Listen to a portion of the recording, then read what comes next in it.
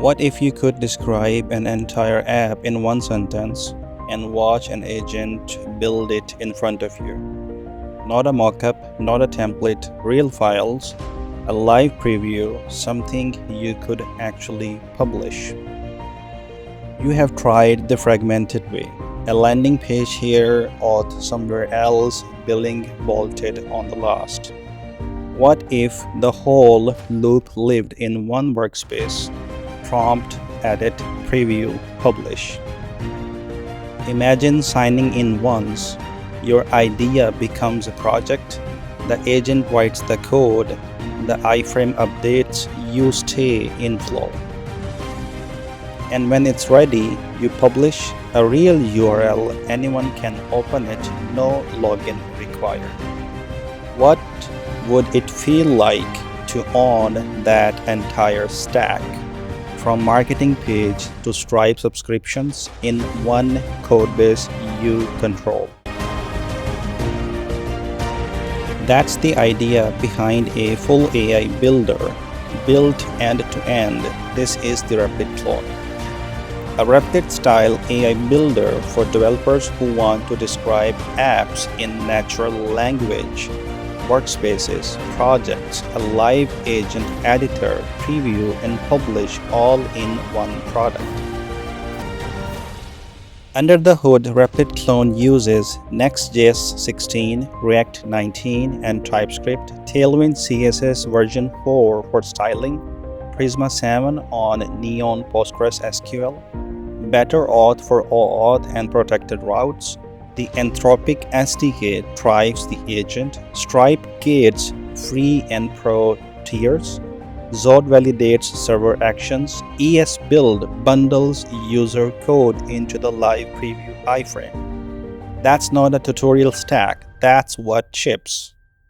I have spent 10 years shipping SaaS for clients. This build uses the same architecture I rely on when auth, billing, and deploy have to work on day one.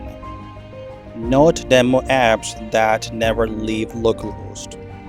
By the end, you'll have a marketing landing page, OAuth sign-in, a full editor with streaming AI, sandboxed preview, published to a public URL, and server-side entitlements deployed to Vercel from fresh install. Let me show you every piece live. Let me give you a walkthrough of the Replit clone that we're gonna build in this series. This is the exact copy of the Replit website that you're going to build. If you can, by the way, open the Replit original website on the another tab and you can compare the both, and you will not find any major differences between the both. I've tried my best to make it as clone as possible. So here we have this hero image, hero section, where we have this heading, text, and the main heart of the landing page, this text area. So we can activate plan mode, we can disable that, we can make sure that we are working on the website or mobile or design or slides or animation. And of course, we have a bunch of other options as well. And of course, we can select something from the pre-existing example prompts. Like here, you can always request new and you can go for that. That's going to change everything from here to something like that. And then, of course, you can always pick attach one from the computer. So I'm going to choose from computer. I'm going to go to my desktop, Replit, and sample.txt. It's just a sample file for the YouTube demo. There's nothing else in it. If you open that, that's attached, and you add one file, there you go. You have your attachments there as well. And of course, when you write something, you get to see the start button that gets enabled. And there's one more magic thing that let me show you. So we have this audio, the vibe coding option here as well. So I'm gonna click on that and go from there. I'm gonna allow while visiting the site. Help me build a wedding planning agency website. There you go. So whatever you write, whatever you say, that's gonna write accordingly, perfectly. It's gonna follow whatever you're gonna say. And of course, you can click on the start button, but it's gonna require for you to log in or sign up first. You have this nice looking, well, there are a few things that I have improved, and I think that I believe actually that they are better than what Replit has. For example, this model box for this login and sign up functionality. For the sign up, you have this continue with login and continue with GitHub, as well these fields. So you have these three options: credentials or GitHub or Google, and the model is designed perfectly. But I don't like the one that Replit original website has it now, so that's why I improved it. Then we have the login, of course, both on the same model, and everything changes depending on what type you are in.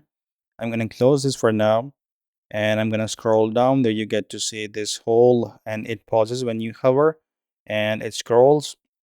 Then you have this meet agent 4, the exactly the same section as on the Replit side. Of course, there are some animations, and I did not put those animations there because that's gonna increase the length of the project a lot more than what it already is. So there you go. And then after that, we have this 4 column section. I'm gonna keep moving. I tried my best to replicate the exact design, UI, and functionality from the Replit for this slider. So next testimonial, there you go. This is everything has been taken from the Replit original website. And then after that, here we have this pricing table where we have starter, core, pro, and enterprise. Of course, we have yearly and monthly switcher as well. And if I keep going, there you have our CDS section, and finally the footer. Now let me just make sure that it is responsive. Let me show you that. So here we are on the, let's say, iPhone 14 Pro Max. I'm gonna click refresh. There you go. And everything has been adjusted. Now this is slidable. The arrows are gone from here. And if I click on this one, there you go. The first item is already opened. I made it that way. And then rest of the items can be opened, of course. And everything is completely scrollable, and you have the sticky buttons on the bottom when the menu is open. There you go. Let's keep going. There you go. Everything looks nice. I'm gonna keep scrolling, and there you go. This has been changed to a slider. This was a 4 column grid on desktop, and this also has been changed to the single column slider. This was a completely custom layout on the desktop, and there you go. This is not a slider. This has been changed to 1 column stack layout. So every column is stacking on top of each other. And then there you go. That's our footer. So I'm going to close this one here, bring it down. And now let me do the login. I'm going to continue with Google. And we are loading. And there you go. It's taking us to the app page now. There you go. So we have this dashboard which is completely restricted and only available. And by the way, if you notice one thing, that we did write this on the landing page, but when we logged in, it did preserve that and it gave us that back on the app page. So that's another thing that we are implementing in here. And everything else is same here, except in the dark mode we have this add attachments, plan mode, uh, I mean the mic, the voice controls, these already predefined prompts and everything. And then here is the magic. I'm gonna show you the projects that I already have done for this project. I mean, using this project only. The AI that I have configured in this one, that basically it works like Replit. So first of all, let me show you this. This helped me build, let me show you the very easy one. Yeah.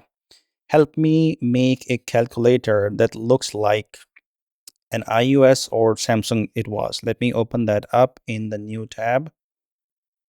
Loading. Only you, and there you go. So this is the calculator that it designed. I'm gonna go 5 by 5, and there you go, 25. Completely functional calculator. Let me go to the next one. So here we have, let's create an exact clone of LinkedIn home. So here I'm gonna open that up, and there you go.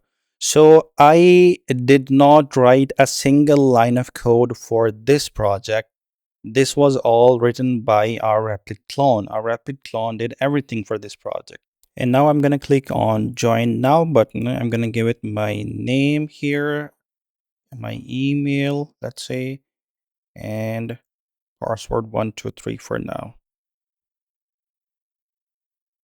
And click agree and join. And there you go. It redirected us to the home page, which of course is just there without any sort of authentication. That was just like a fake authentication there. And we have all these tabs, a nicely designed UI. I mean, look at that. Everything just looks like the real LinkedIn, doesn't it? We have all of these options here, comments, and number of these posts. I mean, it's amazing. All right, I'm gonna show you the next one. Make a landing page for these safety courses. So I'm gonna open this up.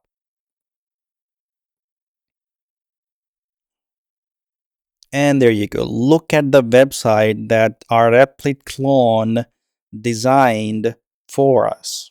So we have all of these nice looking navigation there, hero section, this loading in numbers there, and then we have all these courses, enroll now, and all that. And I mean, look at that. It has designed a very elegant and very professional landing page by using just a simple line of prompt that I'm going to show you in a minute. It's amazing. So here we have these accordions, and awesome. Everything is completely responsive as well, by the way, and I'm going to show you that in a minute. Then we have a professional. What is that? Let me open that. There you go.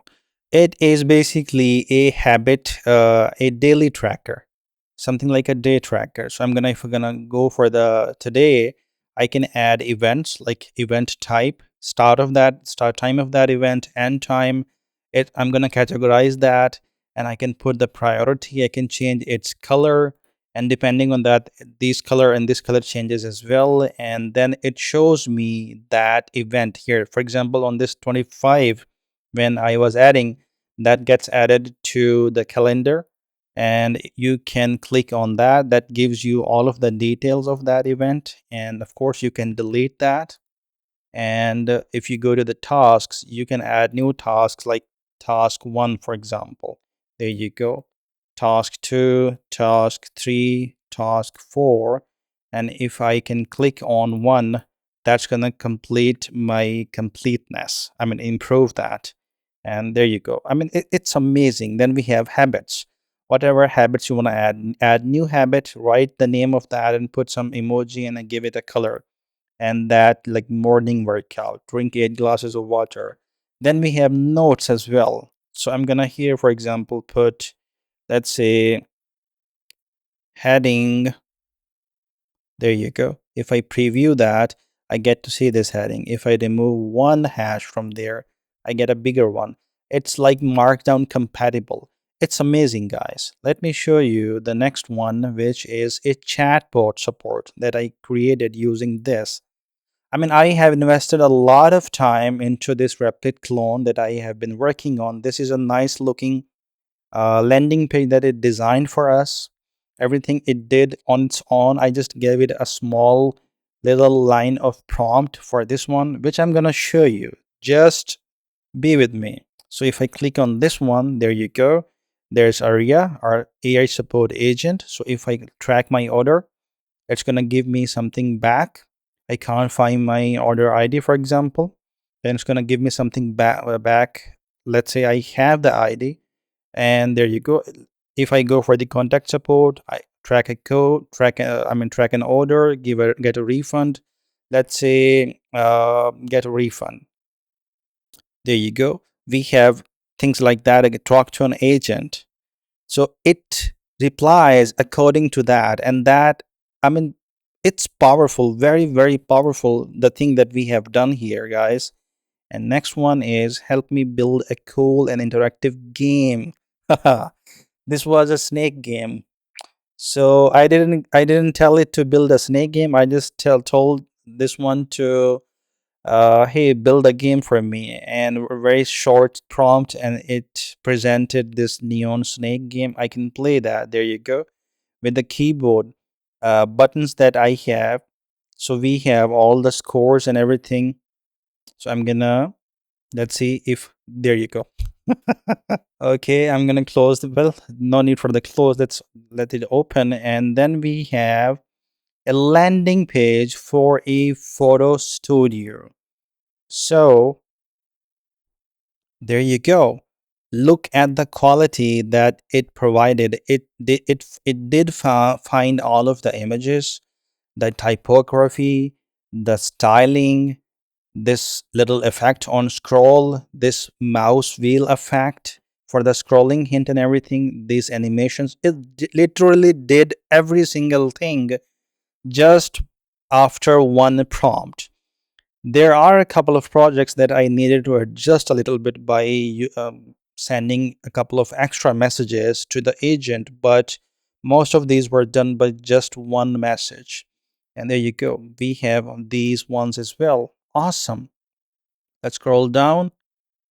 Yeah, there you go. We have this nice looking, yeah, testimonials. And there you go. You have your book your session.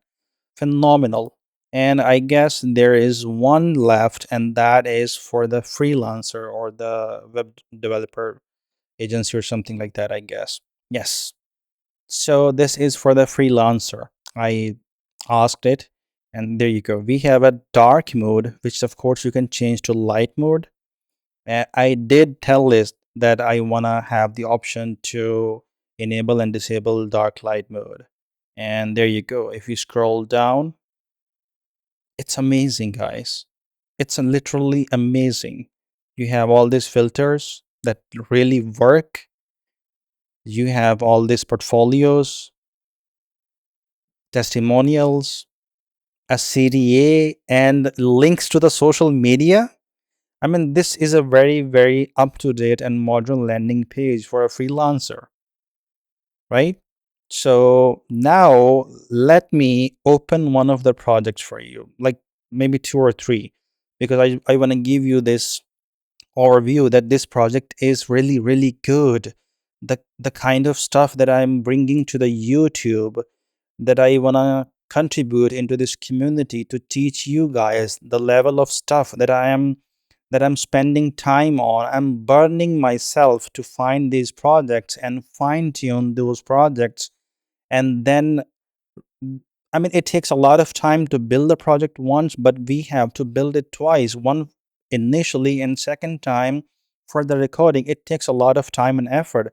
I really, really appreciate, guys, if you guys can please subscribe, like, and comment on this video and share it with your friends and family, to the like-minded people. It would really, really help me. It means a lot. All right, I'm gonna open, for example, this one, and click on the edit button here, and it's gonna open the agent for us. Look at that. There you go. And the overview is not done yet. The prompt that I gave it is this one. Then it started writing all of these files, literally, and everything was starting to build here. There you guys. And now let me show you this thing that you can actually change the viewport size. Amazing, guys. iPhone 17 Pro. There you go. Click on that. This is how it looks on mobile. It's phenomenal. I mean, I cannot find the words to explain how much effort I have put into this project and the level of great things that you're going to learn from this project. And now I'm gonna change this to Samsung Galaxy S25 Plus. There you go. That changes, and now this looks like a real screen, real mobile device. All right, let me open up some other. So if I go back to the apps, or by the way, let me show you this as well, that you can click on this one and you can literally download the entire project. I don't think that Replit gives you that feature, but you can download index.html, app.css, app.jsx, and all these files, and you can run them locally as well, which is amazing, awesome. I'm gonna go back to the projects, and now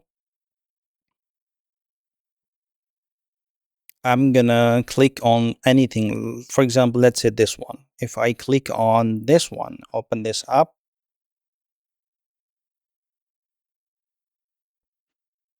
building preview, there you go. We have the preview here. And now there's one thing that I want to show you.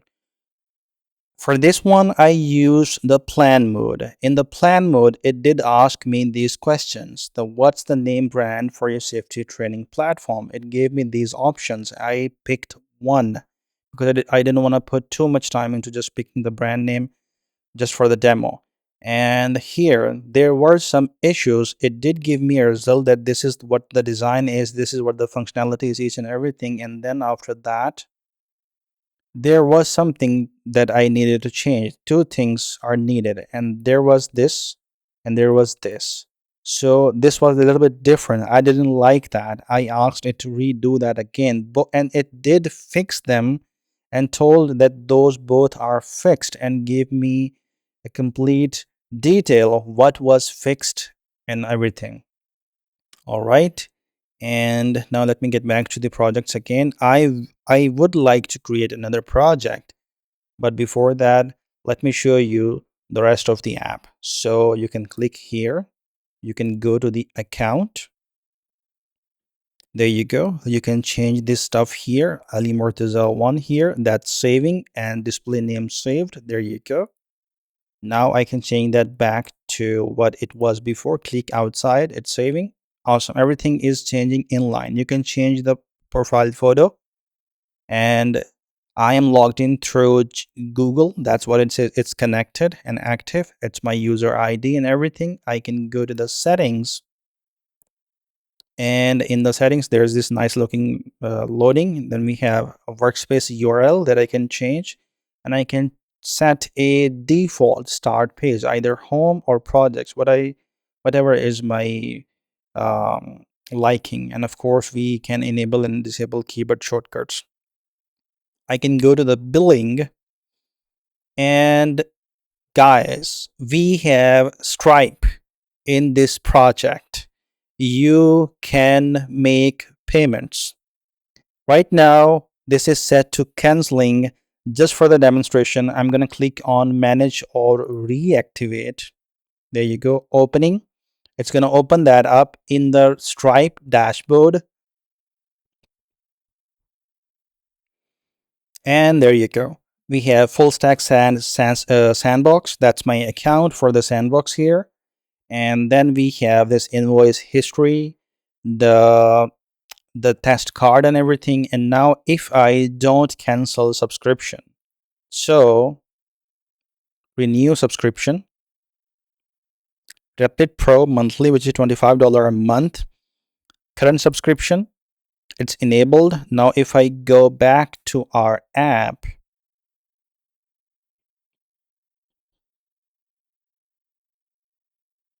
look at that, guys. It does show us now that the subscription is active. So basically, we have a complete working Stripe solution. We have a starter and we have a pro, which is $25 a month. These two products, free and paid, And of course, you are going to learn that in this course, in this video, in this series as well. Let's go to the trash. So these are the things that are available in the trash. Help me build a local storage driven React app. And some of these, like calculator like iOS, when I was testing this, when I was fine tuning it. So basically, when you delete something from the project, it doesn't get deleted. Matter of fact, it moves to the trash.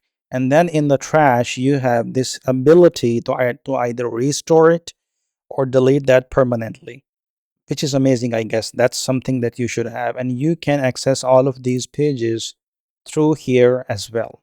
And now let's click on that button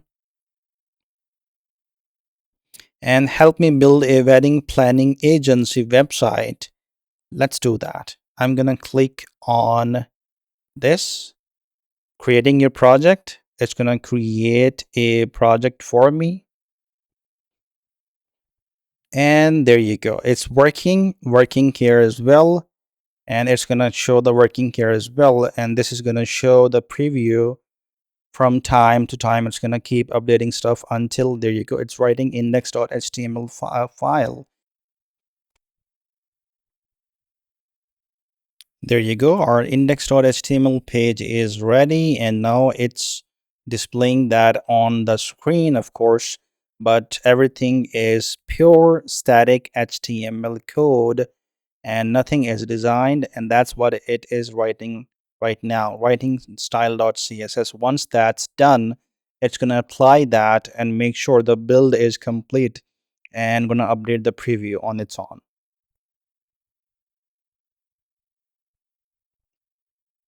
And the style.css is done as well, and look at that. I mean, it's just a proof to you guys that I literally gave it just this prompt that helped me build a wedding planning agency website. Nothing else. It's deciding everything on its own. And I mean, look at the landing page. Of course, this is not going to work yet because it's working on the, well, that's done. Script.js is also done. It's working. And there you go, it's loading, and eventually it's gonna make sure that everything is done. It's still writing, and I mean, it's amazing, guys.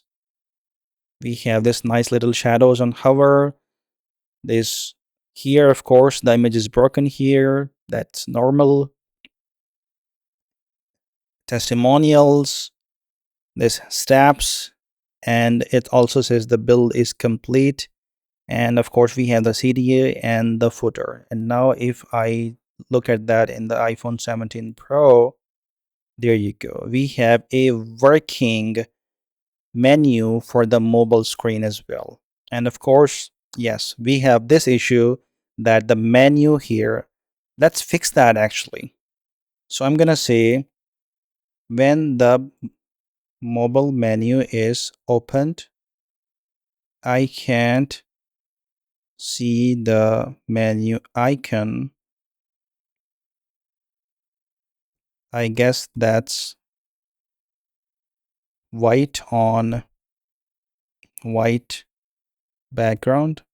Let's change that color when the menu is open. Also, make sure the menu items stay black when you hover over them. And it's not going to rewrite the entire project. It's just going to find that little code into the project, and then it's going to update that only code. So it's going to save the tokens as well.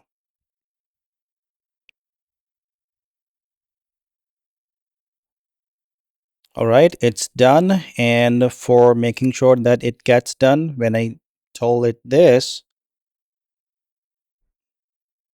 let's click on that. There you go. It becomes red.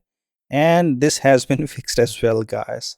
It's like that you're speaking to the chat GPT or something, so it understand your every single thing very clearly. Well, ChatGPT doesn't always do that. So here, everything looks great on the mobile as well. I mean, I'm impressed, guys. I don't know about you guys, but I'm impressed. So this is it, guys. This is the demo of our project, and I'm gonna get started on a new project for the Next.js 16, and let's get started with the installation. All right, everyone. Right now, I'm gonna go for npx create next app at latest, and let's go for replit clone. I'm gonna install that, and here I'm gonna say TypeScript, ESLint, no direct router, Tailwind CSS, no source directory, app router, and agents.md file. Agents.md file does not matter for us for now, so I'm gonna go for the default settings there. Let's install. Let's wait for it.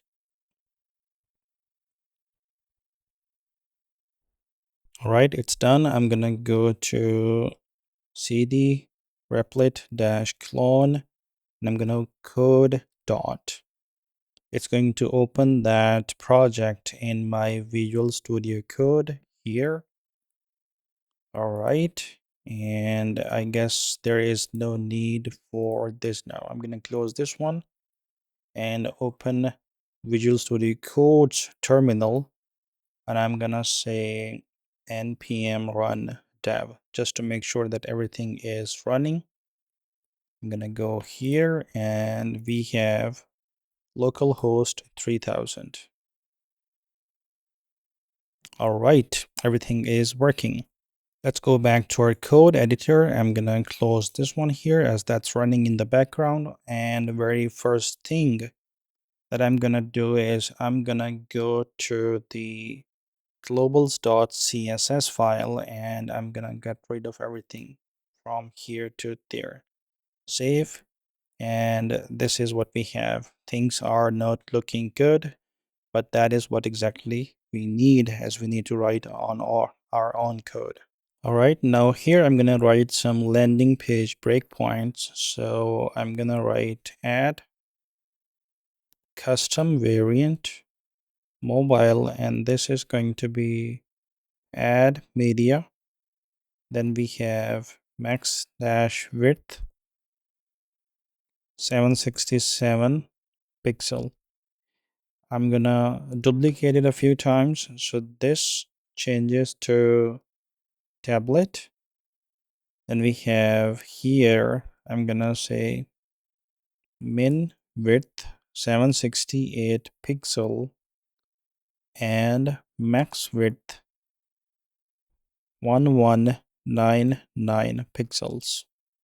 And then we have next, which is below dash desktop, and max width for this one is going to be 1199 pixels. Then we have tablet dash up, and I'm gonna say min dash width for this one is gonna be 768 pixels. Next, I'm gonna change this to desktop, and it becomes min dash width 1200 pixels. I'm gonna duplicate it, and this changes to desktop dash wide. I'm gonna say minimum width for this one 1280 pixels. All right, and then I'm gonna come down here. Let's write root, and in there I'm gonna say dash background. That's going to be hash FAF6F1. Then we have dash header PG. It's gonna be the same number, FAF6F1.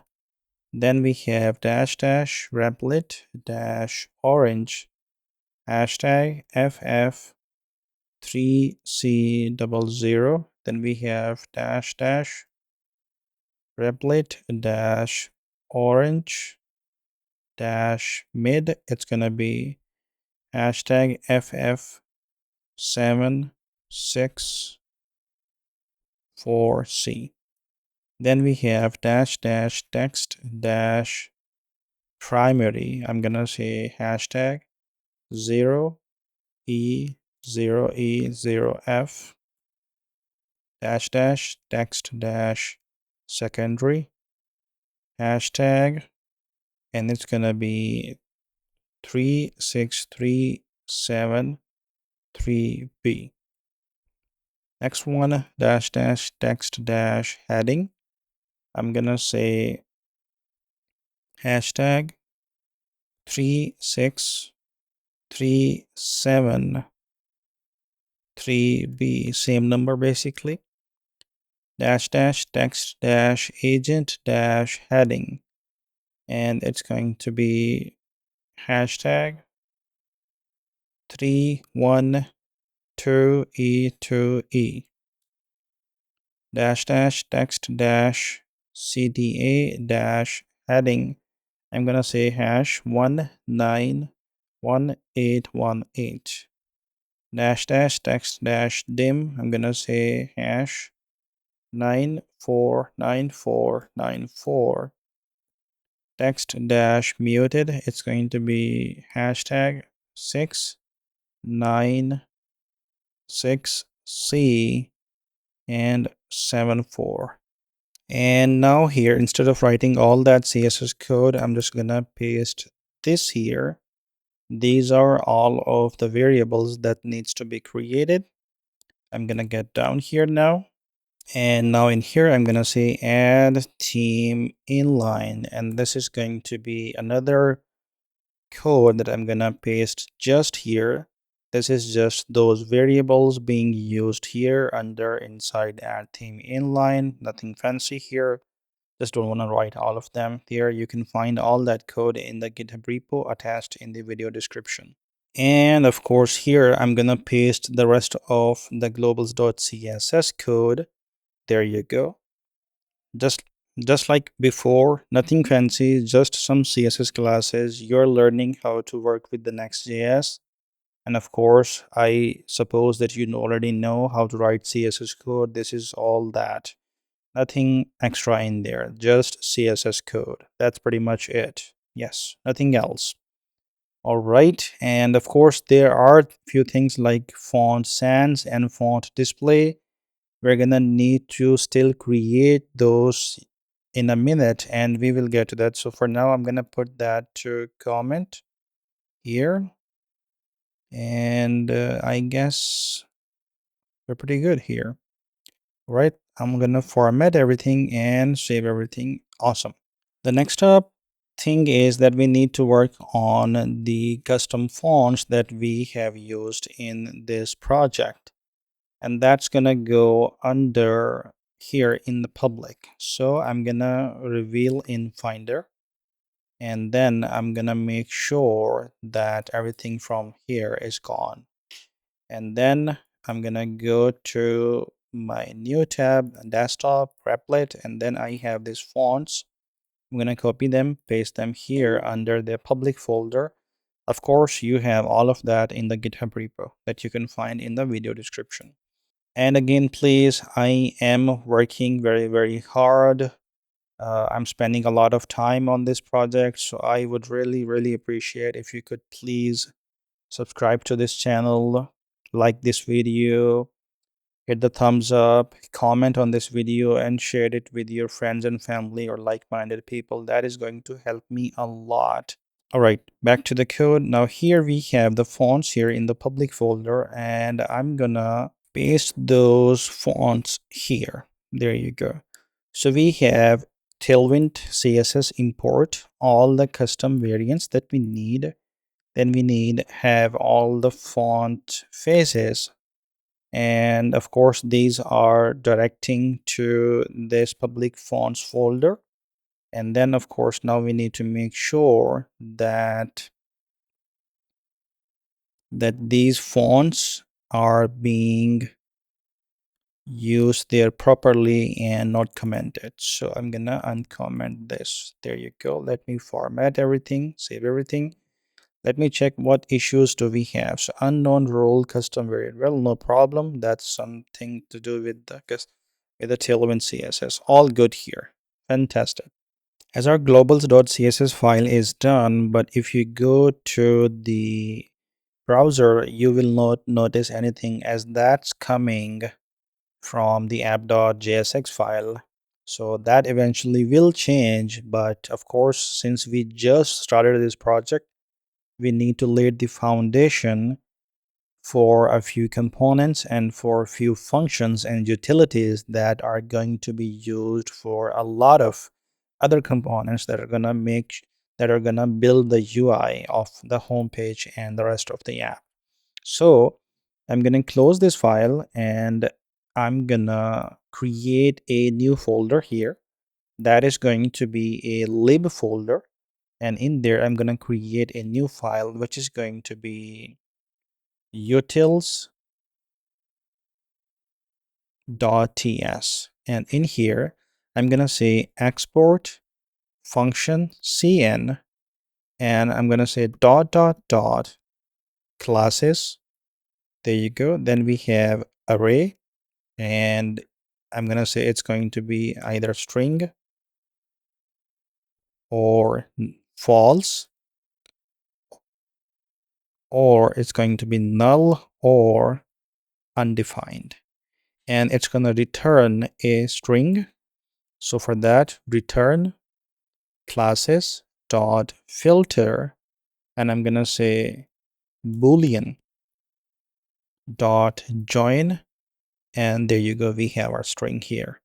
So I'm formatting everything and saving everything, and that's pretty much it. There is one thing that we need to make sure that we have, that if we go to the globals.css file, and here, yes, under the app action blue, we need to make sure that we have this font brand, font sans, and font display are mentioned here, as well as these are the ones that are being used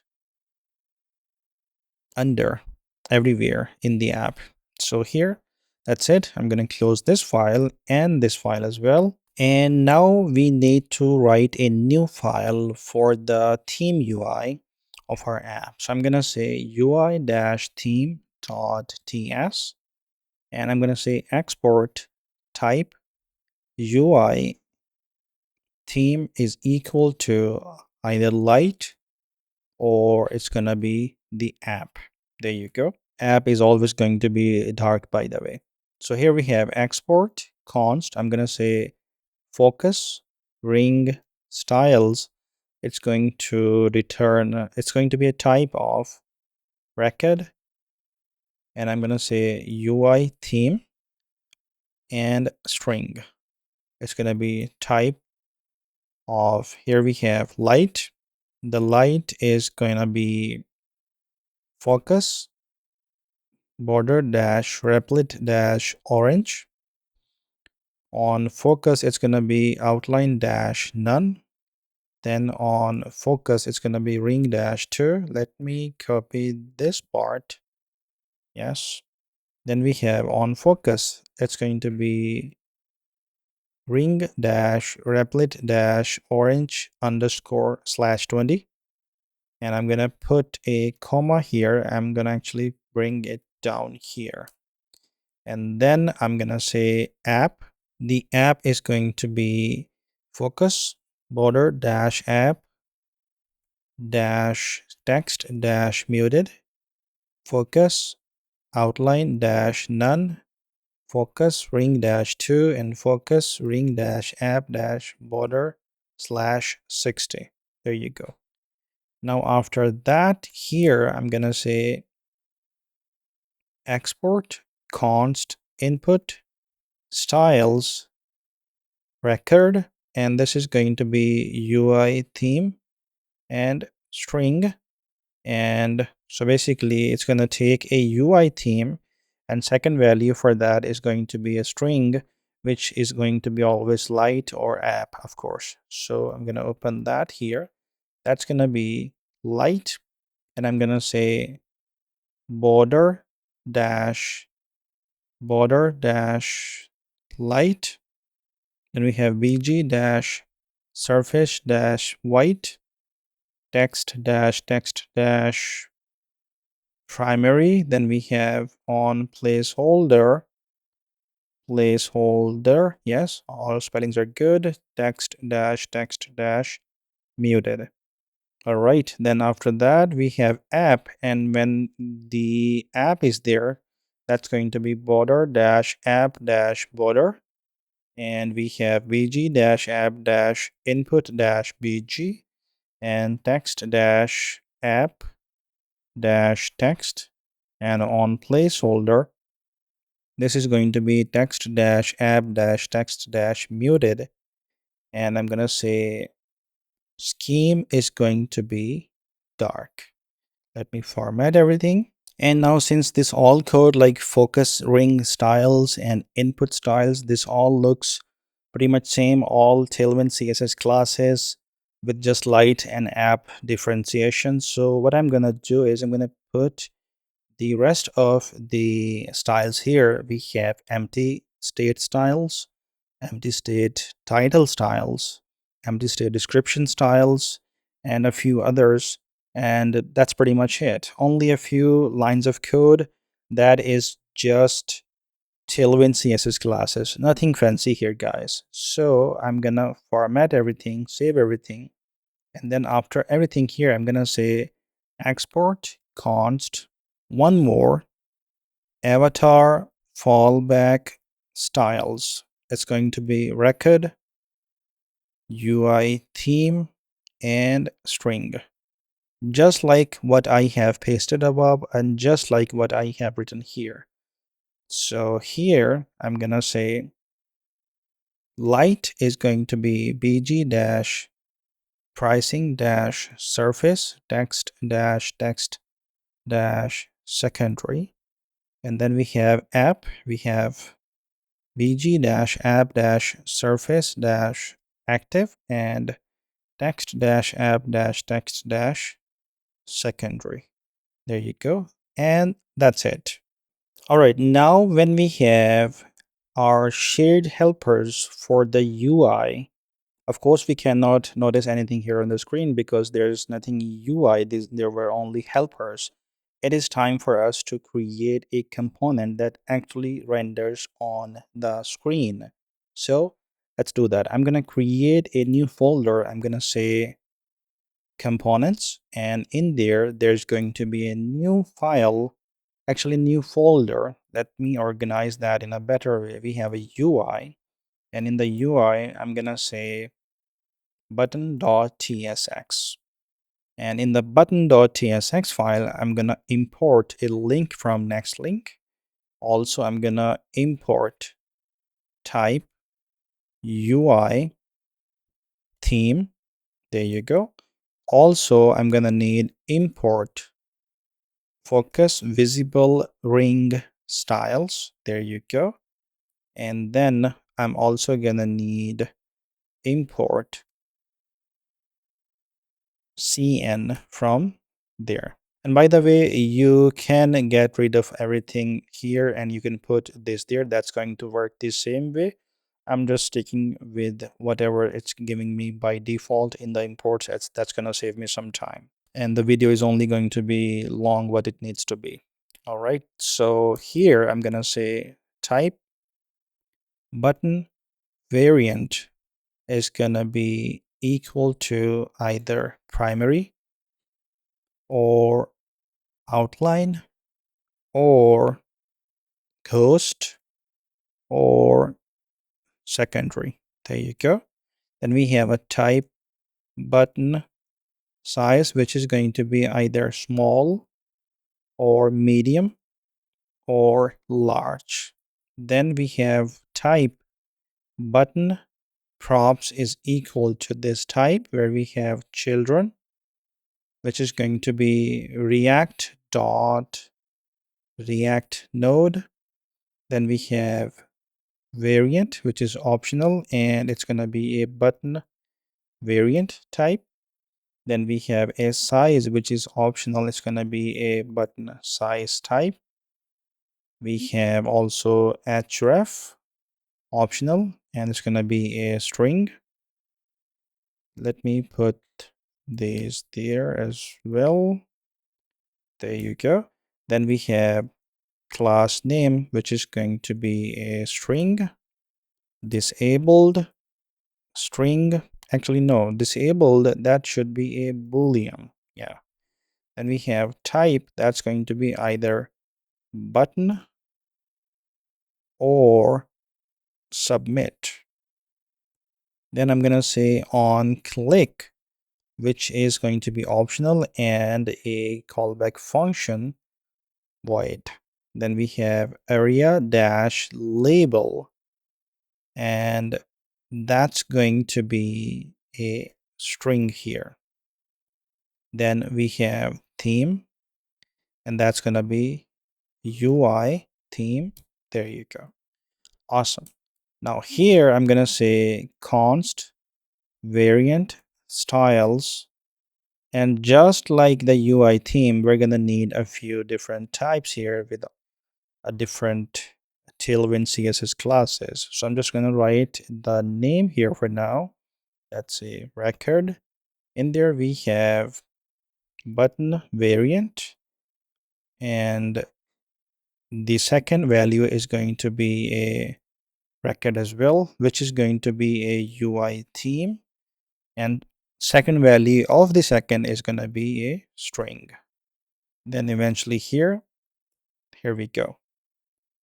Now in here I'm just gonna paste these values here, nothing fancy here. Let me explain. So basically we have this primary, outline, coast, and secondary. So we have primary here. In case of primary, this is gonna be basically, first we have button variant, which is primary, outline, coast, or secondary. Then for each button variant, we have another record where we have two values. Either we have UI theme. The first one we have UI theme, and the second that needs to be a string. So UI theme, if we go to there, that needs to be only light or app. Remember? So here we have under primary, we have light and app. Under outline, we have light and app. And then it's just those classes that come from Tailwind CSS. Nothing fancy, just like I told you. Now here I'm going to say const size styles is type of record, and here I'm going to say button size, and second value is going to be a string. Open that, and I can write that. It's just short CSS classes. So I'm going to say h-9 px-4 text-small and font-medium. Then I'm gonna go for medium, which is gonna be height-11 px-6, and then we have text-small and font-medium. There you go. Let me duplicate that actually, and this one changes to height 14 for large, text dash base here, and then we have font medium here, the same here. All right, now I'm gonna come down here, and this is the time for exporting the real component. So we have export function button, and in there I need few props, few arguments. So we have children, basically all of these that are here. So I'm gonna write them here. We have children. Then we have variant, which is going to be primary by default. Size, which is going to be empty by default. href. Class name. Disabled.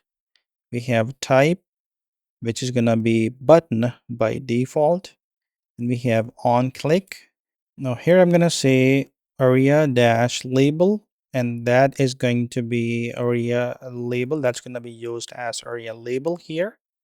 Then we have theme, which is going to be default light. There you go.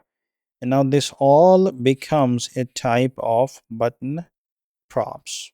Hold on, button props. There you go. Come on. Button props. There you go. And let me open that function now. Awesome. So here, first of all, I'm gonna return this button here. There you go. And I'm gonna say type for this one is gonna be type, and I'm gonna say disabled here. Then we have on click. I'm gonna say on click. Then we have area label, which is going to be area label that we have. And of course, eventually we display our children in that button. Let me format everything. And now let's go to app/page.tsx file. So I am going to get rid of everything within this. And now here I'm gonna say button, the component that we just created. And of course, that component needs children. So I'm gonna say here, I'm gonna say click here, for example. Let me format. There you go. And now if we go here, we only see click here and there are no styles.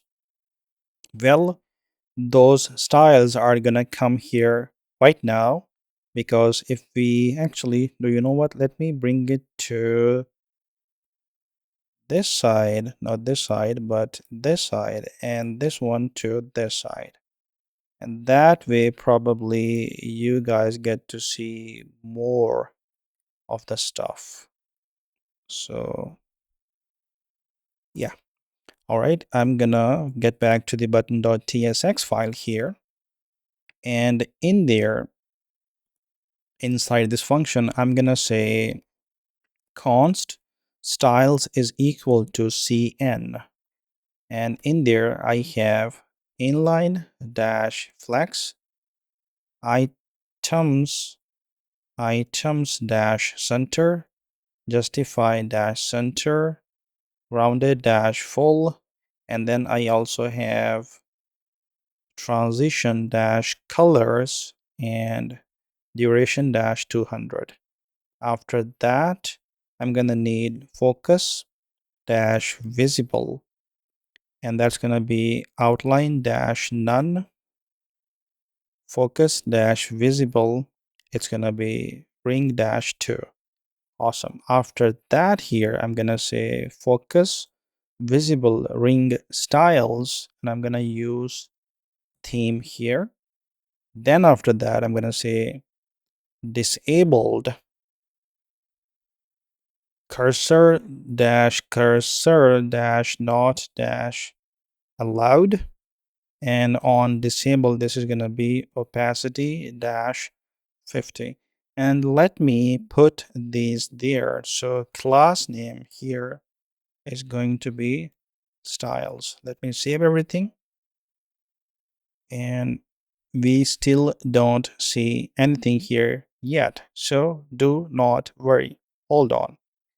So here I'm gonna say variant styles. That's going to be here variant, and then theme here. There you go. I've just saved, and we have some styling here. Of course, it doesn't look that good. Gonna come down here. We have size styles, and I'm gonna say size. I'm gonna save. There you go. It changes to medium now. And then we have class name here as well. Hold on. There you go. Awesome. And now the next thing that we need is here. I'm gonna say if href exists on a button, then we're gonna return this. We're gonna return link. There you go. And we do href, which is gonna be href here. We go for class name, which is going to be styles. And then we have area label, where here we have area label. And in there we have our children. Awesome. Let me format everything and save everything. And in here, I can notice that it justify. This needs to be correct. There you go. That's in the center now. Rounded full, transition dash colors, duration 200, and focus visible. All right, ring 2 and outline none here. Focus. There you go. Disable cursor. Cursor not allowed. And yeah, right. Everything seems good here. And our button, of course, looks good here as well. And of course, there is going to be sizing for the button that we are going to manage. There you go. We have our on hover state as well. The sizing which is going to be managed when this button is going to be used inside any other component, as this is just a single piece of the puzzle. All right, so now I'm going to close this button from here, and I am going to open this panel. And in here, I'm going to inside this components, and inside this UI folder, there's going to be new file. I'm going to say container.tsx. Let me close this one. So here I'm going to say import cn from our utils. Then I'm going to say type container props is equal to this, where we have children. That's going to be react node. Then we have class name, which is going to be a string, as that's going to be a div or section or footer or header or finally nav. Then we have id, which is also optional, and it's going to be a string. All right, then here we have export function header container, and this is going to be children. Then we have class name. Then we have as tag is equal to div by default here, id, and this is gonna be type of container props. Let me open that function here, and now here we have return this, where we have a div. I'm gonna give it a class name of mx-auto, max-width-page-header. Then on desktop, this is going to be grid. Remember, this desktop is coming from our custom variants that we created in the globals.css file. Then after that, we have on desktop, it's gonna be grid-calls. I'm gonna go for 1 here, and I'm gonna change that to custom value, which is gonna be repeat 14, comma, min max parentheses 0 and 1 fraction here, and we are officially done with this one. Now here we have that tag, and I'm gonna open that tag, this one as, which is eventually going to be div by default, and in this tag I'm gonna say id, which is going to be id. Then we have class name, and I'm going to use cn for that. I'm going to open that here, and we have width-full px4 tablet up, and for that I'm going to say px8. On desktop, I'm going to say call span 12, and then on desktop again I'm going to say call start 2. Then we have on desktop, I'm going to say px-0. Awesome. Then we have class name, and here under this tag, I'm going to use children. There you go. And now I'm going to go under here, export function. I'm going to say container. Open that. Here we have class name, children, as tag is going to be div by default ID, and this whole thing is going to be type of container props. Open that function and we return, and here we have that tag. That tag is going to have an ID, which is going to be ID. Then it's going to have a class name. I'm going to use CN for that. And here we have mx-auto. There you go. Width dash full, max dash width dash page dash content, then px4, then tablet dash up, and for that I'm going to say px8, then desktop is going to be px0. There you go. Also, I'm going to attach class name to that, and finally in there we have our children. Awesome. So with that, this component is done as well. So I'm going to give you an overview. I'm going to close this container. Actually, let's leave it open and let's go to here, and under return here, I'm going to grab this button from here. And in there, I'm going to say container. I'm going to open that. I'm going to put that button there, and let's leave it like that for now. So I'm going to save it. There you go. Our container is there and the button looks way good now. So now if I give it class name, let's say margin top dash 4, let's say, I'm going to save it. There you go. The button looks the way it's supposed to look. And by the way, if I give it an href, so right now it does nothing. So if I give it a href, that's going to change to the link. So here I'm going to say slash app, let's say. And if I go here, there you go. You can see the little link here when I hover over. Amazing. Awesome. Very good stuff. All right, things are starting to look better now. And now we need to create the next component. And let me show you that. So I'm going to go to this UI, and here we have this input.tsx. And I'm going to import type. This is going to be import type UI theme. Then I'm going to need focus ring styles. Also, I'm going to need input styles, and then I'm going to need CN. There you go.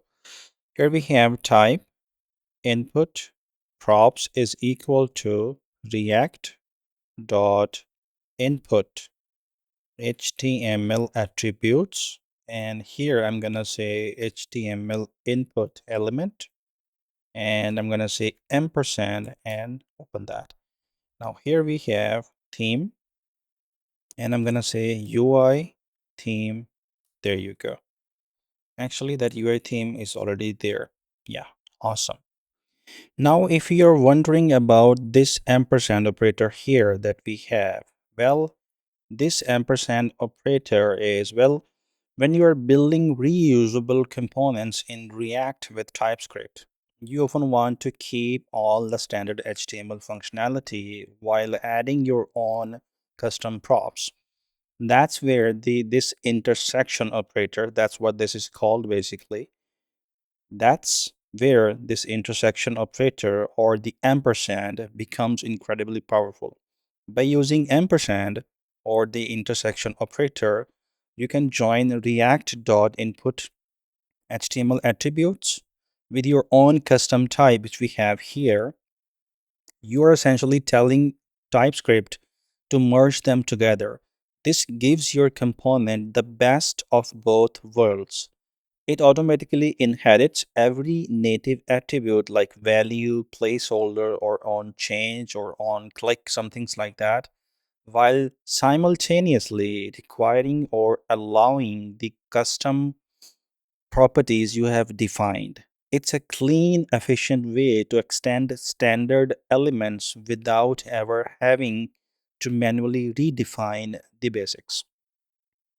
Let's come down here and I'm gonna say export function input, and here we have class name type, which is gonna be equal to text by default. Let's actually come down, as that's gonna be very easier. Then we have here theme, which is gonna be equal to light by default. And then here finally I'm gonna say dot dot dot props, basically the rest operator. And let's make sure that it is a type of input props. There you go. Let's open that up.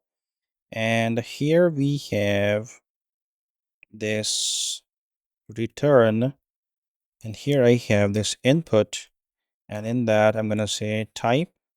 That's going to be this type that we have, and also then we have class name. I'm going to use cn for that. That's going to be h-10.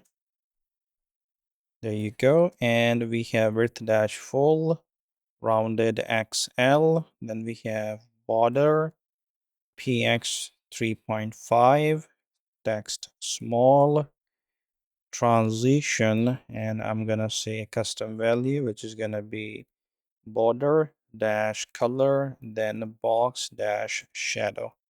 All right, I'm gonna come down, and here I have input styles, and I'm gonna say theme. Then I'm gonna say focus ring styles, and I'm gonna select theme here as well. And then I'm gonna say on disabled, this is going to be cursor dash not allowed. There you go. And on disabled, opacity is going to be 50. Awesome. And then finally I'm gonna attach that prop here as well. Awesome. So then after that, here I'm gonna make sure that I'm using the spread operator dot dot dot props, the one that we used here as the rest operator. So here that is done, and now let me make sure that we can display that. So under the button, let's actually display that above the button. So, and let's remove this image from here, as that is no longer being used. So here we have input, and for the input I'm gonna say type for this one is gonna be, let's say text. That is by default, by the way. Save it, and there you go. This is the text input that we have. And of course, if I use placeholder, I say type in, save it, there you go. And that type in is going there into this input component that we have already by using this intersection operator. Awesome. So that's for this one. Actually, let me give it a class name. That's gonna be margin bottom dash 2. Save it, and there you go. Awesome. And right now, just like we have done our input.tsx, we are going to create a new file that's gonna be textarea.tsx. There you go. Now here we have UI theme. There you go. And let me make sure that I use this ampersand, this add operator here. Here we have import. I'm gonna say focus ring styles. Then I'm gonna import input styles as well, and I'm gonna need cn as well. And yeah, now here we have type. I'm gonna say text area. No, text area props is equal to react dot text area HTML attributes. And now here I'm gonna say HTML text area element, and I'm gonna use this intersection operator here as well. And then it's gonna be theme and UI theme. There you go. Here we have export function text area, and I'm gonna open that. Here we have class name. We also have theme, which is gonna be equal to light by default. And then we have this rest operator dot dot dot props. We're making sure that all of the props are there, and we do not get any sort of error or issue from the TypeScript. This is going to be a type of text area props, and I'm going to open that up. Here we have text area. There you go. And I'm going to say class name first of all. And in this one, this is going to be a scene. I'm going to open that up. Here we have min dash height dash 0, which I'm going to change to 88 pixels. Then we have width dash full. I'm going to say resize Y. And I'm going to say rounded XL. We have border. Then we have PX 3.5. PX 3.5. PY3. And then we have text small. We have transition. I'm gonna change that to border dash color comma box dash shadow. And we have second value as input styles. That's gonna be theme in there. Then we have focus ring styles. That's gonna be theme in there as well. And then we have on disabled. This is gonna be cursor not allowed. There we go. And we have disabled opacity 50. And finally, we have this class name, and we are making sure that the spread operator is here as well. All right. And with that, this text area is done. And let me show you that here. Let's say this is for actually, let's say full name. And then here, I'm gonna say we have text area. So here I'm gonna say placeholder, and that's going to be, let's say, bio. I'm just gonna use that. And we have some issue that is text area cannot be used as a JSX component. Where are we using that? Container, then we have input, which is ending here. Okay. Hold on. Oh, I got it. Because we did not use the return here. That's why. There you go. Let me save that. And whatever the issue is, there you go. That's been resolved. Save it. Save everything here. And we do have the bio here. Awesome. So Ali, Murtaza, and web developer. Awesome. So this is perfect. So the text area is done. And now the next component that we need to make, that is going to be a badge. All right, I'm gonna close input, also text area. I'm gonna go here and under UI, new file. This is gonna be badge.tsx. And here I'm gonna need you import type UI theme. There you go. And let me put that there. And the next thing we need is badge variant styles.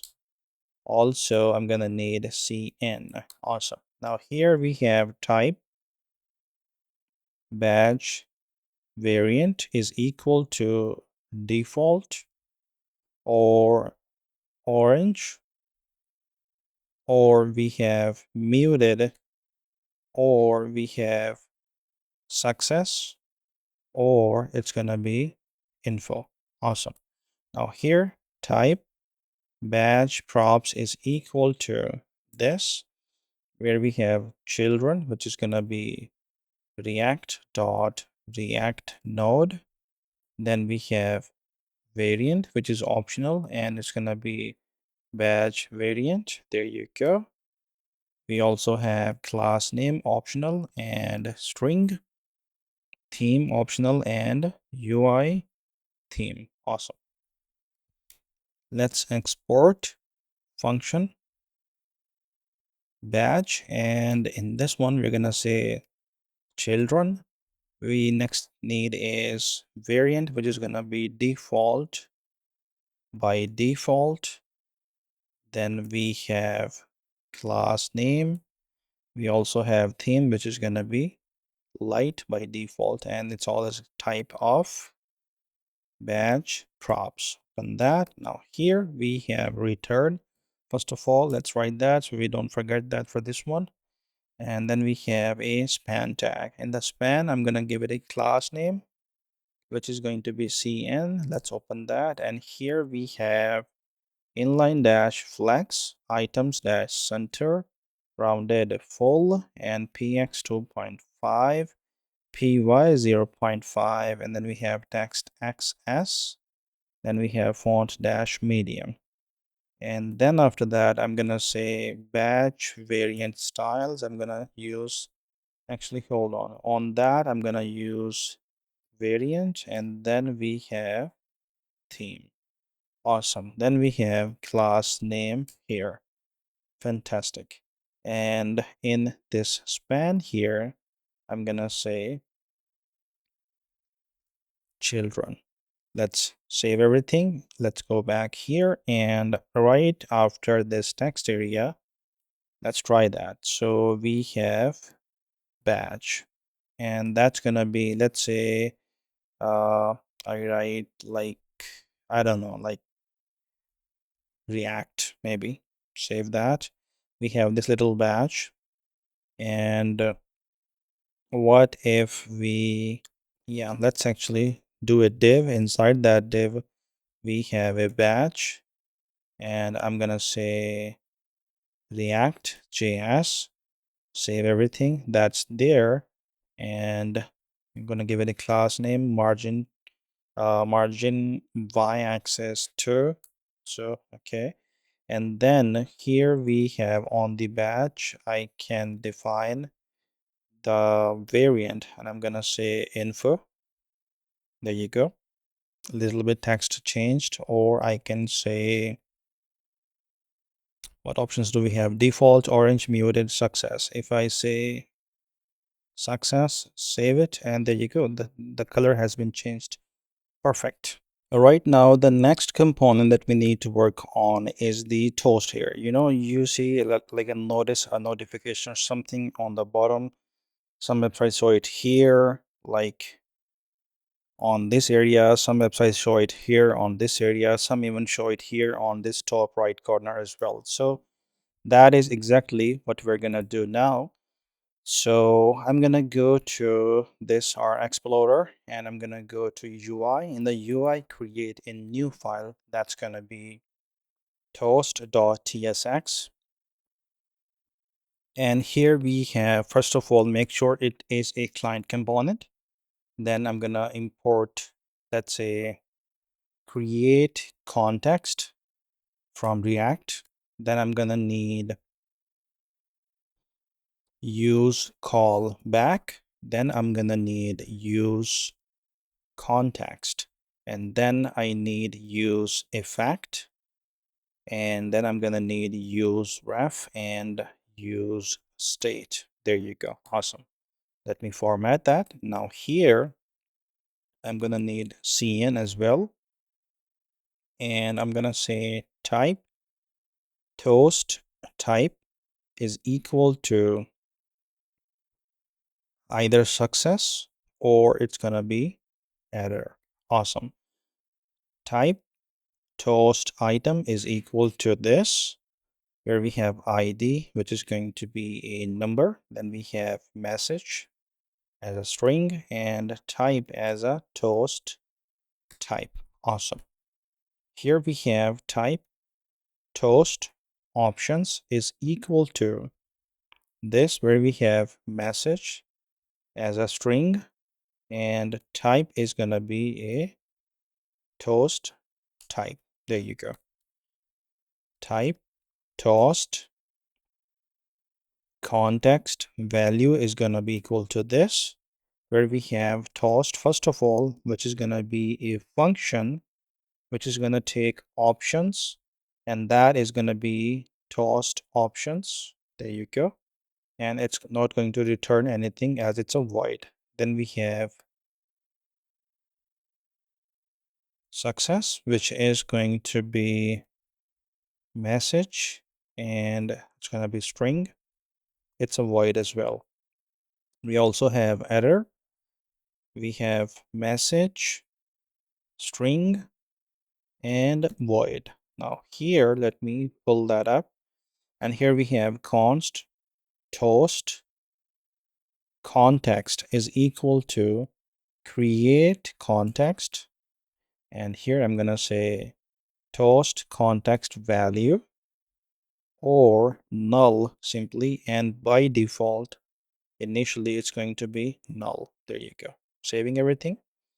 Here we have const. I'm going to say toast underscore duration underscore ms is equal to 2800. There you go. And here we have export function toast provider, and we have children, and I'm gonna say here children is gonna be a type of react dot react node. Awesome. Let's open that function. Let me format everything. There you go. And here we have const item and set item is equal to use state.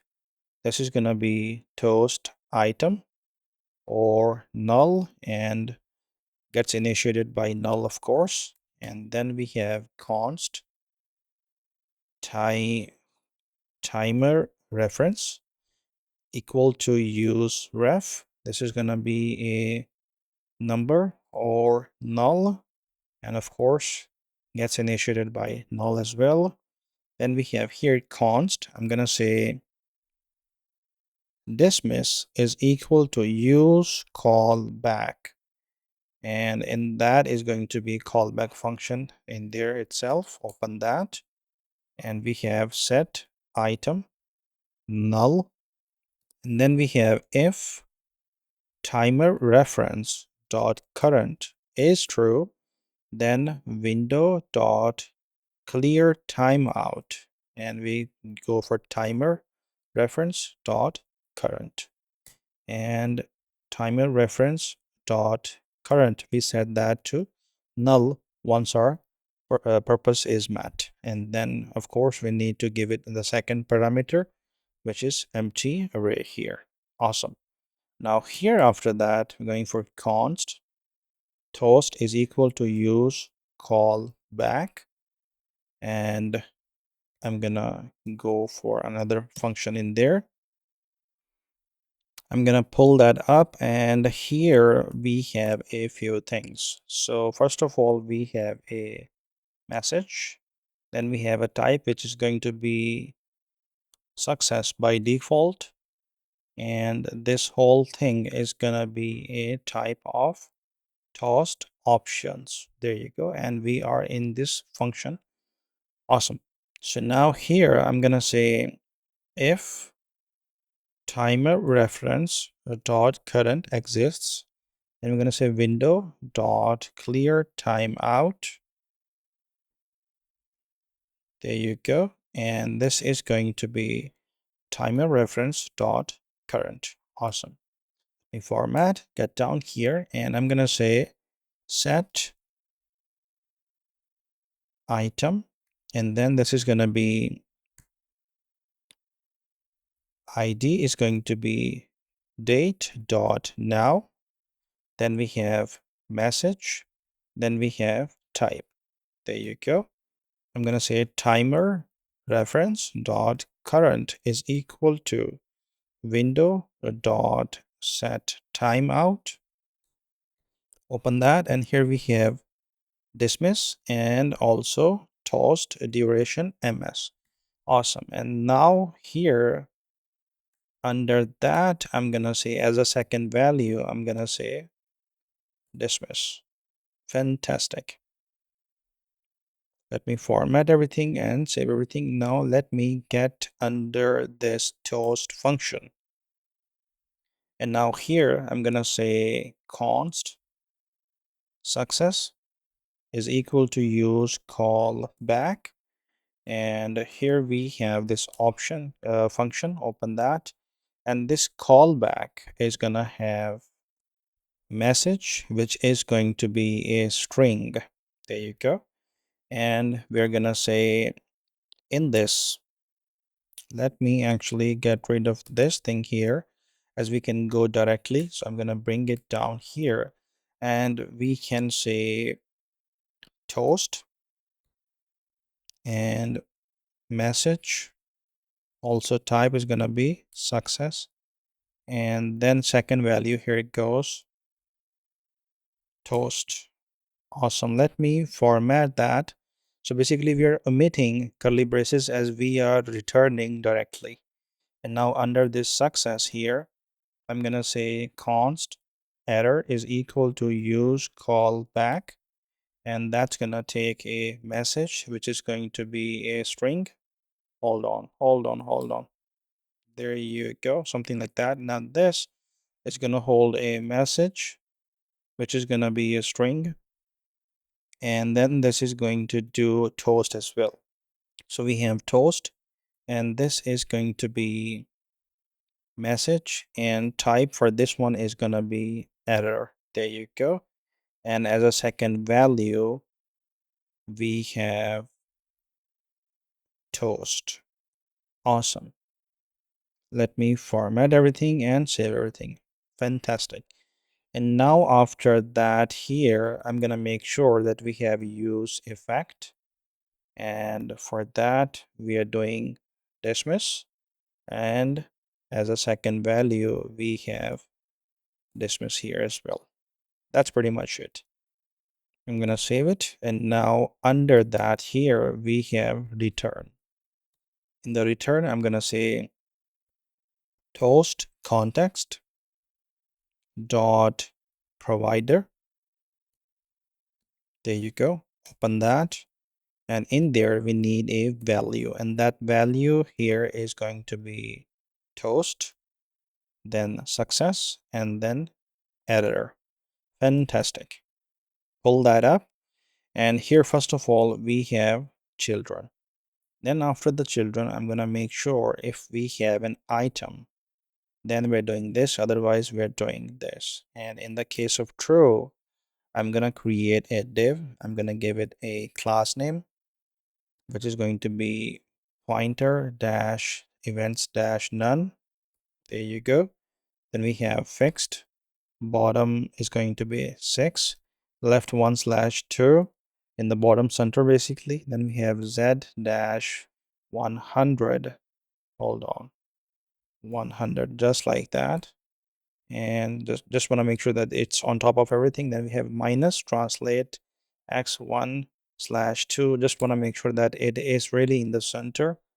px4. Awesome.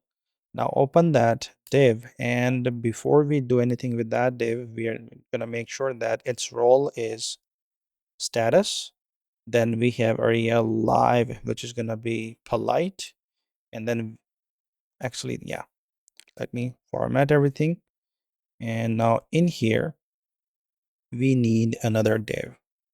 So that div, actually, do you know what?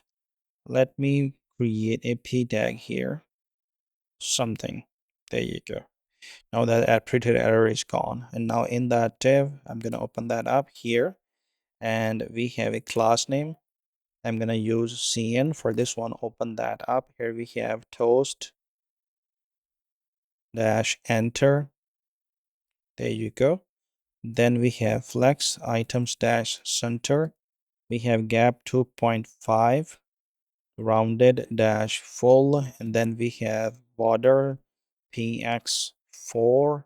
Then we have py 2.5, and then we have shadow, and I'm going to use a custom value for that, which is going to be 0 underscore 12px underscore 40px underscore RGBA. We have 0, 0, 0, 0.35. There you go.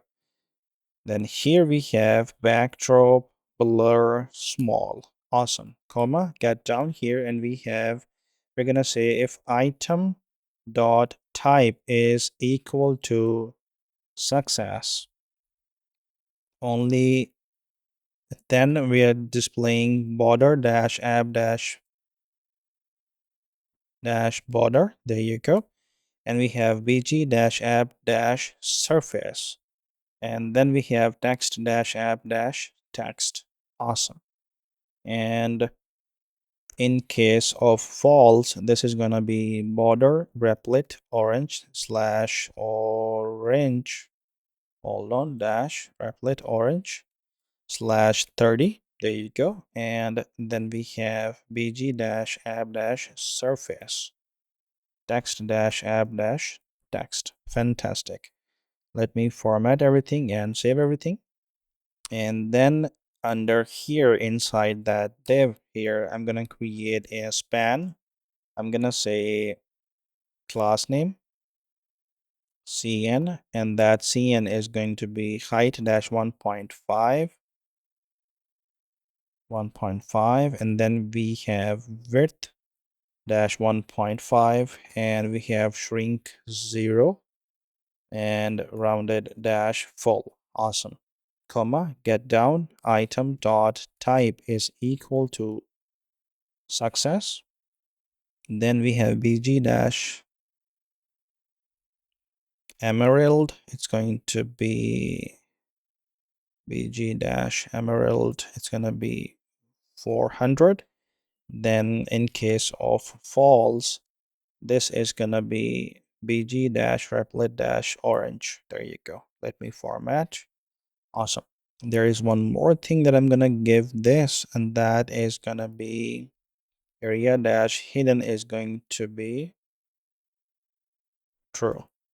And now in that span, actually since that is going to be used as a dot, yeah, so there's no need for the closing span. We can make it self-closing, and then under that we need a p tag.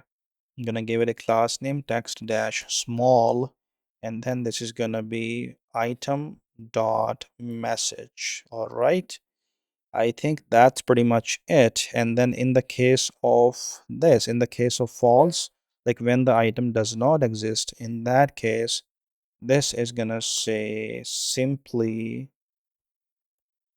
null. There you go. And now here under, I'm gonna say export function use toast, and we are gonna make sure that we have context is equal to use context, and I'm gonna use toast context in there. There you go. So if context is not true, then we have throw new editor, which is gonna be use toast must be used within toast provider. And then under there here we have return context. Awesome.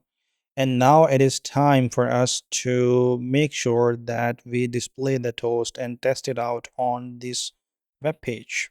I'm going to close this file and also the batch, and I'm going to open the Explorer, and in here under components, I'm going to create a new folder. That's going to be root, sorry, not folder, but file root dash providers.tsx. Simple. And let's create that. Make sure it's a client component. And then we have toast provider. Let's import that. And then we have export function root providers. And here we have children, and that's gonna be a type of children, which is gonna be react node. And let's open that, and here we have return toast provider, and we have a children in there. Awesome. That's pretty much it. Now I'm going to close this one, and let's go to our layout.tsx file, and it is time for us to test the toast. So first of all, we do not need this these two font families. Let's get rid of that. Both of these from here as well, and also from here as well. Let me make sure that it's gone. Height dash full. Let's actually make sure the entire class name is gone. Let me format. Awesome. And now let's actually bring that host first, and then we can later update the metadata. So here we have root providers. There you go. And now we need to use this root providers in there. So in the body, I'm gonna bring it down here and here, and here we have root providers, and there you go. Let me format that and save that, and now make sure that the title changes to Replit dash build apps and sites with AI. Awesome. Then the description here changes to turn ideas into apps in minutes. Replit agent writes production ready code, evolves it, and stays out of your way. There you go. Then here under there, I'm gonna say open graph, and that's gonna be title, and we go for, let's copy that there. Then we have next description. I'm gonna say turn ideas into apps in minutes, no coding needed. Awesome. And then under that we have a type. This is gonna be a website. Awesome. So the open graph is done, and this thing is done as well. I'm gonna make sure that we have this class name height dash full and anti-aliased here as well. Let me format and save everything. All right, let's test that out, and let's go to the page.tsx file. In here, I'm gonna first of all bring our use toast hook that we just created, and then I'm gonna go to this button just to test it out. So I'm gonna get rid of this href from here, and here actually I'm gonna need to use const. I'm gonna need to extract those, so I'm gonna need success, also header, and also toast is equal to use toast. There you go. And then I'm gonna need that success. So for that, I'm gonna go here, button on click, and this is gonna go for the success here. And I'm gonna say, well, for this one, I'm gonna say testing. All right. And of course, we have an issue. Okay, so of course, we are basically trying to use a client component on the server one. That's what it says. So first of all, just for the sake of testing, I'm gonna get here and I'm gonna say use client. There you go. That error is gone. And now if I click here, testing, it's a success. Fantastic. And if I say error here, testing, click on that, that's red dot, testing, error. Awesome. So this thing is working. Fantastic. All right, I'm gonna close this file and I'm gonna open this one, and here under components UI create a new file that is gonna be replit dash logo.tsx. There you go. And here we have cn, that's what we're gonna import. Type is going to be replit logo props, and I'm gonna open that here. We have a class name. This is going to be string. Then we have size optional, and this is either going to be default or it's gonna be compact. Awesome. Here we have const size styles is equal to this, where we have default, and for that we have h-35 pixel, and we have width dash auto, and then we have compact, and that's going to be height dash 6 and width dash auto. Awesome. Now here we have export function Replit logo, and this is gonna be class name. Then we have size, which is gonna be default by default, and this all is gonna be a type of Replit logo props. Let's open that function, and here we have return. Let me make sure that everything is formatted, and then in here I'm gonna paste that SVG that you can find in the description where I have repo link basically. So I'm gonna paste that here. Awesome. So let me format everything, save everything, and that Replit logo is done. Let me get back here, and here I'm gonna say Replit logo. Save that, and there you go. We have our Replit logo. Fantastic. I'm gonna go to the file explorer here. Once again, I'm gonna create a new component, very small one. So it's gonna be a chevron dash icon dot tsx. There you go. And here we have type chevron icon props is equal to this.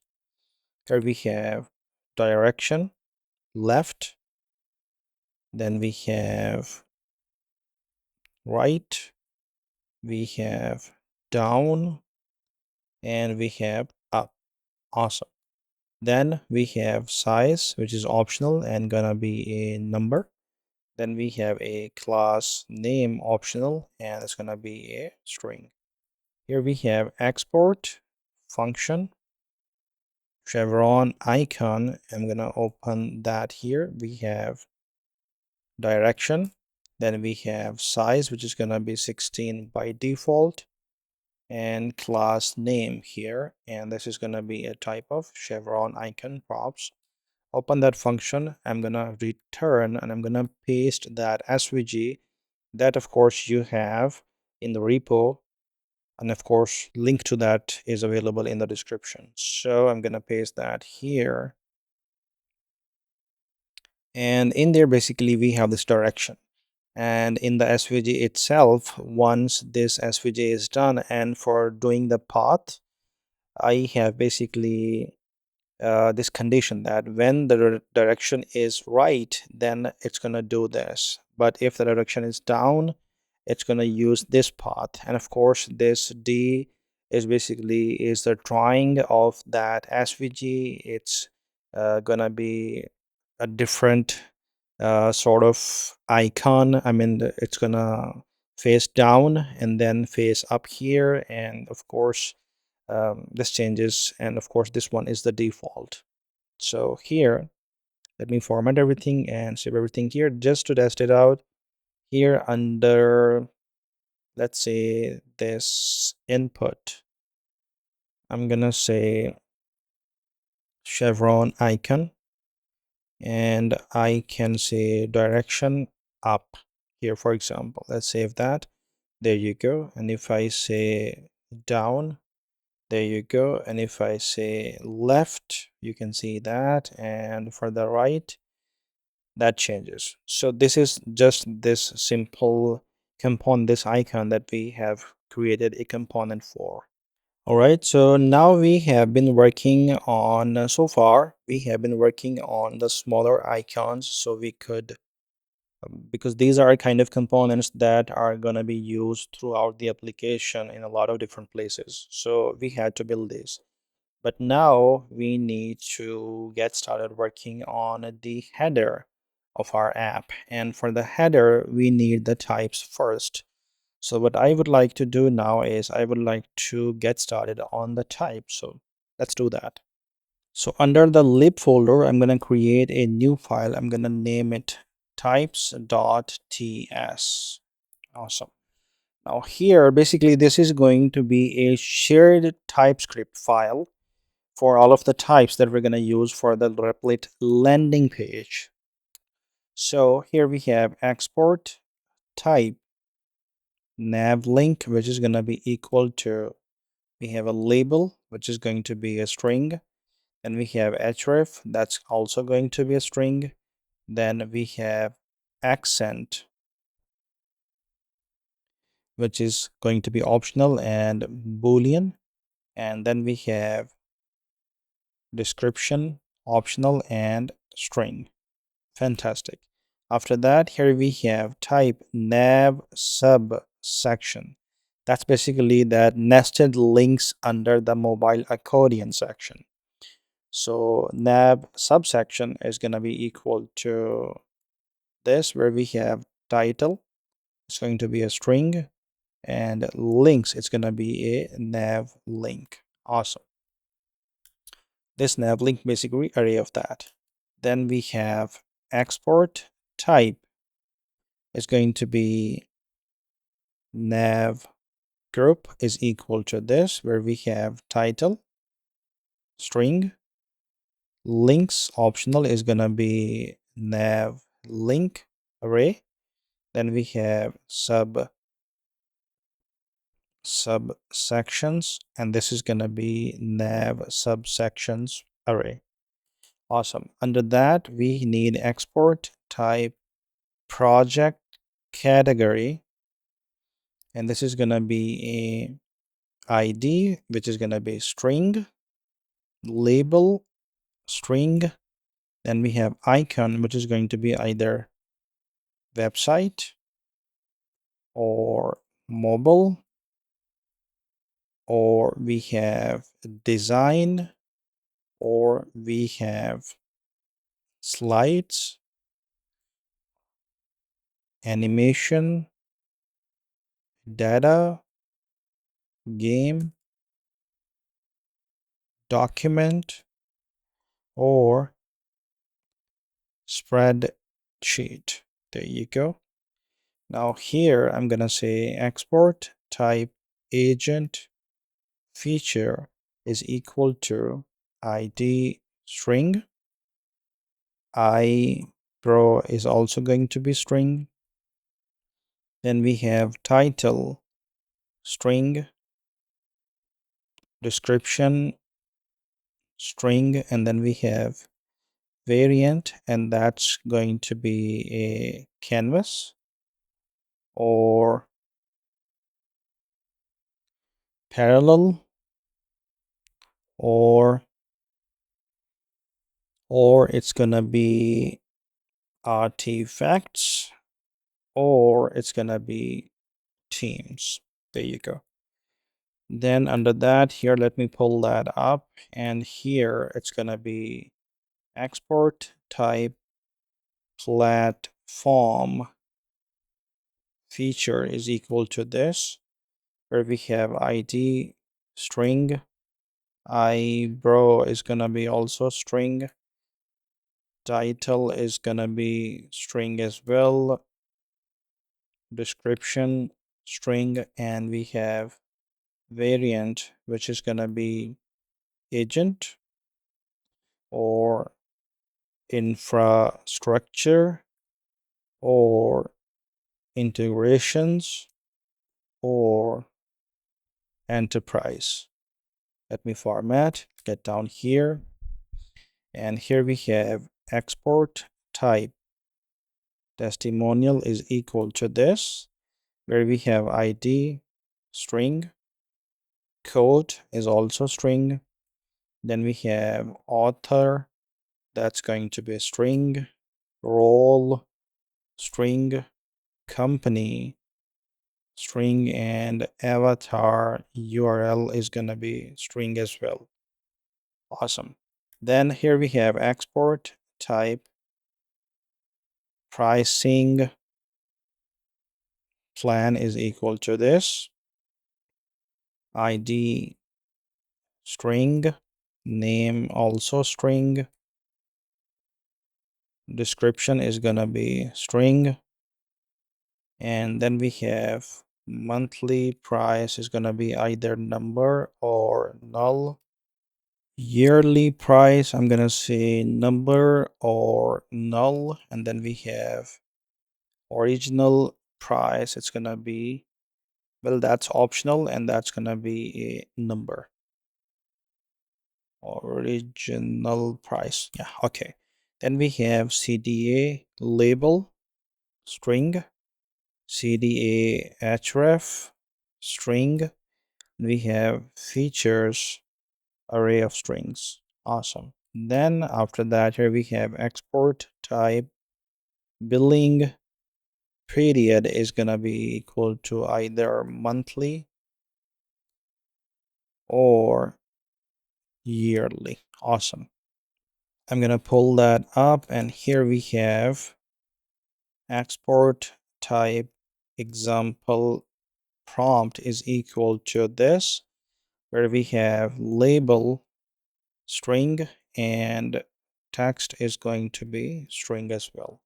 Awesome. So with that, our complete types are done for the landing page, and we can close that file and that file, and now we can get started on the next one, which is the data basically that is going to be used to pull on the home page basically. So what I'm going to give you the data file, because that's just some static data that's been put there and that can be used. So what I'm going to do is, in the lib folder, I'm going to create a new file that is going to be landing dash data.ts, and I'm gonna paste that code here.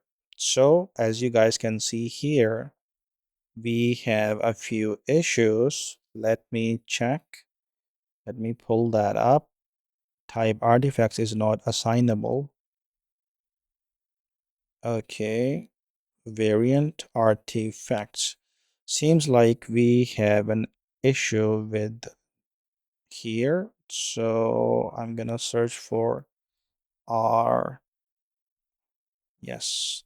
Artifacts. Awesome. That's been resolved, and that's been resolved as well. So basically, this is just some data. Let me make it full screen here. This is just some data. We are pulling all of the types that we just created in the types file. And then here we have our nav links, our nav group, where we have title, then links for that, and then we have subsections, then title and links for each.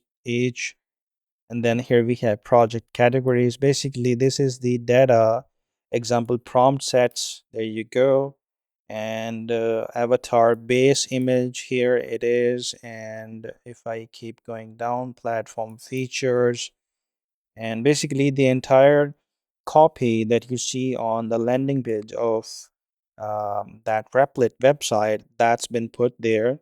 And this is going to be used, as we're gonna pull our data from this file in order to display that on our landing page. So the next file that I'm gonna need to work on is, let me make it to the side here.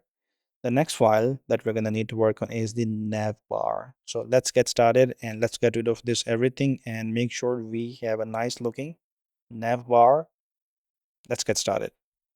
So I'm going to go components, create a new folder. Here we have layout, and I'm going to create a navbar.tsx file there.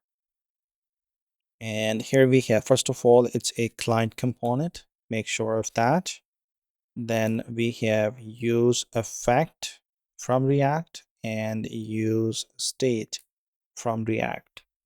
Then we have header container from our container, and we also have Replit logo, our component that we created. And of course, we have nav groups from our landing data, and also top nav links from our landing data. Then here we have import type, and we're gonna need to make sure that we have nav group, also nav link. There you go. And we have CN as well, of course. All right, now here I'm gonna go for export function navbar and open that here. We have, first of all, I'm gonna say initial user is equal to null. I'm just gonna get started by that. And this is all thing is gonna be, actually, you know what, let's open that function here now. So initial user is by default null, but that is gonna be equal to the authNav user once we have that. So that is not available there yet. So here we have const open menu and set open menu is equal to use state, and that is going to be either a string or null. There you go, string or null, and that gets initiated by null. Awesome. Let me format that. Let's get down. Const, and this is going to be mobile open, and set mobile open is equal to use state, which is going to be false. Awesome. Here we have return, and in there I have a header first of all. So in the header I'm going to give it a class name of sticky top 0 and z50, and then bg header bg header. There you go. Now let me use this here. So I'm gonna get rid of everything, and in here we have a nav bar. There you go. Awesome. That can go, don't need that here. That, and basically everything can go because that testing is done. And then we have navbar here. That is exactly what we're gonna display here now. So in the header, this here, first of all, here we have a header container. I'm gonna give it a class name. Flex height dash is going to be 67 pixels. We have items dash center, and then after that we have justify dash between, and on desktop it's going to be height dash 81 pixels. Awesome.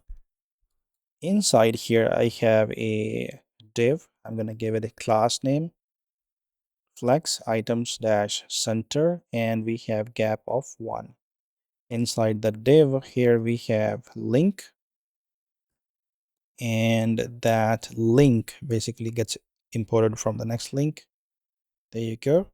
And I'm gonna give it a href, so it's gonna be a root. Then we have class name margin right dash 2 shrink 0. Then we have text secondary, hold on, text dash secondary. There you go. And I'm gonna say area label is gonna be Replit, and inside there I have a Replit logo. There you go. Let me format everything and save everything. There you go. We have our logo. Now after this link here, I'm gonna say nav, and in there I have a class name hidden items dash center desktop flex. Basically it's hidden on mobile and only visible on the desktop. Then here I'm gonna say area label is going to be main. Inside the main here I'm gonna go for nav groups dot map, that is coming from this loading data landing data.ts file here, the one that we added recently. This is just the mockup data code that we are using. Everything is going to come from here. All right, here on the map I'm going to assign group to each individual, and here I'm going to open that. Here we have a div for each, to which I'm going to give it class name. Also here I'm going to say key for this one is going to be group dot title, and just to make sure that group if I go to nav groups, there you go, and we have this title. So this is the key, and then we're going to make sure that we have links, and for each link we have label and href. That is exactly what we are going to do here in a minute. Okay, so group.title here, then class name is going to be relative. Then we have on mouse enter, it's going to be this function. Set open menu is going to be group.title. And then after that we have on mouse leave is going to be set open menu is going to be false.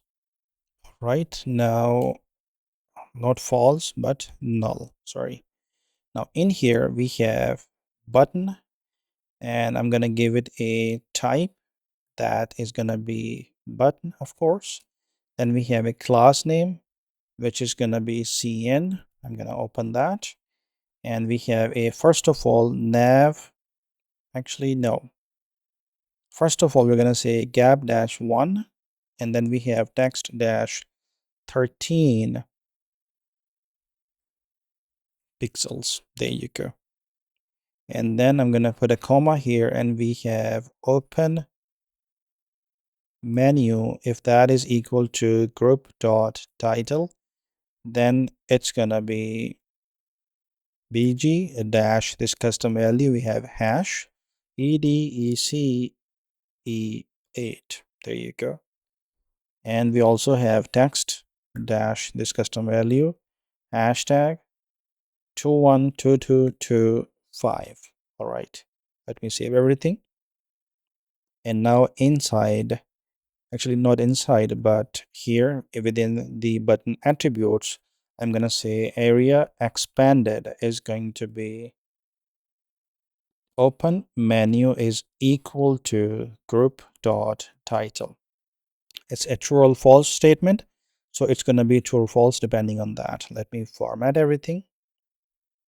Let me bring it down here, and inside there we have group.title, formatting everything and saving everything here. And now before I move on to any further stuff, if I save that, of course, there is nothing yet to see. So what I'm gonna do is I need to go to the very top here, and here I'm gonna say const nav cost class is equal to this. We have flex height dash 8, then we have items dash center, then we have rounded dash md, px dash 2, text dash secondary, and then we have transition dash colors. On hover, it's going to be bg dash this custom value hash e8 e7 e3. There you go.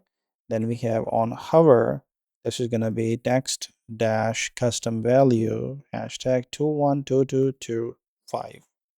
All right, let me format that, get down here, and here we have const nav drop down panel class is equal to rounded dash xl. Then we have border, dash this custom value hashtag e3 e2dd. Then we have bg dash pricing dash surface, and then after that we have p-2 shadow dash custom value, where we have 0 underscore 8 px underscore 32 px underscore rgba is going to be 0 0 0 0.12. And then I'm going to put a comma here. I'm going to say 0 underscore 2 px underscore 8 px underscore rgba. It's going to be 0 0 0 0.08. There you go. Let me format that, get down here, and this is the last one. We have const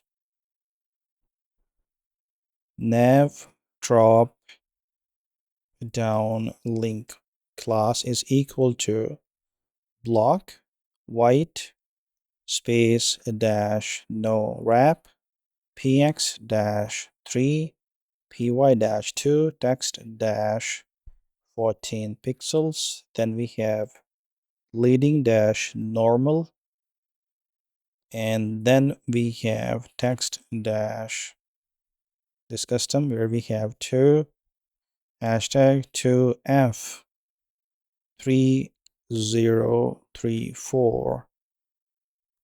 There you go. And then we have transition dash colors, and on hover it's gonna be text dash hashtag 212225. Awesome. Let me format that. And now let's get down here, and here I'm gonna say nav coast class. There you go. Awesome. Right now there's one more little icon needed here, so I'm gonna go to the very top here, and I'm gonna say function chevron down, and I'm gonna return from this function, which is gonna be this JSX. This little code SVG basically for this chevron down. Of course, that can be found in the GitHub repo. Link is available in the description.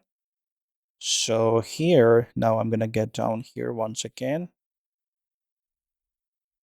And under here, I'm gonna say chevron down. There you go.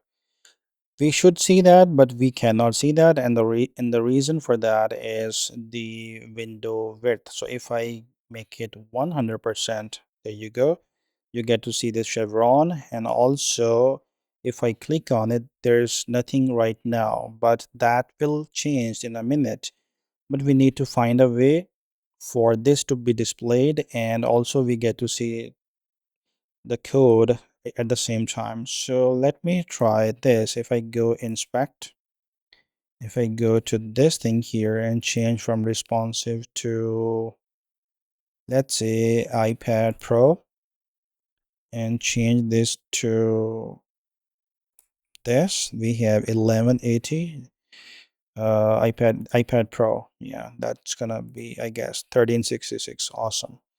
So that's there, but let me change this to 100%. And that way you still get to see the result here, the part that we are working on, and we will change this depending on what we need here. So 50% is there, 75% is there. All right, so now here under this chevron down, actually under this button here, I'm gonna say open menu if that is open menu if that is equal to group.title. In that case, we're gonna display this. So this is gonna be a div where I have a class of absolute, left 0, top full, then we have z50, and then we have pd-1. And in that div, we have another div. I'm gonna give it a class name. For this time, I'm gonna use cn. There you go, open that. And this one has nav drop down panel class. Then we have min dash, actually hold on, width dash max. Then we have min dash width dash nav dash drop down. And then here I'm gonna open that div, and here we need a little function which I'm gonna create just now. So I'm gonna go here under the chevron down. I'm gonna say function flatten group links. It's gonna take a group, and which is gonna be a type of nav group, and this whole thing is gonna return a nav link array. And let me open that function. So we have const primary is equal to group dot links. If that is available, wonderful, otherwise just an empty array. Then here we have const nested is equal to group dot subsections. If that is available on that, then we get flat map. We get one section, and for that each section we go for section dot links. If that whole thing is available, wonderful. Otherwise, just an empty array. And then we finally return dot dot primary and dot dot nested, these two arrays from this function. And now we need to use this function here. So I'm gonna go for this thing. I'm gonna say group, and then for that we dot map. On that we have each individual link, and then on that we run this function again. Return, I mean direct return on that by omitting the return keyword. So here we have link. Open that. It's gonna take an href, of course. That href is gonna be link dot href from that individual subsections individual link. And then we also say key, that's gonna be this custom value that I'm gonna say group dot title. I'm gonna say dash here, and then once again link dot label, and then once again dash here, and I'm gonna say link dot href. There you go. And we also already have the href, and then after this thing here I'm gonna say class name, use cn, open that, and that's gonna be nav drop down link class. Then we have link dot accent. If that is available, then we also attach text dash this hashtag EC4E02. There you go. And we have on hover, it's going to be text dash this custom value, which is going to be hashtag EC, the same basically. Yeah, let me copy paste that here. So we have text this, and we have on hover text this. Awesome.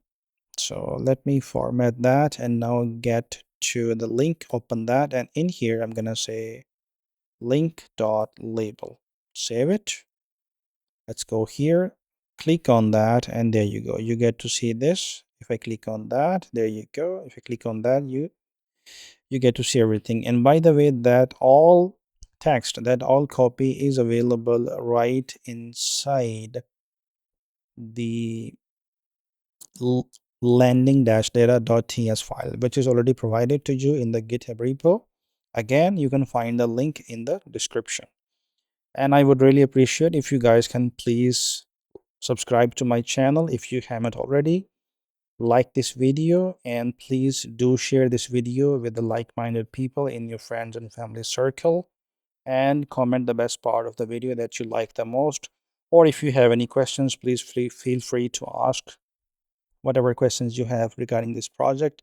Or of course you can suggest next project or further projects in the comment section, and I will definitely take that seriously. All right, back to leading data, sorry, the code here. And I guess that's pretty much it for this one. And now I'm gonna get down, hold on. So this thing, yes, right after that, but keeping inside the main nav. Right now here, what I'm gonna do is top nav links dot map. Then we have individual link. Open that, and here we have link.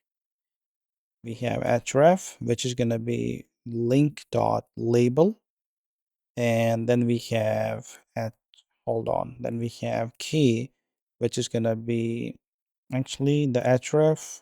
This needs to be key here, and this needs to be href here as link.href. There you go. Then we have class name, and I'm gonna say, let's say nav cost class, and I'm also gonna attach text dash sm there. Wonderful. And let's open that. Here we have link dot label. Awesome. Saving it. And of course, we have this security and pricing here as well. Wonderful job. Then after this one here I'm gonna say another link. We have href, and that's gonna be /agent4, and I'm gonna say class name, which is going to be margin left -1 flex items center, and we have area label agent 4, and I'm going to open that, and here we have agent badge. Actually, that agent badge we still need to make, so for now I'm going to say agent 4 here. Just there you go. This is our agent 4. All right, wonderful. Actually, do you know what? Before moving forward, I would like to complete this. So I'm gonna go into the file, and I'm gonna go into UI here, agent dash badge.tsx. There you go. And we have export function agent badge, and I'm gonna say class name. It's gonna be a type of class name, optional of course. That's gonna be a string. Open that function, and this is gonna return a svg. That of course I'm just gonna paste here, just like that, and you can get that in the description from the repo. All right, I'm saving that, and now we need to bring that here. We agent badge. There you go. Let me save that, and bingo. Fantastic. If I can increase, yeah, well, that won't work here that way. Maybe we can do it like that. Awesome. So this is how it looks. And if we get to go to, let's say, 50%, to this is how the complete page looks like. Wonderful job.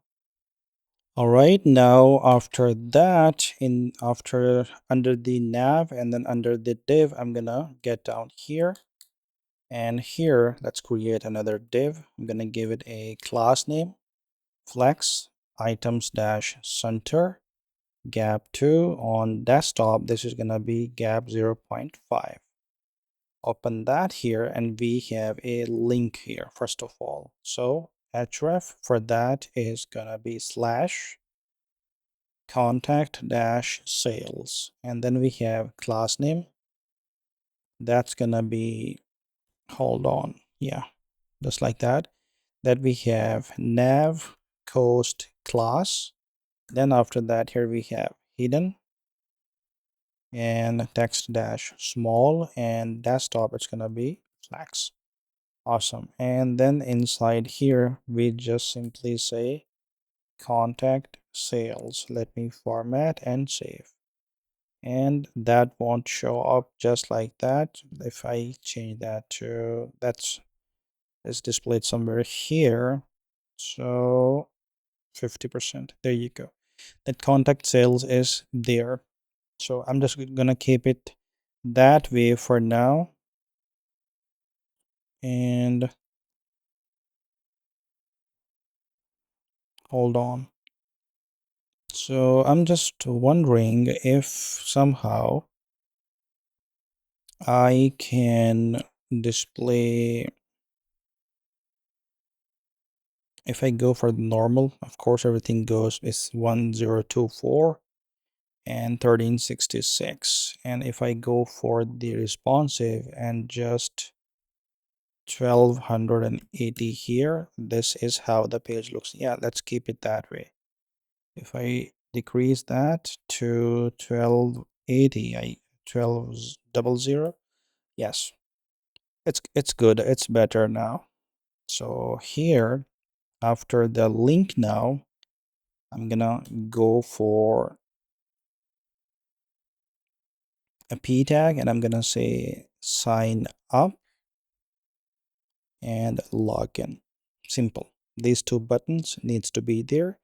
And then after that, here we have button, and for the button we have type which is gonna be button, of course. Then we have on click. There you go. And I'm gonna say set mobile open, and this is gonna be the reverse of which that already is mobile open. There you go. Then after that, I'm gonna give it a class name, which is gonna be flex height -8, width -8, and we have shrink 0, items center, justify center, rounded MD, and we have BG dash hashtag EDECE8. There you go. And then we have text dash, and this is gonna be hashtag 151618. Then we have on desktop, this is going to be hidden. That is only for the mobile, and we will display that. So let's change that to iPhone 14 Pro Max here real quick. So here in there, I'm gonna have an SVG, and that SVG is gonna be here, this one. So let me format everything. Actually, I have messed up something. So SVG has no corresponding closing tag. Yeah, I get it. So after this, SVG, there you go. Formatting everything, saving everything, and we get to see this SVG here now. And now I need to do a few more things. So here, I'm gonna say area label, and that's gonna be toggle mobile menu. And then we have area expanded, and that's gonna be mobile open. There you go. Let me format everything, and if I click on that, of course only the state changes, but we need to define what happens when the state changes. We haven't defined that, as so far we have only worked on the desktop version but not the mobile version. I'm gonna actually, let's keep it for the mobile. And now the very first thing that I'm gonna do is go to the top here, and above this function, this navbar, I'm gonna come here and I'm gonna say function mobile nav menu, and in here we have open, also on close, and then we have initial user.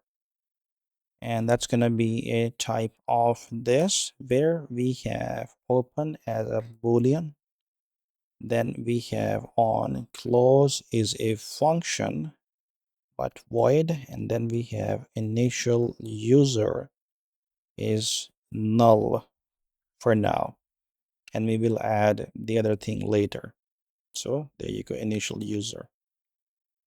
And now here, let's open that, and this u needs to be bigger here. Yeah, initial user. Awesome. So here I'm gonna say const expanded group, and set expanded group is equal to use state. Here I have string, or it's gonna be null, and by default it's gonna be products. There you go. Then here I'm gonna say use effect here, open that.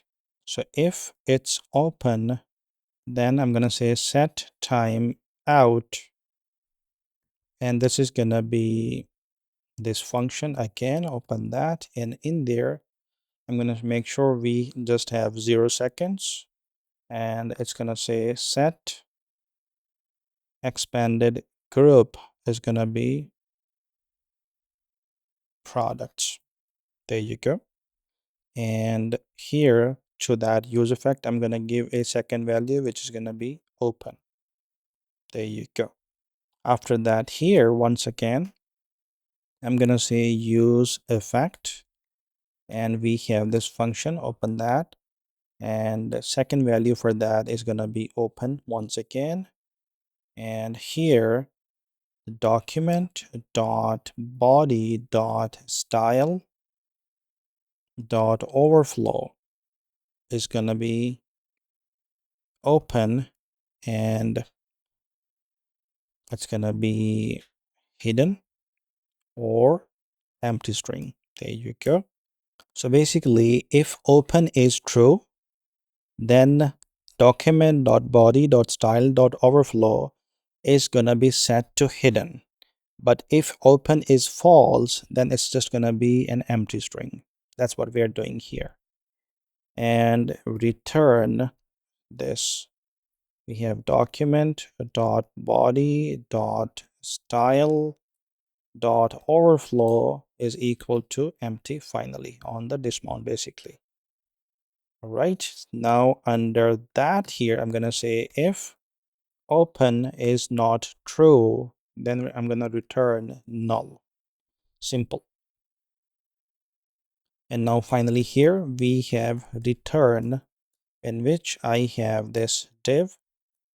I'm gonna give it a class name, fixed inset x0, bottom 0, top is going to be 67 pixels, z-40, we have flex dash call, then we have bg dash hashtag f1f0ee, and then we have on desktop it's going to be hidden. There you go. Fantastic. For now I'm just going to say mobile menu, just like that. And now I need to make sure that I display this mobile nav menu here on the bottom. Let's do that. So under the header container here, I'm gonna go for mobile nav menu, and I'm gonna say open. That is going to be mobile open. Then we have on close, this is going to be a function set mobile open to false, and then we have initial user, which is going to be initial user that we have. Initial user, everything seems good. Why we have this error? Okay, expected what? Yeah, got it. There you go. This needs to be removed from here. And hold on, let me actually, it's better to rewrite that. So here we have open, set mobile open, and then we have on close. This is going to be a function. I'm going to say set mobile open and set that to false. Now I need to get down here. Then I'm going to say initial user, and this is going to be initial user coming from our props. Well done. And now if I go here, click on this one, there you go. That's our mobile menu. Wonderfully working. And of course, now we need to make sure that this really looks like a menu when you click on that, when this opens up. So let's do that. Create a div here first of all, and I'm gonna give it the class flex-1. Then we have overflow y auto, and then in there we have nav group. Hold on,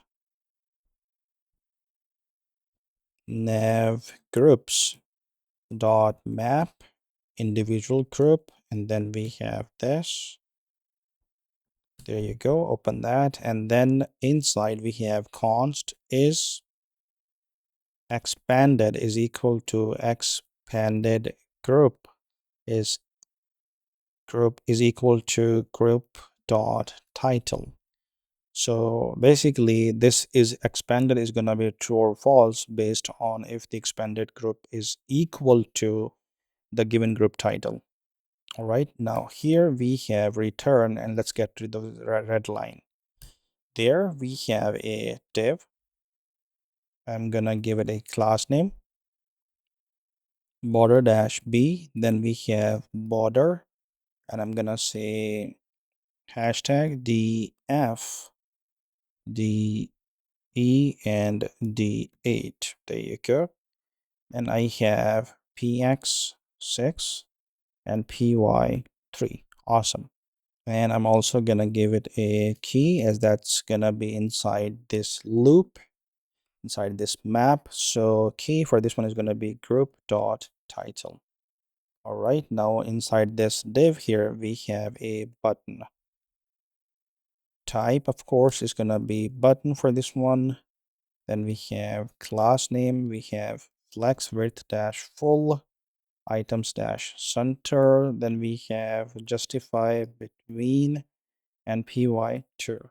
I'm gonna open that button, and also to that button area expanded is gonna be is expanded. There you go. And we have area label for this one is gonna be toggle mobile nested nav. And then here I'm gonna say on click for this one is gonna be set. Hold on, let me format everything. Yes, seems like we have an issue. Let me reload the window real quick. There you go. And now link here, actually we do not maybe need, let me get that from here and change that to string. There you go. On click function, and then this is going to be set expanded group. And for that I'm gonna say if is expanded, then we're gonna say null, otherwise it's gonna be group dot title. Let me save that and let me reload. There you go. Let me format everything now. Perfect. So here under the button, inside the button, I'm gonna say have a span. Gonna give it a class name that is gonna be font dash display, then text dash 32 pixels, font dash medium, then we have leading 10, and we have tracking, and I'm gonna change that to custom value, which is 0.04 em in minus 0.04 em. Then we have text dash custom value, which is gonna be hash 36373b. There you go. Let me format everything, and that span should say group dot title, just like that. And under the span we need a, as you guys can see here, basically the menu is open, but here we need also a toggle, and that toggle is not done yet. So let's get started working on the toggle. Let's come up here, and right after that, or maybe after that here, I'm gonna say function, and this is going to be accordion toggle, and we have expanded. This is going to be expanded, which is going to be a boolean. Let's open that function, and we have return here, in which we have a span. I'm going to give it a class name flex height dash 8, width dash 8, shrink 0. Then we have items dash center, justify center, and we have rounded MD, and also BG dash hash dfded8. There you go. Let's open that span. Actually, we're gonna need to give it a text dash hash 151618 here as well. And now here I'm gonna paste that svg that it is. Of course, you can find that in the GitHub repo. Link is available in the description. So accordion toggle, that's gonna be coming here. Accordion toggle. Hold on. Expanded, yes. So expanded here is gonna be is expanded. There you go. Let me format, save. And here we have our little icon, but it doesn't look good. It's not where it's supposed to be. I think that that's some issue with this one. Probably we have in the button, we have one span. Oh, I got it. This needs to be outside the span. There you go. Fantastic. So now this how it looks in expanded and non-expanded, like collapsed. Wonderful. Wonderful job. Well done, guys.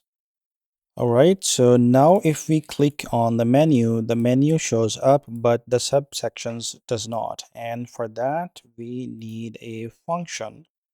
I'm gonna go to the top, and here, let's say either on below or on the top here, I'm gonna create a function, and I'm gonna say, let's do that on the bottom here.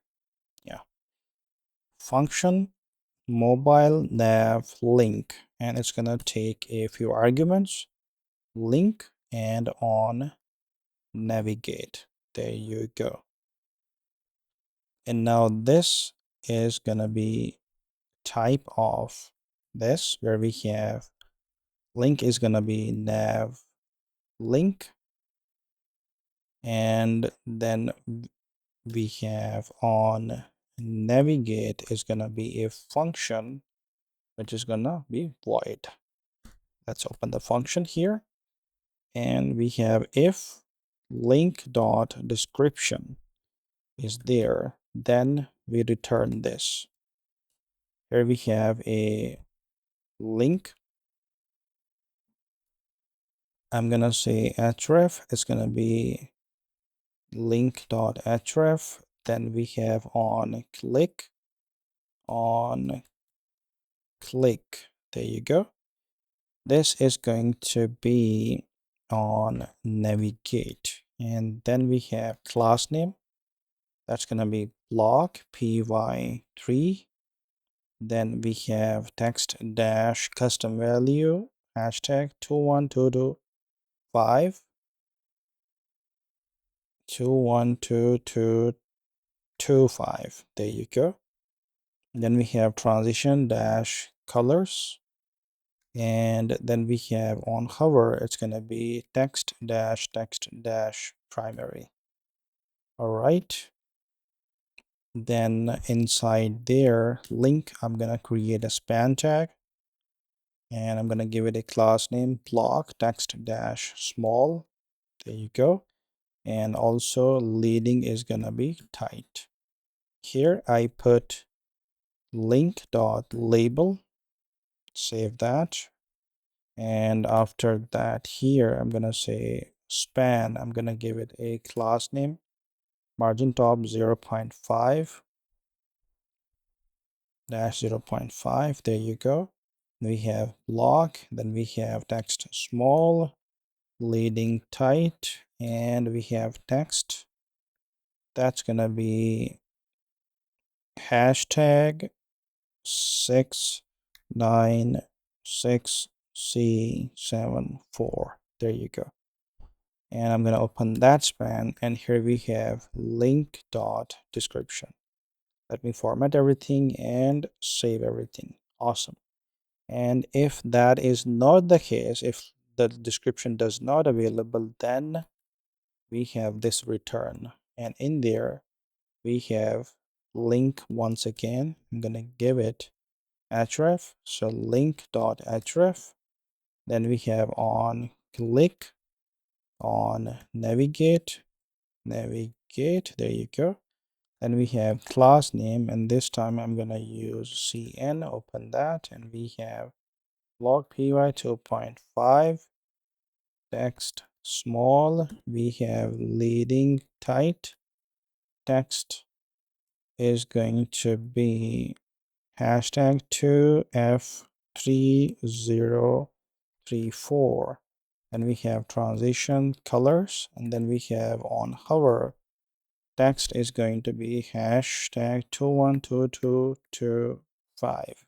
I'm gonna put a comma here, get down, and I'm gonna say link dot accent. If that is true, then I'm gonna say text dash replit orange, and on hover it's going to be text dash replit orange as well. All right, I'm gonna put a comma here, get down, and actually I'm gonna go inside this link, and here I'm gonna say link dot label. There you go. Let me format everything, and I think this one is done. I'm gonna get down, and after this button here I'm gonna say is expanded, and if that is the case, then I'm gonna display this. So here we have this div. I'm gonna give it a class name pb-3 and pt-1. Open that div, and in here we have group dot links. If that is available, of course, then dot map on that. Then we have each individual link to that. We return mobile nav link. There you go. And for each component, we give it a key, which is going to be link dot label. Then also link, which is going to be link. And then on navigate, which is going to be on close here. Let me format, save everything. Let's try. Click on that. There you go. Awesome. Fantastic. When we have description, we get to see the description. When we don't, then we don't. Fantastic job. But now here I'm gonna say group dot subsections dot map. So I'm gonna say section and open that here, and I'm gonna say div. I'm gonna give it a, actually let's give it a key first. So the key here is gonna be section dot title. Then we have class name, that's gonna be pt-4, heading top 4. And here we have a p tag. I'm gonna give it a class name pb-1. Then we have text dash small, and then we have text dash hash 2829 and 2c. There you go. I'm gonna get into that p tag, and here we have section dot title. Let me format and save everything, and where is that displayed? Okay, well, keep going. After the p tag here, I'm gonna say section dot links dot map. Here we have individual link, and I'm gonna say open that, and here we have mobile nav link, and actually this is gonna be the case. So there you go. Hold on, guys. Just copy paste that here. Link dot label, but for this one, key is actually going to change. The key here is gonna be section dot title. Then we have section, actually no, link dot label. Then here we have link, and then here we have on close. Fantastic. So there you go. We have everything. More items has been increased, like use cases that comes under for work. Basically, these are subsections under for work.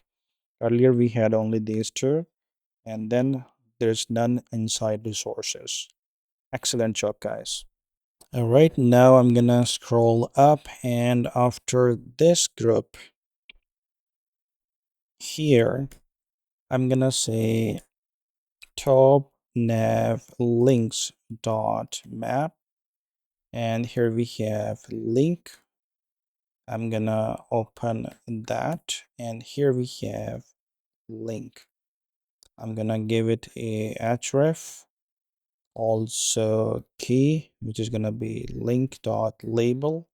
Href is gonna be link.href, and then we have on click, which is gonna be on close, and then we have class name, which is gonna be flex items dash center. If I save that, and let me put link.label in there. Let me format and save everything. There you go. Security pricing. That is there. And for that, I'm gonna, after the class name, in there, I'm gonna actually create a span tag, and I'm gonna shift this to that span there. And after flex items center, I'm gonna say border bottom, and also border dash this custom value hashtag dfded8, and then after that we have px6 and py4, right? And then to the span tag, let me actually save, and so you get to see security and pricing. And then on each individual span, I'm gonna say class name font dash display, and then text dash 32 pixels. And then we have font dash medium, font dash medium, and then after that here we have leading 10, and we have tracking minus 0.04 em, and text is going to be this custom value, which is hashtag 36373b. Let me format everything and save everything. There you go. Everything is how it's supposed to be. Fantastic job. Now I'm gonna get under that.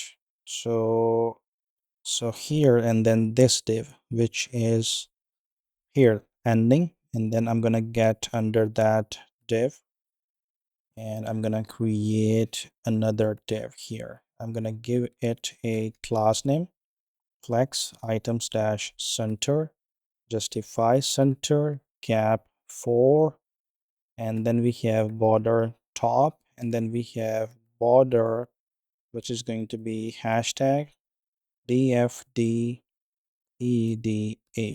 and then we have px6 and py5. Let me format everything and save everything, and you see this little border here. So now I'm gonna open that div. Here we have link href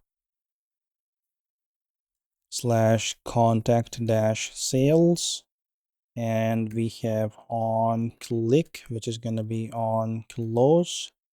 Then we have class name, and that's going to be flex height dash 8 items center rounded md bg dash hash e8 e7 e3, and then we have px2 text small, and the text is gonna be hashtag 212225.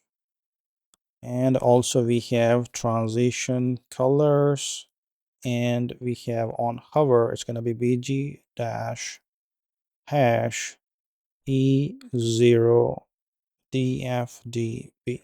Awesome. Open that link contact sales. There you go. We have this contact sales button here. Now under that link here, I'm gonna create a p tag, and I'm gonna say sign up and login. Save everything. This needs to be flex, save. There you go. We have contact sales, we have sign up, and we have login. Of course, this sign up login is going to be updated. That's coming from the desktop, and this sign up login is going to be updated, which is for the mobile. and these both are going to be updated once we have our better auth authentication. So we're gonna handle that part. Then until then, our nav component is done. It looks phenomenal on mobile, and it looks really good on the desktop. If I change that to responsive, you can see if I change that to 1200. There you go. Excellent job, guys. Oh, and almost forgot that I wanted to tell you that if you go to the mobile view, and you just need to make sure that you hard reload like Shift Command and R from your Mac, and then if you open the menu, you will see that products submenu is already opened because we already defined that here under products there. So yeah, that may be not working for you because you did not hard reload. Once you do, that is going to work the way it's supposed to do. All right, well done. All right, I'm gonna first of all change this from iPhone 14 Pro Max to responsive and make this a 1200 pixels. There you go. And then here I'm gonna go to my page.tsx file, and first of all here I'm gonna say export default function. I'm gonna name it as homepage, as that is what I'm gonna be using for this project. Then in the return, instead of navbar here, I'm gonna open this parentheses, and in there we have this empty fragment, and then we have navbar. After the navbar here, I'm gonna create a main tag, and I'm gonna give it a class name minimum dash height dash 50 viewport height. That's just temporary class there, but the main tag is gonna be used there always. And then under the main tag, we need to create a footer component, and that is exactly what we're going to work on now. So I'm gonna go to here, and then under components layout, I'm gonna create a footer.tsx file. Let me do RFC real quick and export default function. This needs to be footer, and I guess that's pretty much it. And here, let's import that footer. And there you go. We have our footer here. Let me minimize this thing here. Awesome. So yeah, let's get started working on the footer now here. So I'm gonna go to the very top, and in here, I'm gonna need link from next link, then Replit logo, then I'm gonna need container, and there you go. And then I'm gonna need footer columns from our landing data. And here, of course, I'm gonna need to make sure, let's leave it like that for now, I guess, because otherwise we're gonna need to go into the components. I'm in here slash components, and then that's gonna work. So that's completely up to you. It's just got there by auto import, so we can leave it like that. So here we have export default.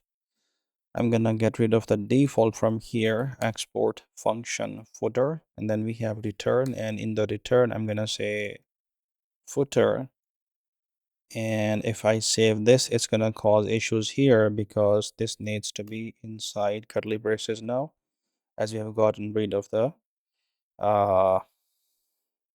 that default from here. Also, I just noticed here on the navbar, in the navbar we have this, let me get to the function, and there you go. We have this initial user, which is default to null, and we're gonna need to use that, but of course that's gonna be coming later when we have actually initial user coming from our authentication. So yeah, we can leave it like that.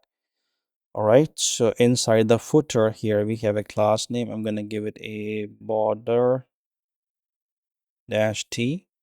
Then we have border dash light. There you go, slash 60, and then we have bg dash background. Awesome.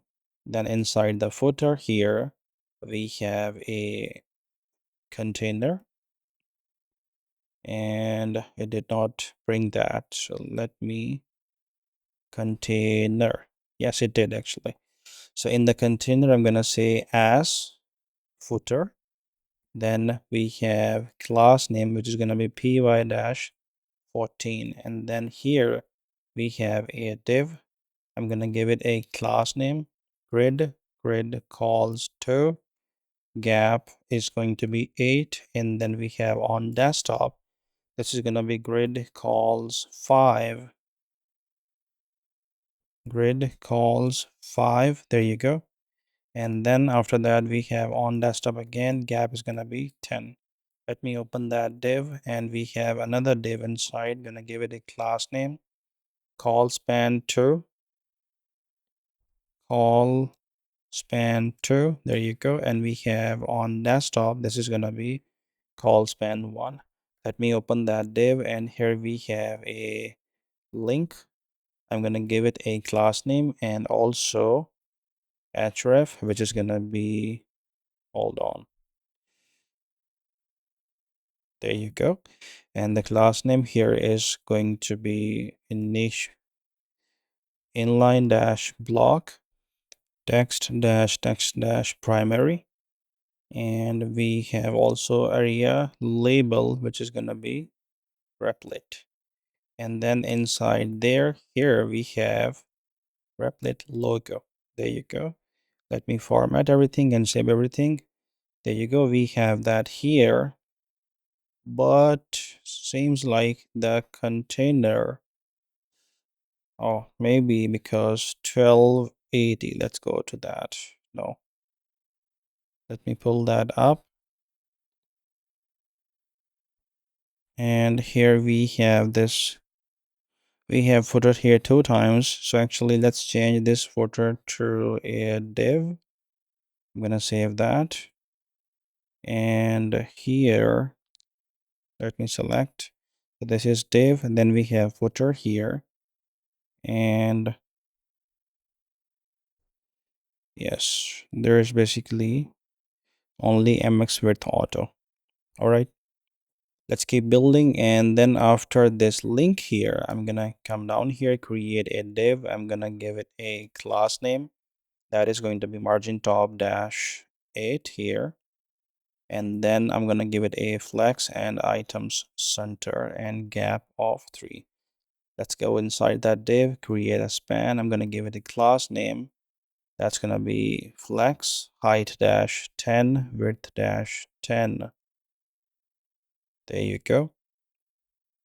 Items dash center, justify center, and we have rounded XL, and then we have border and border light, and we have bg dash surface white, and we have text dash muted. Awesome. After that, here inside that we are gonna need an svg, which I'm gonna paste here. That can be found from the GitHub repo, of course. Link is available in the description. Then after the svg here, the span is ending, and after the span here, I'm gonna create a div. There you go.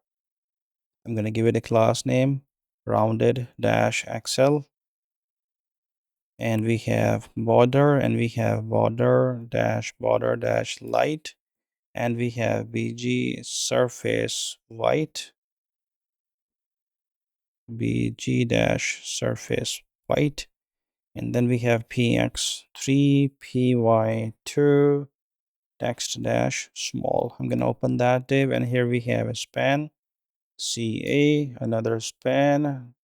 I'm gonna create a emoji. Let me find the dot. There you go. And then we have a span here, and I'm gonna say 73, and then we have this temperature and then Fahrenheit. So here dot, let me find that circle. Yep, maybe that one. Yeah, I guess that can work. All right, let me format and save everything. This is what we have. And of course, now we need to give some classes to these pans. So I'm going to give it class name font dash medium. So this one, I have a class name mx-1.5 and then text dash muted. There you go. And then for the next one, I have text dash muted as well. Formatting everything and saving everything. Awesome. And now under this div here, I'm going to create a p tag. I'm going to say made in sunny California. So I'm going to say class name, margin top dash 4, text dash small, and text dash muted. And after that, we have another p tag. I'm going to say all rights reserved, copyright, ampersand copy colon. And then here I'm gonna write new date dot get full year. There you go. And I'm gonna attach some class names. Class name is gonna be margin top dash 6, text dash xs, and then we have text dash dim. Awesome. And of course, I'm gonna need something more, which is Replit ink. There you go. Let me format everything and save everything. And this is what we have. Actually, yeah, this both p tags should be outside another div here. There you go. It's better now. Fantastic. And I guess now I just wanna maximize the screen, because that way it can really look like a website, because that was very zoomed out there and wasn't looking really good. So I'm gonna close this one from here, and this is what we have so far. All right, so I'm gonna get back to our code. I'm gonna make this full screen as well, and we go from here. Let me format everything and save everything. Awesome. So now after this div here, I'm gonna get down, and here I'm gonna say footer columns dot map. We have each individual column. To that, I'm gonna run a return. We have a div. To each, I'm gonna give it a class name. Actually, no, I'm gonna give it a key, which is gonna be column dot title. There you go. And then we have h3. I'm gonna give it a class name. Not a, but a bunch of class name like margin bottom dash 4, text dash 11 pixels, font dash semi bold, uppercase, and tracking widest. There you go. And then we have text dash dim, and that is gonna display column dot title. After the h3, I'm gonna create a UL. I'm gonna give it a class name, space dash y dash 2.5. Hold on. There you go.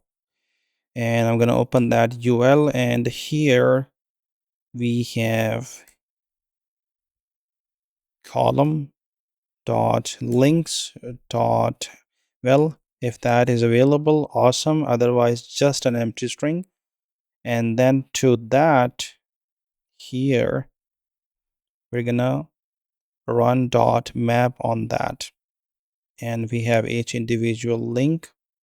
I'm gonna open that here, and here we have li. I'm gonna give it a key, which is going to be link dot label, and then inside we have link. I'm gonna give it a href, which is gonna be link dot href. Of course, we have also class name text dash small, text dash secondary, and we have transition colors, and then we have on hover, it's gonna be text dash primary. There you go. And that is gonna say link dot label here.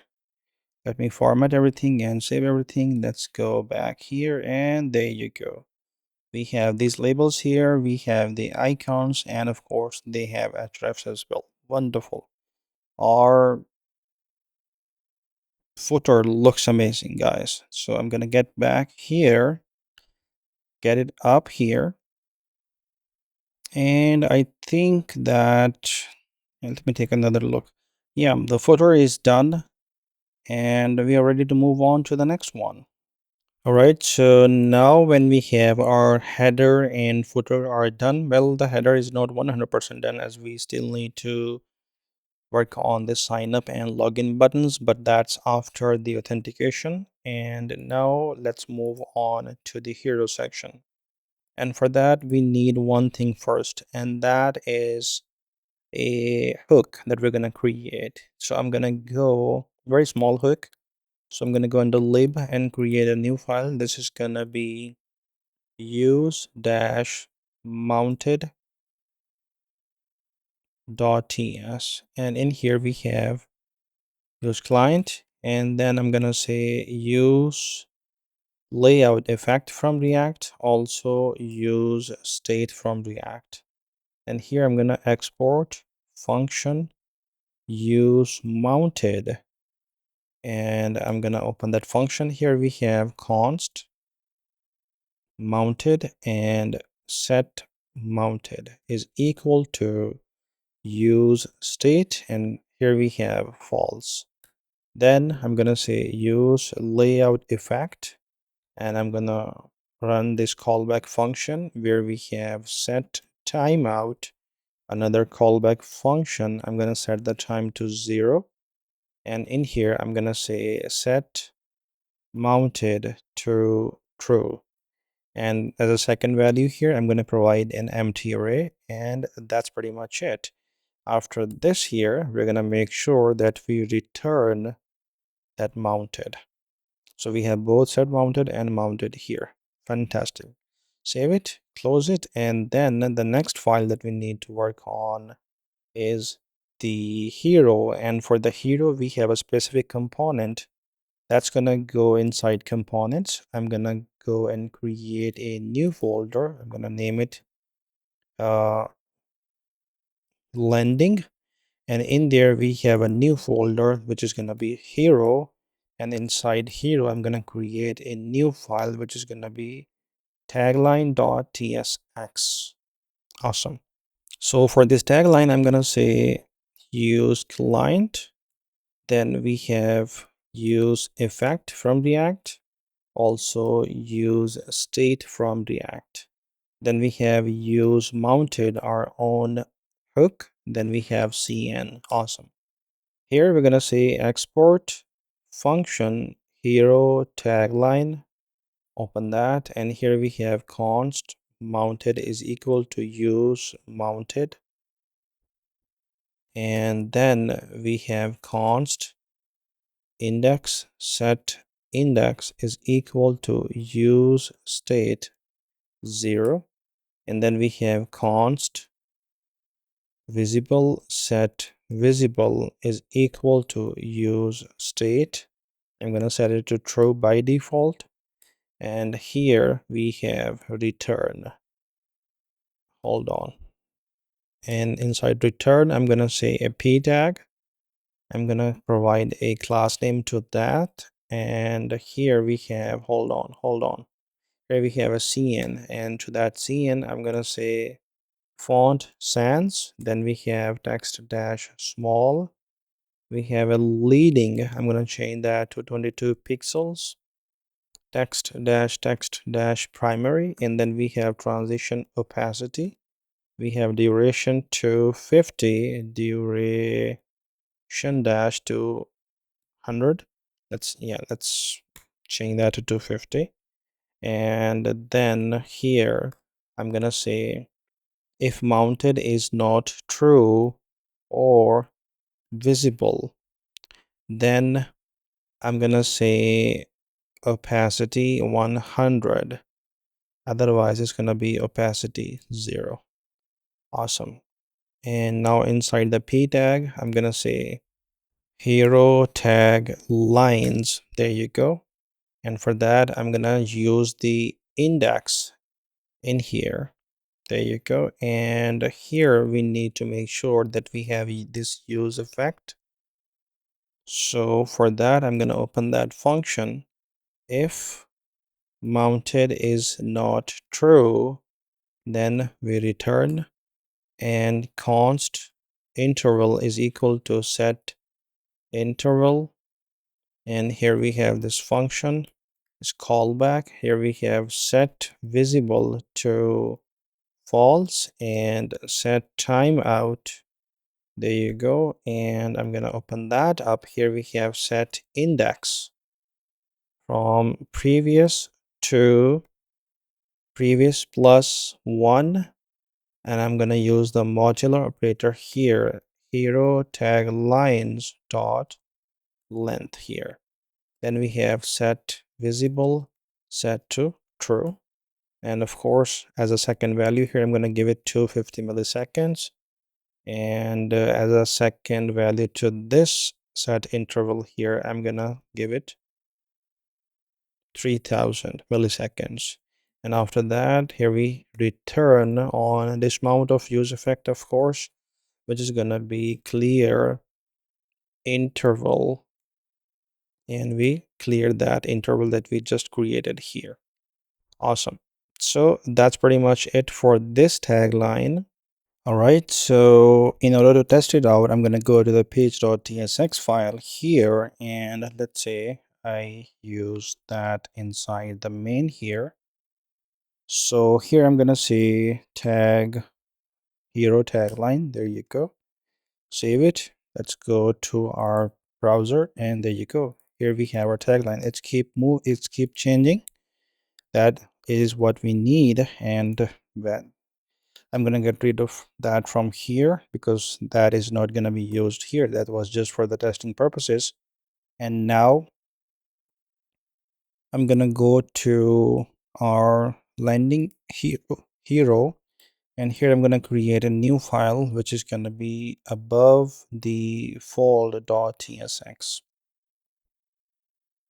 And here I'm gonna say export function above the fold, and this is gonna be return, and in which we have a section. I'm gonna give it a few class names like flex min dash height dash.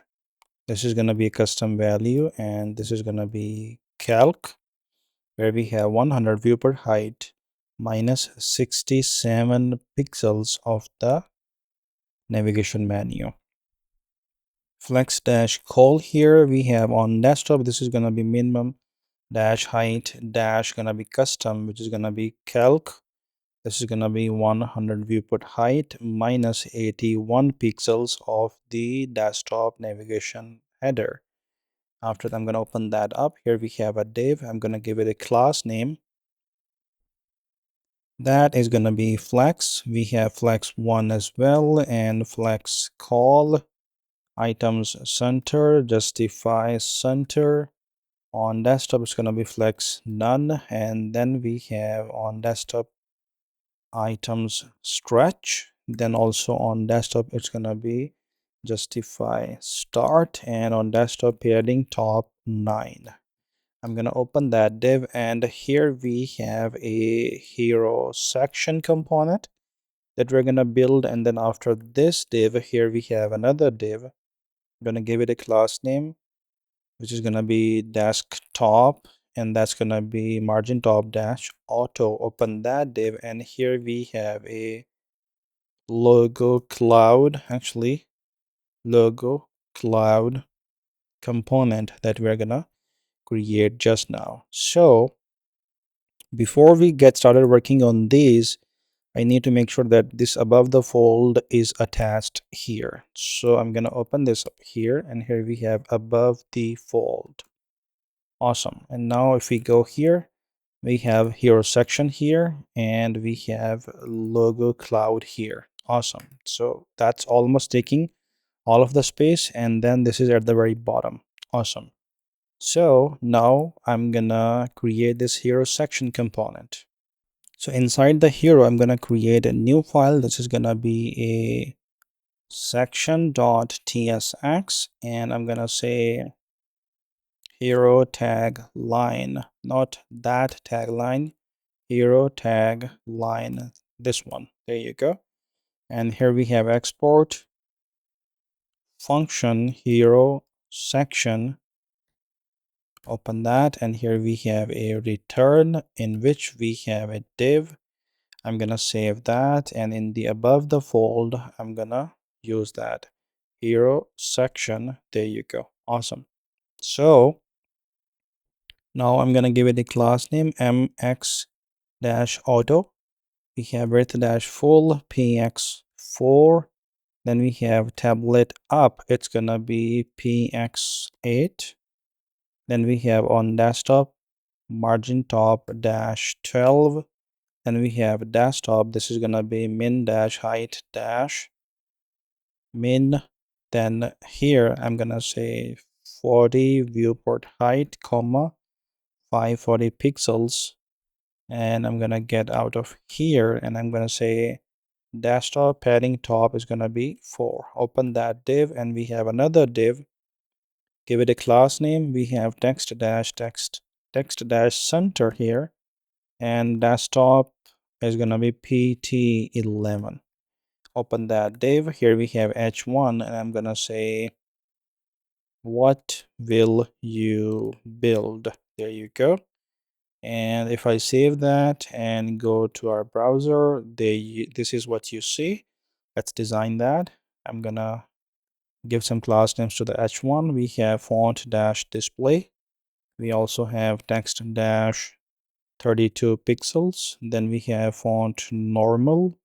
We have leading of 32 pixels. Then we have tracking, and that tracking is going to be -1.92 pixels. And then we have text dash heading. We have also desktop here, and that's gonna be text dash 64 pixels, almost, yeah, double the size. Desktop, we have leading, and that's gonna be 100%. Then we have desktop tracking. I'm gonna change the normal to -0.06 em. There you go. Let me format and save everything. Let's go here. And awesome, this looks great. So our landing page starting to put together. Yeah, starting to look nice. So here, after the h1 here, I'm going to create a div.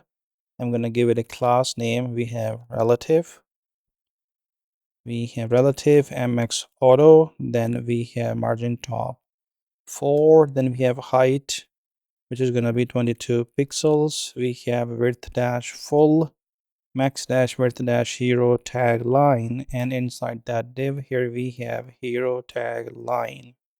I'm gonna save that. Let's go here, and it looks awesome. It keeps changing. Wonderful. After this one here, I'm gonna create another div, and I'm gonna give it a class name. That is going to be mx-auto. Margin top is gonna be 33 pixels. Width-full, max-width-hero category. And then we have on desktop, it's gonna be max-width-hero prompt. We have desktop. Awesome. And then inside there we have a p tag where hero prompt area. This is another component that we're gonna need to build, so that's gonna be displayed here. Awesome. All right, I'm gonna get back to above the fold.tsx file, and the logo cloud is the component that we need next. But the logo cloud itself does not contain the SVG code for all of the brands. So that's going to take another component, and that is what we need to create first. So inside the hero, I'm going to create a new file, which is going to be brand-logos.tsx. And here I just need to paste this code because first we have a type here, class name string, then we have constant logo class, this, and then we have all that we have in this entire file is this function, Coinbase logo, then of course that SVG long file and the code, then we have Duolingo logo and then SVG code for that, and then we have Google logo SVG code for that, Gusto logo and Microsoft and everything. And basically this is all just SVG code. And I did not want to write all that little numbers, and because I could mess up so many times, like thousands of times. And yeah, I don't want to do that. And then at the end we have this partner logos, this array, this map where we have ID for each and then logo for that, and through that we're going to access everything in the next file that we're going to create, and that is going to be this logo cloud. So hero new file, this is going to be hero dash sorry logo dash cloud.tsx. So I'm gonna say use client first of all, then we have use effect from React, we also need use reference from React, and use state from React. Then we have partner logos from our brand logos. Then we need a container. Then we need use mounted, our hook that we created, and of course cn. And now here I'm gonna say function. Actually first I'm not gonna write the above function, so I'm gonna say export function logo cloud, and here I'm gonna say return, and let's just say div and logo cloud, because very first thing that I want to do is I want to attach this to above the fold. So here we have logo cloud. There you go. Awesome. If I go here, we still have the logo cloud here, and that is going to be changed in a lot of different ways. So here I'm going to say function logo set, and this is going to be, we have duplicate, which is going to be false, and that type is going to be duplicate, which is optional, and this is going to be a boolean. Of course, open that, and here we have a return in which I'm going to create a div. I'm going to give it a class name, which is going to be flex shrink 0 and items center and gap 12. And also to that div I'm going to attach a few more attributes. We have data dash marquee dash set. There you go. And then we also have area hidden. That's gonna be this, where we have duplicate if or undefined. Let me format everything. Awesome. Let me open that div here now, and inside that we have partner logos dot map, and we have individual. Actually, let me do that here first. And now in this we have ID and logo. There you go. And in here I'm gonna say logo, and that's gonna be key for that is gonna be a duplicate if that exists, or I mean if that's true, then it's gonna be ID dash duplicate, or it's just simply gonna be that ID. I guess that's pretty much it for this one. The logo set is done, and now we can move on to this part here. So here we can say that const mounted is equal to use mounted. There you go. Then we have const track reference is equal to use reference. And here we have HTML div element, or well, we can initiate by null here. Then we have const. I'm gonna say loop width, set loop width is equal to use state 0. And here inside this return, I'm gonna change this to this. Open that, and here we have a container. First of all, to that container I'm gonna say as section, and then I'm gonna say class name is gonna be relative margin bottom dash 8, and overflow is gonna be hidden, and height is gonna be 12. And inside there we have a div. I'm gonna give it a class name pointer dash events dash none. Then we have absolute. We also have inset y0 dash 0. There you go. And we have right 0 as well, z10 as well, width dash 24 as well, and bg dash gradient, bg dash gradient 2. Hold on, bg dash gradient dash 2 dash left, and then this is gonna be gradient, yeah, gradient. Awesome. To left, and then we have from dash background, and then we have to dash transparent. Awesome.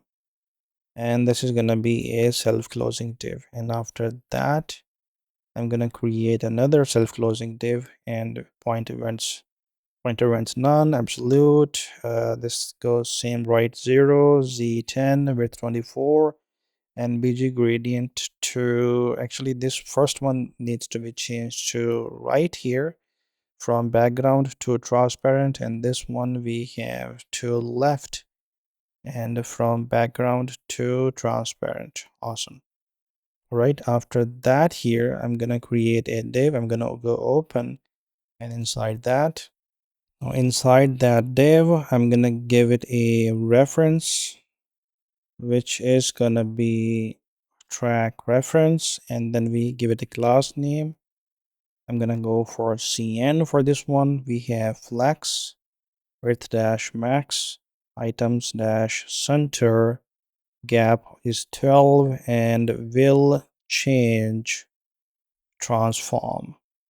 All right, then here we have mounted. If that is true and loop width is more than 0, then we are gonna say animate mark, animate dash, hold on, animate dash marquee marquee. That's css class available in the globals.css file. All right, now here under this, here I'm gonna say style, and I'm gonna say for the style I'm gonna say mounted. If mounted is true, actually hold on, let me get rid of one. Yeah, if mounted is true and loop width is also true, then we're gonna say this, where we have, hold on, yeah, so here I'm gonna say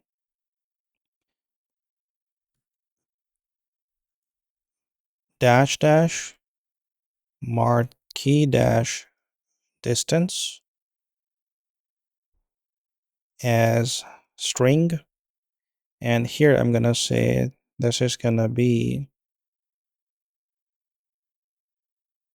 loop width and px here as react dot css properties. There you go.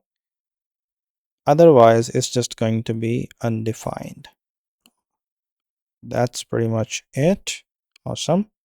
And now I'm gonna need to go inside that div, and here I'm gonna need to say logo set, and also logo set. Hold on. And here I'm gonna say duplicate. All right. And if I go here, of course, there's nothing here. Well, there is. We have the logo, but it's not moving. We have all of the logos, but of course it's not moving. So for that, I'm gonna go up here and I'm gonna say use effect. I'm gonna say if mounted is not true, I'm gonna return const track is equal to track reference dot current. Then we have if track is not true, then we are gonna return again, and I'm gonna say const measure is equal to this function where we have const, where we have const sets is equal to track dot query selector all, and here I'm gonna say HTML element, and the thing that I'm going to select is gonna be, I'm gonna use double quotes here, and I'm gonna say use these square brackets data dash marquee dash set, the thing that we defined here, data marquee set. Awesome. All right, so that is there, and now set loop width is gonna be, actually no, I'm gonna say if sets dot length is more than or equal to 2, only then I'm gonna use set loop width. And of course this is gonna take sets first item of that dot offset left minus sets first item of that, it was the second item and this is the first item. And as you know, JavaScript and basically TypeScript is based on JavaScript, but JavaScript is zero indexed based, so that's why dot offset left. There you go. Finally here I'm gonna return, and after this one here I'm gonna say set loop width. For this one is gonna be sets, I'm gonna select the first item. If that is available, then dot offset width from that, otherwise it's just going to be 0. Let me format and save everything, and now after this measure, I'm gonna say measure, I'm gonna call that function, I'm gonna say const observer is equal to new resize observer. There you go. Measure, and here I'm gonna say observer dot observe. I'm gonna put the track there, and I'm gonna return for the use effect dismount. It's gonna be this function observer dot disconnect. There you go. And here, of course, we need to provide the mounted here. Let me format everything and save everything. Let's go here, and there you go. We have this little issue. Let me refresh. That's gone. So it's working really, really good. Awesome. Fantastic job, guys. Let's get back to the code here. Actually, if I go here, and this looks kind of fine, but there is something off. So here, yeah, this needs to be changed to left 0, and this one is right 0. Okay, I'm saving it. Let's go here back, and now this one is fading and this one is fading as well. Fantastic. Earlier both of them were here on the right 0 side. So yeah, this is done now. This is done. Fantastic. All right, I'm gonna close this logo cloud as well as this section. And in the section, actually no, in the section we need this hero prompt area. We can close the tagline, and also we can close the above the fold. So let's work on the hero prompt area, and for that I'm going to go to hero and create new file, and that's going to be prompt-area.tsx. I'm going to say use client, and then here we have, I'm going to first of all import use router from Next Navigation. Then I'm going to import use effect from React. I'm going to also need import type, and this is going to be project category from our types. And here I'm going to say export function hero prompt area. Open that, and here we have a return, of course. I'm going to display div p tag, and I'm going to say prompt. There you go. And in here, I'm going to get rid of this thing, and I have prompt area. There you go. Excellent. And now if I go here, this prompt is coming from the new component. So let's get back here, and here I'm going to import use toast as well. And inside this function here, I'm going to say const router is equal to use router. And then here I'm going to say const editor, which is going to be toast editor. There you go, is equal to use toast. Awesome. All right, so now I'm gonna come down here and change this to an empty fragment, and in there I have a div tag. I'm gonna open that up. Class name is gonna be mx-auto. Then we have width-full and max-width-hero prompt. There you go.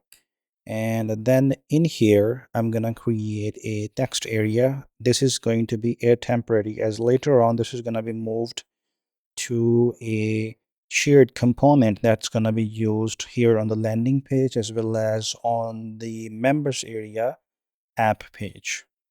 So here I have a text area, and I'm going to give it a class name for now.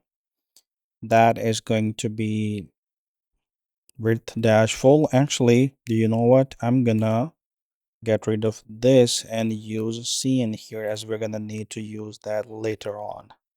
So for the cn, I'm gonna use, and of course we need to, for now we need to bring cn here, but that's going to be removed later on. So cn here, and then that's gonna be width-full. Then we have resize none, bg-transparent. We also have on focus, it's going to be outline dash none, and we also have on disable, this is going to be opacity 60. I'm going to put a comma here and go for the second line, which is going to be max dash height dash 200 pixels, and we have overflow hidden. Then we have px2 py1 text small leading normal, and then we have text dash primary. Awesome. And that's pretty much it for now. I'm gonna save it, and now if we go here, well, the text area is there. Of course, the styling is not there. I can click on this one, and for that I'm gonna give it a placeholder, and that's gonna be text dash, this is gonna be hash 696C74. There you go. And of course, I'm also going to give this a placeholder. That placeholder is going to be describe your idea. Replit will bring it to life. Save it. Let's go here, and there you go. We still have that, but we still have no borders around it. Let's go back here. I'm going to get this text area and put it in another div. And there you go. And to that div, I'm going to give it some class names. And I'm going to use cn here. And that is going to be, first of all, relative. Then secondly, I'm going to say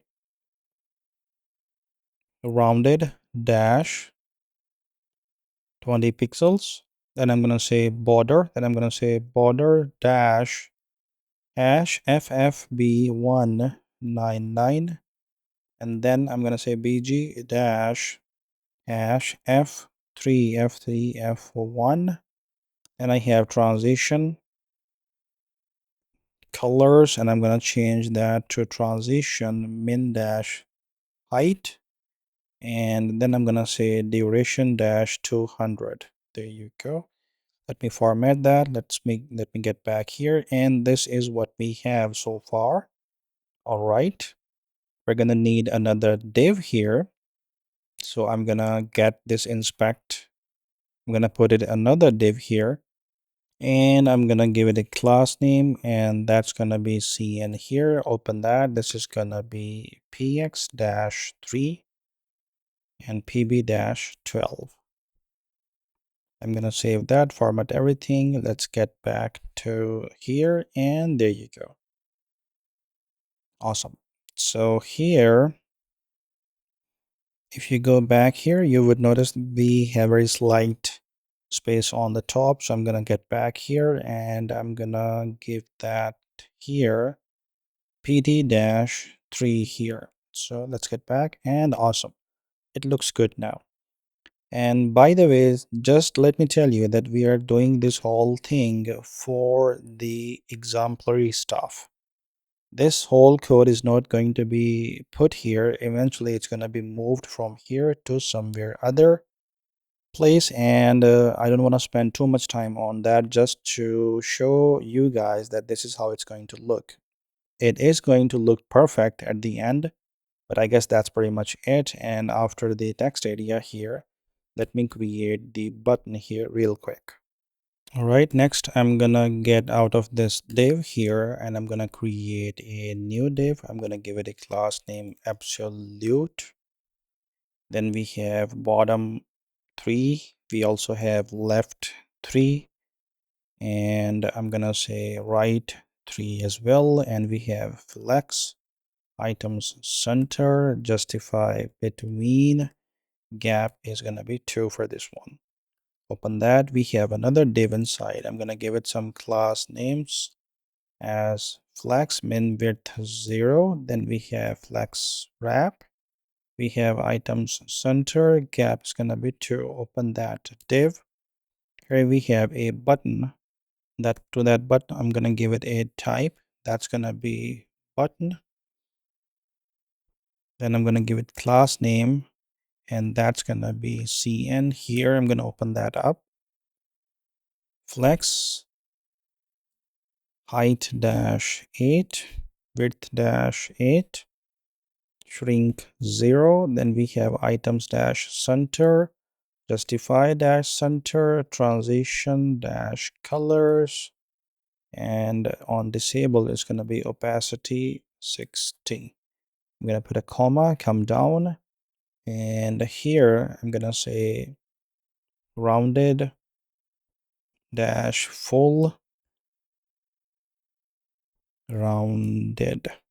There you go. Dash full, and then we have bg dash custom value, which is going to be f3 f3 f1. Then we have text dash hash 2a292c. Then on hover, it's going to be bg dash black slash 0.04. There you go.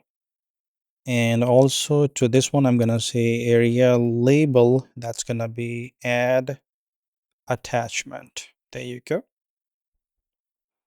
I'm going to add this SVG to this one. I'm going to copy paste that, save that. Of course, you can find that in the code in the GitHub repo. Link is available in description. So if I go here, There you go. We have this little plus icon. Of course, it does not do anything yet. It will do everything once we set everything up, right? After that button here,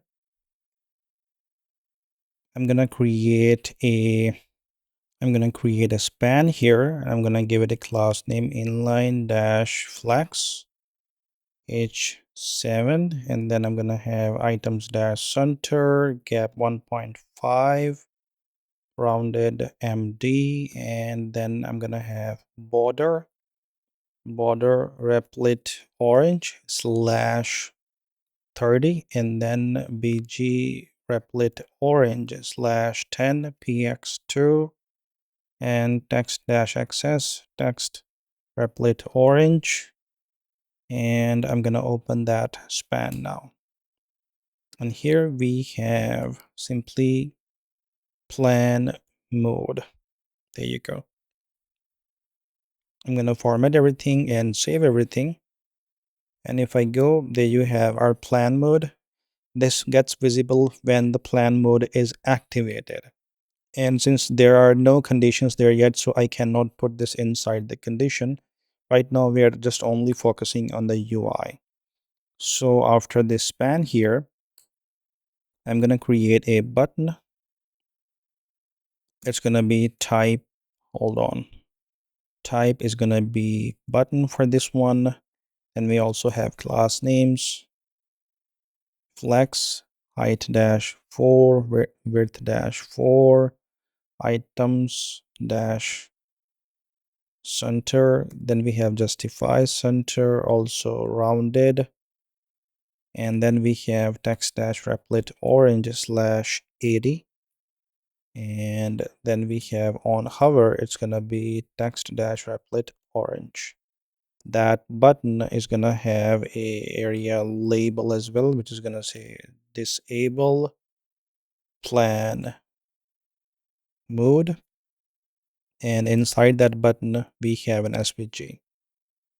And there you go, we have that SVG here. If I go here, this is what you have basically. It does not work the way it should right now, as you guys can of course imagine that we're gonna put a lot of effort into this, more effort into this, when we are actually working on that component.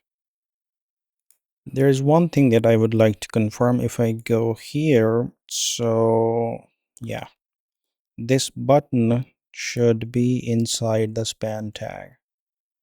There you go. Let me format everything, save everything. Now if we go back, awesome. Yes, that cross should be within this background. Awesome. Let's move on. And now I'm gonna pull this up, and after this span we have this div. I'm gonna get under that div, and here I'm gonna create another one. I'm gonna give it a class name flex items-center and gap of 2. Open that div here, and inside I'm gonna create a button. Type of the button is going to be button. Then here I'm gonna say class name. This is gonna be cn. Open that, and this is gonna be inline-flex. Hold on, inline-flex, and then we have height-8 and items-center gap 1.5 rounded LG. We have border, we have px 2.5, we have text XS, transition colors. Then we have on disabled, this is going to be opacity 60. All right, and then I'm going to put a comma here, and I'm going to say border, actually border dash, this is going to be hash DFDED8, and then after that we have text dash muted, and then we have on hover, I'm gonna say BG dash black dash 0.04. All right, then I'm gonna come here, and it's gonna be area label. That's gonna be enable plan mode. There you go. And inside the button, I'm gonna say plan. Let me format everything, save everything. Let's go here. And there you go. We have our plan. And of course, we're gonna need to create a icon for this one. That's gonna go here and here as well, but that's later. Actually, do you know what? On the second thought, we should do that here. So I'm gonna write function plan icon, and here I'm gonna say return. Open that, and let's paste the SVG for the plan icon. And this is going to be used, of course, I mean this is going to be moved along with the rest of the code to the shared component when we work on that. So right now I'm gonna display our plan icon here. Also, this is gonna be displayed here as well. Let me format and save everything. Let's go here, and there you go. It looks good. It looks really, really good. And now let's move on to the next button here. After this button, I'm gonna create another button, and I'm gonna give it a type button. Then we have class name, and for that I am gonna use cn, and I'm gonna say flex height 8, width 8, items center, justify center, rounded lg, transition colors, and then we have disabled opacity is gonna be 60. Awesome. And then I'm gonna put a comma here, and second one is gonna be text dash hash 696C74,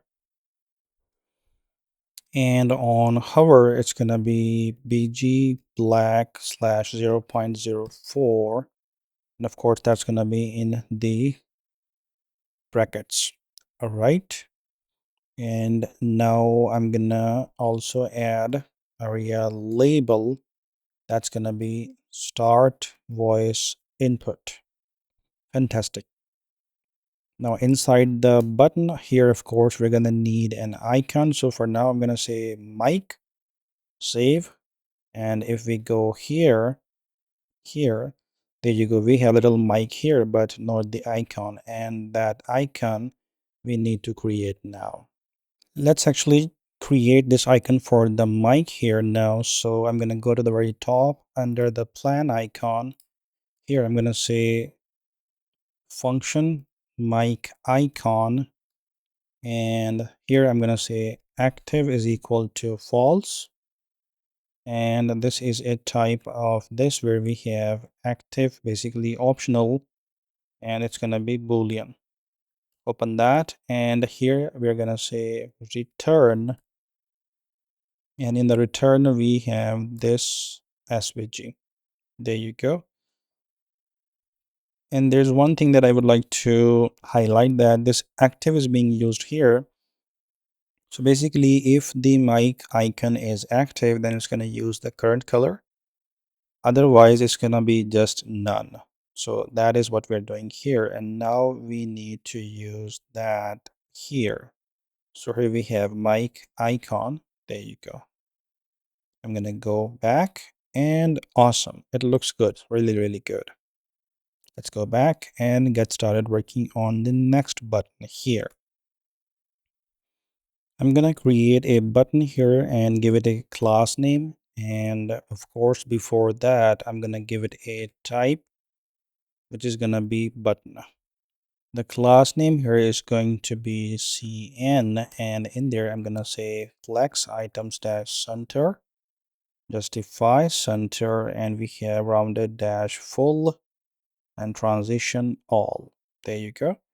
Put a comma here, come down, and I'm gonna say h dash 8 gap 1 bg replit orange, and then px is gonna be 3, and I'm going to say text dash small and font medium and text dash white.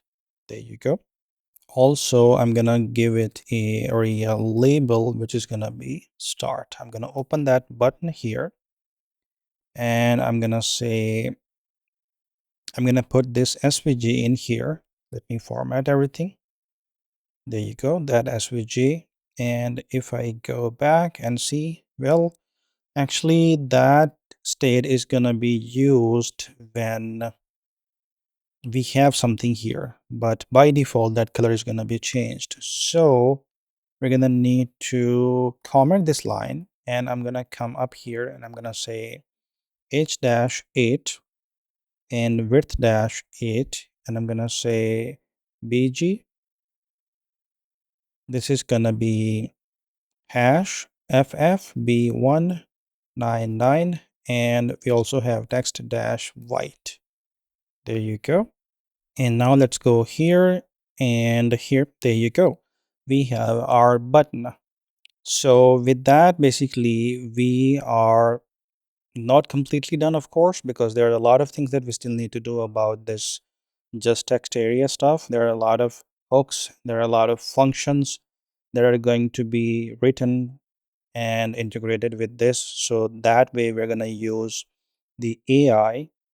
And but I guess the UI part is kind of done, and we have only a few things left that we will take care of when we really work on the shared component.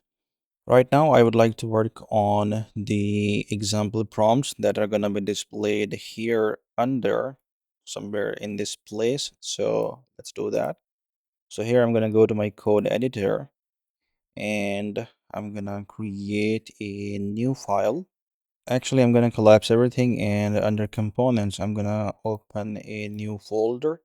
I'm going to name it shared, and there I have this new file, example dash prompts.tsx. There you go. Then here we're going to make sure that it's a client component, and I'm going to say import use state.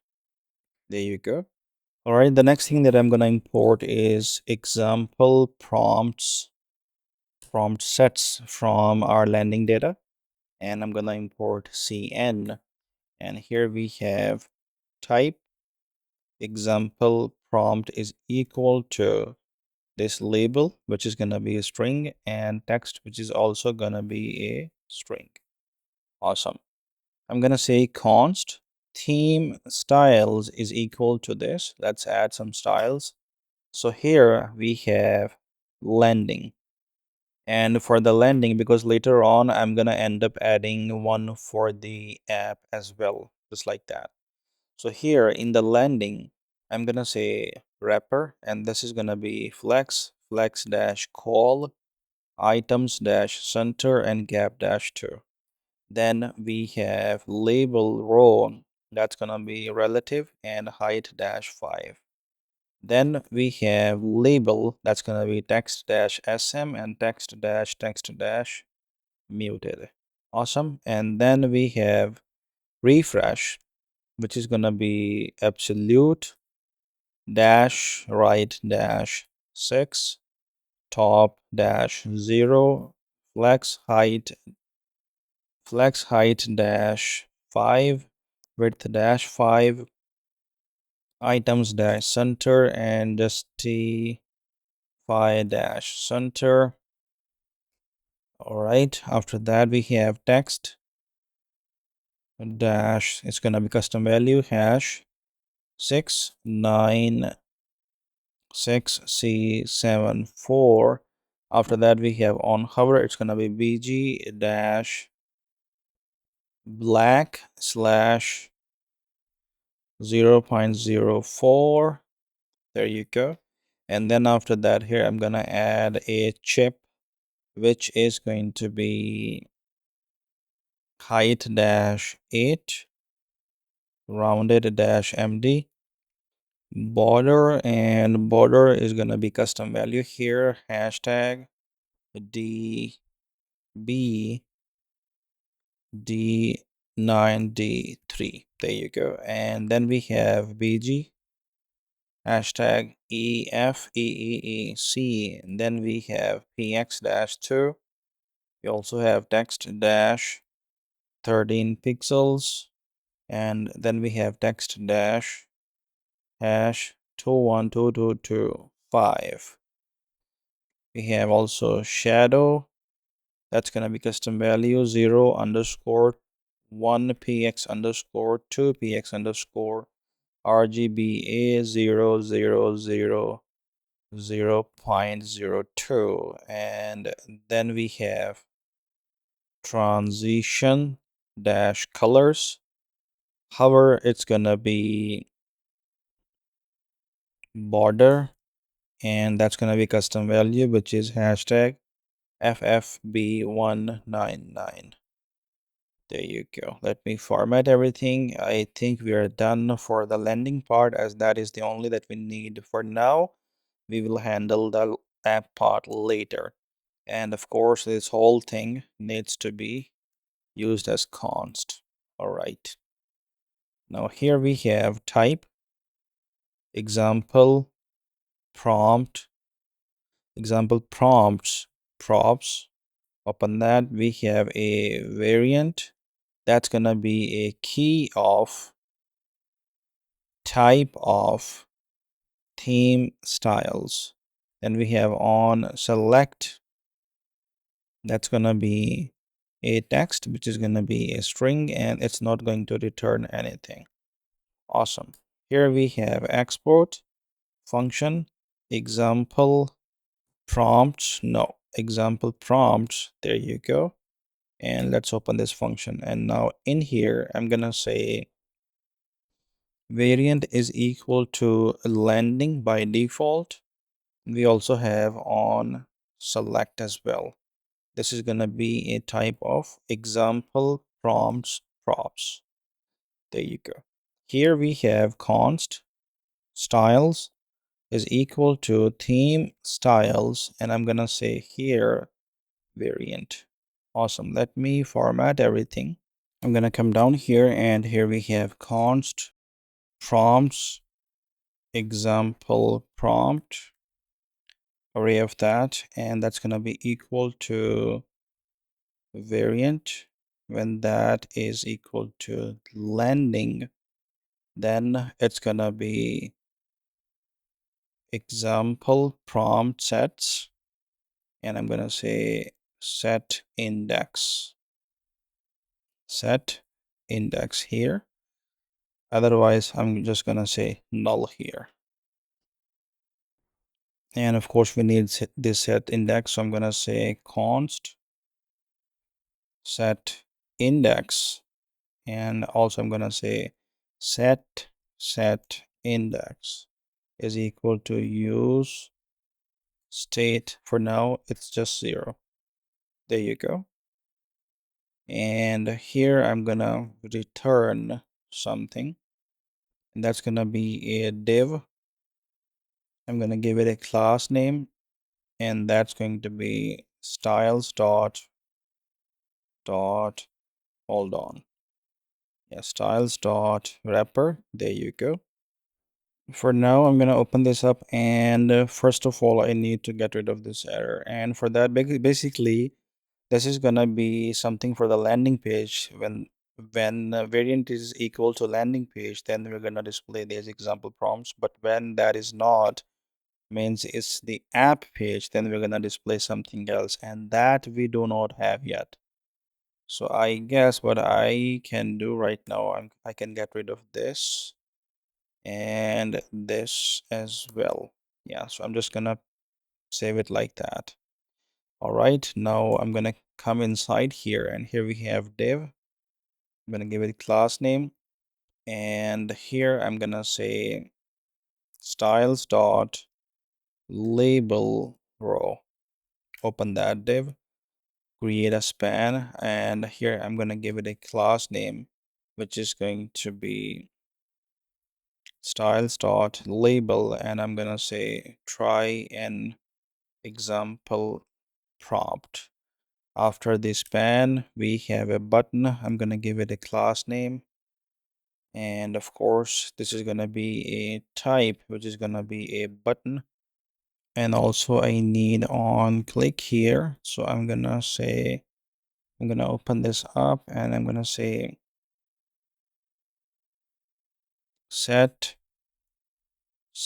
index, and that's going to be previous, and I'm gonna say previous plus 1, and I'm gonna use the modular operator here and example prompts sets dot length. There you go. Hold on, let me format everything. Yes, awesome. And there is one more thing that I would like to do here is actually, so on click in here, I'm gonna say when the variant is equal to landing, only then we're gonna do this.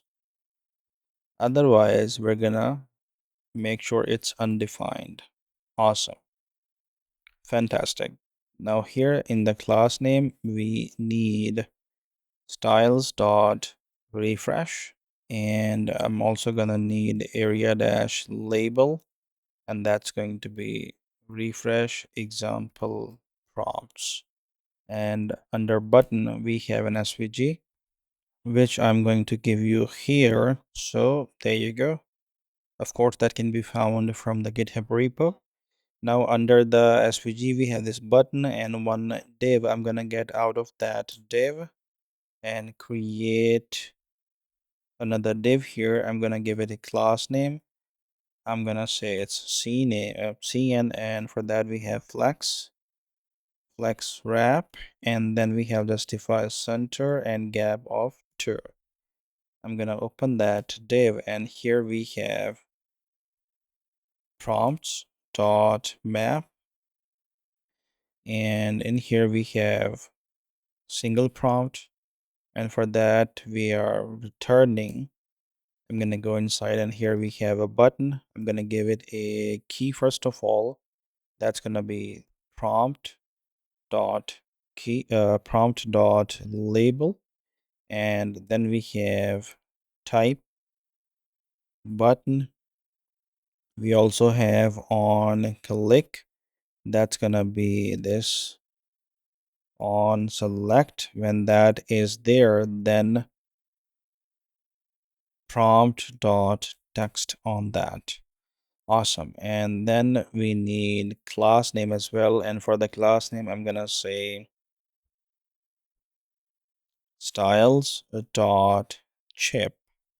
Awesome. And I'm gonna open that up, and here we have prompt dot label. Let me format everything and save everything. And we have these issues that property chip does not exist, and does not type empty. Basically, we have these issues on the refresh and all of these as well. And yeah, let's get rid of the app from here, because we're gonna add that when we have the real data for that. And there you go. Yes, all that issues have been sorted out. I'm gonna save it, and now I'm gonna go to prompt area. So in this page, under this div, means at the very bottom before the fragment, here I'm gonna create a div. I'm gonna give it a class name that's going to be mx-auto margin top 3.5. There you go. And then we have hidden width dash full, max width hero dash prompt, and then we have on desktop it's going to be block. Open that up, and here we have example prompts, and there you go. I'm gonna save it, format everything. Let's go to our browser, and there you go. We have these prompts, nice looking. If I click on this one, it refreshes. Excellent job. Let's get back, and the next thing that we need to work on is the category icons. I'm gonna go to our shared folder, and I'm gonna say new file. This is gonna be category-icons.tsx. And this component is a little different here because we're not going to write this component. First of all, we have use ID from React, and then we have project category. No, we have type project category. There you go. And then we have all this code that I'm gonna paste here. There you go. Awesome. So let me explain what is happening here basically. So first of all, we are not using Lucid React icons in this project, as I just wanted to make sure that we are going to replicate the Replit landing page and icons and everything as exact as possible. And Lucid icons did not have those icons. So I kind of picked all of these icons from the Replit website, pasted, well, grabbed all of those SVG elements and saved them, tested them, made a little bit changes and like this stroke current color and things like that. And I don't want you to write all of the SVG code and things like that. So that's there already available to you in the video description as GitHub repo. Please download that, get the code from there, and there you go. You have category check icon, and then for the category icon, you have a few cases. It's the switch statement. In case of website, we are returning this SVG. Then in case of mobile, we're returning this SVG. We also have design, that's just SVG. We have slides, a single SVG, returning that. On data, we're returning that. So basically, this is a simple switch statement that we're using, and for each case, we're returning an SVG. As simple as that. There is no rocket science. Do not worry that I just pasted some code for you just to follow. Well, I mean, if you don't like that, you're always welcome to go to the Replit website itself and grab these icons from there. Let me show you how you can do that. So if I go to Replit, and there you go, I'm gonna open that website. And for example, let's say if I like this icon, I'm gonna click inspect, and here I'm gonna click on this one. This has brought me, hold on. So we have this one, this SVG. I'm gonna copy that. You click that SVG and then you do Control C from there, and that way you can copy the entire SVG, and that can be used anywhere. Like if I go here, I can create a new file, paste it, there you go. That's the SVG file. That's how you can grab them. Yeah. So anyways, this file is done. I'm gonna close this file and I'm gonna work on the next file. Now, before I move on to the category carousel above this example prompts here, something like this category carousel, I would like to make sure that the draft state is completely done before we move on to anything else. So for that, we are gonna need to create a couple of files. So first, I'm gonna collapse everything, and under lib, I'm gonna create a new file. This is gonna be hero dash prompt dash draft.ts, and here I have first of all const storage underscore key is equal to dash quotes replit dash hero dash prompt dash draft. There you go. Then here we have export type hero prompt draft is equal to this. We have value string, category ID string or null. Then we have plan mode is gonna be boolean. Then we have auto start is boolean as well. All right. Now here we have export function save hero prompt draft. It's gonna take a draft, hero prompt draft. If type of window is equal to undefined, then we return. Otherwise, we have session storage dot set item, and I'm gonna say storage key. Hold on, storage key, and the second value is gonna be JSON dot stringify draft. Awesome. Then I'm gonna come down here once more, export function. I'm gonna say load hero prompt draft. This is gonna be returning a hero prompt draft or just nothing. And if type of window is equal to undefined, we return null from there, and we're gonna say try and catch block here. And in the try, I'm gonna say const raw is equal to session storage dot get item. And I'm gonna say storage key, and then if raw is not there, then we return null. And if that is there, then we have const parsed is equal to JSON dot parse, and we say raw here as partial, and in there I'm gonna say hero prompt draft. Awesome. And if type of parsed dot value is not equal to a string, then we return null as well. And here finally I'm gonna return where is that, return this hero prompt draft, and for that it's gonna be this object, which is gonna be value parsed dot value. Then we have category ID, which is gonna be type of parsed dot category ID. If that is equal to string, then it's gonna be parsed dot category ID. Otherwise, it's gonna be simply null.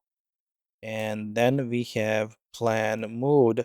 That's gonna be Boolean. We have parsed dot plan mode.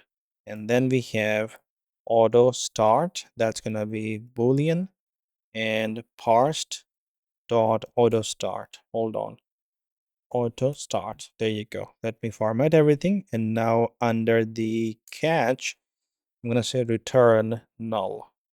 So we are returning either this hero prompt draft or null out of this function. And then here let me write this final one. So we have export function clear hero prompt draft, and I'm gonna open that. If type of window is undefined, then we simply return. And we have session storage dot remove item, and we have storage key. Let me format everything and save everything. Awesome. All right, so this is it for now, and I don't want to dig into too much deeper for the logic for now, and I want to focus on the UI for this video, I guess. And I'm going to close this file, and also I'm going to close this file.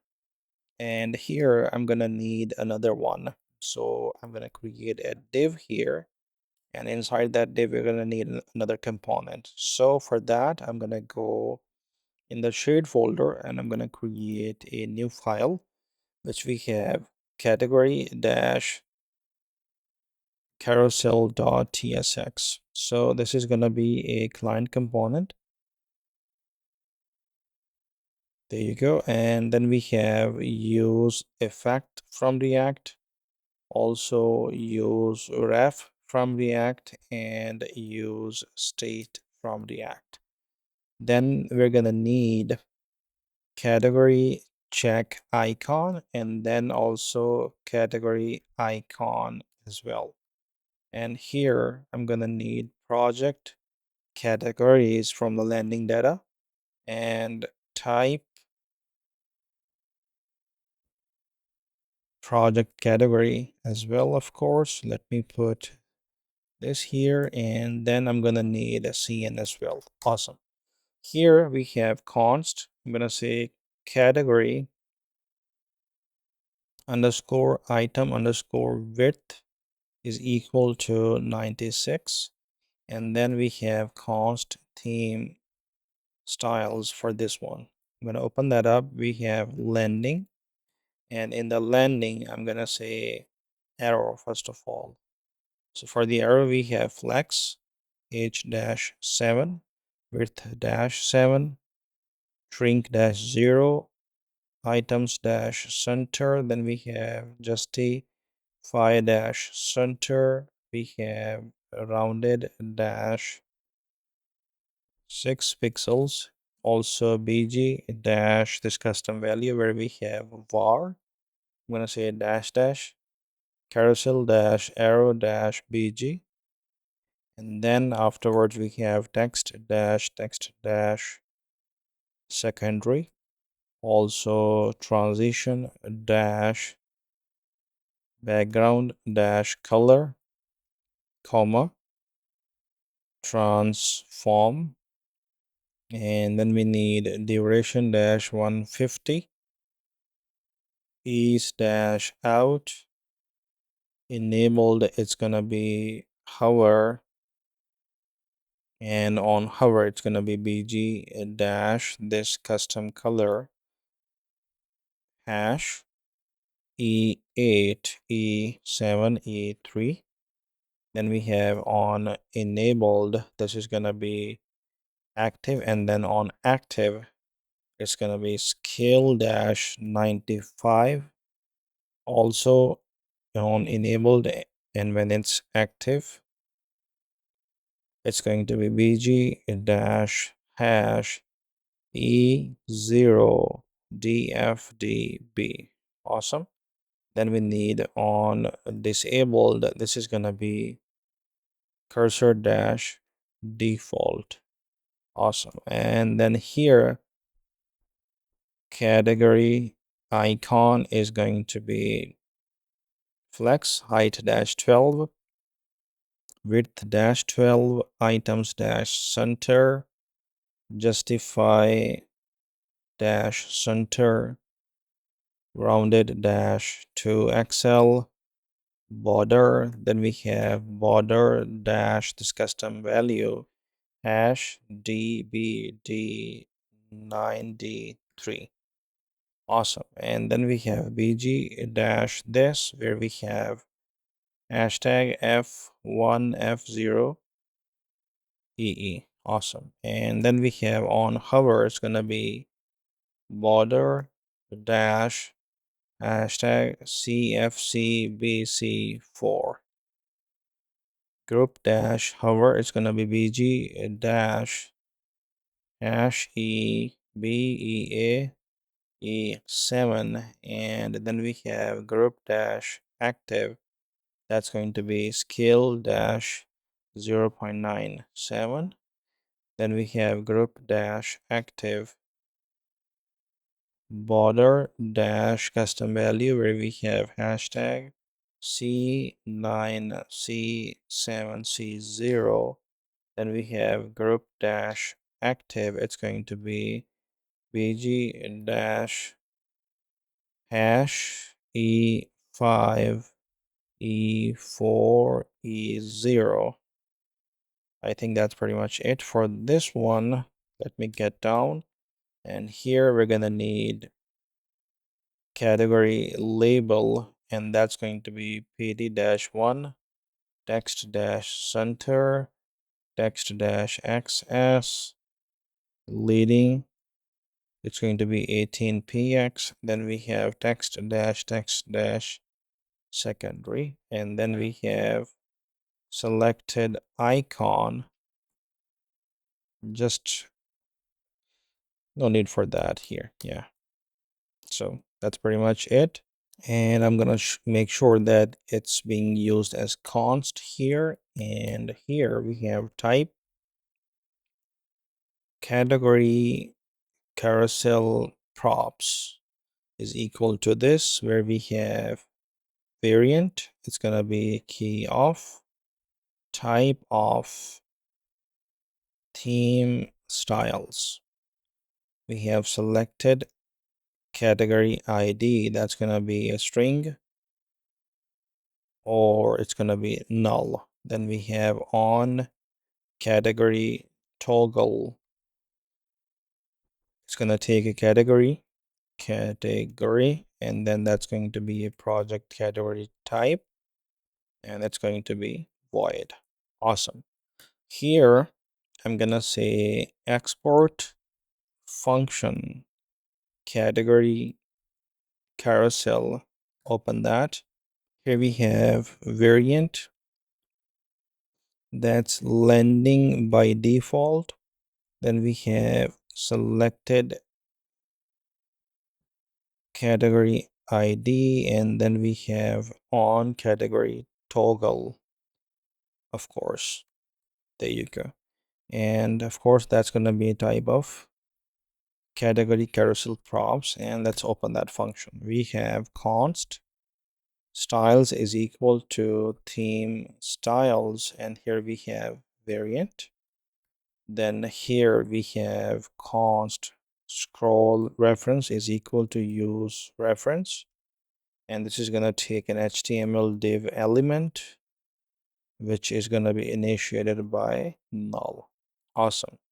And then we have here const can scroll left, set can scroll left is equal to use state initiated by false.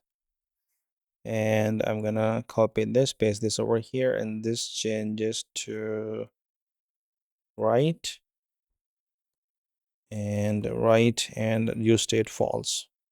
Now here we have function. I'm gonna say update scroll state, and for that I'm gonna say const element is equal to scroll reference dot current, and then we have if element is not available, then we simply return. And if that is available, of course, then we have set scroll left is gonna be element dot scroll left is more than 0. And then we have set can scroll right. It's gonna be element dot scroll left is less than element dot scroll width minus element dot client width -1. There you go. Now here we're gonna need a couple of more functions. So first of all, we have a use effect. I'm gonna say open that, and here we have update scroll state. Initiate that function. Then we have const element is equal to scroll reference, and we have dot current. Then we have if element is not there, then we return const observer is equal to new resize observer. There you go. Update scroll state. Then we have observer dot observe. This is gonna take the element, and then we finally return on the dismount, which is gonna be observer dot disconnect. And here you go. Awesome. Then here I'm gonna put the second value, which is just an empty array. After that, here we need function scroll. It's gonna take a direction, which is gonna be either left or right, and open that function. const step is equal to category item width. Hold on. Category item width. There you go. That's divided by 2, sorry, multiplied by 2. Scroll reference dot current. If that, come on. If that is available, then we have scroll by. There you go. And for that, we're gonna say that it's gonna take left direction is equal to left. Only then it's gonna say minus step, otherwise step. Awesome. And we have behavior that's going to be smooth. And finally, after that, here we have set time out. That's gonna actually here I'm gonna put update scroll state, and that's gonna take 300 milliseconds. Let me format everything. And now after this function, finally, let's work on the return. We have a div. I'm gonna give it a class name. That's going to be cn. I'm gonna open that up. Here we have mx-auto, width-full, items-start, padding bottom -8, comma, get down.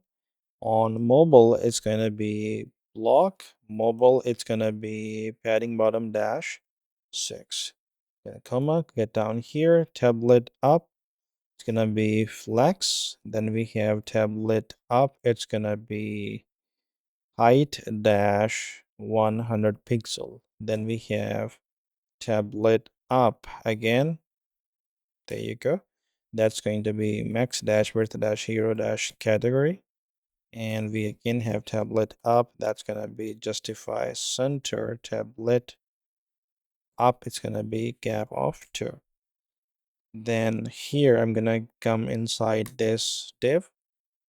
Here we have this button, and inside this button I'm gonna provide it a type, which is gonna be button. And then we have on click, that's going to be scroll left. There you go. And we have disabled.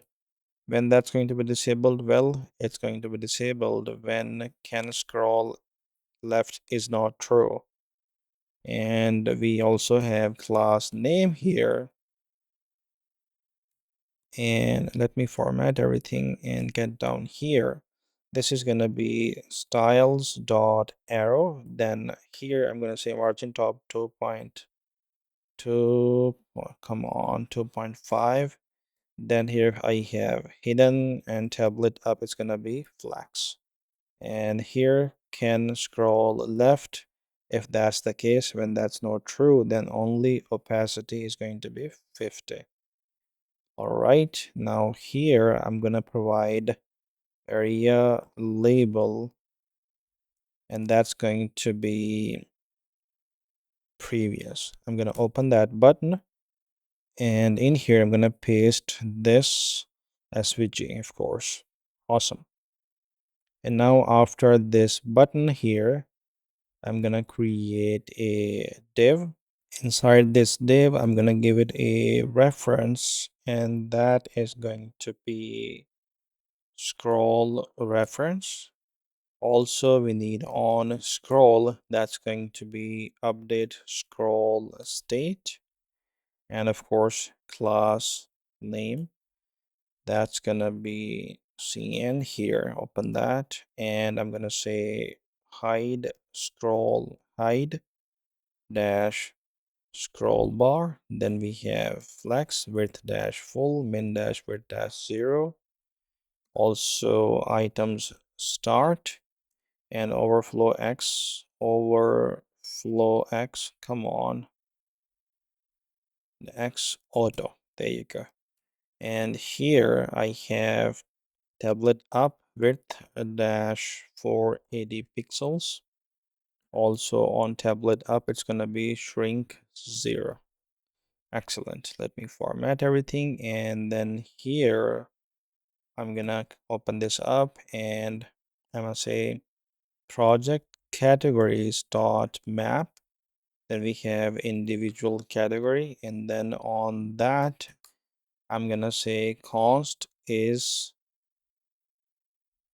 selected is equal to selected category ID when that is equal to category dot ID, and if selected is going to return true and false. So let's use that. Return here we have a button, and I'm gonna give it a type of button, then also key, which is gonna be category dot ID, and then here I'm gonna add on click, which is gonna be on category toggle, and I'm gonna provide that category there. All right, then here I'm gonna say area pressed, that's going to be is selected. Let me format everything, and here I have class name. There you go, and that's going to be CN, and here we have group flex shrink 0 flex call items center. There you go, comma, get down, mobile width, come on, not like that. Mobile, it's going to be width 1/4, and then we have on mobile it's going to be minimum dash width dash 25%, comma, get down, tablet up, it's going to be width dash 24. Excellent. And then I'm going to open this button. Here we have a span, class name, CN. It's going, first of all, it's going to be styles dot category icon. Then I'm going to put a comma here, and then is selected only. Then I'm going to say styles dot selected icon,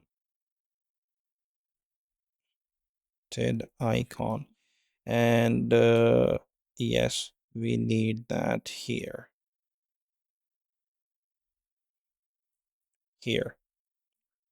Just I'm gonna put some empty state here for now, no styling.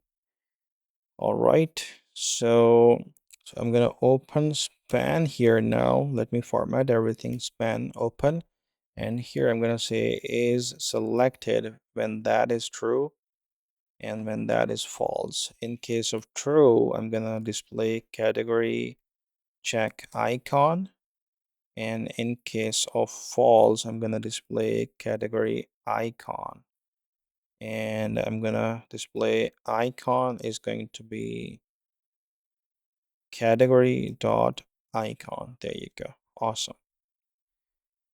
And now under this span, I'm gonna create another span here, gonna give it a class name, which is gonna be styles dot category label, and here I'm gonna say category dot label.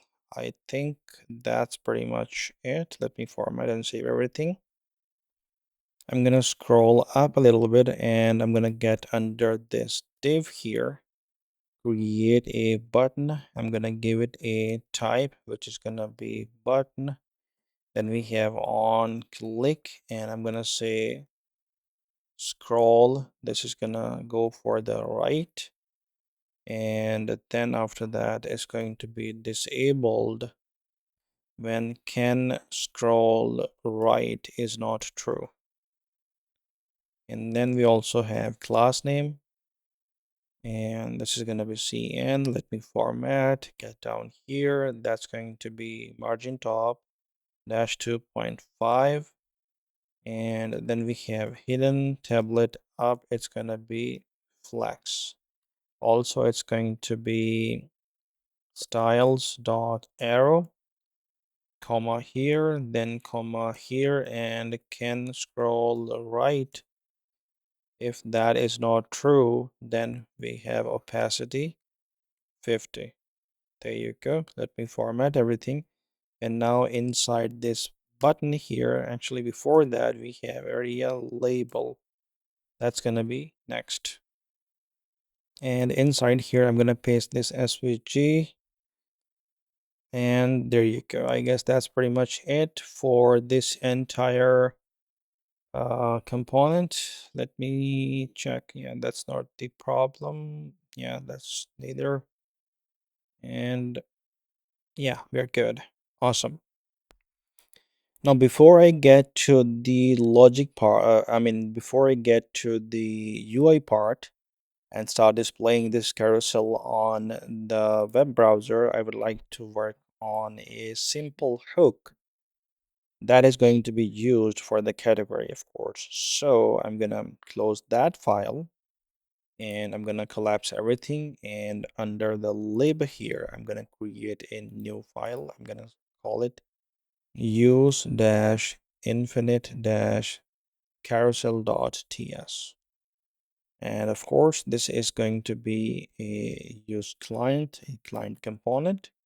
We have use call back, we also have use effect, also use layout effect, and use memo, also use reference from React, and use state.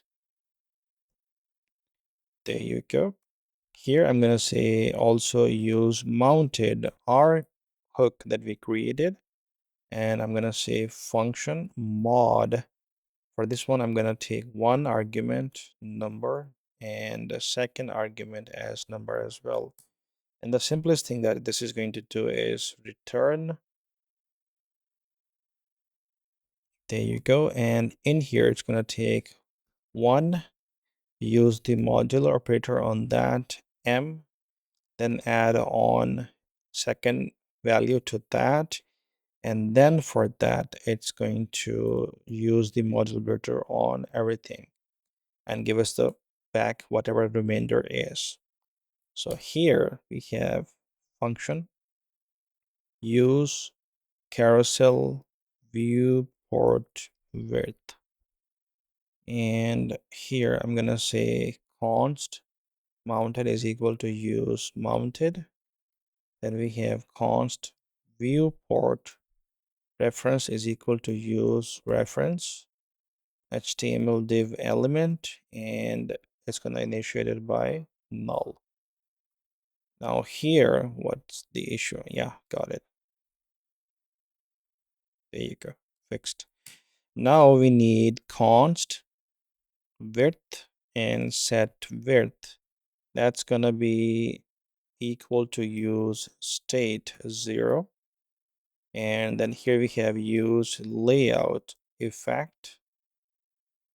And I'm gonna open that up. Here we have const viewport is equal to viewport reference dot current. Then we have if viewport is not there, then we return.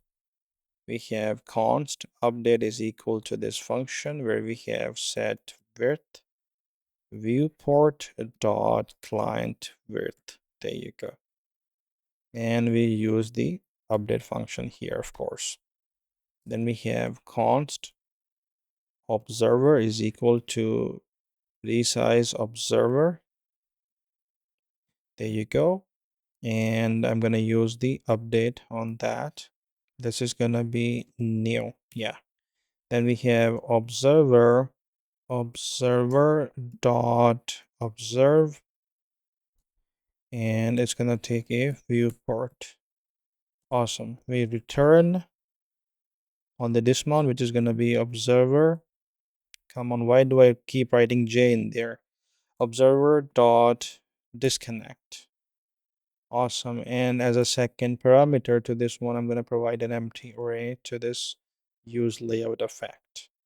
After that here, I'm gonna return for this function that is going to be viewport reference, also width, which is going to be mounted, If that is true, then it's going to be width, otherwise it's going to be 0. Let me format and save everything, and now get down here. I'm going to pull this up, and here I'm going to say export function use infinite carousel, and this is going to take a generic type.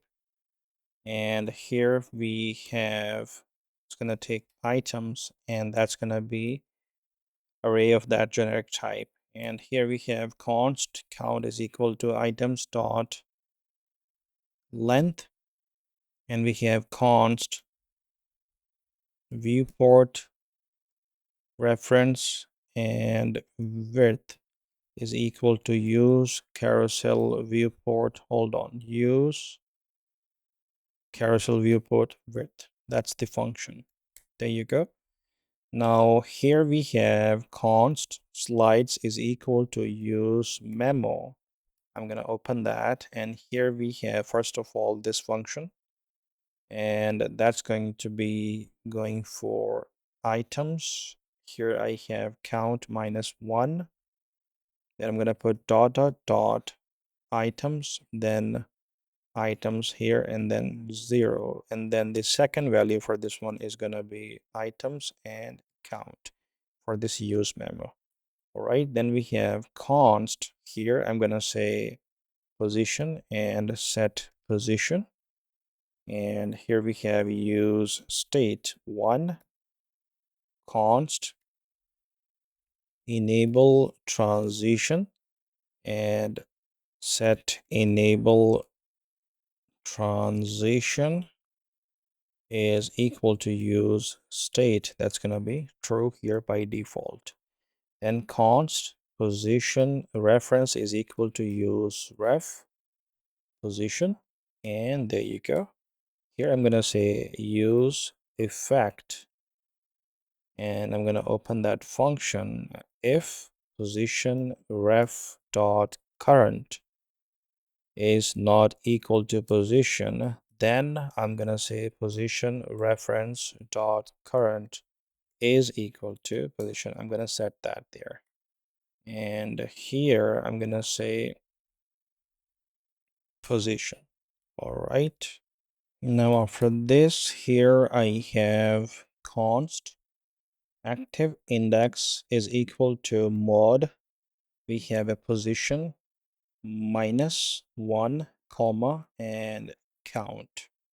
There you go. Here we have const go next is equal to use call back, and here we have this function where I'm going to say set enable transition to true, also set position current. I'm going to take the current one, and then I'm going to change current +1. There you go. And as a second value to this, I'm going to provide an empty array here. All right, and then here I'm going to say const go previous is equal to use. Actually, I'm going to use this one here. I'm going to say co previous. This is true, and of course this becomes -1. Awesome.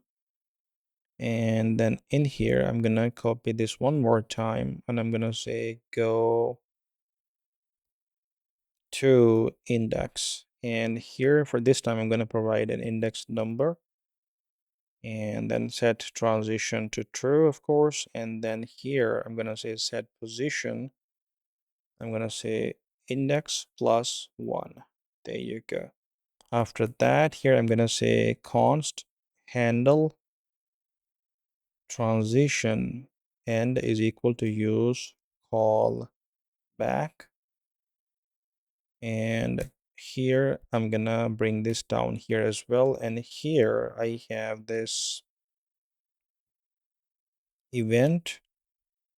No, hold on. Yeah, here I have this event, and this is gonna be react dot transition event. This is gonna be HTML div element, And yeah, of course, we are doing this function here now. Open that, and here if event dot property name is not equal to transform, then we return from this function. Otherwise, we have const current position is equal to position reference dot current. And then here we have if current position is equal to count plus 1, then we're going to say set enable transition to false. And I'm going to say request animation frame. And here we have this function again. I'm going to say set position to 1. And I'm going to say request animation on frame once again. And for this one, I'm going to say set transition to true here. Let me format everything. And now after this if here, I'm going to say else if current position is equal to 0, then we're going to go for set enable transition to false, and request animation frame is going to be this function where we have set position to count and request animation frame once again, set enable transition to true here. All right.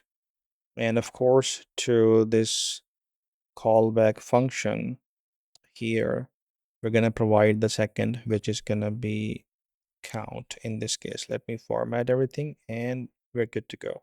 And now finally here, I'm going to say return, and I'm going to return viewport reference, also width and slides, also position, as well as enable transition, then also active index, go next, go previous, go to index, and then handle transition end. Transition, yeah, all spellings are good and we're good to go. And now we are ready to work on the actual component and start displaying that on the page. All right, so now that we have this category carousel in this shared file, I'm gonna create a new file under where are the components. Then we have, actually, let me collapse everything. Then we have landing hero. Under hero, I'm gonna create the same file, basically category dash carousel.tsx, and the only thing that this file is going to do is export category carousel. There you go. Export category carousel from this file, and for this one I'm gonna say components and slash shared slash category carousel. That's pretty much it. So our whole component lives here under this shared file. And why am I doing it this way? Well, because this is going to be used in both places, on the landing page as well as on the app page. And we're going to use this shared component single file. And if we need to make any changes to an individual one, we can make those changes here. And of course, we can go from there. So I'm going to close this file, not needed, also this file, and I'm going to get to the prompt area. And into this div, I'm going to say class name mx-auto. Margin top is going to be 17 pixels. Then we have width-full, max width hero prompt, and then we have on tablet up. It's going to be max-width-hero prompt tablet. There you go. And I'm going to open that div. Here we have category carousel components shared. I don't want to bring that. So what I want is, let's go here category carousel. Let's actually use that here, and instead of shared, here I'm gonna go for landing slash hero, landing slash hero slash category carousel. There you go. And now we need to use this, so I'm gonna get down here. There you go. Let me format everything and save everything, and it seems like we have the issue category carousel locally, but it's not exported declared here. Okay, let's get to the function here. Oh, sorry, this needs to be export, not import. Export category carousel from this file, and there you go. Very good. Category carousel is here, and that's being used here. And of course, it asks for some props that we have here, like on category toggle and selected category ID. Those props can be defined here. So what I'm gonna do is here I'm gonna say const, actually not here, but I'm gonna define them here. So I'm gonna say const selected category and set selected category is equal to use state that we can import from React. And here this is going to be project category type or null, and it gets initiated by null here as well. And then under that I'm going to say function handle category toggle, and that's going to take a category which is going to be a project category type. And I'm going to open that function. Here we have set selected category, and that's going to take the current one and run a function on that, which is going to be current. If that exists, then get the ID from there.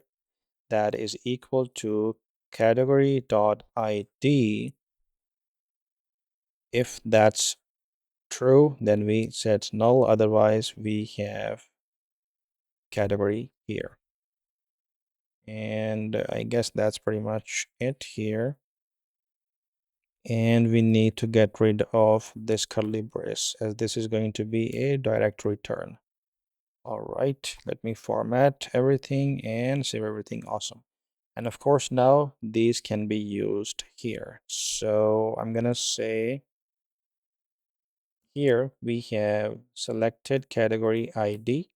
That's going to be selected category dot ID. If that is true, good. Otherwise, it's just going to be null. Awesome. And then we have on category toggle handle category toggle. There you go. And by the way, this is just some exemplary code, and this code is not going to be used here. This code, eventually this is going to be removed from here. Let's go to our browser, and there you go. We have this nice looking category, and but there's one issue, that we should not have this scroll bar. I remember that I did put that class there. So if I go to category carousel,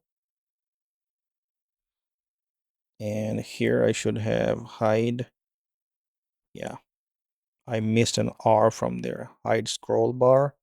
And there you go. Awesome. That scroll bar is gone, and it looks phenomenal. Perfect. Perfect. Well done, guys. Wonderful job. Good stuff. All right. So now the UI for this section is almost done, and now we can move on to the next section, which is the bento cards section. And for that, let's move on to our code editor. I'm going to close this file, and this file as well, and keep this open. And I'm going to collapse everything here, go to components, then we have a landing, and I'm gonna create a new folder under landing that's gonna be agent. And under agent, I'm gonna create a new file, call it section.tsx.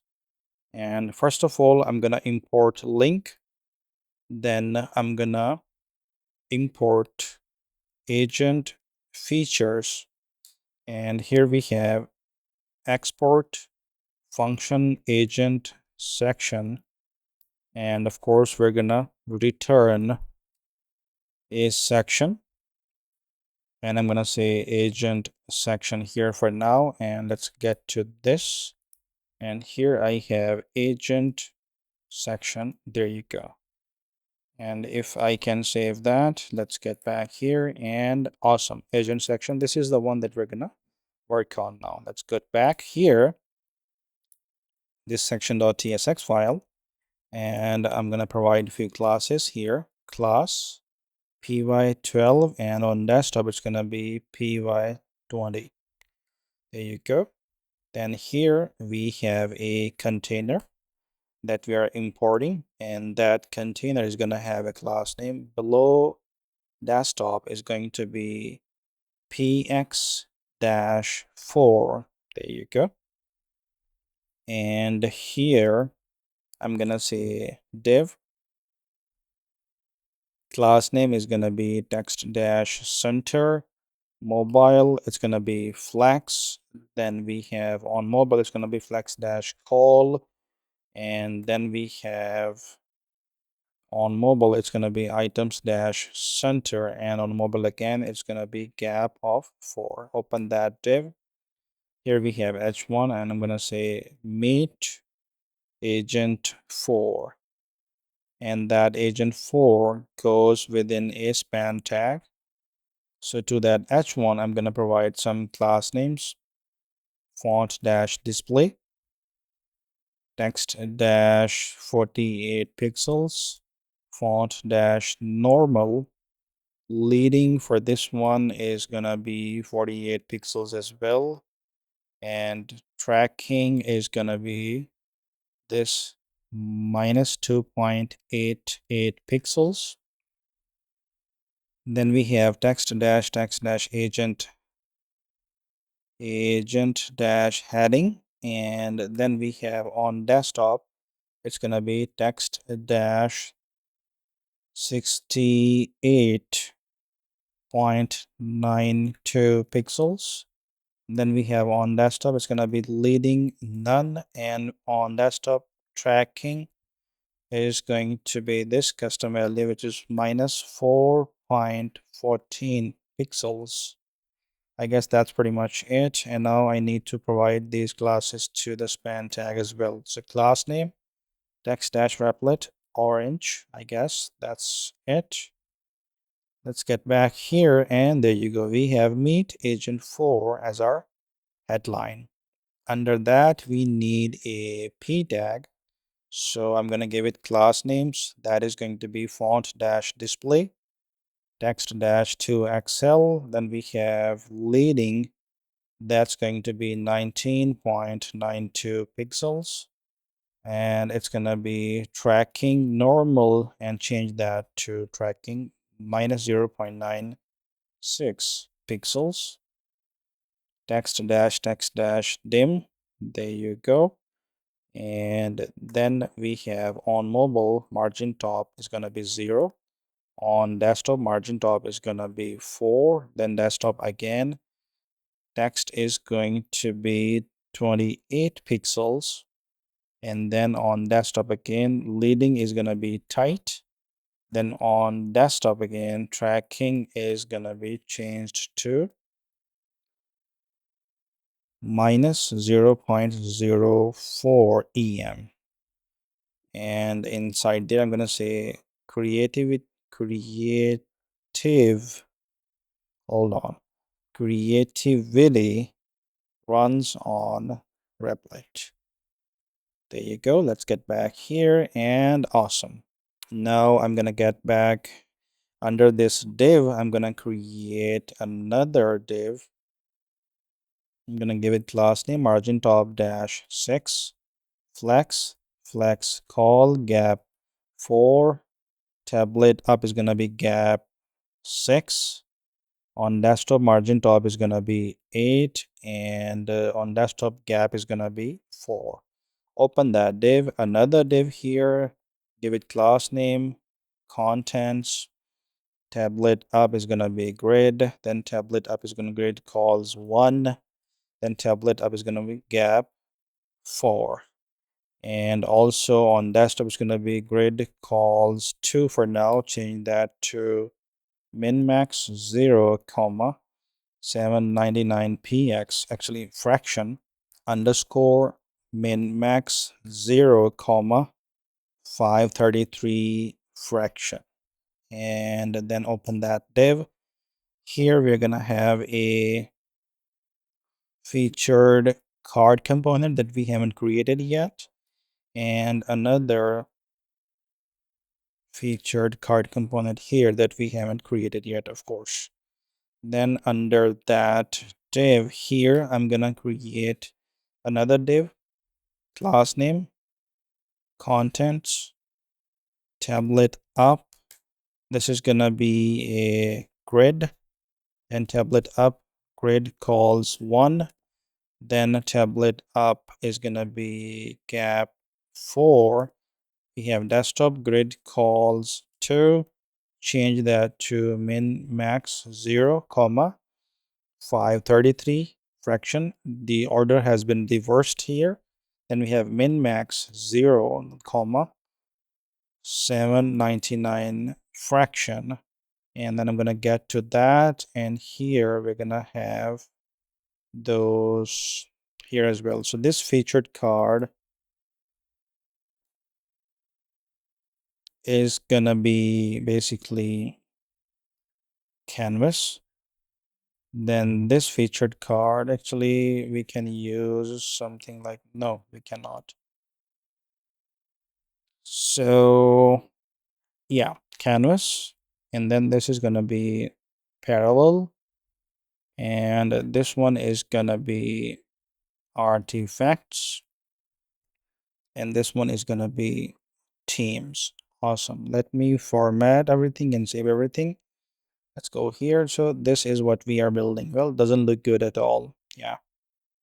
I'm gonna get down here.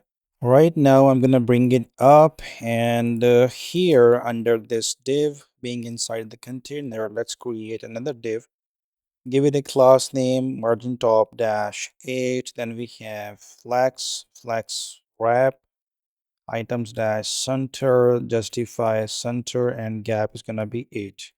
Open that div. Here we have a button, not this button, but the component that we have created. And for that, we're gonna give it an href. That's gonna be slash agent 4, agent dash 4. Then we have variant, and that's gonna be outline. Then we have class name, and I'm gonna say h dash 45 pixels. Then border for this one is gonna be 1.5 pixels, and px is gonna be 6 for this one. Let me format. And then in here, this is going to say deep dive into agent 4. And then I'm gonna have a right arrow. This one. Nope, that's not working. And right arrow. I mean, I should be able to use that, but let's save that. Actually, let's get back here, and yeah, that's not working. Yeah, anyway, we can leave that. And here, after the button here, I'm gonna say link. To that link, I'm gonna say href, and we have slash talks, and then I'm gonna give it a class name that's going to be text dash small, text dash agent heading, and underline, and also underline offset 2, and on hover it's gonna be text dash primary, and inside there we have read the documentation. There you go. Let me format and save. Let's get back here, and awesome. Of course, now we need to work on these featured cards. I'm going to get back here, and in order to work on this featured card component, we're going to need the config file for the featured card, and that we're going to create first. So in the agent, I'm going to create a new file. I'm going to name it feature-card-config.ts. And in here, I'm just going to give you this code. Let's paste that, and let me explain. So here basically, first of all, we are bringing agent feature from our types that we already have here. Then we have this, we are defining this another type here, that feature variant config. We have a BG, rounded, layout, and all these little things. And of course, there's this string, mostly string, and a couple of numbers, and we have this literals as well. Right, so after that here, just we have a few classes. And here, this is the main part, the feature variant config. And in this area, we have a few cases. First of all, this is going to be a canvas. For the canvas, these same options are being used as described here in the type, in this object. Then we have one for the parallel. If I can go here, so basically we have one canvas, parallel, artifacts, and themes. So here we have parallel, and then we have third one for artifacts, and then we have fourth one for the themes. These are some predefined designs that I have already written for you that can be used in order to reduce the time for this project development.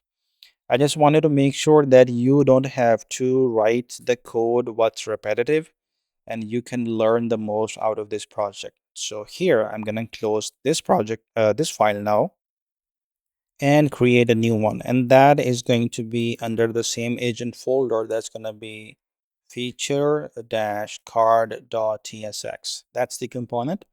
So first of all, we have image from next image. Then we have feature variant config. Then we have agent features from our landing data. And then we have CN. There you go. And of course, this agent features, we're bringing the type here. Then here, I'm going to say type feature variant config is equal to, I'm going to say type of feature variant config, and just I'm going to mention agent feature. There you go. And this should be agent feature, sorry, not agent features. And that's not the correct one here. The correct one is here. That should be a type. That's what we are defining here. So agent feature, and right after that here I'm gonna say, come on, not this one, but square brackets. There you go. Variant. Awesome. Now I'm gonna get down here and I'm gonna say type feature card props is equal to this, where we have a feature which is gonna be agent feature. Then we have class name, and that's going to be a string. Awesome. Now here we have function card illustration. Open that, and here we have config, also a variant, and that is going to be a type of this, where we have a config which is going to be feature variant config. There you go. Not this one, feature variant config, and I am missing, yeah, this should be capital F. This should be this type, and then after that I'm gonna put a comma here, and I'm gonna say variant, and that's going to be agent feature here, and I'm gonna define variant here. And then here finally I'm gonna open that function. Awesome. So in the function I'm gonna say if config dot show illustration is not true, then we are simply gonna return null. Simple. And then after this if statement, I'm saying if variant is equal to artifacts, then this is what we do here. So here I'm gonna say return, open that, we have a div. I'm gonna give it a class name, which is gonna be config dot illustration class. And I'm gonna open that div, create another div inside, gonna give it class name that's gonna be below dash desktop. That's gonna be translate x0. Then we have desktop minus translate x, and that's gonna be 745 pixels. I'm gonna open this div, and here we have an image. Well, the images are gonna be pulled through the SVG as well. So for that, I'm gonna say image here, and I'm gonna say source config dot illustration. There you go. That's the SVG. Then we have alt, just gonna leave it empty. Width, that's gonna be config dot illustration width. Then I have height, that's gonna be config dot illustration height. There you go. Let me format that. And then we have class name, that's going to be h dash, that's gonna be 149 pixels. Then we have width dash, and then we have 1085 pixels, and we have max dash width dash none. And we also have area hidden. I guess that's pretty much it for this image. And I would like to display this artifact now. So this artifacts case we have, if I go here, there you go, I can display that feature. Come on. Actually, no, hold on. We can't, because we are not still, yeah, we are not still exporting it. That's why we can't. So I'm gonna undo this, and we're gonna get back to this after a few minutes once we have the export from here. Now after this artifacts variant, I'm gonna get down here, and I'm gonna say if variant is equal to canvas, then we are gonna return this. And in here we have a div. Class name is gonna be config.illustration class. And I'm gonna open that up, and here I have this image component where I'm gonna use source. And of course we have config.illustration for that. We also have alt, which is empty. Then we have width, config.illustration width. And then we have height, config, hold on, config dot illustration height. And then we have class name, which is gonna be height dash auto, width dash full, max dash width dash none. And mobile width is going to be 483 px.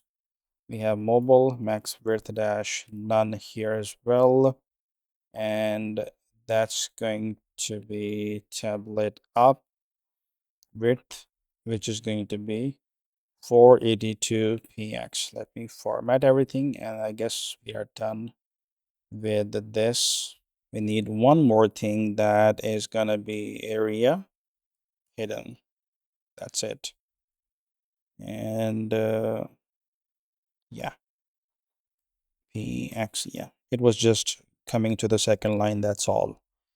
All right, then after this one here, I'm gonna say if variant is gonna be equal to parallel, then we are gonna return this, where we have a div, gonna give it a class name, which is gonna be config.illustration class.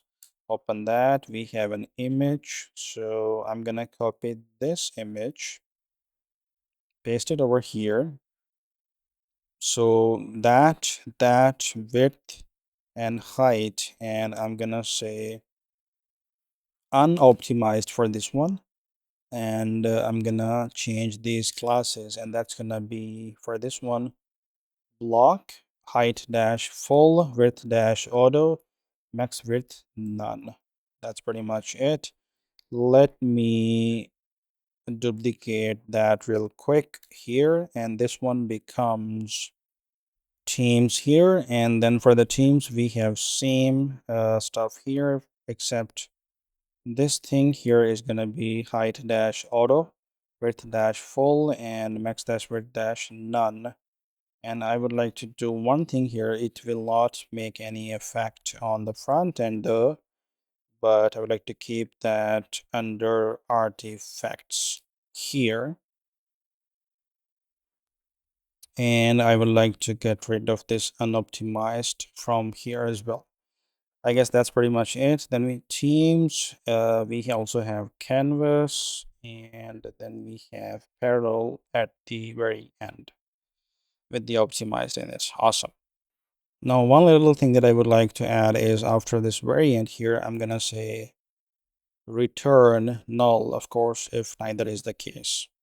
We're only returning one for each. If neither is the case, then of course we are returning null. All right, after that here, we're gonna write a function. So function card content, there you go. And this is gonna take a feature and config and content class here as well. And this is gonna be a type of this where we have feature is gonna be agent feature. Then we have config, which is gonna be a type of feature variant config.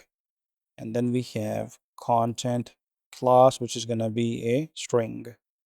And let's open this function here where we have const title class is equal to this, where we have feature dot variant if that is equal to parallel, or feature dot variant is equal to artifacts.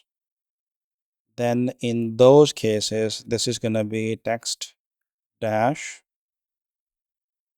32 pixels, and we have leading 28 pixels, and we have tracking minus 0.05 em, and then we have tablet up lit dash up, and that's going to be text dash 60 pixels. Tablet dash up, it's gonna be leading dash 53.4 pixels. Let me confirm spellings. So text leading here is good, tracking here is good, tablet up, no need space here, text and tablet up, and leading 53.4. Okay, all good. Then we have tablet dash up is gonna be tracking dash minus 3 pixels. And now I'm gonna get down here, and in case of false, this is gonna be text dash 36 pixel, and we have leading dash 32 pixel, and then we have tracking dash minus 0.05 em, tablet dash up, that's going to be text dash 60 pixel. Yeah, 2 times, no need for that. So tablet up, yes. Tracking, yes. Leading, yes. Text, yeah, all good here. And tablet up is good as well. And then we have tab lit up, and it's gonna be leading 53.4 px. Tablet up again, and this is gonna be tracking dash minus 3px, and here we have return. Open that. It's gonna be a div class name, and this is going to be content class. There you go. Open that. We have a p tag here. I'm gonna give it a class name, and I'm gonna make sure that it's a cn. Open that up here. We have, first of all, text 14 pixels, put a comma, get down, config dot eyebrow, get down, config dot eyebrow class, if that exists. Otherwise, just margin bottom dash 1. And then we have mobile.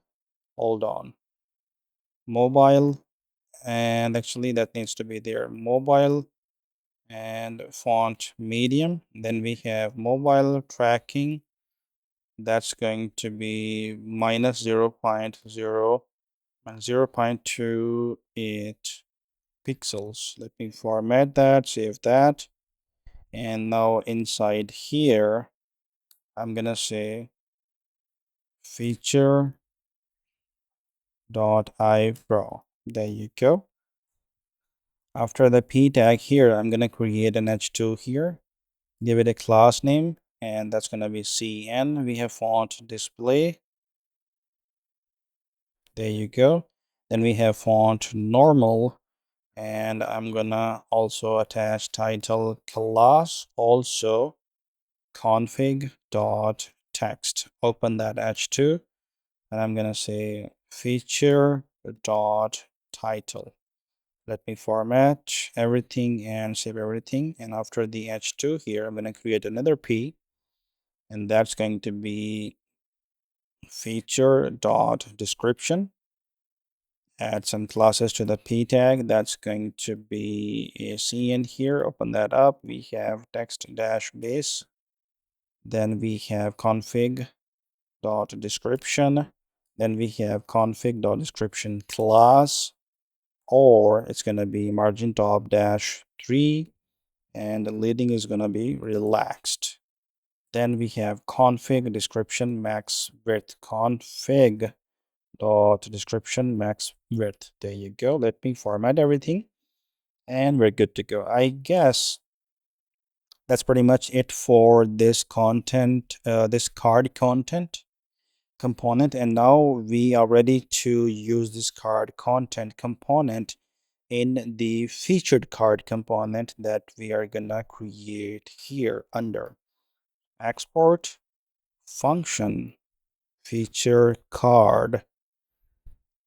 Here we have a feature and class name. These are the two things that this is gonna ask, and this is gonna be a type of feature card props.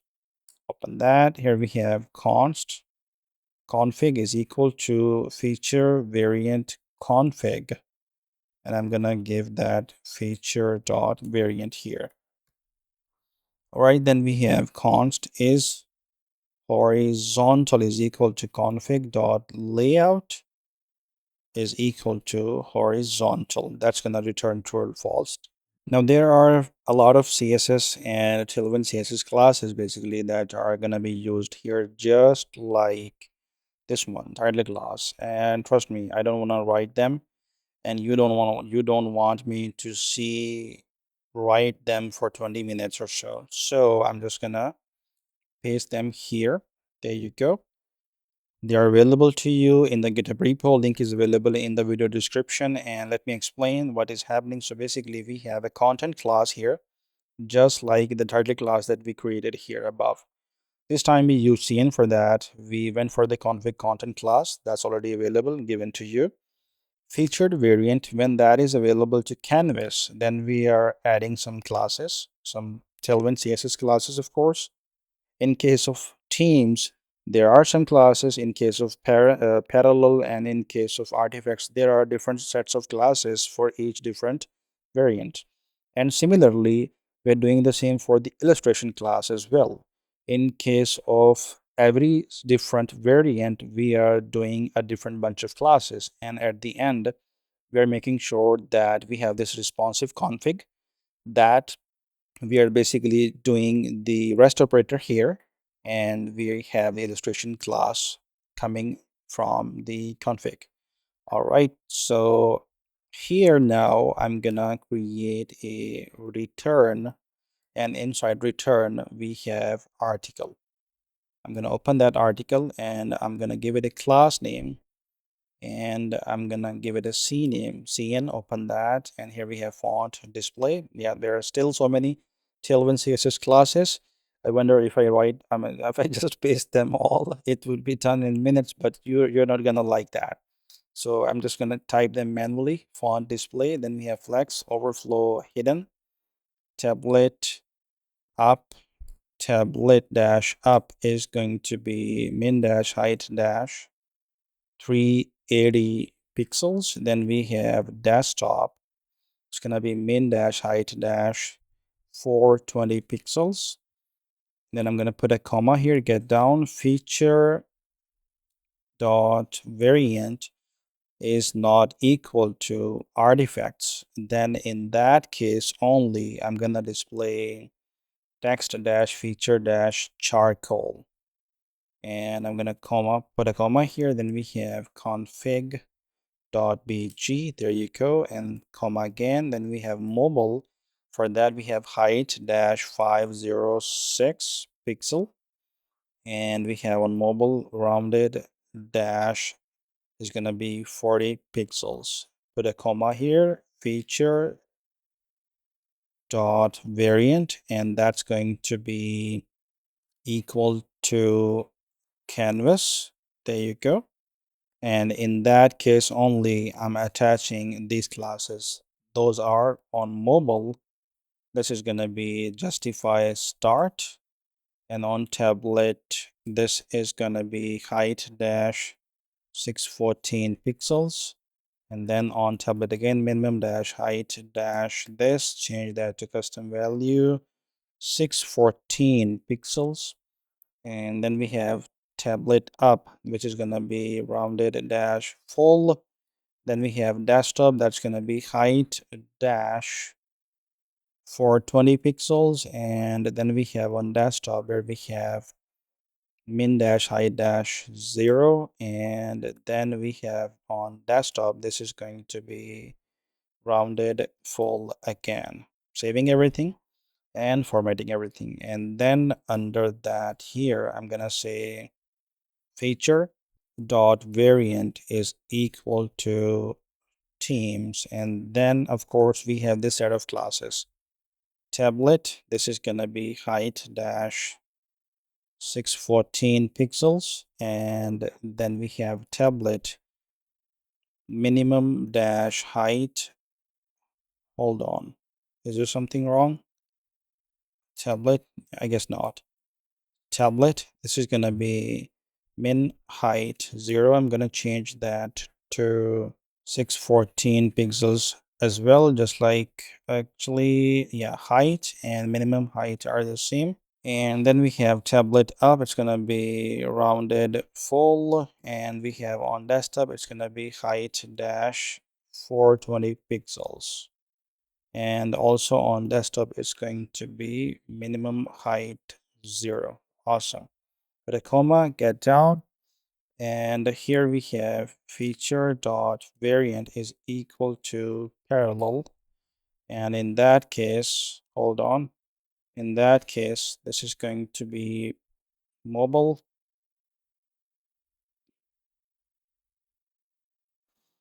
padding 0. Then we have tablet heading h dash 614 pixels, and then we have on tablet minimum dash height dash 614 pixels. Then we have on desktop height dash 420 pixels, and on desktop again this is going to be minimum height 0. All right, after that here we have feature dot variant when that is equal to artifacts. Earlier here we're making sure that when that is not equal to artifacts, Now here we're making sure when that is equal to artifacts. So here we're gonna say mobile, and for the mobile padding 0. Then we have tablet high. Actually, that's kind of very similar. So I'm gonna copy the exact same thing from here and paste it over here. We format, and I guess that's pretty much it for that one. And then we have feature dot variant when that is not equal to canvas, and feature dot variant when that is not equal to teams, and when feature dot variant is not equal to parallel, and when feature dot variant is not equal to artifacts. In all of these conditions, only then I'm gonna say config dot rounded. There you go. Let me put a comma here and let me format. There you go. Awesome. And now after that here, I'm gonna say feature dot variant is equal to parallel, and only then we're adding tablet rounded, and I'm gonna say 24 pixels, and on desktop it's gonna be rounded, and this is gonna be 24 pixels as well. Let me format, and now let me duplicate that here for the, instead of parallel this time, it's gonna be artifacts. There you go. And yeah, everything else stays the same. And then after that here, I'm gonna say is horizontal, and if that is true, then we have flex dash call tablet up. It's gonna be flex row, and otherwise it's gonna be flex dash call only. And we have config dot card class, then we have class name, and under inside this article here, eventually I'm gonna say config, hold on, config dot layout when that is equal to vertical, then we are doing this, otherwise we are doing this. And now in case of true, here I have this empty fragment, and here I'm gonna put an empty fragment here as well. And now here I'm gonna say card illustration, and for that I'm gonna say config is going to be responsive config, and variant is going to be feature dot variant. There you go. Let me format that, and after that here I'm gonna say card content, and for that of course we have feature, and I'm gonna add feature here. Then we have config, which is config, and then we have content class, which of course we have content class. All right, and now in case of false here, I'm gonna open that up here, and let's actually save and format everything and see. Here we still have nothing to display here because that featured card component is not being displayed here. So actually, do you know what? I'm gonna do that first. So on this section.tsx file here, I'm gonna create a const. I'm gonna say can was, and parallel, also artifacts, and also teams are gonna be extracted from our agent features. There you go.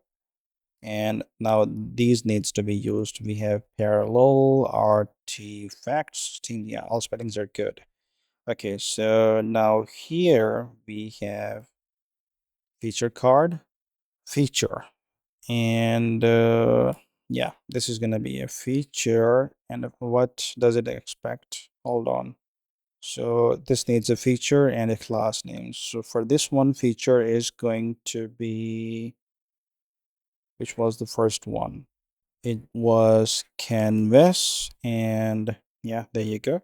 Then we have parallel, and that's gonna go here, feature card, and I'm gonna say feature, there you go, parallel, and I'm gonna copy both of these, paste them here, and this changes to artifacts here, and this one is teams. Awesome. Let's get back here and see if we have them. Well, we do have something, and the shapes are there.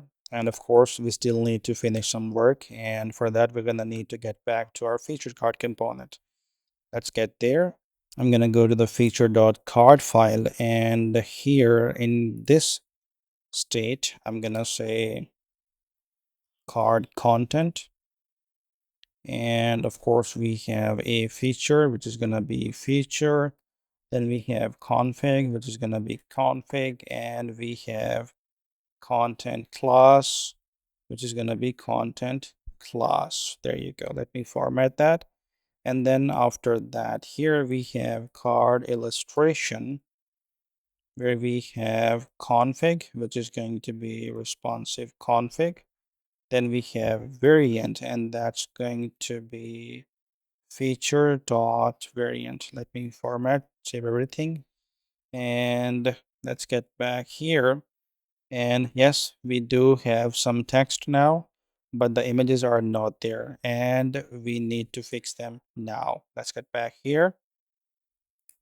And now let me bring those images to the project here. So here I'm gonna, inside this public folder, we have this fonts. I'm gonna reveal that in Finder. And yeah, so here I'm gonna open a new tab, go to desktop, and in Replit I have these illustrations. Of course, you can find that in the GitHub repo. And in the public, I'm gonna paste that illustrations folder there. And with that, where we have both fonts and illustrations. And basically that is the link which is being given if I go to components and then to landing, then we have agent. And here, if I go to the config file, and you would notice that this illustration is slash illustration slash this svg, and then that's is for each file, and these can be displayed here, as I have this little extension, VS Code extension, that's displaying me that image. All right, let's get back here. Let me refresh, and bingo. Wonderful, guys. So this section is 100% done as well. And now let me just make sure one thing, that is it responsive or not. I'm not worried about the responsiveness of this part yet, but this one, because this part is eventually going to be moved out from here to another shared component, which I've been telling you from the start of this video. So I'm going to click inspect, open that up, bring it to the side, and I'm going to make sure that we are visiting like let's say iPhone 14 Pro Max. And well, this is also responsive. Those are items are gone. Many I mean, the icons from the sides are gone, and I can drag this. This is also responsive. Wonderful. The menu is also responsive, and there you go. This looks phenomenal on the mobile view as well, just like I planned. Wonderful. Let me get back to the desktop version. Close this here. All right, let's move on to the next section that is going to come here, and that is the platform section. I'm going to go to my code editor, and I'm going to close this one, also this one, and I'm going to collapse everything, components, landing, and here I need a new folder. I'm going to name it platform, and in here I need a new file. I'm going to call it section.tsx. Let's bring our container, and here I'm gonna say export function platform section. Open that, and here I have this return, and I'm gonna say section, and in here I have this container, and section is going to have some class names as padding bottom dash 8, padding top dash 16. Desktop is going to be padding top dash, I'm going to say 120 pixels. And container is going to have an h2 here. I'm going to say powered by the Replit platform. There you go. Let me format everything, save everything, and now in here I need that, so I'm gonna say platform section. There you go. Save it. Let's go to our code editor, and there you go. This is where we're gonna display that section. So I'm gonna get back here, add some classes to our title here. So class name text dash center, font dash display, text dash is going to be 32 pixels. Then I have leading, which is going to be 32 pixels as well. After that, I have tracking normal, which I'm going to change to minus 1.92 px. Text dash agent heading, and then we have tablet up is going to be text dash 40 pixels. Then we have tablet up again, leading is gonna be 40 pixels, and then I have tablet up again where I have tracking, it's gonna be minus 2.4 pixels. Then we have on desktop, I'm gonna say text dash 48 pixels, and on desktop it's going to be leading none, and on desktop we have tracking normal, which I'm going to change to minus 0.06 am. I'm gonna format everything here, and let's take a look how it looks in the browser. There you go, powered by the Replit platform. Awesome. Then after that h2 here, we're gonna need a component here, which is going to be mobile platform slider. Of course, that's not ready there, so I'm gonna just leave that as comment there. Then we have a div tag here, come on, and I'm gonna give it some class names like margin top dash 12 hidden, and we have grid calls 1, then we have gap of 3, tablet up is gonna be grid, and then we have tablet up grid calls 2, and on desktop it's gonna be wide, hold on, sorry, on desktop wide it's gonna be flex, and then again on desktop wide it's going to be flex pro. I'm gonna open that div, and here I have platform features, platform features dot map individual feature, and for that I'm running this return where I have this for now just p tag. I'm gonna say feature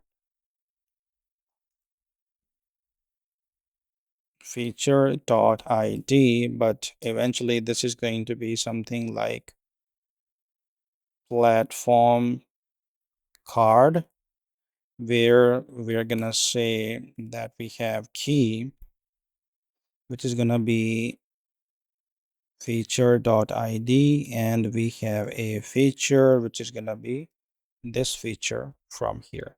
I'm gonna save it. Let's go here, and we have this little issue, refresh. That's still there. Each child list unique key. Yes, of course I can do that, but I don't want to bother for that because eventually that's going to be removed. P is just a placeholder. So we have agent, infrastructure, integrations, and enterprise. These four options for this platform section to display. All right. Right now, I would like to work on the platform card component. So here I'm gonna go to this platform folder and I'm gonna create a new file that is gonna be card.tsx, and I'm gonna bring image first of all. Then I'm gonna need type platform feature.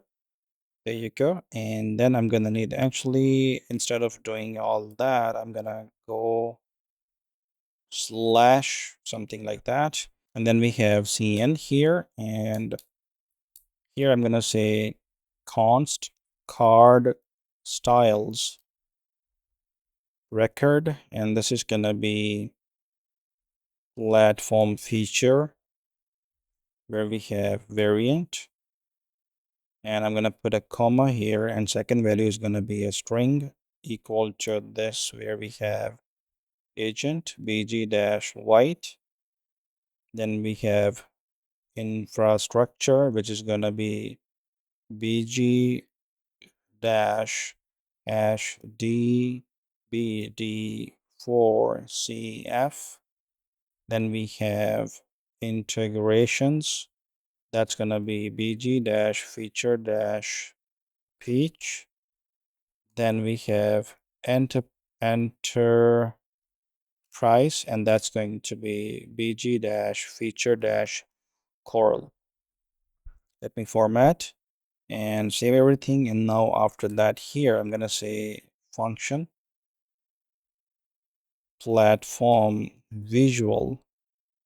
There we have this variant, and that's gonna be type of this where we have variant platform feature variant. There you go.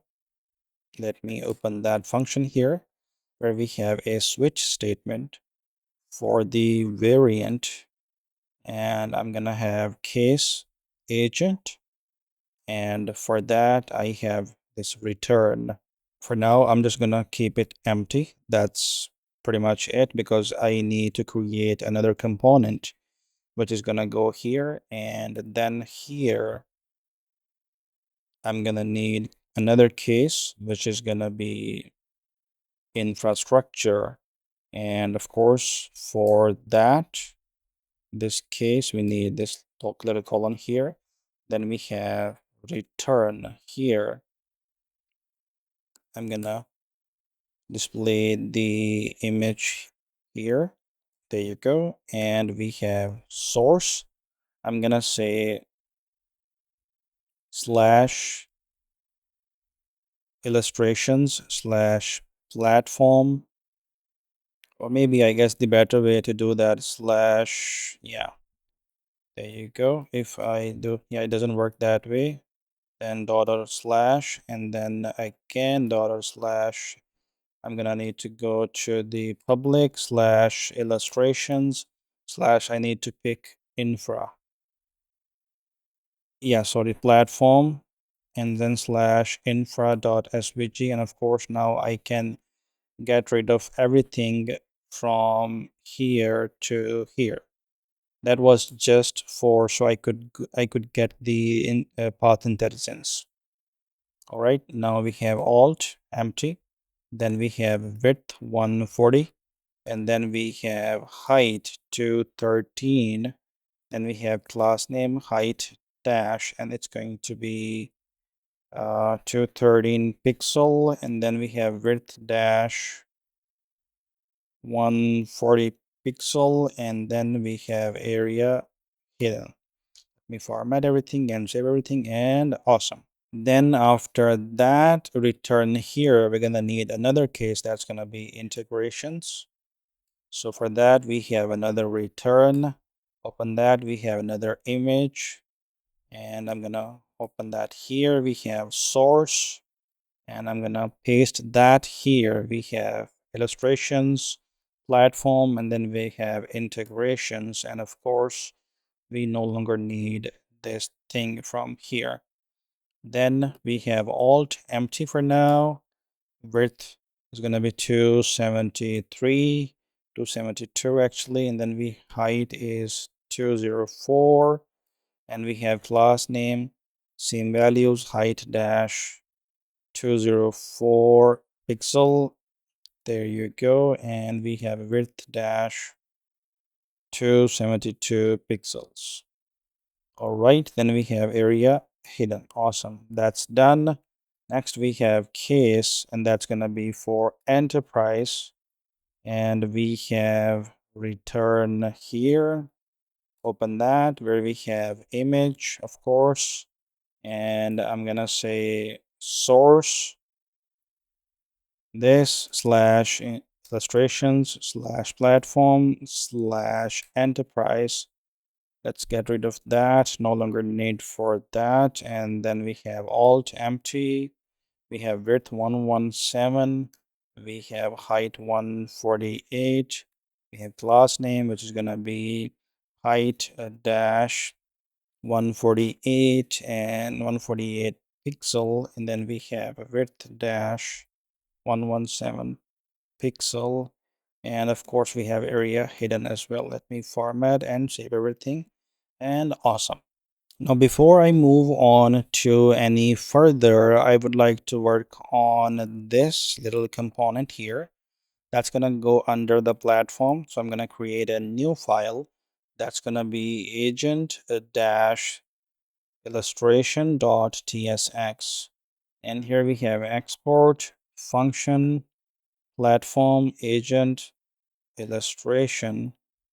And there you go. Here we have return. And in the return, I'm going to say a div where we have class name, relative height dash 244 pixel and width dash 272 pixel. I'm going to open that div where we have another div classes absolute bottom is going to be -9 pixel. We have left 5, then we have size, which is gonna be 250 pixel, and then we have rounded full, and we have border, and for that I'm gonna say 1.5 px. There you go. We also have a border dashed, then border replit orange. There you go. Open that div, and here we have another. Actually, I'm gonna get rid of this thing and make this self-closing div. And now here I'm gonna open another div where we have this, and I'm gonna say absolute, of course. Then left is going to be minus, sorry, not minus, but 45 pixels. And then we have top is gonna be 0. There you go. Flex height dash 50 pixels, width dash 162 pixels. And then we have items dash center gap 1 rounded. Instead of 2 pixel 2 XL, I'm gonna say 7 pixel. And then we have border, then we have border dash custom color, which is gonna be hash 191818.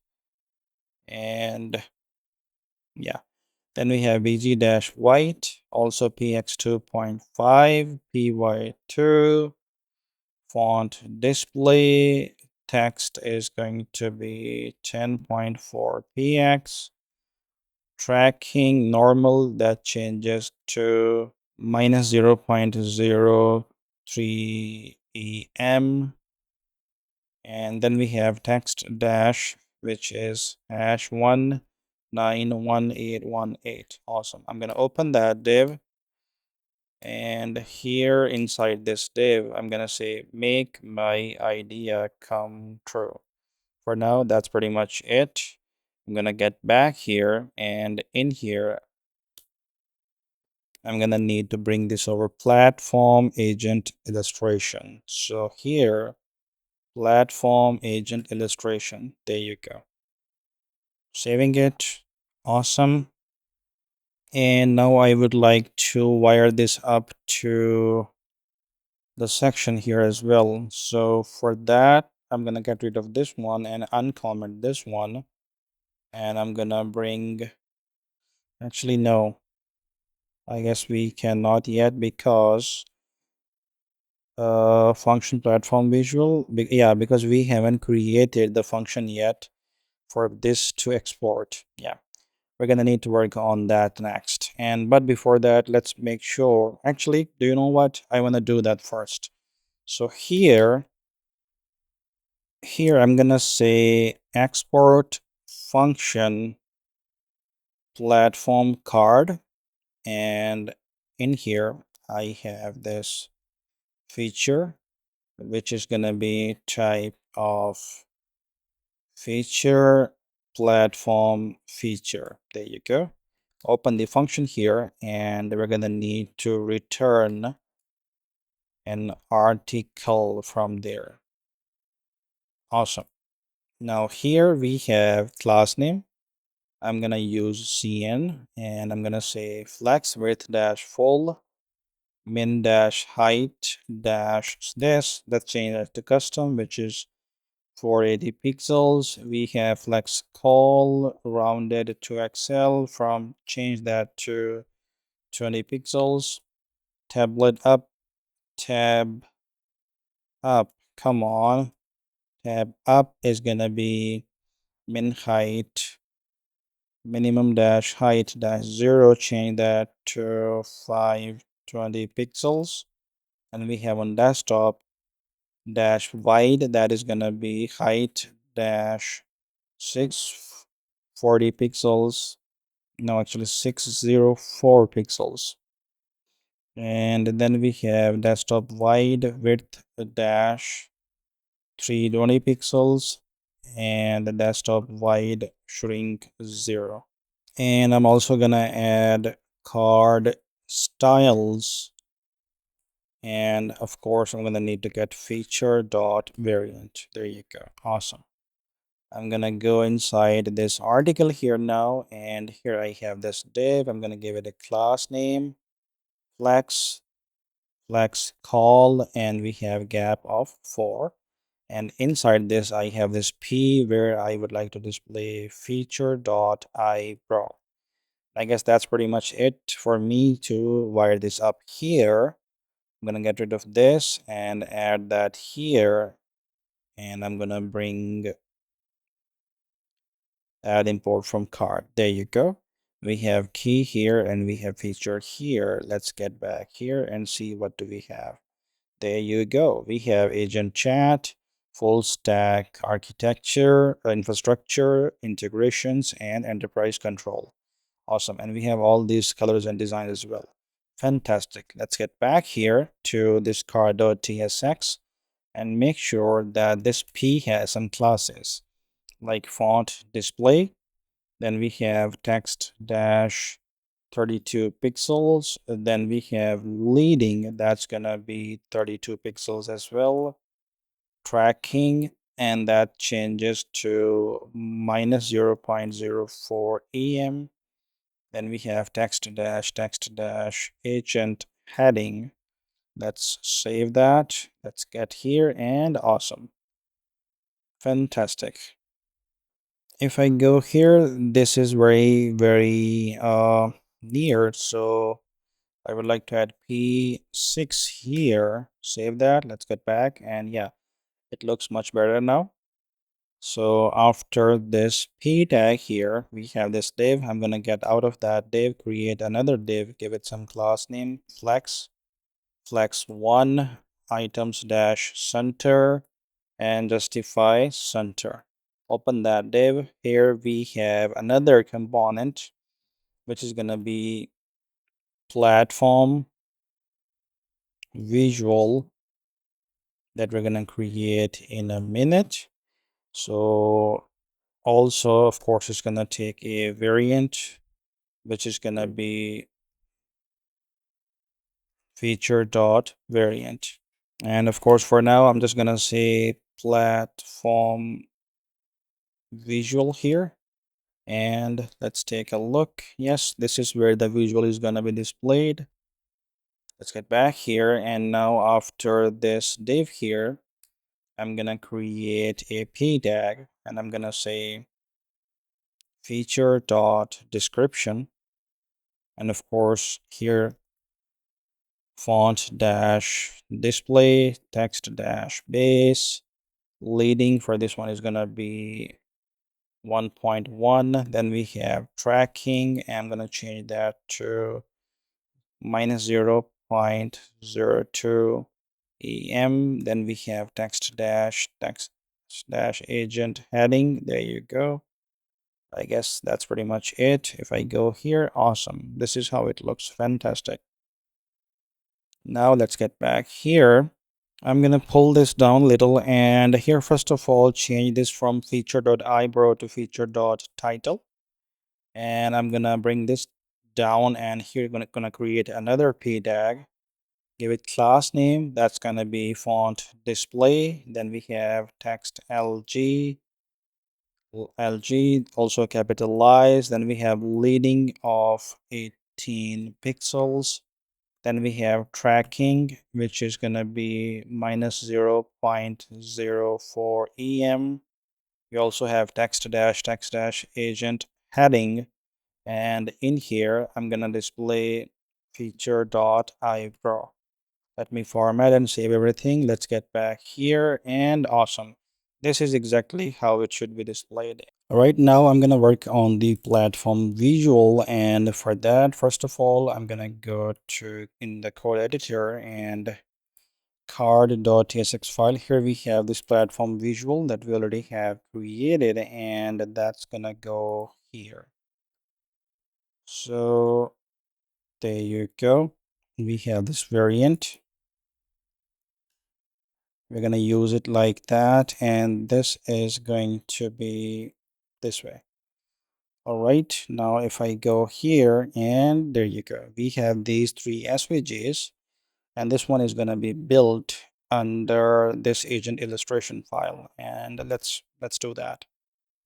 So after this text here, I'm going to add a span tag, and I'm going to give it a class name. This is going to be a self-closing span tag, by the way, h3, and then we have width is going to be px, and then we have bg, which is going to be hashtag 191818, and we have area hidden.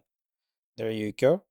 Then I'm gonna get out of this div, and here I'm gonna create another div.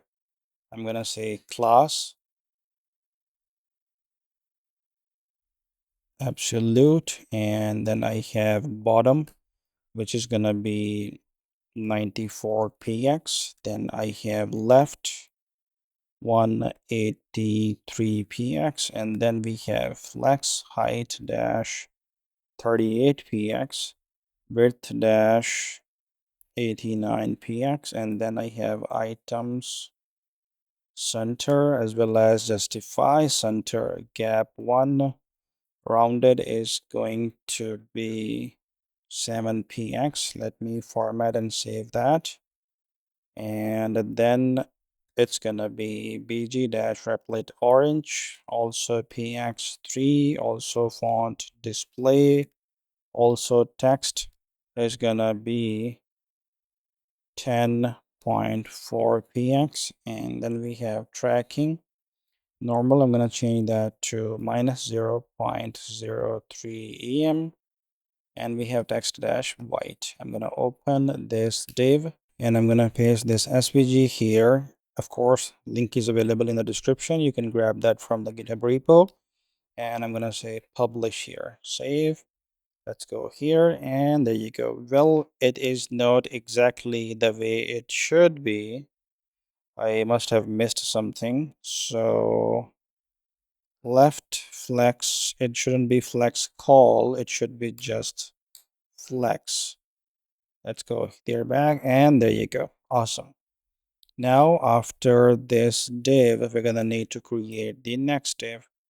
So I'm gonna give it class name absolute, bottom 0, left 0, flex, height is gonna be 41px, width is gonna be 88px, and then we have items dash center, justify center, gap is gonna be 1 rounded md, and we have border, then we have border dash this, where we have hashtag 191818 bg dash white and px2 font display. Then we have text, and I'm gonna change that to 10.4 px.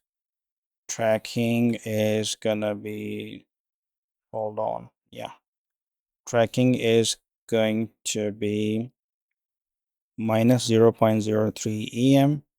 Then we have text, and I'm gonna change that to hashtag 191818, and inside that div I'm gonna add this svg here, and I think we are done. Let's go here, and there you go, we have our user here, but of course we need to add little after the svg agent here as well. So let's go back, and awesome. So with that, we can proudly say that this section is done as well, and of course 100% responsive too. Let me actually test it out on the mobile, and here if I go and say iPhone 14 Pro Max and refresh, well, there is nothing. Oh, I remember. There is one thing that we missed, and that is under this, I guess, section. Yes, we still need to create this little component for the mobile, as this is being hidden from the mobile ad. It is only available on the desktop wide and all that. Also on the tablet app, it becomes great. All right. So for that, under the platform, I'm gonna create a new file. I'm gonna name it mobile-slider.tsx, and I'm gonna make sure it's a client component. Then we have platform card. Then the next thing that I need is platform features. There you go. Here we have export function mobile platform slider. There you go. I'm gonna return, and in there we have a div to which I'm gonna provide a class name. So on mobile, it's going to be lock, and tablet app, it's gonna be hidden. And in there, of course, it's gonna be a mobile platform slider component. So in the section here, mobile platform slider, there you go. Let me format that and save that. Now if I go here, this is what you see, mobile platform slider. Of course, we need to add a lot more things in there, but those things depend on a few other components. So we're going to need to create a few more components in order to make sure that we can build this mobile slider. So the very first thing that we need is the infinite carousel component. So I'm going to collapse everything in here. I'm going to go under components, then UI, and in here I'm going to create a new file, name it infinite dash carousel.tsx. There you go. It's a client component. I'm gonna import type React node. Import that. Yes, there you go. And then I'm gonna need also use infinite carousel hook that we created earlier, and also the cn. Then here I'm gonna say type infinite carousel props, and this is gonna take a generic type t extends, and here we're adding id string, and of course let's open that. Here we have items array of that generic type. Then we have render slide, that's gonna be that item, which is gonna be that t, and react node is gonna be returned from that render slide.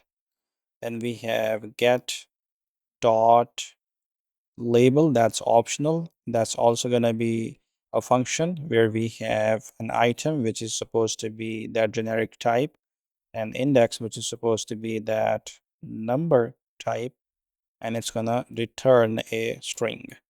Then we have viewport class name optional string, and it should be string as well. Then we have control class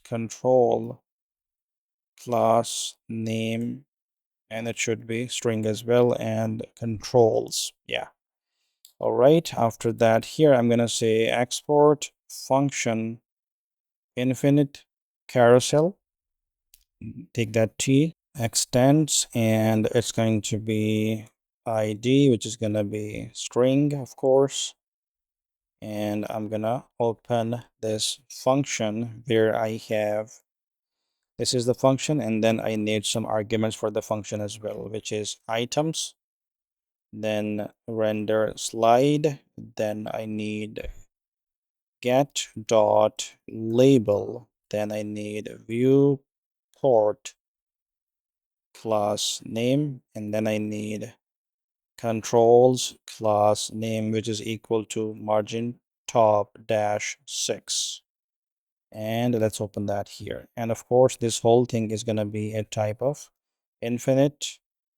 Where is that? Infinite carousel props. There you go. And of course, I need to make sure that the generic type has been added there as well. All right, now here I'm gonna say const, and I need a few things. So I'm gonna add, I'm gonna extract them.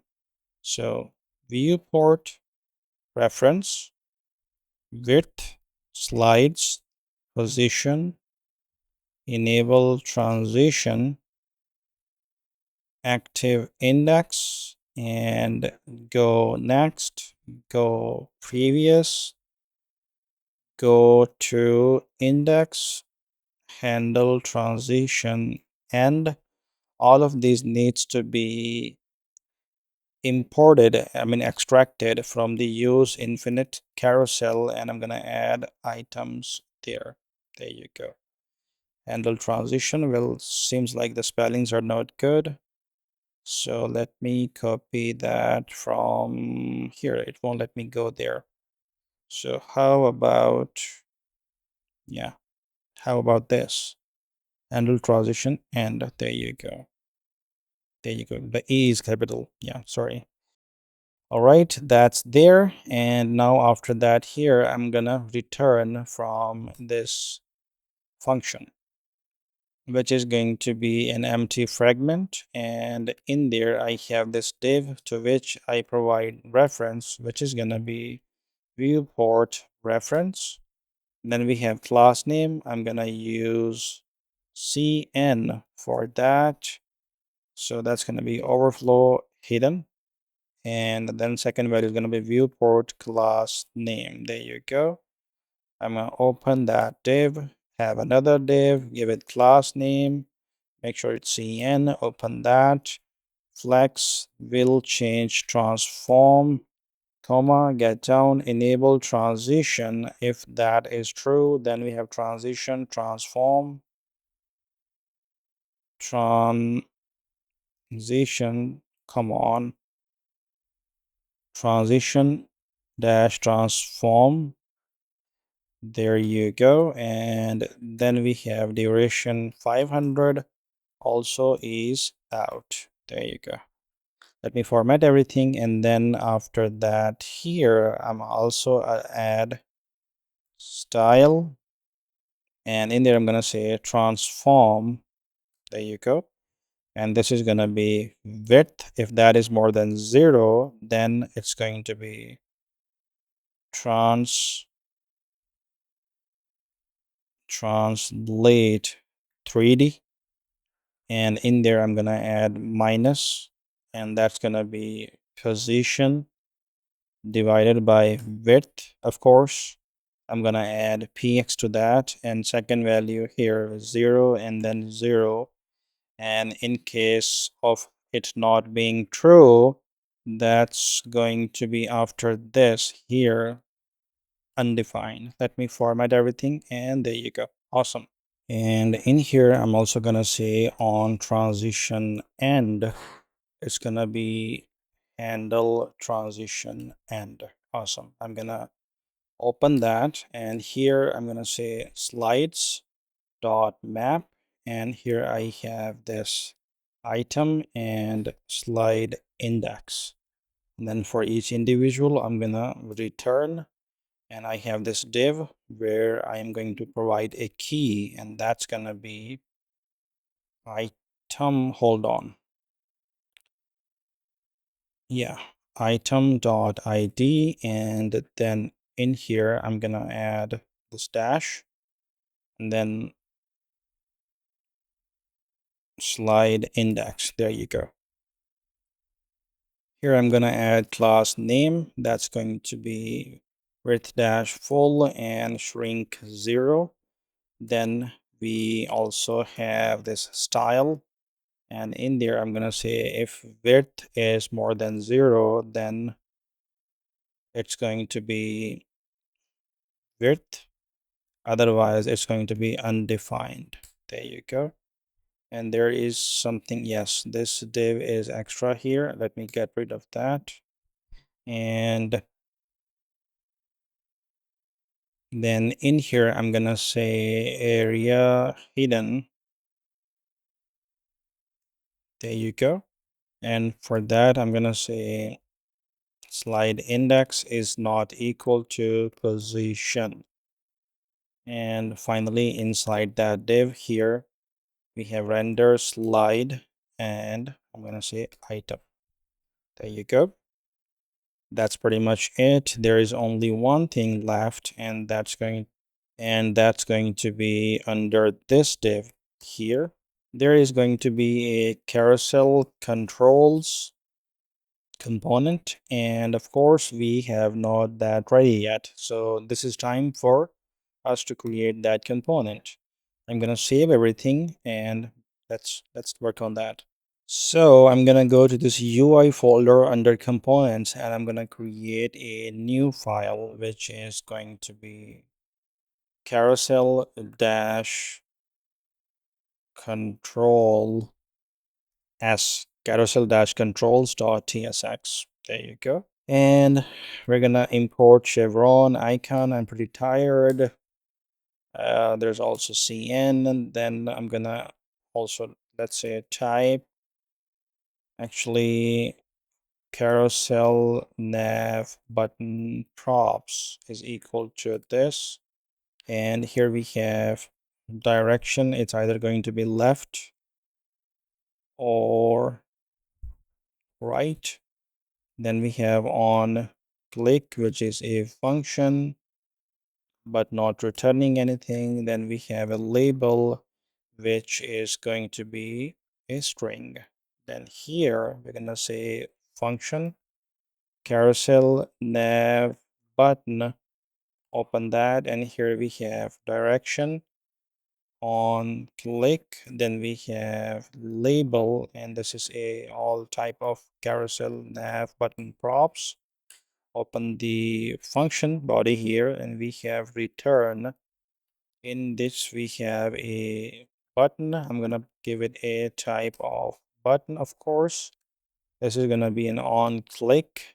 I'm gonna say on click here. Then we have area label, and for that I'm gonna say if label exists, that's good. Otherwise it's going to be direction. When that is equal to left, we're gonna say previous slide. Otherwise we're gonna say next slide. Let me format everything. Very good. Then here, after that, here we're gonna need a class name, and I'm gonna say flex h10, then also width 10, and also items center, justify center, rounded axle. We also need bg dash hash f1 f0ee. Then we have text dash secondary, transition colors, and then we have on hover, it's going to be bg dash hashtag E8, E7, E3. Awesome. And then inside the button here, we have chevron icon. And of course, I'm going to provide direction there as well. Just like that. Direction. Awesome. Now under this button, this function here, I'm going to say, yeah, this is where it's ending. Here we need a type carousel dot pagination props is equal to this, where we have count, I'm gonna say number, then we have active index, also number, then on select is going to be a function which is going to take an index which is supposed to be a number and it's not going to return anything. Then we have get label, also optional, but optional, but a function index number, and it's going to return a string. Here we have function carousel dot pagination. There you go. And I'm gonna open that function, but before that we need to provide count, then active index, then on select, and then get label, which is going to be equal to this function index, which is going to be go to slide, and then here we add index plus 1. Awesome. And this whole thing is going to be a type of carousel dot pagination props. Awesome. Let me format everything, bring it up, open this function body, add return here, and we also add div here, provide a class name, flex gap dash 2, open this.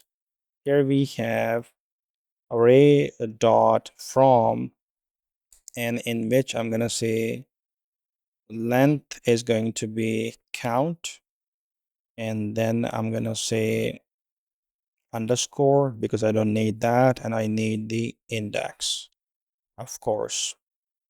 And then we have index here, and then after the index I'm gonna open this function return. Basically here we have a button.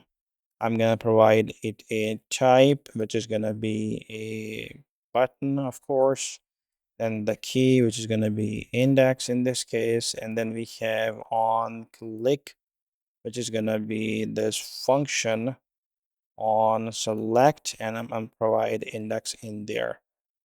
Then I'm gonna need area label. For that I'm gonna use get label, and in there I'm gonna provide index as well. And then after that there's class name. I'm gonna use cn in there, open that. Here we have h-2 width, also 2 rounded dash full transition colors, and then I'm gonna use a comma here, get down.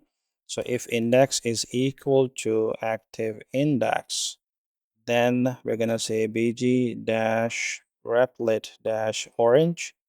Otherwise, this is gonna be bg dash this custom color hash d9 d7 d3. Awesome. All right. And of course, we need to get rid of the closing one from here, as this is just the self-closing button we have here.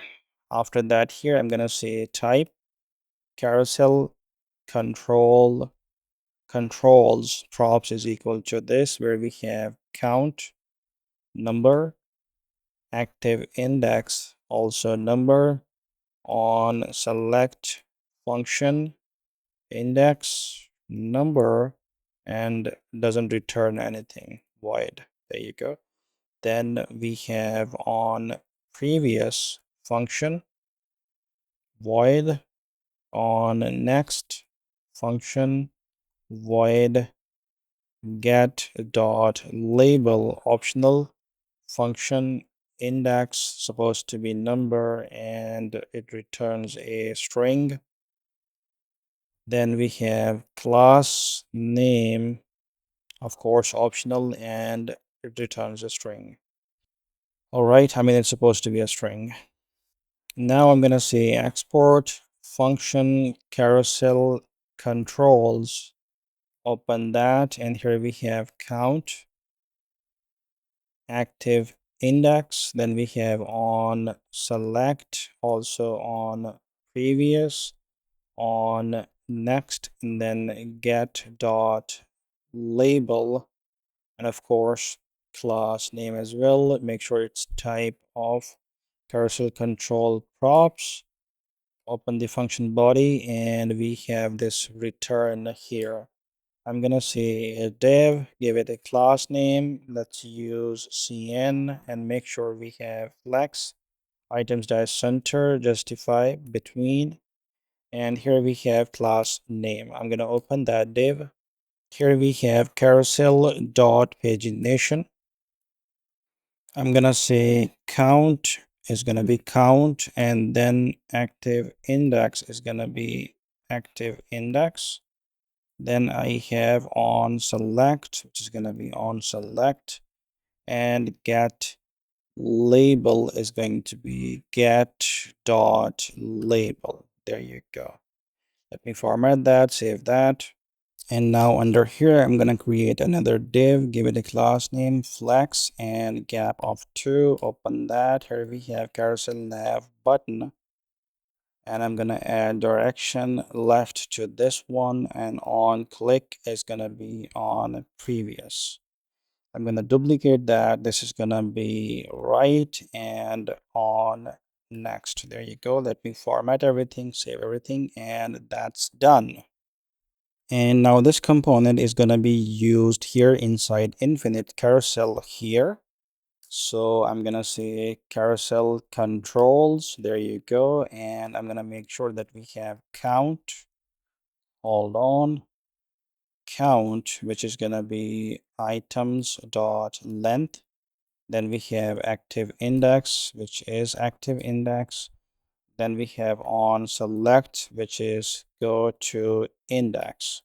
And we have on previous, go previous, on next, go next, and then we have get dot label, and that's going to be, I'm gonna break here and I'm gonna say get dot label. If that's true, then I'm gonna say this function where we have index, that's gonna use get dot label and get the, and as a first parameter I'm gonna say items. I'm gonna grab the index, and then as a second just index here, and then it's gonna be a type of undefined.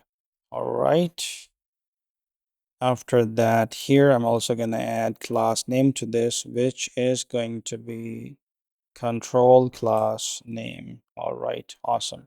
So this one is done as well. Let me close this one as well as this one, and now we are in the mobile slider. This is where we need to use that function now, I mean component. So here I'm gonna say infinite carousel. There you go. And this is going to be items platform features. There you go. And then we have render slide, and for that I'm gonna say feature, and then it's gonna be platform card. There you go. And this is going to take a feature, which is of course is going to be feature that we have. Let me format that. And then after that we need, let me duplicate that. Actually, no, let's do fresh. So we have get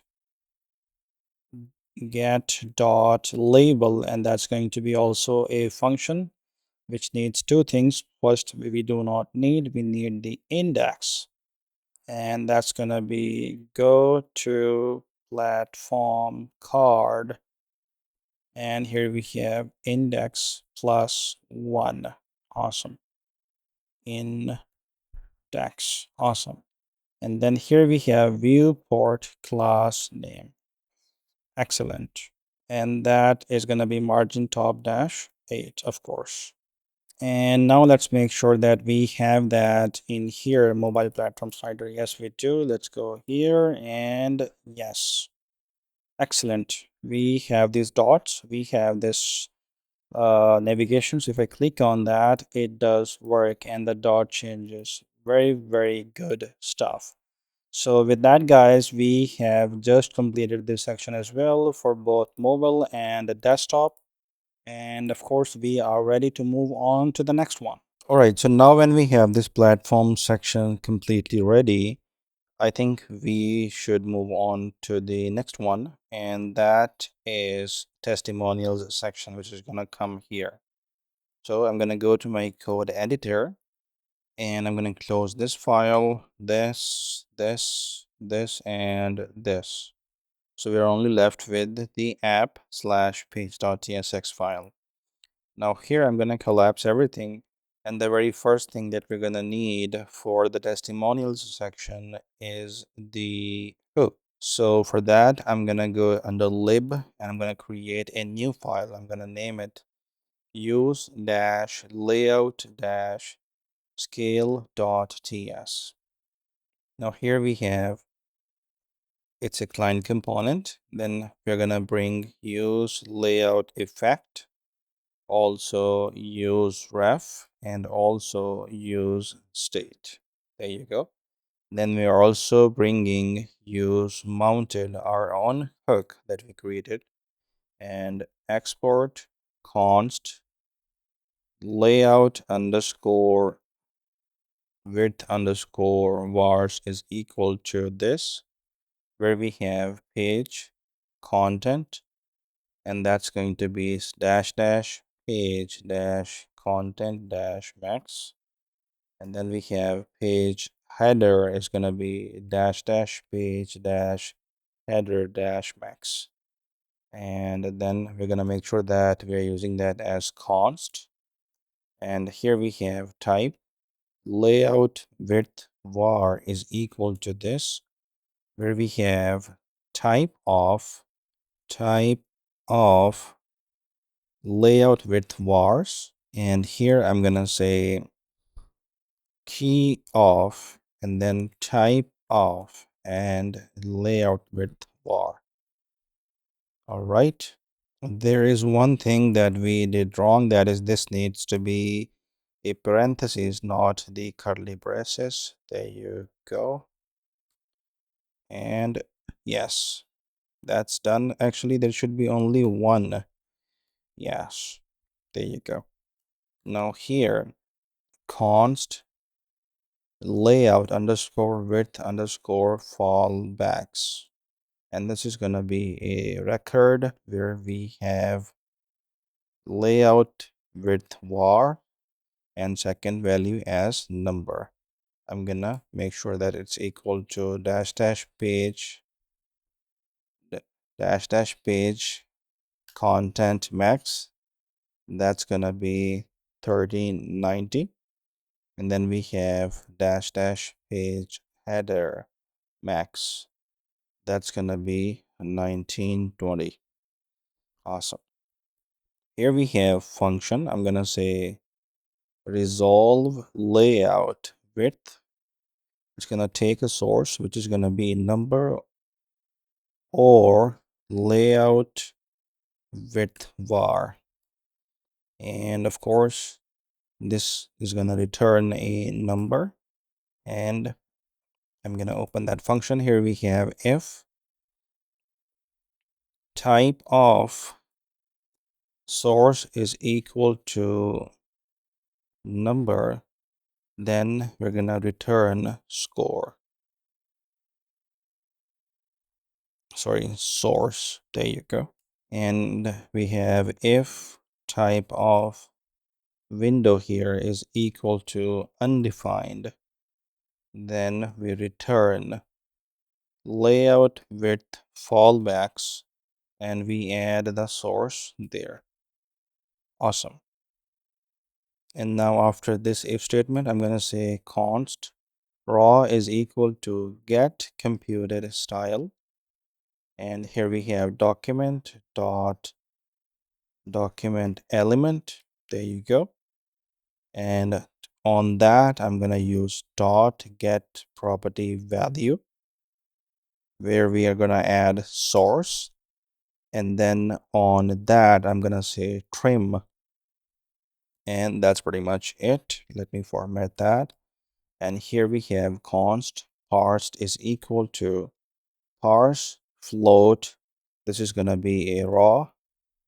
And here I'm going to say return number dot is not a number parsed. And if that is true, then we have layout width fallbacks.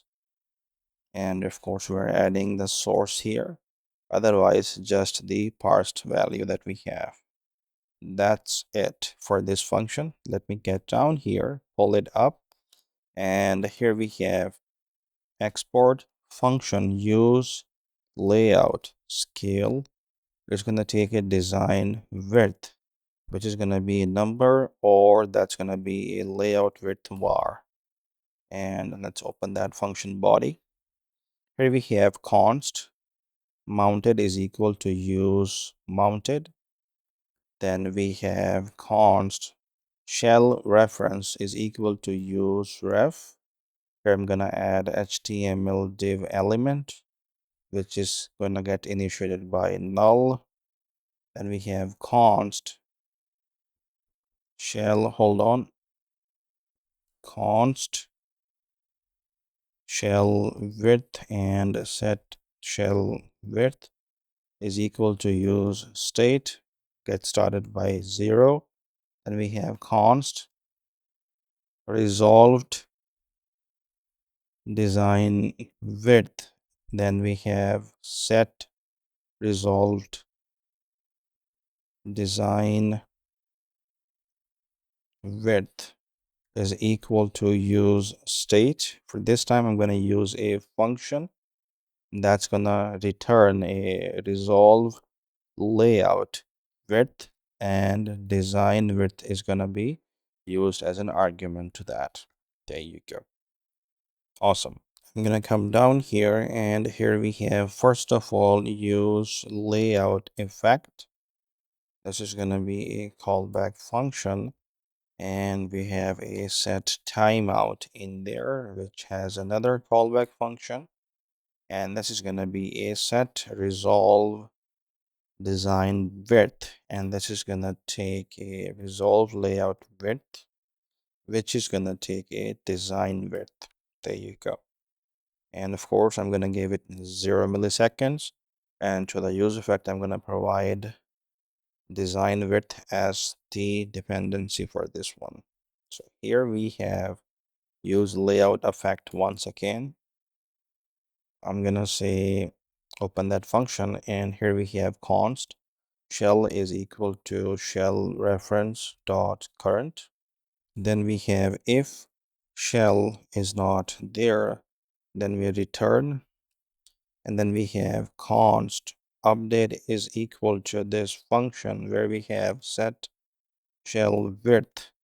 It's going to take shell dot client width. And then we have update. We're calling that function. Const observer is equal to new resize observer. And I'm going to add that update function there. And we have observer dot observe, and I'm going to add shell in there. And then we have finally on dismount return this callback function where we have observer dot disconnect. There you go. And of course, we need to provide the second value to that use layout effect as well. After that, here I'm going to say const scale is equal to mounted, and shell width. When that is more than 0, then we're going to say shell width divided by resolve design path. Otherwise, it's just going to be 1. So yeah, there you go. Then we finally return from here this value where we have shell reference as well as scale. Awesome. Yeah. So with that, we have this hook ready to be used for our testimonial components. I'm gonna go ahead and go to the components. Here we have landing, create a new folder here, testimonials. And in there, I'm gonna say a new file. First of all, this is gonna be a very, very little small file containing just an SVG. So bubble-nav.tsx. And there you go. That's the SVG that we need. And I'm gonna cut that for now. So we have export function testimonial bubble nav. That's the function name. Here we have return, and under return we need to add that SVG. There you go. And as simple as that. This is done. And of course, the link is available in the description to the GitHub repo, and you can get the code from there. So I'm going to close this one. All right, I'm going to move on and create the next file, which is section.tsx. And of course, it's going to be just an main component, which is going to just for now import the other components and display them wisely. So I'm going to say export function testimonial section, and there you go. Here we have return, and inside return we have this. So I'm gonna say p testimonials. There you go. That's pretty much it. I'm gonna go here and I'm gonna add testimonials section. There you go. And now if I go to my browser, and there you go, we have this testimonials little text. I'm gonna get back, well, this file is no longer, needed to be open. We can close that. And in this section.tsx, we need to work on another file now, which is gonna be here. I'm gonna create a new file. So it's gonna be testimonial dash desktop dash carousel.tsx. And here we need to make sure that it's a client component. Then we also need use callback. We also need use effect, also use memo, use ref, and finally use state. I'm gonna add testimonial bubble nav.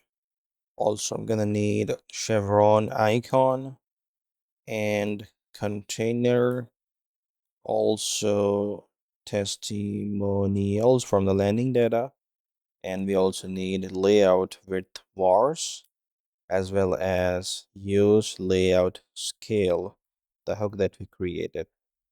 Now here I'm gonna say function nav arrow, and for that I'm gonna give it a value here, which is gonna be direction, and it's gonna be a type of this. Direction is either gonna be left or right, no other choice. And we have a return in that. I'm gonna say chevron icon. There you go. And this is gonna be direction, which is gonna be here, direction. Then we need a size, which is gonna be 24. Also need class name shrink 0 dash 0. There you go. And we need text replit orange as well. Let me format that. So that is done. Now here I'm gonna say export function testimonial desktop carousel. Open that function, and here we have const count is equal to testimonials dot length. Then we have const, I'm gonna say shell reference as well as scale are going to be extracted from use layout scale, and we're going to provide layout width vars dot page content to that. Then we have here const. I'm gonna say slides is equal to use memo, where we have this function. I'm gonna open that, and this is gonna be a testimonials, and to that I'm gonna add count -1, and I'm gonna put a comma here. We have dot dot dot testimonials, comma testimonials, and the first item from that. There you go. And of course, for the use memo, we need to add a second value to that as well, which is gonna be count. Awesome. Now after the use memo here, I'm gonna say const position and set position is equal to use state 1. Then we have const enable transition and set enable transition equal to use state set to true. Then we have const position reference is equal to use ref, and here we have position. And then we have use effect here. Open that, and this is gonna be set timeout, another callback function in there, and this is gonna be position reference dot current is equal to position here. And of course we can add a 0 there, and here we can add the position. Awesome. Now under that, just like that, I'm gonna go and create const go next is equal to use callback, and callback function in there, where we have a set enable transition set to true. And then we have set position here. It's gonna take a p and a p plus 1. There you go. And second value here goes an empty array. Simple as that. I'm gonna pull that up, and similarly we're gonna have another one. I'm gonna copy paste that here, and this becomes go previous and p -1. There you go. Then here we have const handle transition and is equal to use callback, where we have this function. And in this one, of course, this is gonna be event, which is gonna be react dot transition event, and this is gonna be an HTML div element. There you go. And here we have if event dot property name is not equal to transform, then we simply return. Awesome. And now here I'm gonna say const p is equal to position reference dot current. There you go. And here we have if p is equal to count plus 1. And here I'm going to say set enable transition. That's going to be set to false. And we have request animation frame and another callback function in there. This is going to be set position, and this is going to be 1. Then we have request animation frame, another callback. This is going to be set enable transition to true. All right, awesome. Now here under that if statement here, I'm gonna say else if p is equal to 0, then in that case set enable transition becomes false. And then we have request animation frame, another callback function in there. Open that, we have set position to count, and then request animation frame once again, callback function on that. We set the enable transition back to true. Awesome. Awesome. Very, very good. Now this callback, of course, here it needs a second value that is going to be count. There you go. Excellent job, guys. Wonderful. Now I'm gonna get under this function here, I mean this callback here, and we finally have a return in there. and we have a section.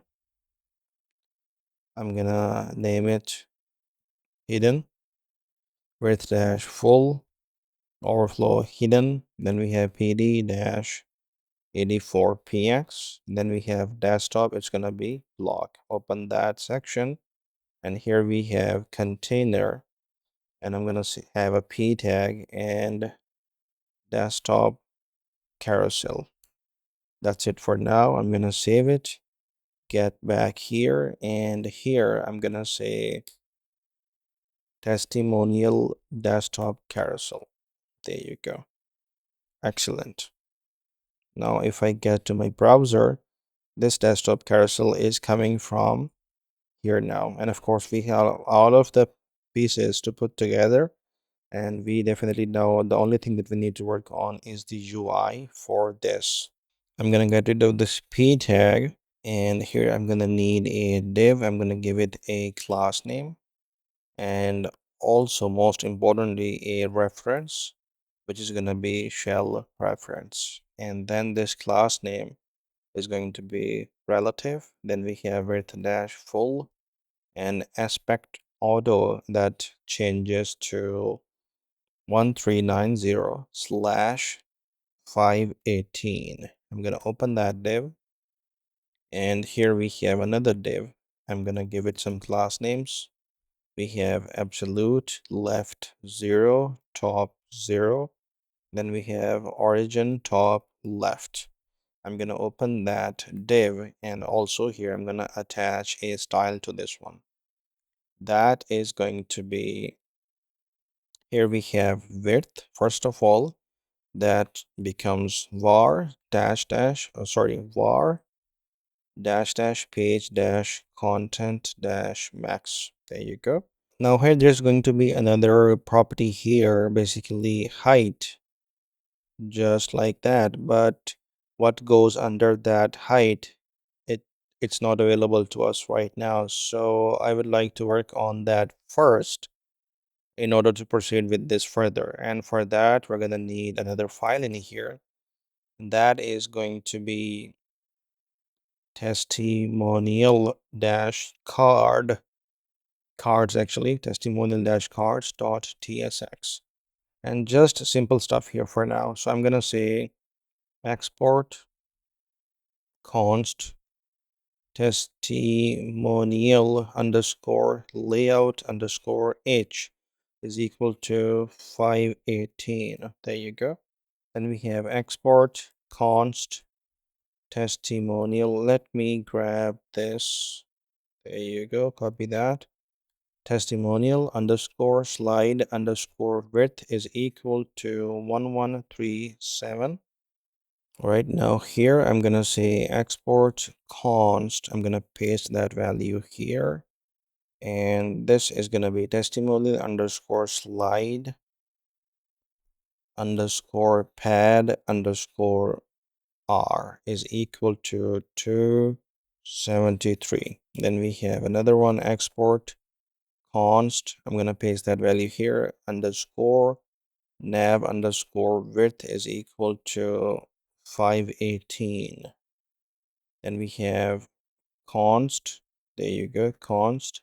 And this is gonna be, actually this is gonna be used for the rest of the file, and I guess we can skip that for now. That is gonna be there later, as we are only exporting these values. So that's pretty much it for this one here. Now I'm gonna get here and I'm gonna say height, and that height is going to be testimonial layout height. There you go, that also imported. And then we have transform, that is gonna be this, where we have scale, and in there I'm gonna add scale. Let me format everything, and awesome. Then I'm gonna get inside that div here, and we have another div. I'm gonna give it a class name height dash full. Open that div. We have another div inside. To that I'm gonna provide a class name, and that's going to be flex height dash full. Then we have will change transform will change transform. There you go. And then here I'm gonna say enable transition. If that is true, I'm gonna get down here, then it's gonna say transition transform, and then also duration 500, and also is out, and otherwise it's just gonna be empty. Let me format that. There you go. And also to this div I'm gonna attach a style, and for that I'm gonna say transform. There you go. And we have this where we have translate 3D, and that's gonna be minus.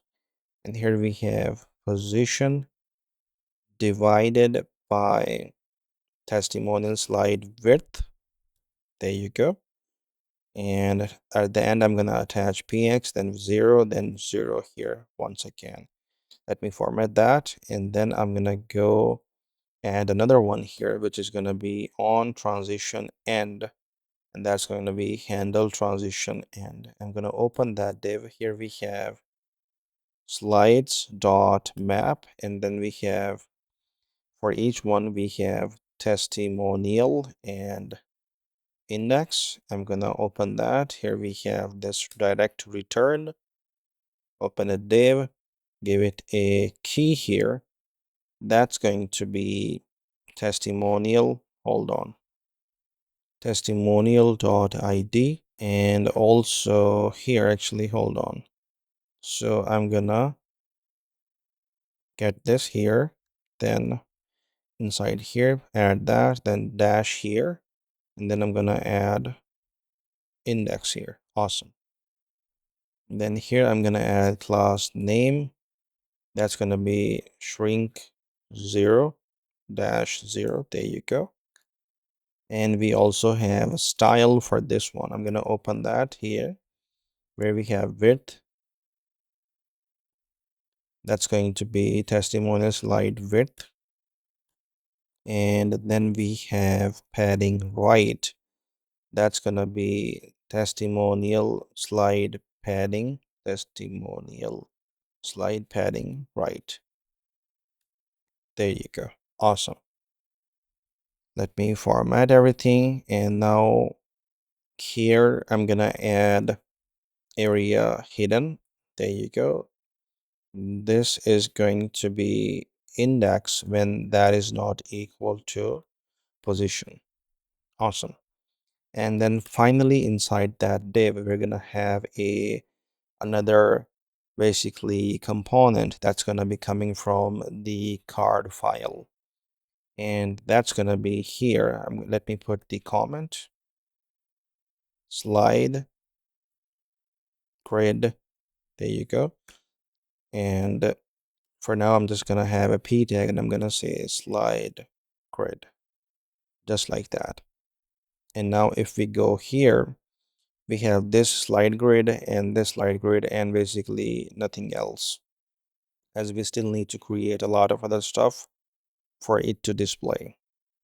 All right, so here now after this div, I'm gonna get down here and I'm gonna create another div. I'm gonna give it some class names. We have absolute left 0, top 0, then we have z10. Yes, there you go. Then we have flex, and height is going to be 253 px. Then width is going to be 253 px as well. And then we have flex call, flex dash call, and then we have justify center. We have also rounded, that's gonna be 40 px.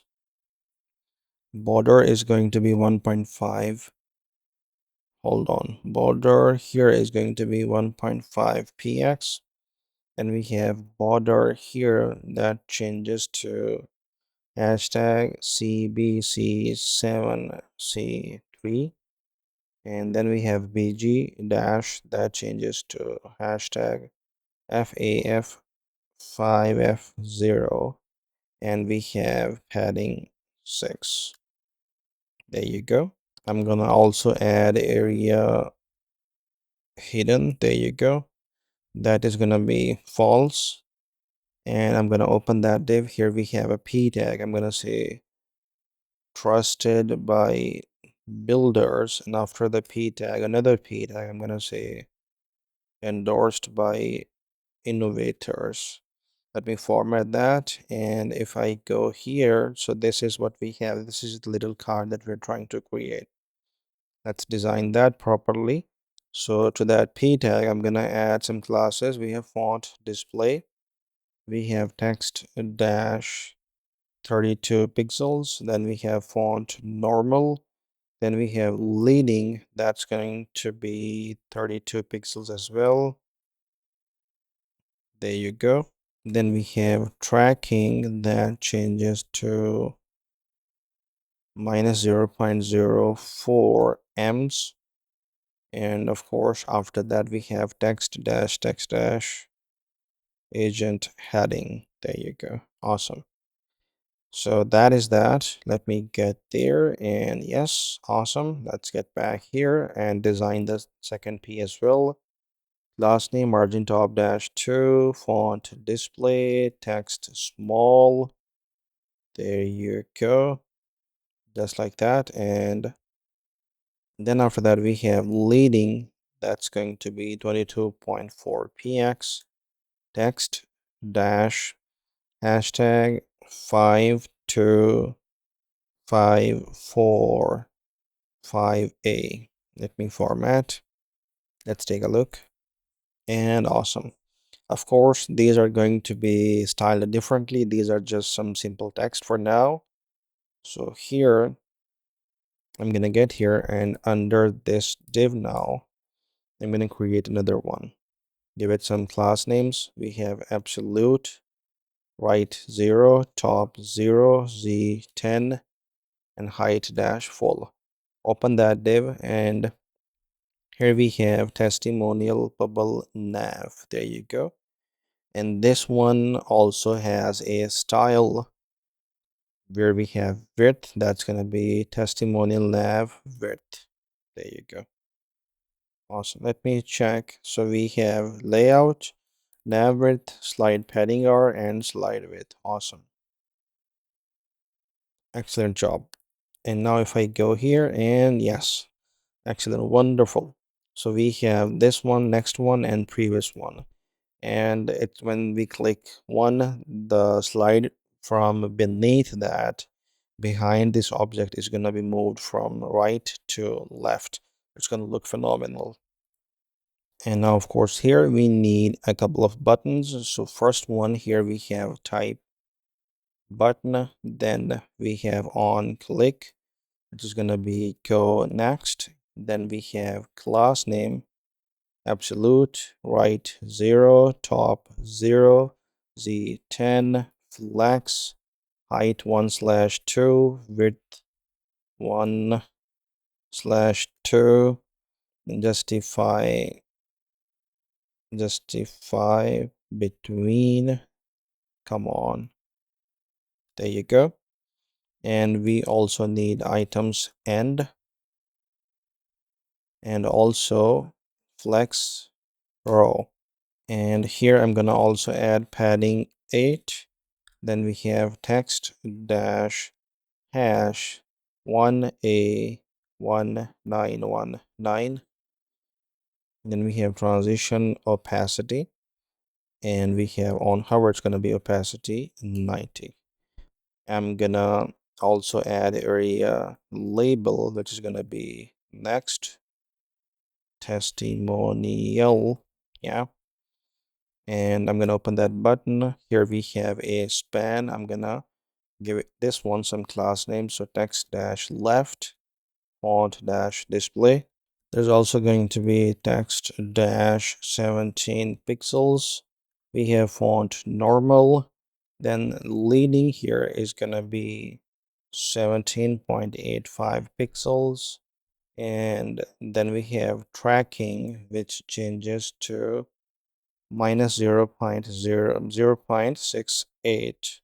px. Let me format that. And then inside that span here, I'm gonna say next. Then I'm gonna get down, add the break, then testimonial. There you go. The span ends here, and then after that here, I'm gonna say there's going to be basically an icon, and that is gonna be nav arrow. There you go, nav arrow. And I'm gonna add a direction to that is gonna be right. And this nav arrow is here on the top, by the way. So here, let me have a look, and this is what we have. Next testimonial looks phenomenal. I really like it. Now let's get back. So after this button here, now we're gonna create another button, and I'm gonna say button here. We have type button, then we have on click, which is gonna be go previous. Then we have class name, we have absolute, bottom 0, we have left 0, then we have z10, and then of course we have the rest of the classes coming from here. So I'm just gonna grab these classes from here and paste them over here. There you go. Now we also need area label that's gonna say previous testimonial, and here I'm gonna open that button, and where we have nav arrow first, and I'm gonna add direction left to this one, and after that I have a span. Actually, I'm gonna copy this span, so I'm gonna paste it over here, except there is going to be only one change, that instead of text left it's gonna be text right. Then we have here, I'm gonna say previous testimonial. Let me format and save everything. Let me get back here, and awesome, we have next testimonial. You see, it works. We have previous testimonial, it works. So we have this little card over here, and we have these buttons over here, and the only thing that we need to work on now is the slides. So let's get to them. I'm gonna go to my code editor, and into this testimonial cards file, I'm gonna bring these down. And here, first of all, we have image from next image. Then we're gonna import type. That's gonna be testimonial from our types. There you go. And then I'm gonna say function quote mark is this function, and where we have return. And I'm gonna add this span. I'm gonna add some classes. Font display. Text is going to be 48 pixels. Then we have font dash bold, and leading we have 48 pixels as well. Text dash feature peach. There you go, feature peach. And here I'm also gonna add area hidden. Awesome. Under that span here, I'm gonna say ampersand LDQUO, and there you go. That's pretty much it. This is just a code. Now here, after that, I'm gonna add function author photo, and this is going to be testimonial. Open that, and this is gonna be testimonial and type of testimonial, and open the function body. We have return, and I'm gonna say a div, give it a class name relative. Then we have height dash 253px and width of 253px as well. And then we have overflow hidden and rounded, which I'm gonna change to 56 pixels. There you go. Open that div. Here we have image, and that image is gonna be source testimonial dot avatar URL. Then we have alt, and that's going to be testimonial dot author. There you go. We also have fill, then we have class name object dash cover, and then we also have unoptimized here. Let me format that, pull it up, and then here I'm gonna say function court card, and this is going to be testimonial. Once again, open that, we have testimonial here, and this is going to be a type of testimonial. And open the function body, we have return here, and I'm going to add article, to which I'm going to add some class names like flex height dash 518px, then width dash 599px, then we have flex call justify between, then we have rounded 60px, and then we have bg dash surface white, and then we have padding 12. I'm going to open that. We have a div class name flex call and gap of 4. Open that div. Here we have, so first of all, court mark that we created. Then after that we have an h3, and I'm gonna say class name font dash display text dash 26px font dash normal.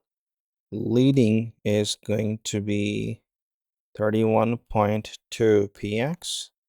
Then we have tracking, and that changes to minus 0.78. And then after that we have text dash secondary. That is gonna display testimonial dot court. There you go. After the h3 we have this div. I'm gonna get under that div we have a footer, and I'm gonna give it a class name that's gonna be flex call. Open that footer, we have a p tag which is gonna display testimonial dot author. Of course, need some classes.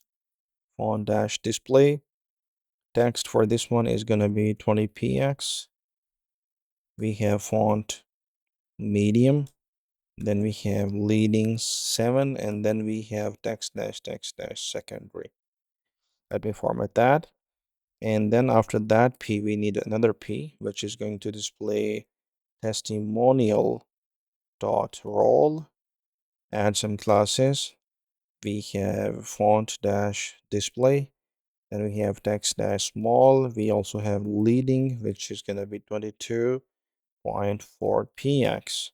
We have text dash, which is going to be hashtag 52545a. And there you go.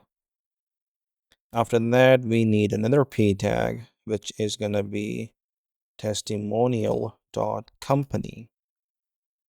And here I'm going to say class name font dash display. We have text dash small, then we have leading, which is going to be 22.4px. And then we have text dash hashtag 5454a, hashtag 52545a. There you go. Just like this one. Awesome. So that function is done as well. Then we have these things here, and then under that now here I'm gonna add const testimonial underscore grade underscore width, which is gonna be 864. Then I have const here, and const here 4 times, and then here I'm gonna open my caps lock and start writing. We have this testimonial, yeah, spellings are good. Testimonial underscore gap, which is gonna be equal to 12. Then we have testimonial underscore code underscore W, which is going to be equal to 599. And then we have testimonial underscore photo is equal to 253. Awesome. And now here I'm going to say export function slide grid, where we have testimonial, and that's going to be a type of testimonial, which of course is a type of testimonial type. Yeah, there's so much testimonial. And there we have this return. And I'm going to say that we have a div which has a class name grid, then also shrink 0. And also to that we have a style attribute, and we have a lot of custom styling here. So we have width, which is going to be testimonial grid W. There you go.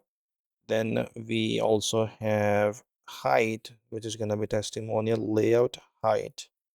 We also have grid template columns, and that's going to be this value where we have testimonial photo, then px, and then here we have testimonial court W, and then px here. Then we have grid template rows, and here we have testimonial photo px, and here we have testimonial photo and again px. Awesome.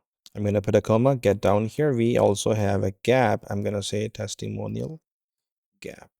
All right. Everything is being used. And now I'm going to open this div here. And first of all, we have a div, which is going to be self-closing, and it's going to be area hidden. There you go.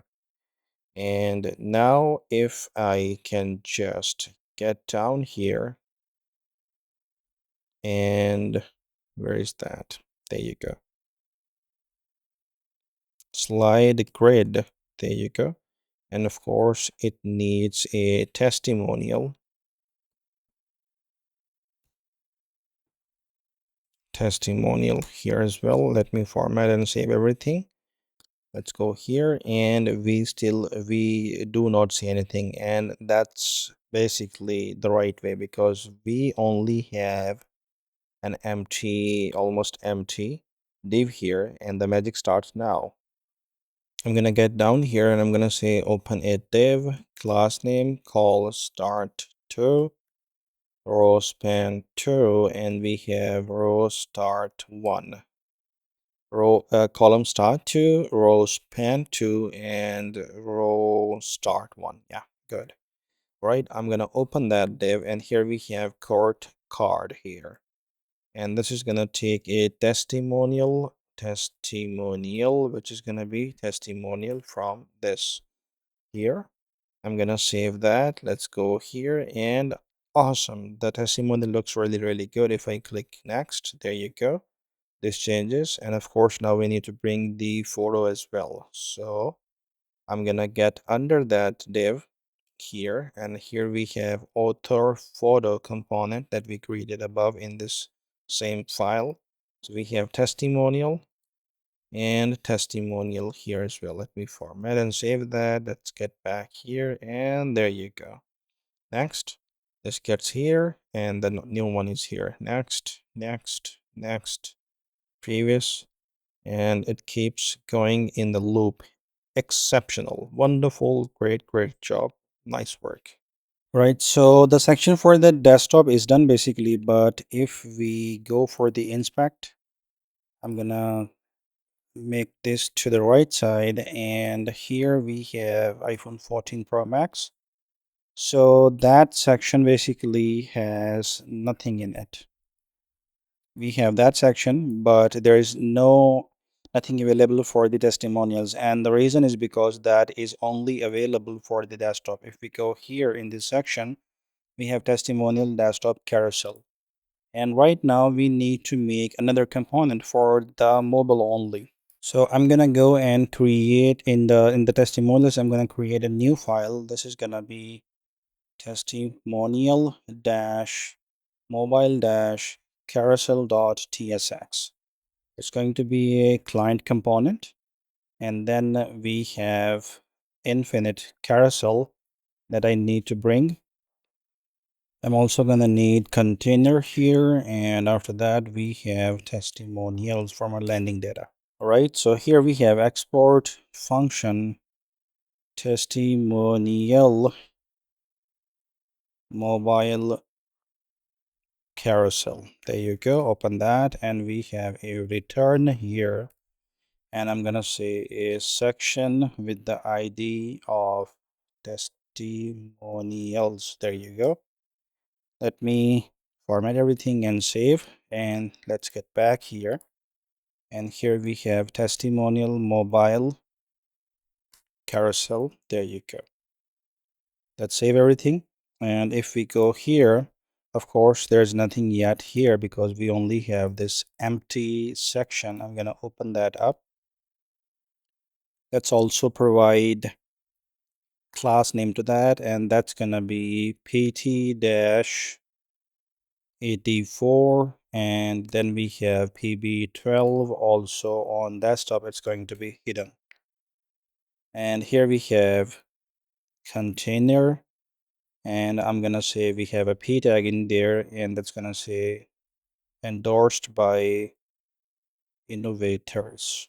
Let me format everything, save everything. Let's go here, and there you go.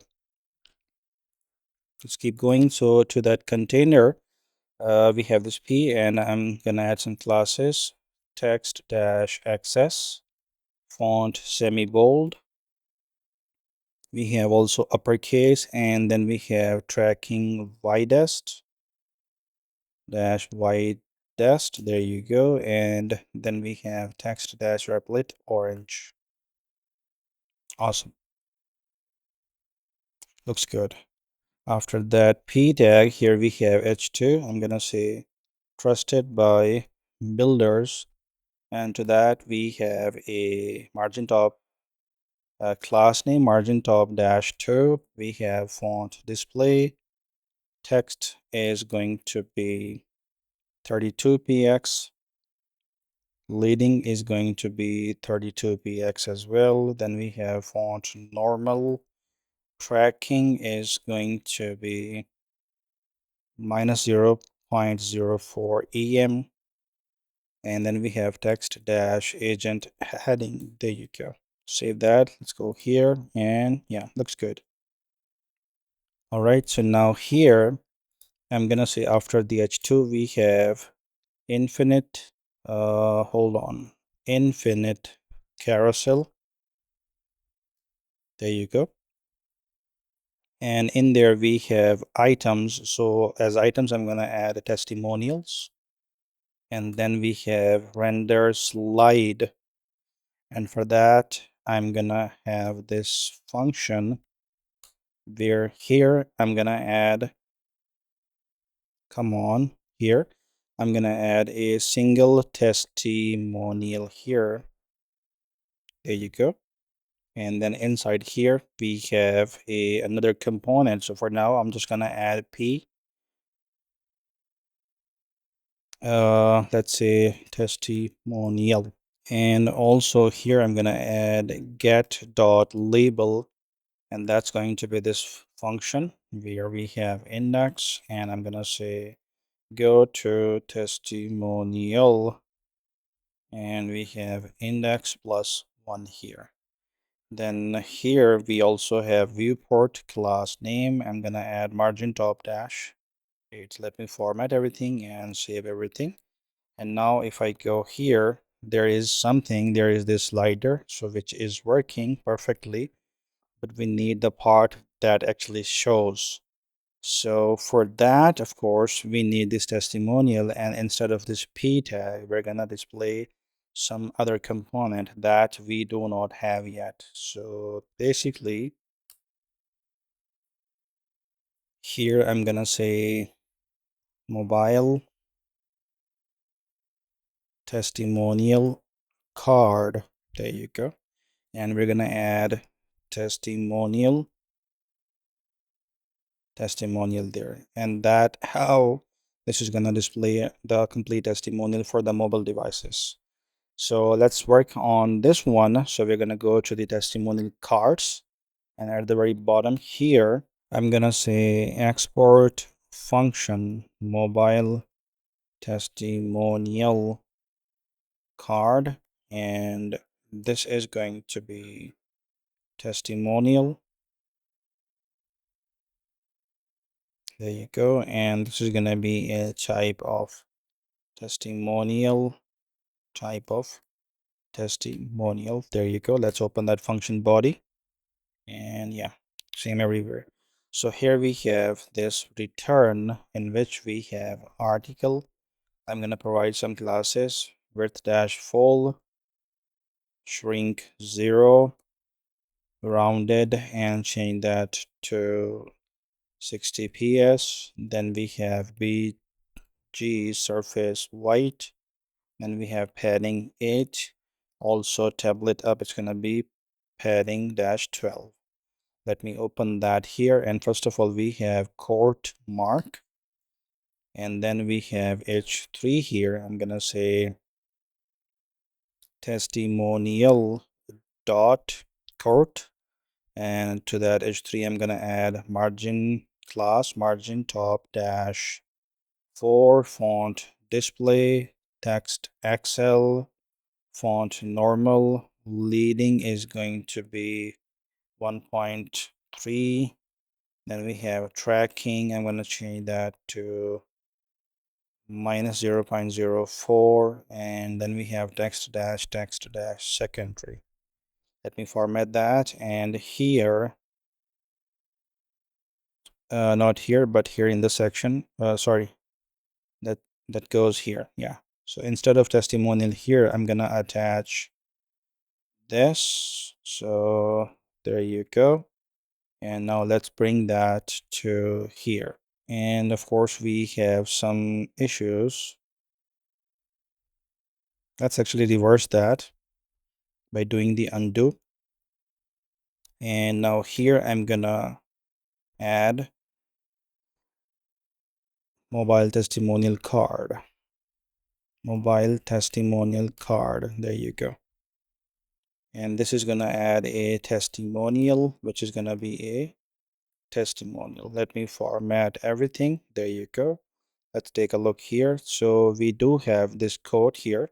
And of course, now we need to display the images and other stuff as well. I'm gonna go to testimonial cards here, and then under the h3 we have a footer here. Add some class name. We have margin top dash 8, flex items center. We have gap of 4, border top. Then we have border black slash, it's going to be 0.06. There you go. And then we have padding top 6. I'm going to open that footer, and here we have a div. I'm going to add some class names. That is relative height dash 100px. Then also we have width dash 100px, shrink 0. We have overflow hidden, and then also we have rounded full.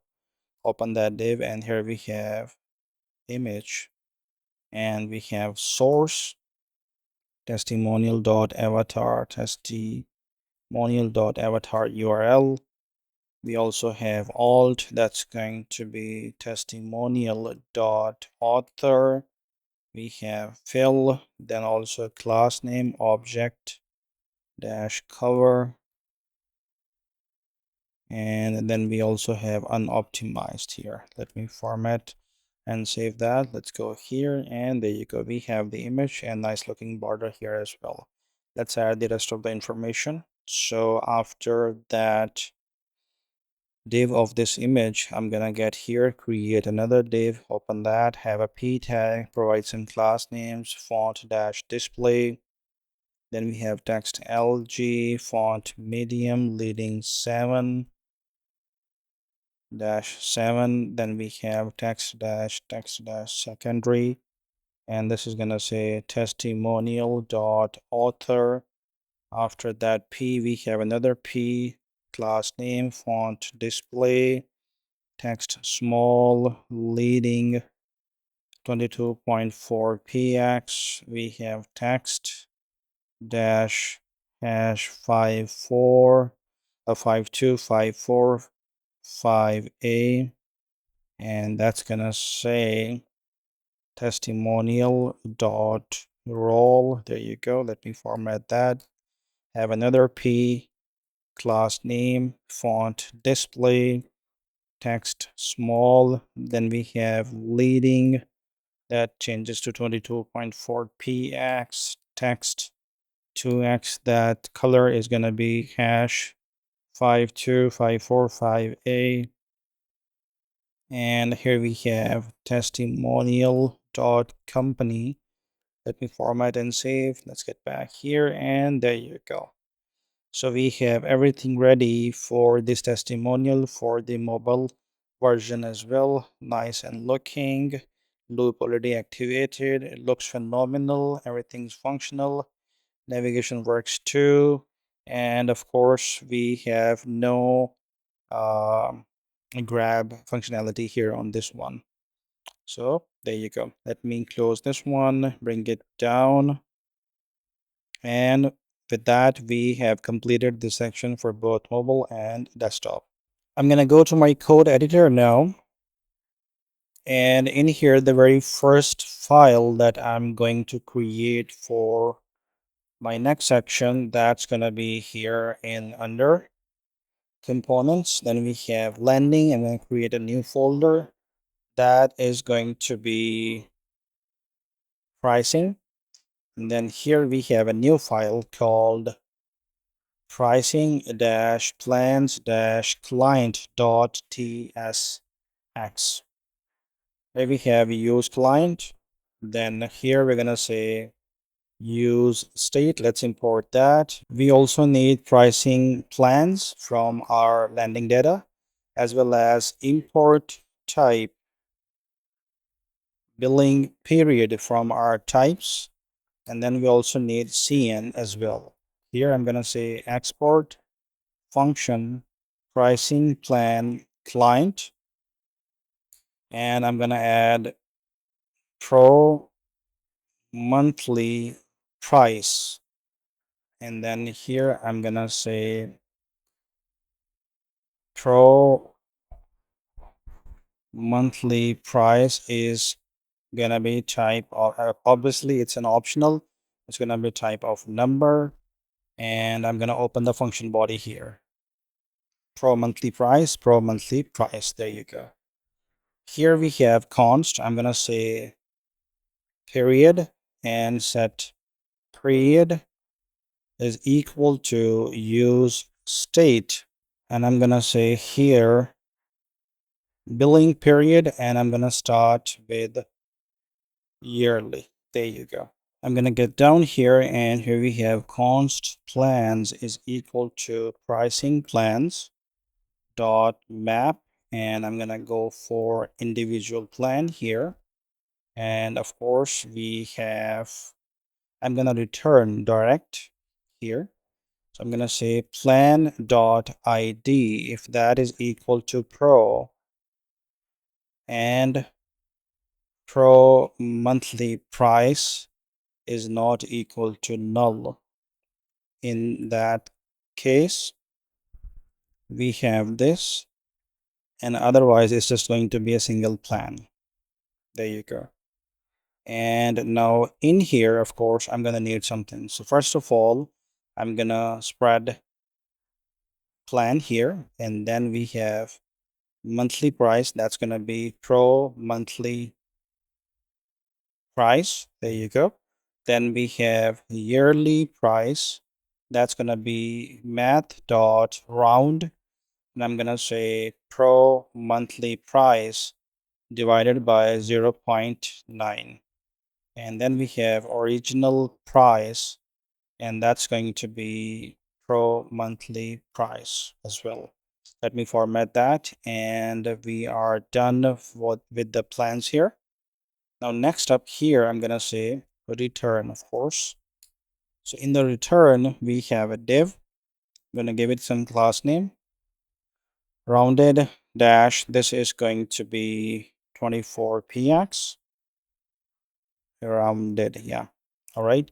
Then we have bg surface white. We also have padding 4. Then on desktop, this is gonna be rounded, and this is going to be 32px. Desktop padding 8. And here we have div. Gonna give it class name, and we have cn here. I'm gonna open that up. We have margin bottom 6, flex call, gap of 6, comma, get down. Below desktop, this is going to be items center. Below desktop, this is gonna be text center. And here we have desktop, and I'm gonna say margin bottom 8. Also on desktop, we have flex row, and also on desktop, we have items start, desktop justify between, the desktop text dash left. I think that's pretty much it. And then I'm gonna open that div here, and here we have another div.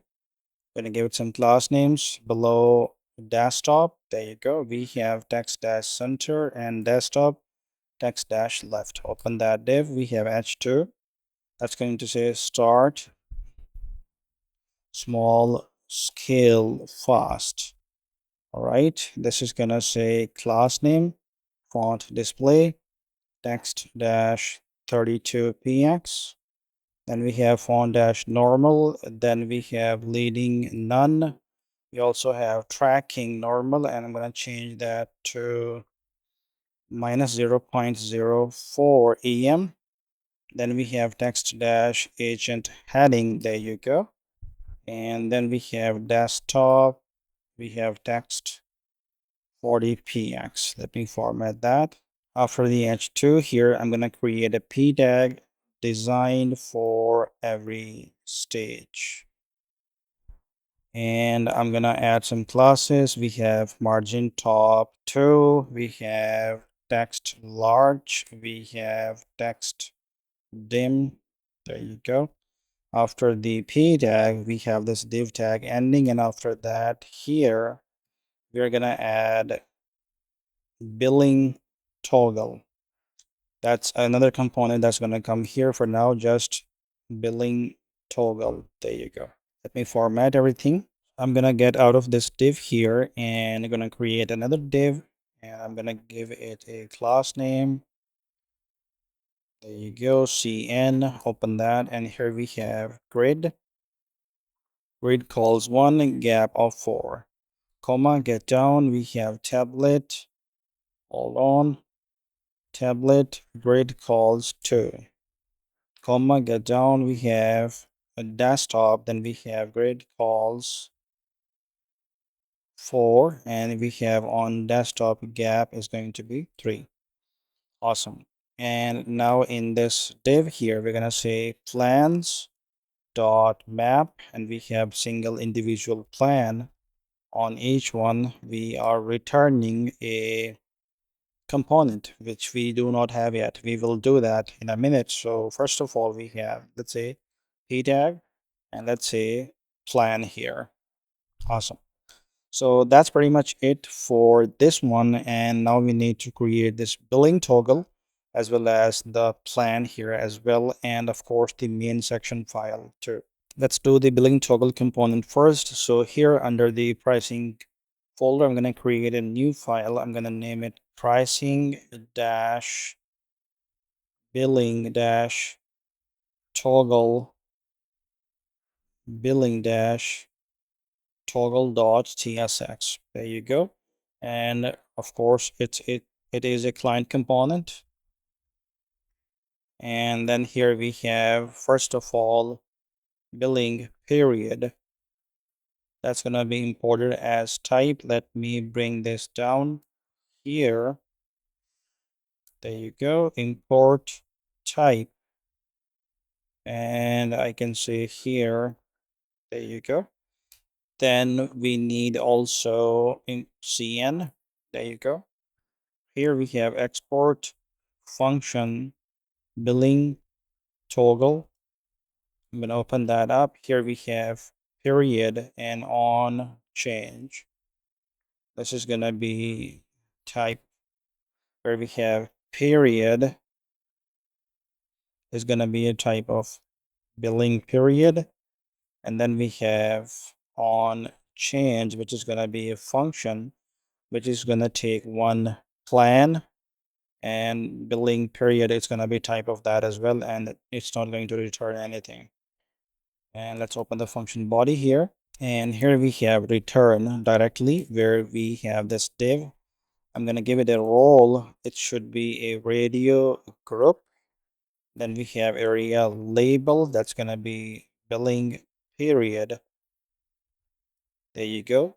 And also we have class name. So I'm going to say inline dash flex shrink 0 rounded full and BG pricing surface, then padding 1. Open that div. And here we have, first of all, a button. I'm going to make sure that its type is button as well. No submit. Role is going to be radio for this one. And then we have area checked. There you go. And that's going to make sure that we have period is equal to monthly. That's going to return true and false. And depending on that, it's going to be checked true or false. And then we have on click. Here we have this function. We're going to say on change.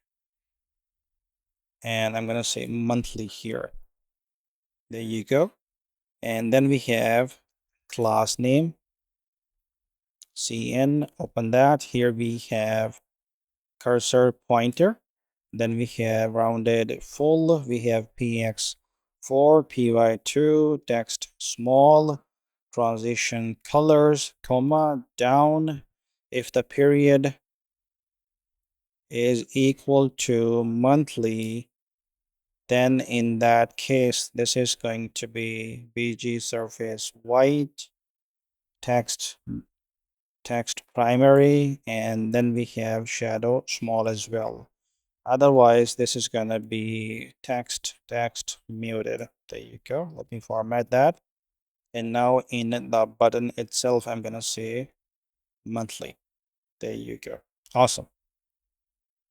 Under there, we need another button. So I'm going to just duplicate that. There you go. And of course, type button, role radio here. This is going to be for yearly here and yearly here as well. And in the classes, I'm going to add a few more here like flex. This is going to be cursor pointer. And then we also have items center and gap 1.5 as well. Then the rest of the classes can stay the same. Of course, here we need yearly as well. BG surface white. It's big primary, shadow small, and otherwise it's going to be muted just like above, and it's going to be changed to yearly. Awesome. Now under this button here, I'm going to have a span, and I'm going to give it a class name, which is going to be inline dash flex. We have items center, gap 1, text access, text replit orange. There you go. I'm going to open that span, and I'm going to paste an SVG here, of course, that you can find in the GitHub repo. Link is available in the description.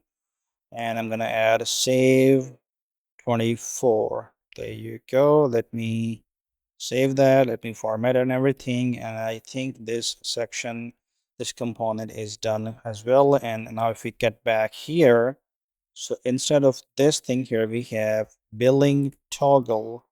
There you go. And what it expects a, where is that? A period and on change. All right. So here, I'm going to say period becomes period here, and on change is going to be set period. Awesome. And of course, we cannot see this thing yet because there are a few things. First of all, let me confirm what is it. Yeah, there's only one monthly price. So let's say that this needs to be numbered. So let's say we want to display that. So first of all, let's say I want to create a section.tsx file here, and I'm going to import pricing plans client. There you go. And then also I'm going to import container, and here I'm going to say export function pricing section, and open that. There you go. And here we have, first of all, a return in which I'm going to display a section hash pricing dot py-12. Open that. And here I'm also going to add on desktop py, come on desktop py-12. Sorry, py-20. There you go. And in there we have a container. Open that up, and in there we have pricing plans client, and which expects one thing here, of course, which is totally optional.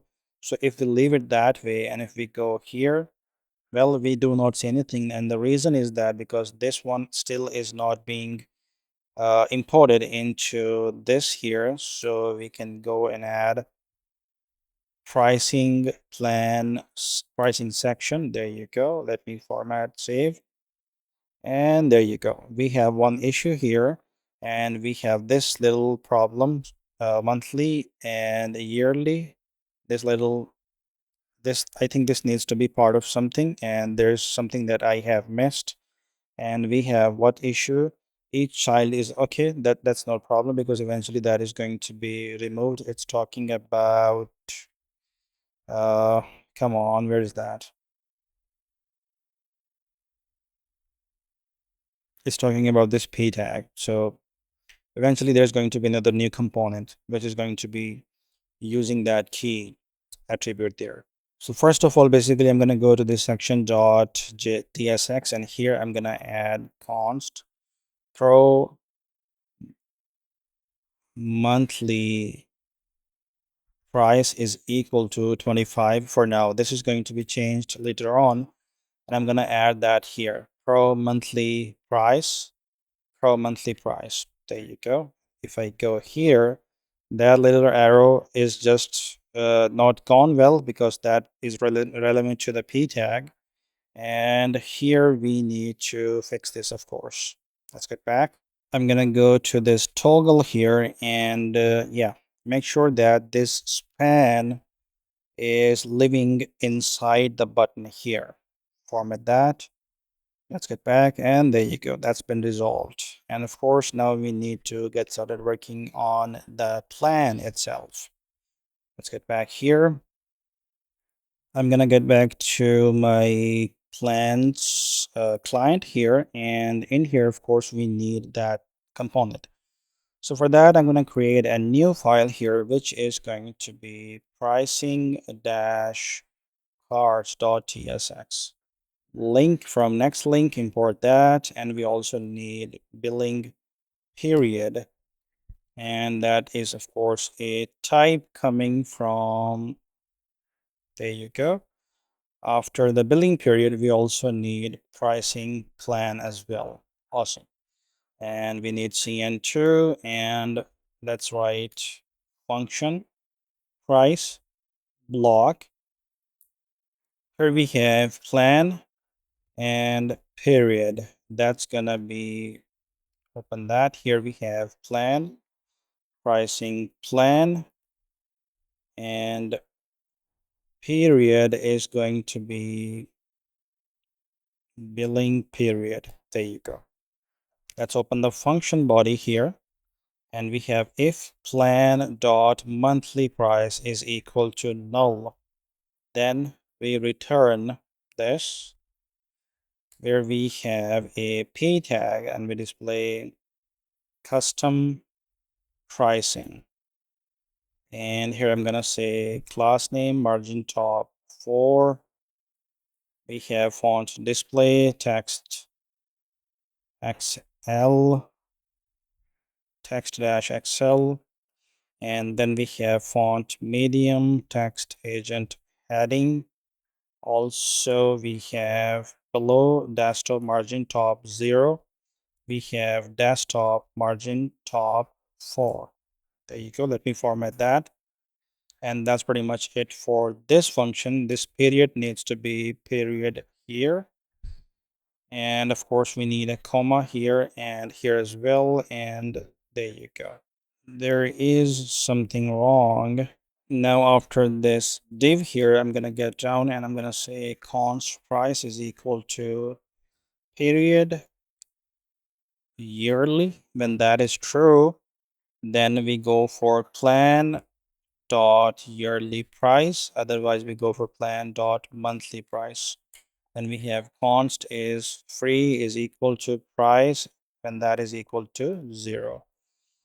Const is going to be show strike is equal to, let's say, period when that is equal to yearly, and plan dot original plan dot hold on plan dot original price is not equal to null, and plan dot original price is more than the price if that exists. Otherwise, just simply more than 0. There you go. And then after that here we finally do the return. Here we have div. I'm gonna say class name is going to be margin top dash 4. We also have flex wrap. There you go. We have items baseline. Then we have gap x2, gap y1 below desktop is going to be margin top 0. I'm gonna get inside that div here, and here we have show strike. If that is true, then we display that where we have a span. I'm gonna give it a class name, font display, text dash XL. Then we have text dash dim. There you go. We have line through as well. And inside the span, we have this dollar, and then I'm gonna display plan dot original price here. Let me format that. Now, after this condition here, I'm gonna have another span. Gonna give it class name font dash display, text dash 32px 1 dash not 2. Then we have leading is going to be none, font is gonna be normal, tracking is going to be minus 0.04 em, and then we have text dash agent heading. There you go. I'm gonna open that span here, and here we have is free. When that is true, then we say free. Otherwise, we say the $ extra here, and we add price here. Awesome.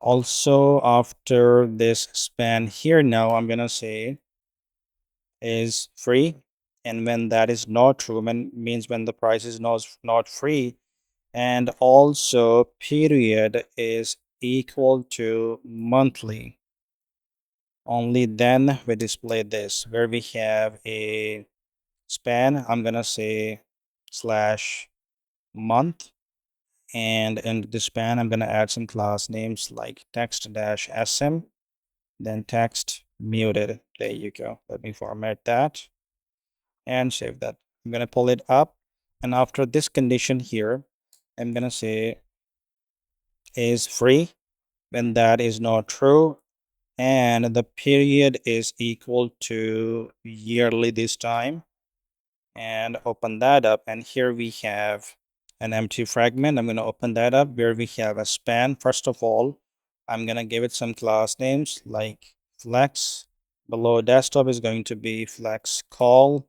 Then we have text small leading tight. Then we have text muted, and then we have desktop hidden. Desktop hidden. There you go.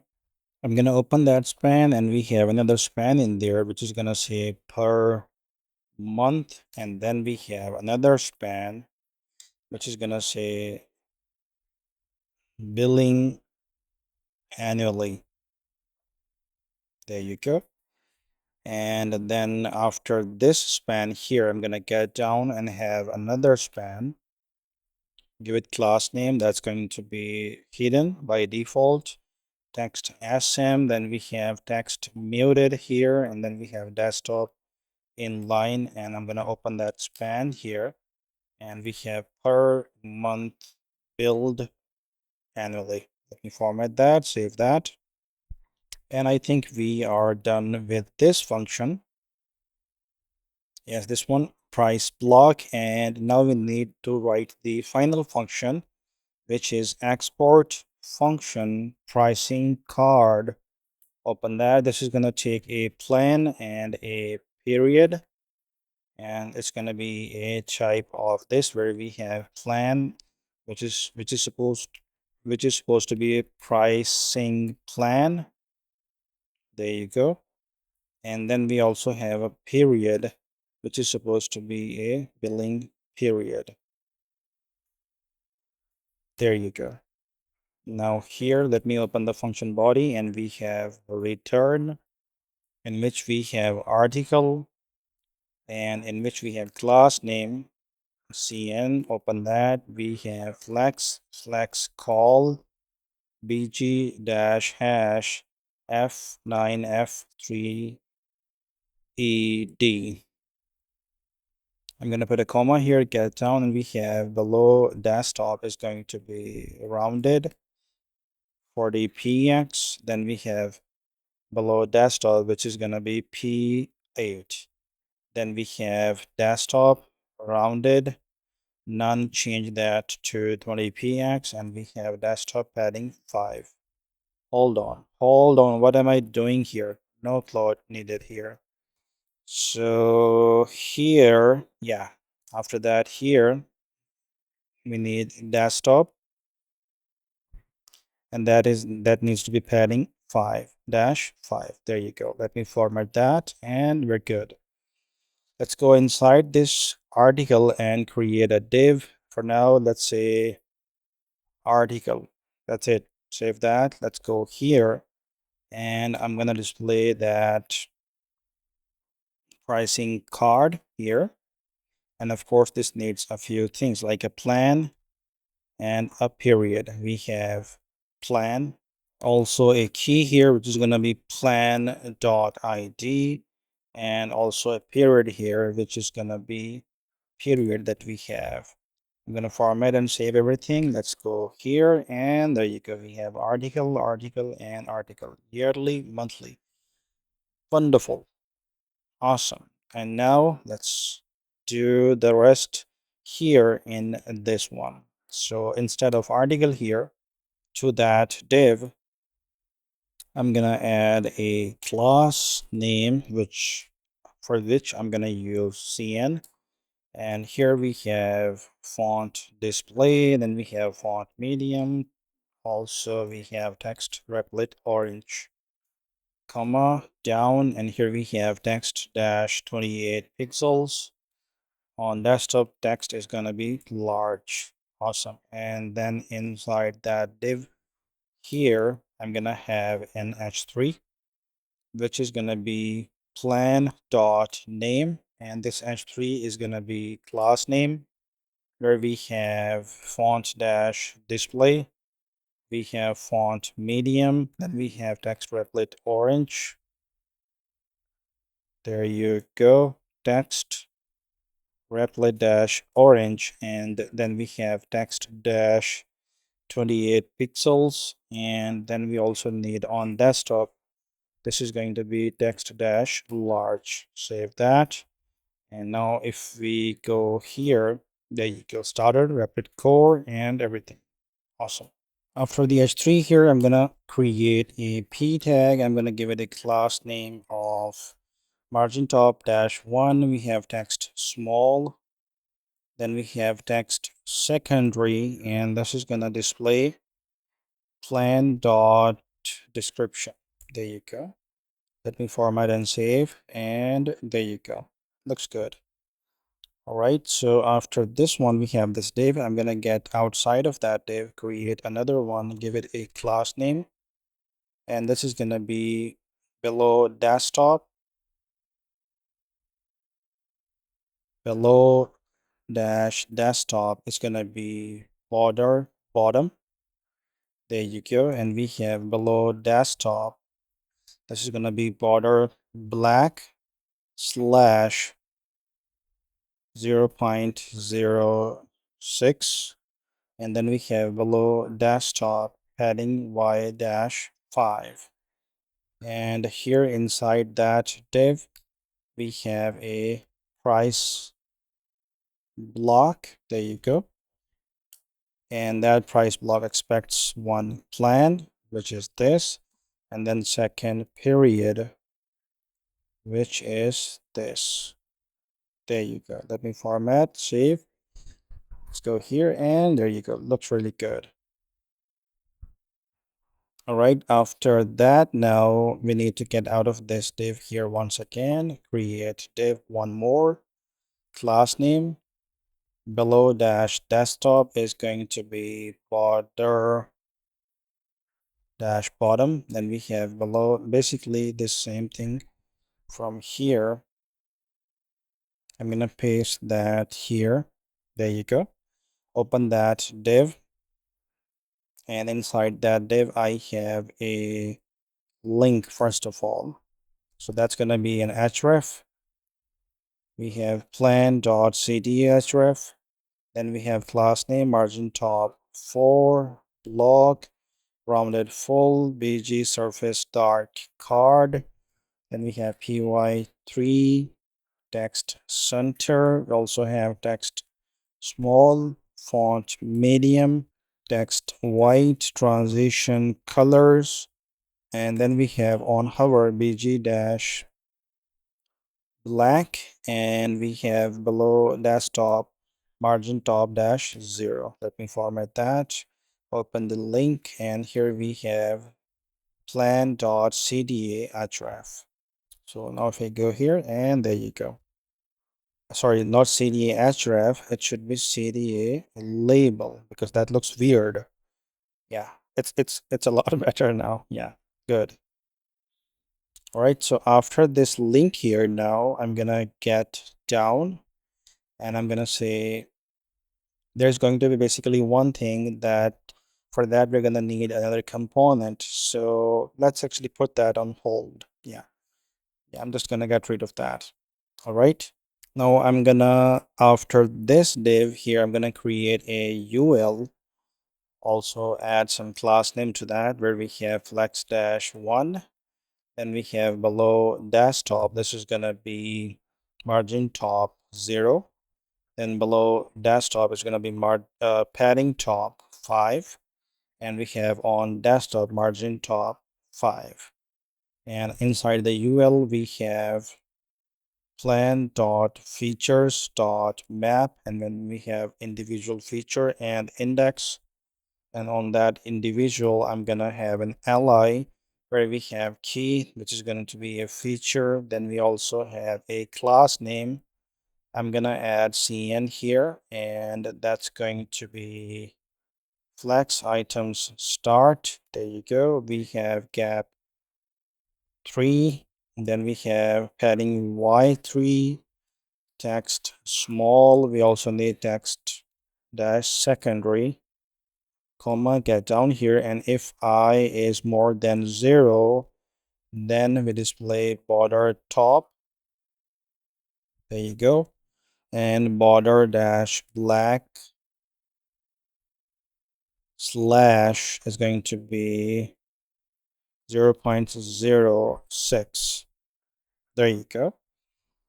All right, now I'm gonna open that ally, and here I have this span. I'm gonna say this is gonna be self-closing. So there we have class name, margin top 2 first of all. Then we have height 1.5, width 1.5, and we have shrink 0. We also need rounded full BG Replit orange. This is going to be a little dot. And then we have a feature coming from this iteration here. So I'm gonna save that. Let's go here, and there you go. Looks really good, guys. If I click on this one, there you go. It changes monthly. There you go. Yearly, and phenomenal. Wonderful size. So with that, that part of the component and the section is done. There is only one small thing which is left, and that is going to be displayed here under this link here. So basically, for the Replit Pro, we're going to display a selector here. So let's go for that. I'm gonna need to create a new file inside pricing, and that's gonna be pricing dash pro dash seat dash selector. Actually, select should be good. Select.tsx. There you go. I'm gonna make sure that it is a client component. Then we have use state that we're pulling out of React. Then we also have pro seat tiers from coming our data. And then here we have our import type, which is going to be billing period. Awesome. I'm going to say export function pro seat select. It's going to take a period, and of course that period is going to be type of billing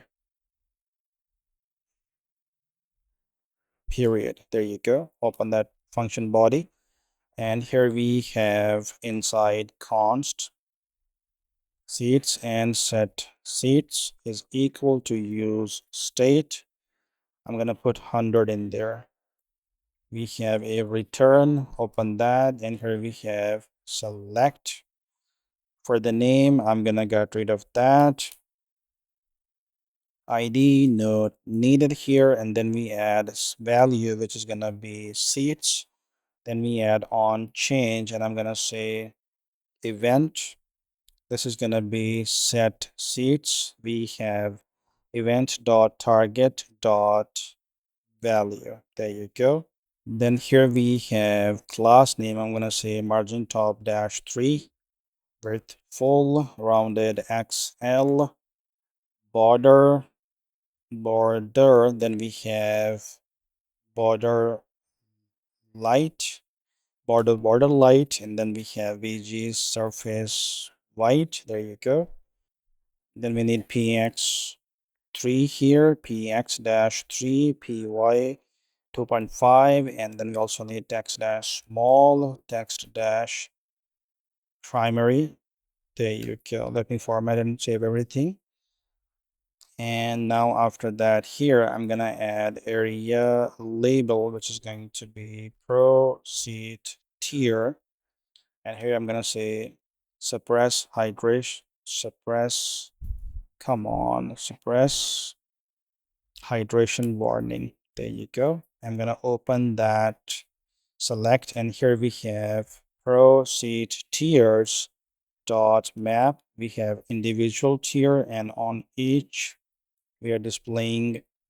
Here we have const price is equal to period is equal to yearly. When that is true, we're gonna say then the price is tier dot yearly, otherwise it's gonna be tier dot monthly. There you go. Then here we have const label is equal to when the period is equal to yearly, and tier, hold on, tier dot monthly is not equal to tier dot yearly. Then we are going to display, let me put template literals here, and I'm going to say the pricing for this would be tier dot monthly. I'm going to put a space here, then another one, tier dot yearly here, and I'm going to put another $sign here. And then here I'm going to say slash month. And then in case of false, this is going to be 2 times $sign. Then we have price slash month. There you go. And then finally, here we are going to return, so this all red error can go. Here we have option. The value for this one is gonna be tier.seats. Then we also need key, which is gonna be tier.seats as well. Under the option, I'm gonna say label. Let me format everything and save everything. And I think that's pretty much it for this one. Now I'm gonna get back to the pricing plan client. Nope, to the cards. And here I'm gonna say when plan.id is equal to pro, only then we're gonna display pro seat select. And we're gonna make sure that period is period here. Let me format and save everything. Let's get back here, and there you go. We have a nice looking selector that we obviously can select. Looks good, phenomenal. So with that, guys, this section is done as well. Let me quickly check this on the mobile view. So I'm gonna bring it to the right side, and here iPhone 14 Pro Max, and there you go. Monthly, yearly, the pricings are changing. There you go. There you go. Starter, everything stacked on each other like it's supposed to be for this specific section, and there's one little piece left that's going to be displayed here, and then we are officially done with the landing page of our Replit clone. Let's get to that. I'm going to close everything from here and just going to keep the page open. Then under components and under landing, I'm going to create a new folder. I'm going to name it CDA. Under CDA, I have a new file section.tsx. This is a small section. This is the only file needed for this section. So we have, first of all, button. Then we have container. And I'm going to say export function CDA section. And here we have return section CDA. I'm going to save that. Actually, let's use that, something like that. There you go. Now get down here and we have CTA section. There you go. Let me format and save everything. And there you go. This is where that is going to be displayed. So here to that section, I'm going to say class name py-120px. And inside here, we have a container. And then inside the container, I'm going to give it a class name flex call items center gap 10, and then we have text center as well. Then we have h2. I'm gonna say, what are you waiting for? Yeah, what are you waiting for? Subscribe to my channel. And class name is going to be font dash display text dash 42px. Then we have font dash normal, and we have leading, which is going to be 42px as well. And we have tracking. I'm gonna change that to minus 1.68px. Text dash CDA heading. There you go. Let me format. Let's go here, and there you go. Looks good. Now here, after the h2, we have a button. I'm gonna say href. That's gonna go to / sign up. And we also have size LG and class name height dash 20, width full, and also max width CDA, max width dash CDA button, font display, text to Excel, and we have font normal. Now here we have get started free. Let me format and save everything. I think that's pretty much it. And there you go, guys. Our landing page is officially done. Let me check the mobile version real quick.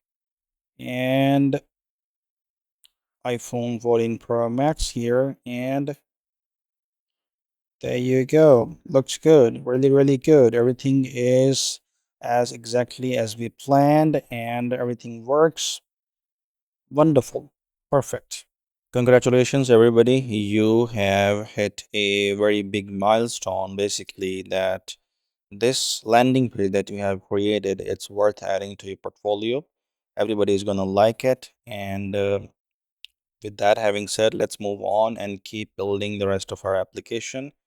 Let's go to our code editor, and in here I'm going to close this one as well as this one, and I'm gonna go under app, create another folder called app, and then another folder, this time in parentheses. This is gonna be called dashboard. And remember, whatever we write in the parentheses, this does not become a part of the app router. This is only there for the organizing stuff. So now inside there, I'm gonna create a new file, first of all, which is gonna be layout.tsx. Then we also have page.tsx, but I'm gonna write some code into the layout.tsx for now. So first of all, we have export function, and I'm gonna say app dashboard layout. There you go. And dashboard layout. Awesome. Let me add some props here. So first of all, we have only children here, and I'm gonna make sure that we have that children added into the type as well, which is gonna be react node. And let's open the function body. And now in here, the only thing that I'm going to do is return, in which we have a, for now, just an empty div. And in there, I'm gonna just use that children. There you go. Simple. Pretty much that. And now if I go to /app, it will go there, but of course there's only layout, but we haven't written anything in the page.tsx, so that's why it's giving us that error. Let's get here, and in here I'm gonna say export default function app page. I'm gonna open that up. Here we have return, and in there I'm just gonna display a div here for now, and h1 I'm gonna call it home. And just like that, I'm gonna go to the layout and make sure that we are doing the export default function here as well. Let's get back here, and there you go. We have our home on the app. Perfect. Now, there are a couple of more files that I would like to create before going deeper into building one of these files. So under the app, inside app, I'm gonna create a new file, layout.tsx, and this is gonna be export function app route layout. And in here I'm gonna open our children, and of course this is going to be a type of children here, and react node here. Now in the function body, I'm gonna return a div to which I'm gonna provide some classes like app-theme. There you go. And then we have flex, also minimum height screen, flex call, and bg app bg, as well as text app text. Open that div, and here we have children. Let me format everything and save everything here. And now if I go there, of course, we have this little issue here. So we're gonna need one more file in here, and that is going to be a loading.tsx. Now this loading.tsx file is gonna export default function loading, and here we have the loading with a capital L, sorry, there you go. And here we have a return, and in here, instead of creating the loading component within the loading.tsx, because we're gonna have a bunch of loading.tsx files in different routes. So what I would do is I'm gonna create a different component for the loading, and then gonna keep using that component name throughout these different files. So here I'm just gonna put this, let's say in here I'm gonna say p loading. That's it for now. And what I'm gonna do now is I'm gonna go to components under UI, and here create a new file. I'm gonna name it global-loading.tsx. There you go. Here we have, first of all, I'm gonna import type, and this is going to be UI theme. Then we have cn, and then I'm gonna type global loading props and open that. And here we have theme, which is going to be UI theme. Then we have full screen is going to be a boolean. And we have class name string, and then we have size is gonna be small md, and of course lg here. Awesome. Now down here I'm gonna say const size styles is equal to this, where we have small, in which I'm gonna say height dash 3.63 rem, and then also we have width dash, basically the same thing. I'm just gonna copy that, paste it over here, change the height to width, and then we have for the medium, that's going to be inside here, height dash 5.445 rem, and of course I'm gonna copy that width, and there you go. Then we have lg, that's gonna be height dash 7.26 rem. I'm going to copy that, and hold on, this needs to be here. And then here we have width, and then the name here. All right, then after that here I'm gonna say const. Actually, let me copy that a few times here, and now let me open my caps lock. That's gonna be dot underscore size is equal to 2.5. Then we have dot underscore gap is equal to 2. Then we have calls is equal to 4. We also have rows is equal to 4 as well. And we have grid underscore width is equal to calls multiplied by dot size plus, and in here I'm gonna say calls minus 1 and multiplied by dot gap. There you go. Then here we have grid height is equal to rows multiplied by dot size plus rows minus 1 and multiply it by dot gap. There you go.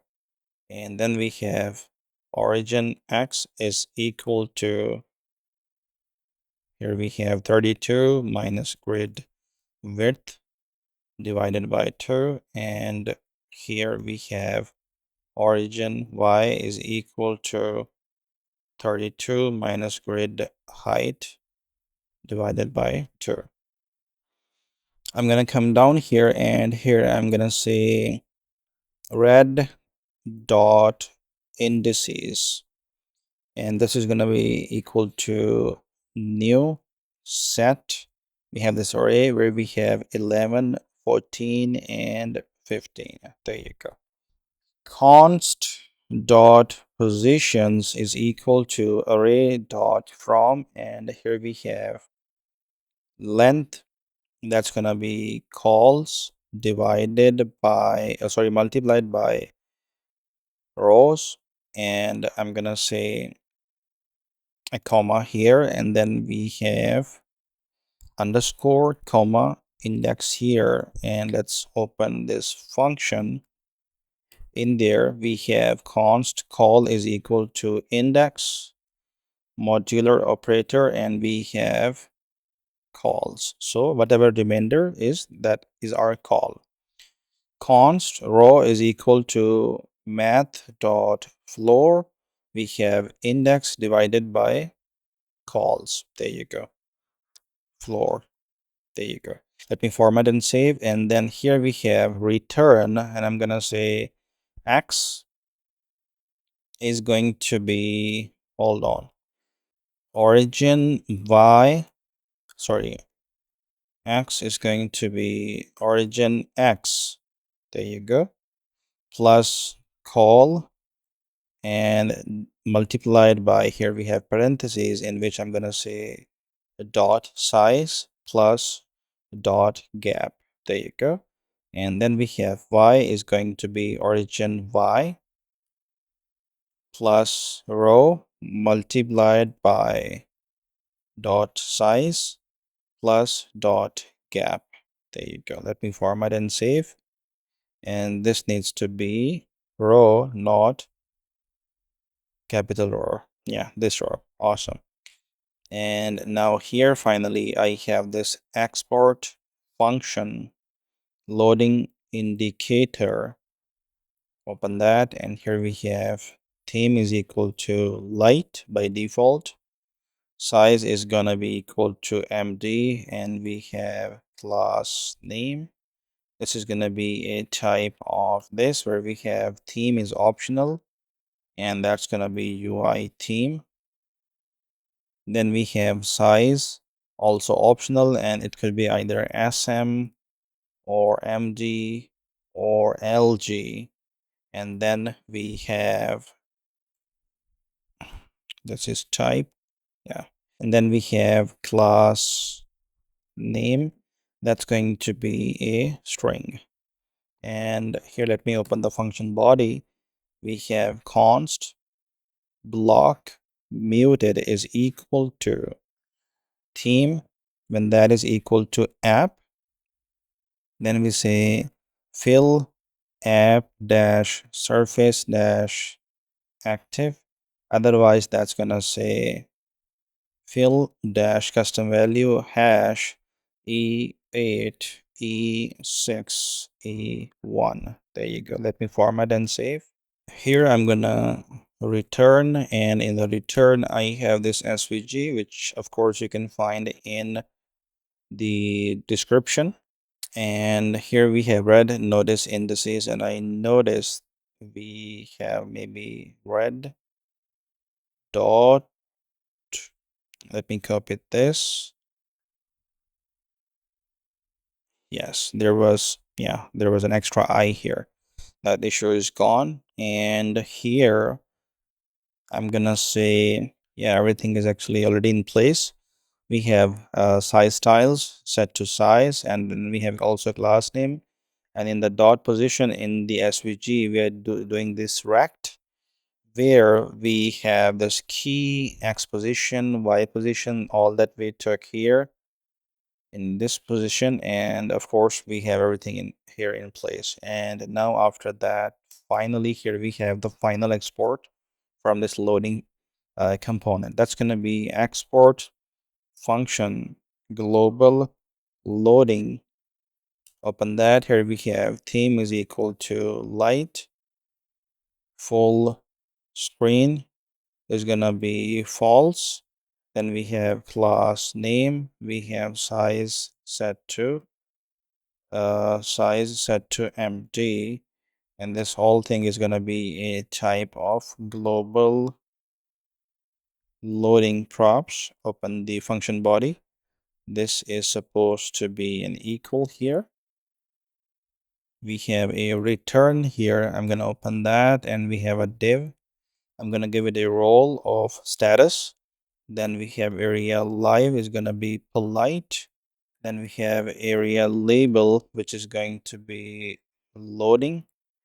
And here we have class name, That's going to be cn. Open that up, and here we have flex, and we also have width dash full, items dash center, justify center, and here we have full screen, minimum height screen. Otherwise, minimum dash height dash is going to be 12 rem and flex 1. There you go. And then I'm going to put a comma, get down here. So if full screen is true, then we have, I'm also going to check if theme is equal to app. Then I have this bg dash app dash bg. Otherwise, this is going to be bg dash background. And here I'm going to say theme is equal to app. Then here I'm going to say bg dash transparent. Otherwise, this is going to be undefined. Let me format and save everything. And after this here, finally, I'm going to also add class name as well. Let me format that. Let me pull that up a little. And here in the div, I'm going to say loading indicator. And in there, I'm going to say we have a theme, which is supposed to be theme. Then we have size, which is size here. Save. And here we have an issue somewhere that I would like to fix. So if I open that up,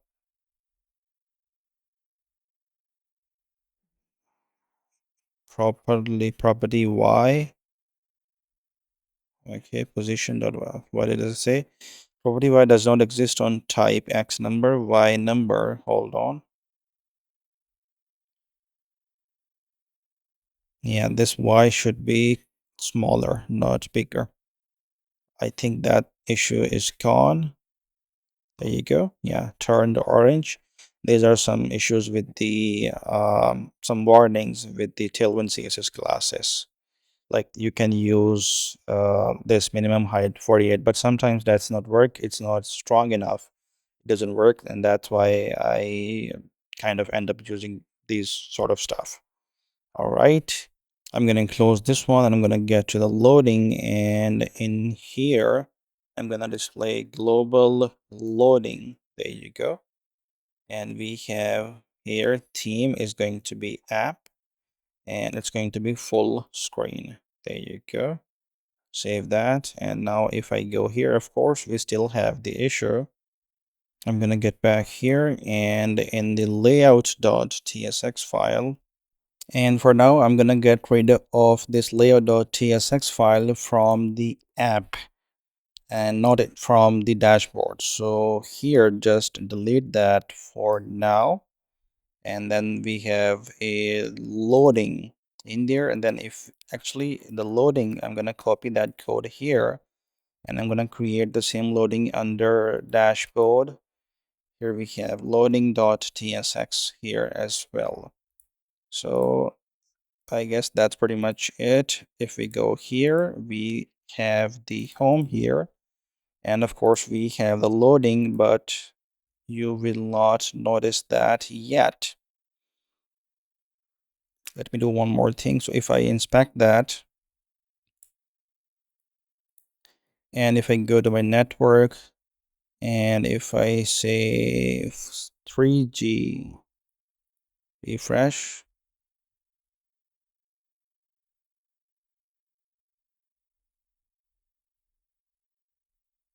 nope, we cannot yet. So I'm gonna change that back to no throttling here.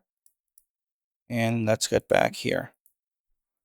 Now I would like to work on the app shell so we can finally start putting pieces together, like the sidebar and the content for the app shell. And for that, first of all, we're gonna need a type system for the app. We already have one for the landing data, but we have none for the app. So I'm gonna create a new file here. I'm gonna name it app-types.ts, and here first of all I'm just going to create one export type app work space workspace is equal to this type where we have ID, string, name, string, then we have slug, string, type is gonna be either personal or it's gonna be a team. There you go. Let me format and save that.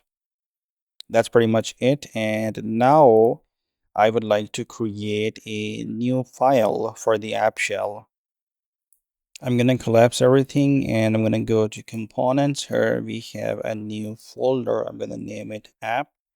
Under there, I'm gonna create another folder and I'm gonna call it shell. And in there we have a file. I'm gonna call it app-shell.tsx. First of all, it's a client component. And then I'm gonna import use callback from React, also use effect, and also use state. Afterwards, here we have import type. I'm gonna import app workspace from our app types. And then here I'm gonna say type app shell props is equal to this type where we have children is gonna be react node. Then we have work space is gonna be equal to app workspace array of that basically, and then we have active workspace slug is optional and it's gonna be a string. Then we have a user and that is going to be name string or null. Then we have email optional string or null, and then we have image optional string or null. I'm gonna get down here and here we have export function app shell, and I'm gonna open that. Here we have children, then we have workspaces, there you go, and then we have active workspace slug, and then we have user. This whole thing is going to be a type of app shell props. Open that function body, and here we have a return in which I'm gonna have a div and I'm gonna provide some classes to that app-theme. Then we also have flex minimum height screen bg app bg, and then we also have text-app-text. I'm gonna open that div and here we're gonna have a few things. So first of all, here we have app sidebar, of course, which we do not have yet. Then here we're gonna have the main content area, and then here we have is a command palette, which of course we have not yet. Palette, there you go. And in the main area here, I'm gonna say div class name is going to be app-theme-main. There you go. And then we also have flex and height dash screen and minimum dash width dash 0, flex 1. Then we have flex call and also have overflow hidden. I'm going to open that div and here we have children. There you go. So now the other basically props go into the sidebar. And for now, what I'm gonna do is I'm gonna make sure that they are optional so we do not get any error or something. And there you go. We have the app shell here. And now I'm gonna go to my loading.tsx file. Sorry, not loading, but the layout.tsx file. And here, instead of this, I'm gonna return app shell. There you go, open that, and here I have children. There you go, just like that. I'm gonna save that. And I think that's pretty much it. If I go here, there you go. We have a dark background and this text over that. So our op shell is working, and now it is time for us to start working on the sidebar. So we can make it look like a dashboard app. So that app sidebar is gonna go here. Inside this shell folder here, I'm gonna create a new file. I'm gonna name it app-sidebar.tsx, and let's do use client. And then here we have link from next link. We also have use path name from next navigation, use effect, and use state. Then we also need Replit logo, and we also need to import type. That's gonna be app workspace. There you go. And let me put that there. Awesome. And next I'm gonna need cn here as well. Here I'm gonna type app sidebar props is equal to this type, where we have workspaces is gonna be app workspace array. Then we have active workspace slug optional, and this is gonna be a string. Then we have user, and that's going to be a name string or null, email optional string or null, and we have also image optional string or null. There you go. Now here I'm gonna type, actually there's going to be one more, and that's gonna be on open search. We have this function which is gonna be void. Then here we have const main nav is gonna be equal to this array, and that's gonna be label string href string. Then we also have icon, which is gonna be react dot component type, and here I'm gonna say class name, come on, optional, and that's gonna be a string. There you go. And then we also have exact, that's going to be a boolean. Awesome. And then that whole thing is going to be equal to this array, where we have this object label is going to be home, href is going to be slash app href. There you go. And here, hold on, yeah, label, we have home, and href we have app. And then here we have icon, that's gonna be home icon.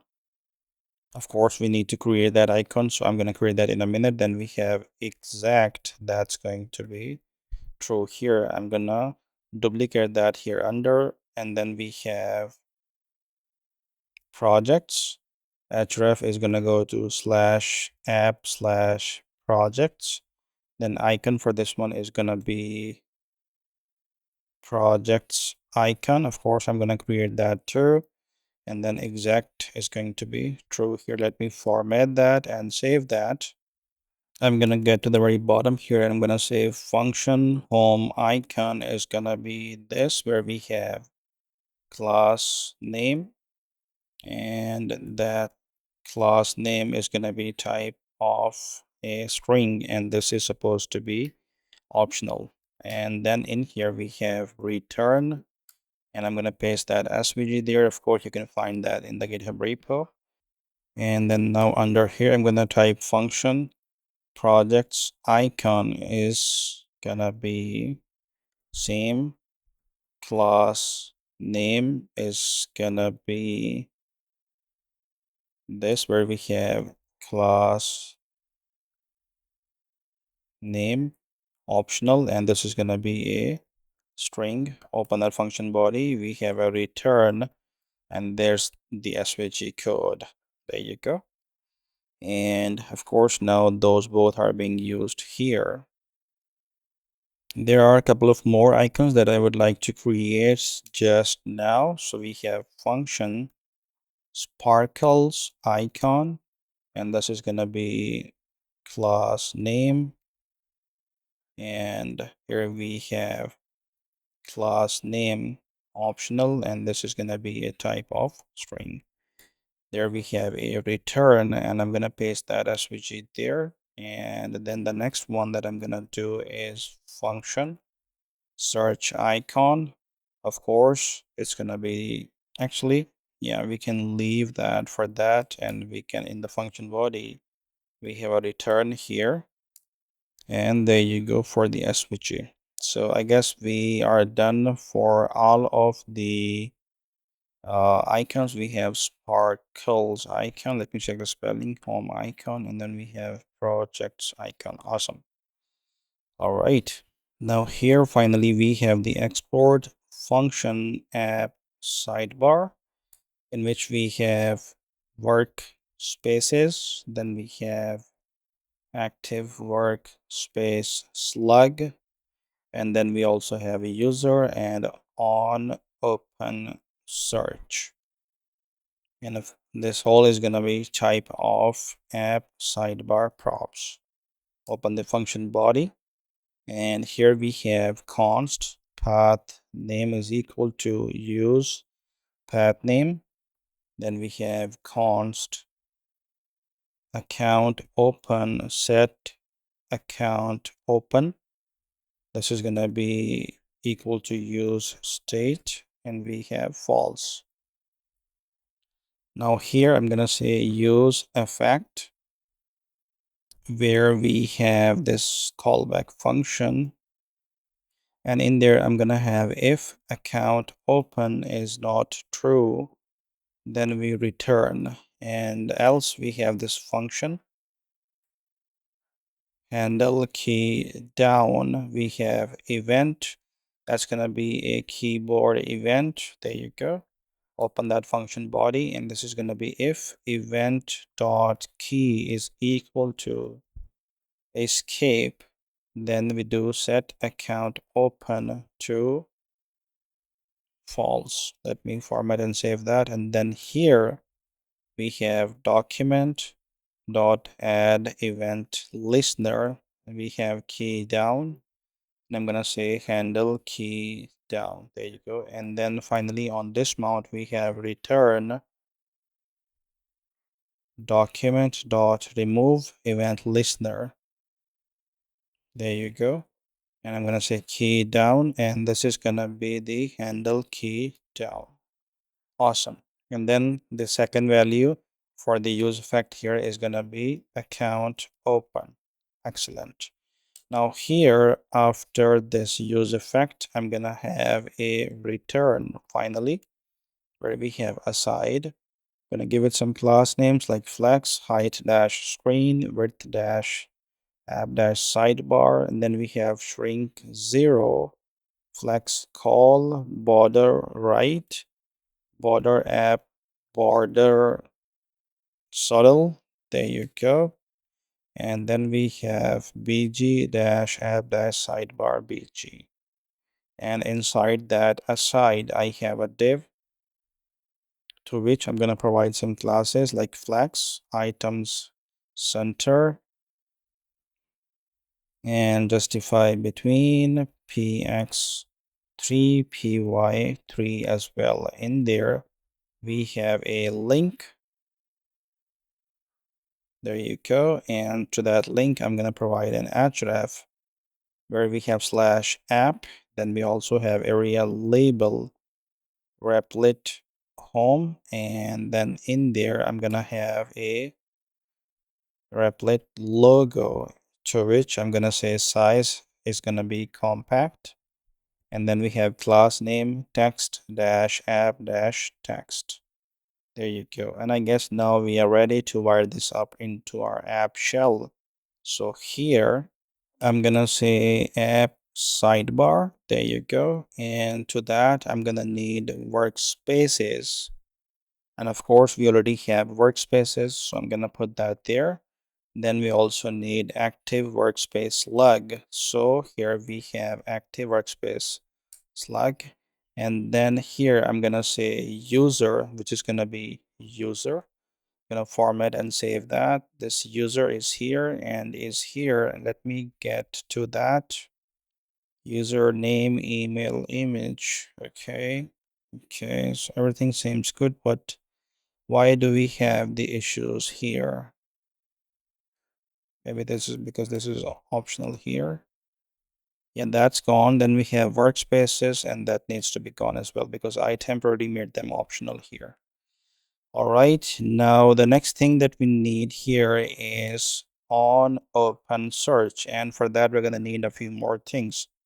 So I'm gonna go to the top here above the return. I'm gonna say const command open and set command open is equal to use state false. Now here I'm gonna say const open command is equal to use callback, and here we have this function in which I'm gonna say set command open set to true, and here I'm gonna provide an empty array. I guess that's pretty much it. And now this open command is gonna be used here. Hold on, let me copy that and paste it over here. Let me format and save. And we have some issue here in the app shell. Now of course now app shell expects all of those values. Now if I hover over the app shell here, so you can see that it says that some of the properties are missing, and but like workspaces and user, but of course that those are coming later when we have the authentication as well as the database integration.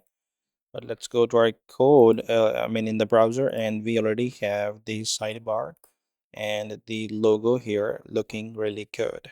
Let's get back to our code editor, and I'm gonna go to my app sidebar, and here under the link here, I'm gonna create a button.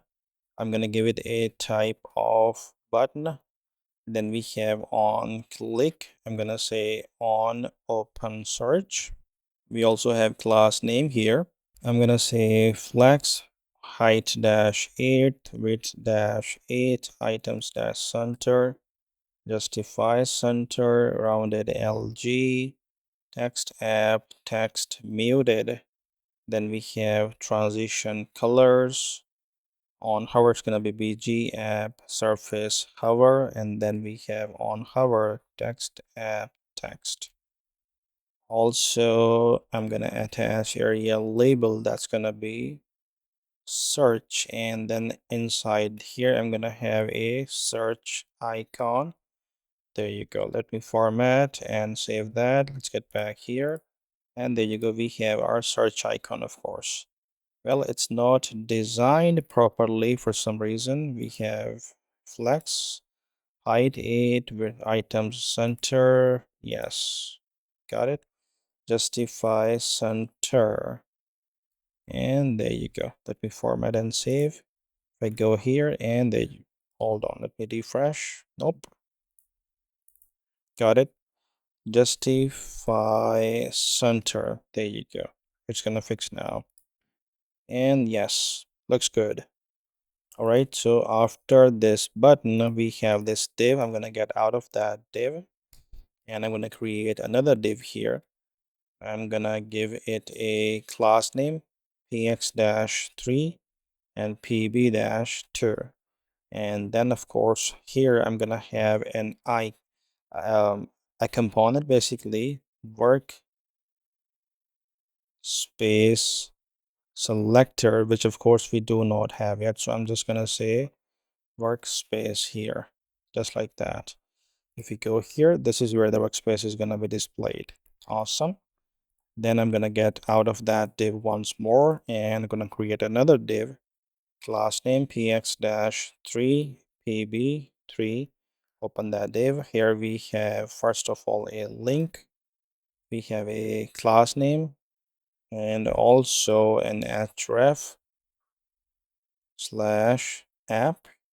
Class name for this one is going to be group, relative, flex, height dash 9, items dash center, gap 2, overflow hidden, rounded LG. Then we also have PX3, text SM, font medium, text white, and we have shadow, a custom value 0 underscore 2 px underscore 14 px underscore RGBA 61 comma 111 comma 212 comma 0.22. And then after that we have transition.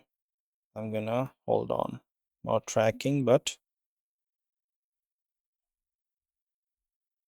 transition dash, and this changes to box dash shadow comma filter. And then we have on hover, shadow is gonna be changed to 0 for px, 22 px, and RGBA 61 111 212 0.32. All right, and then we have hover. I'm gonna say brightness 105. There you go. Let me format and save, and then open that link here. We have a span.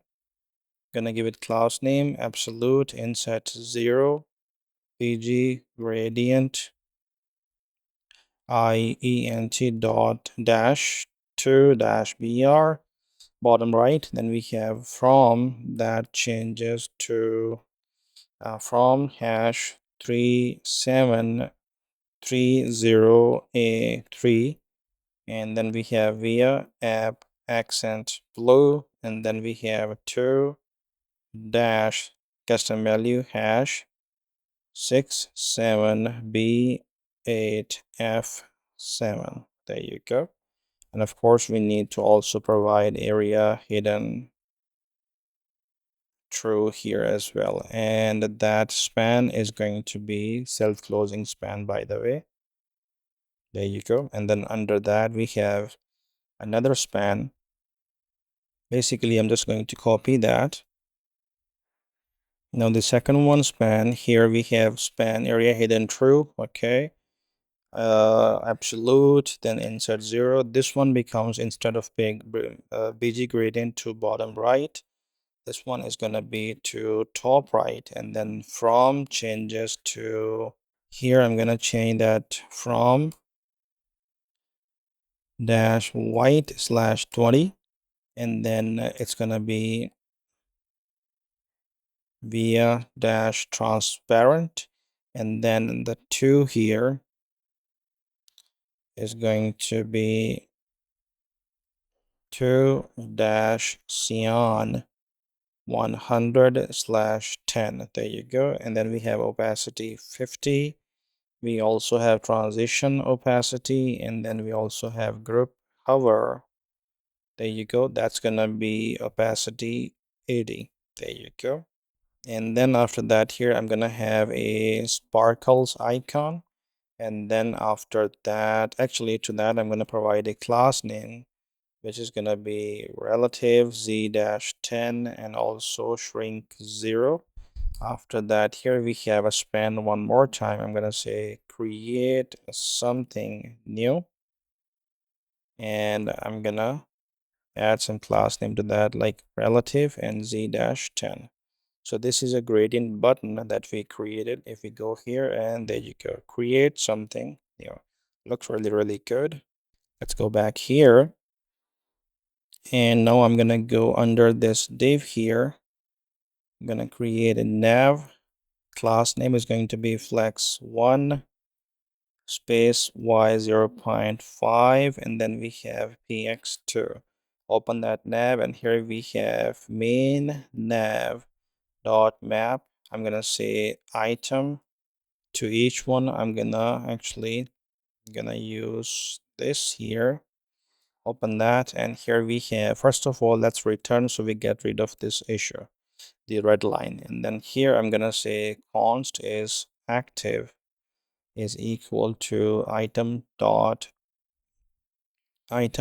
exact, And when that is true, then we go for path name is equal to, then again, basically we're checking path name is equal to item dot href, else we are saying path name dot starts with here slash actually item dot href. There you go. And that's going to return true and false depending on all of these situations.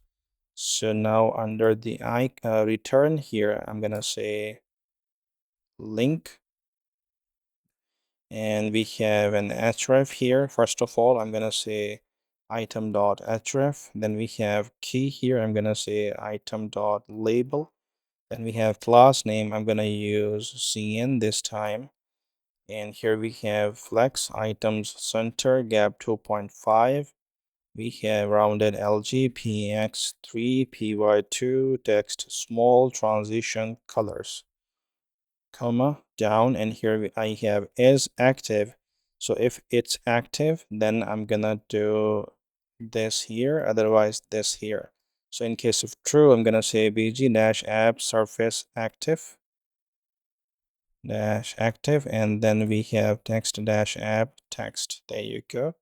And in the case of false, I'm gonna say text app text secondary, and then we have on hover bg-app dash surface hover. Then we have on hover, it's gonna be text-app dash text. There you go. Let me format and save everything.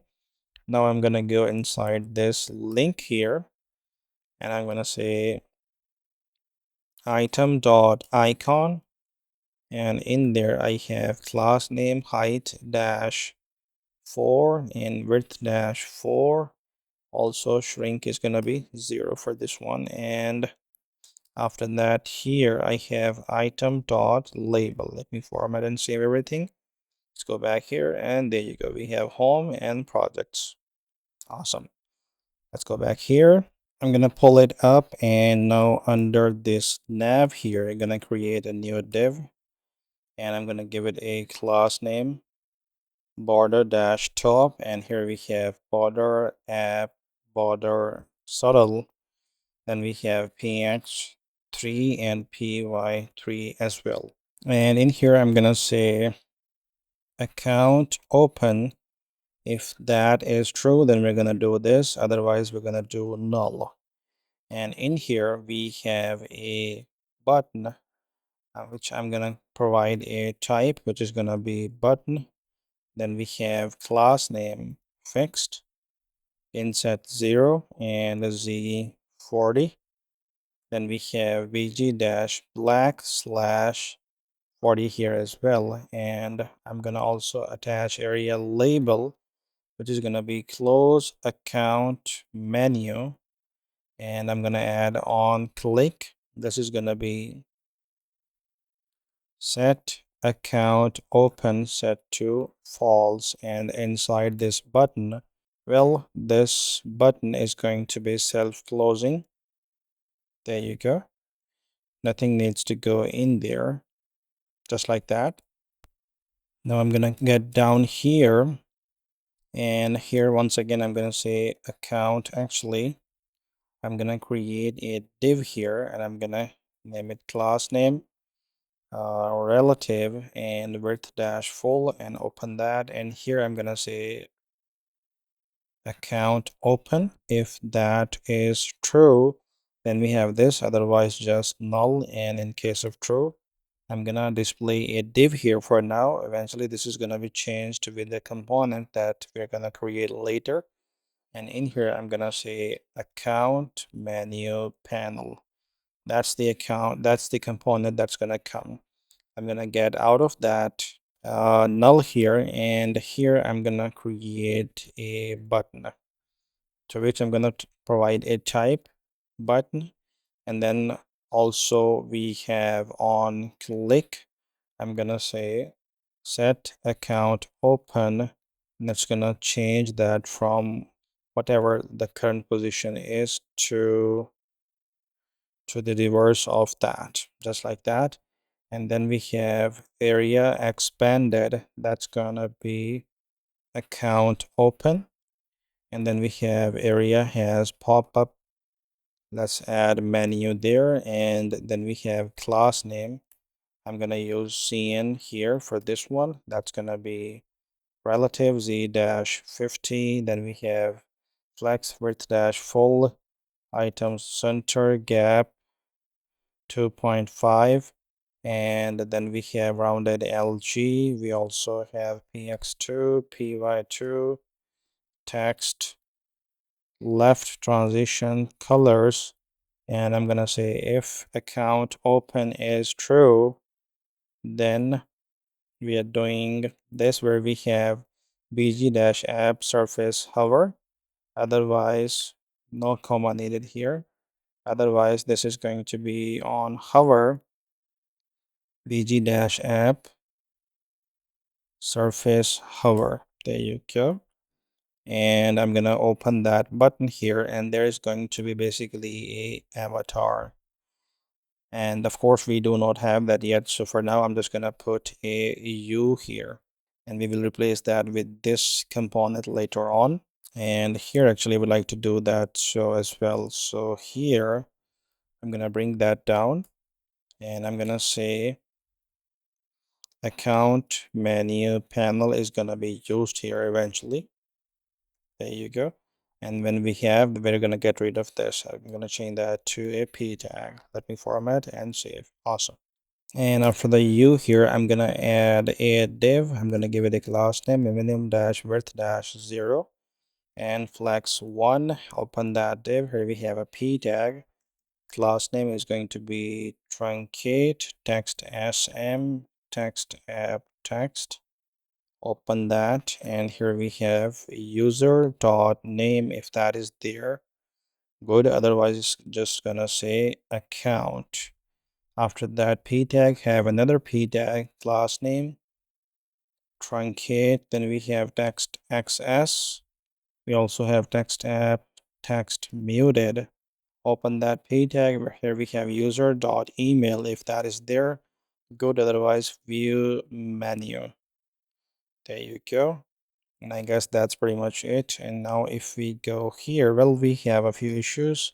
User dot name, and that is because actually, yeah, because we have this user here, but we actually okay, we have the user here, but we have no user here. So I guess it's best if we just use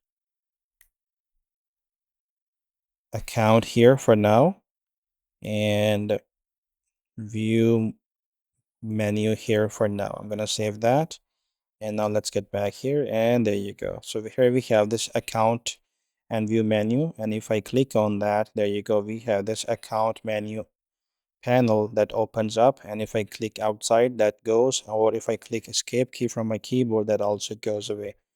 So we're gonna need to create a couple of other components, like we need this workspace component. Then we also need one for the avatar, and then we also need one for the account menu panel as well. All right, so I'm gonna go to my code editor, and in here, I'm gonna go and create a new file under the shell here. That is going to be user-area-icons.tsx.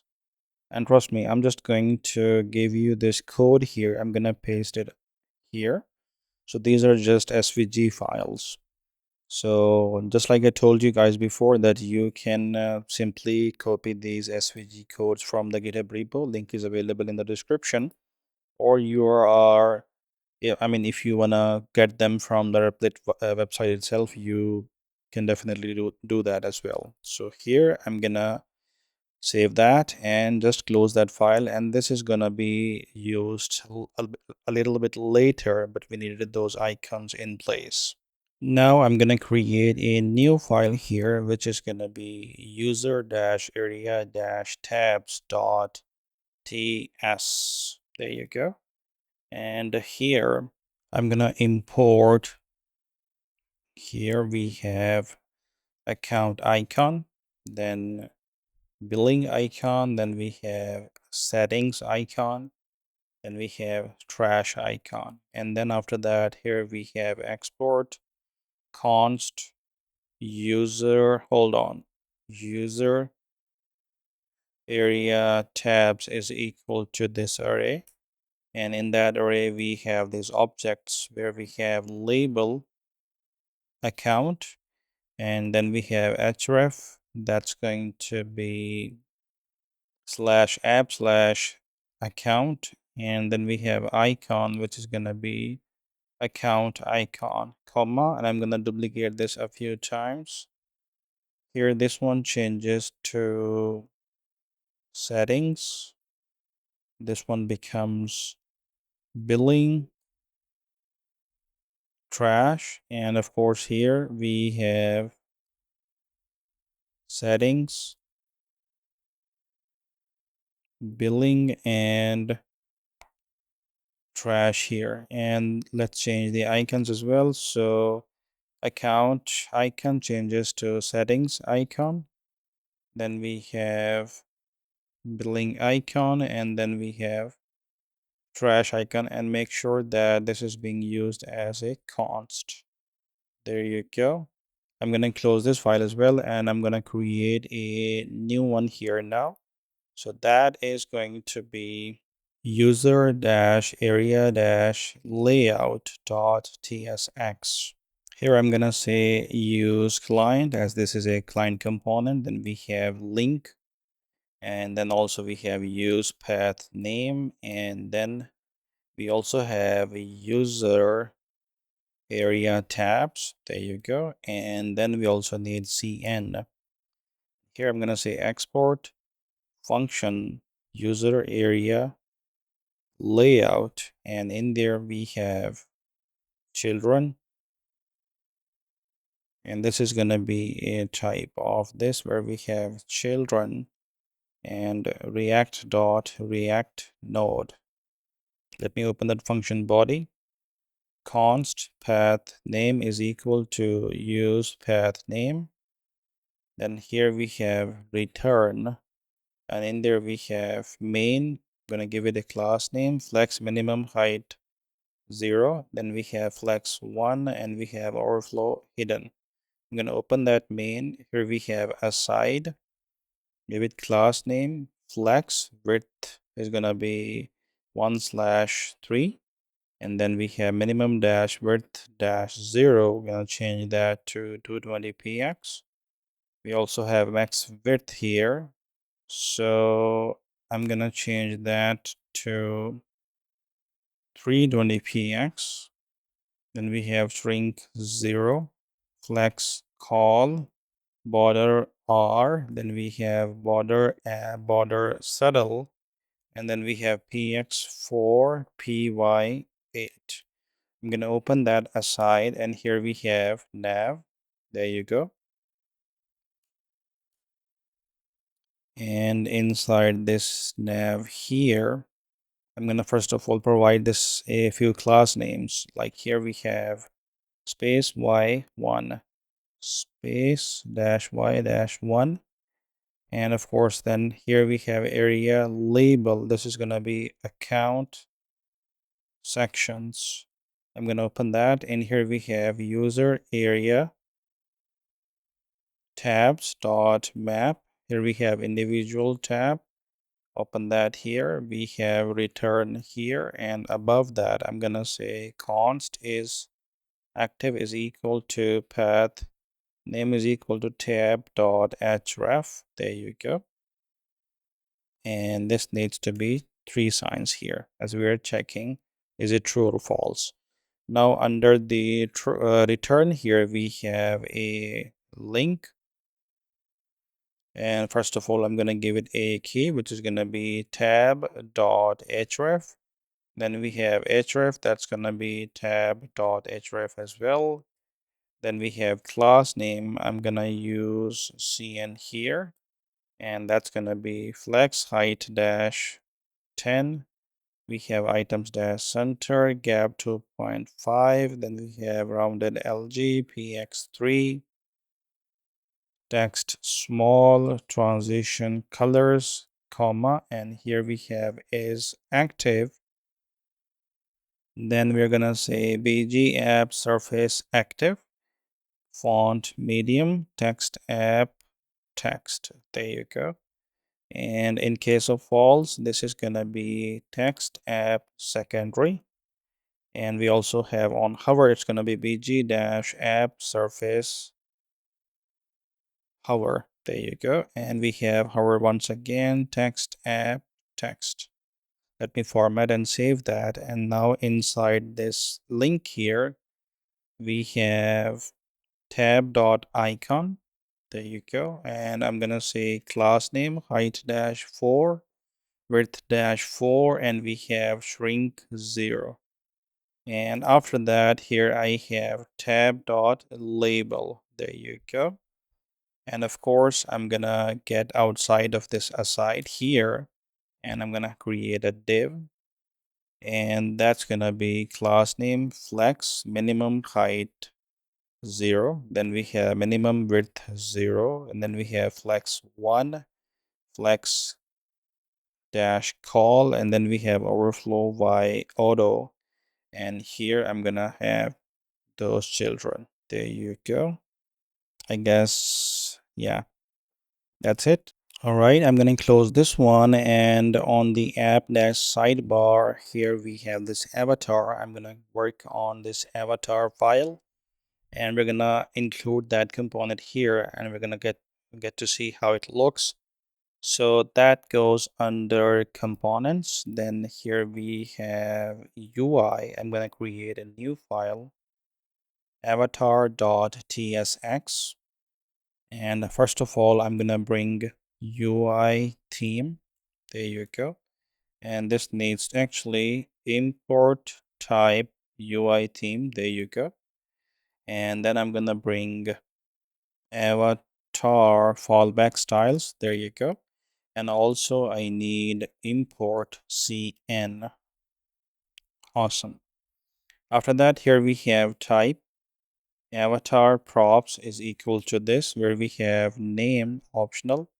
It's gonna be a string or null. Then we have image optional. It's going to be a string or null. Then we have size also optional. It's going to be small or medium, or it's going to be large.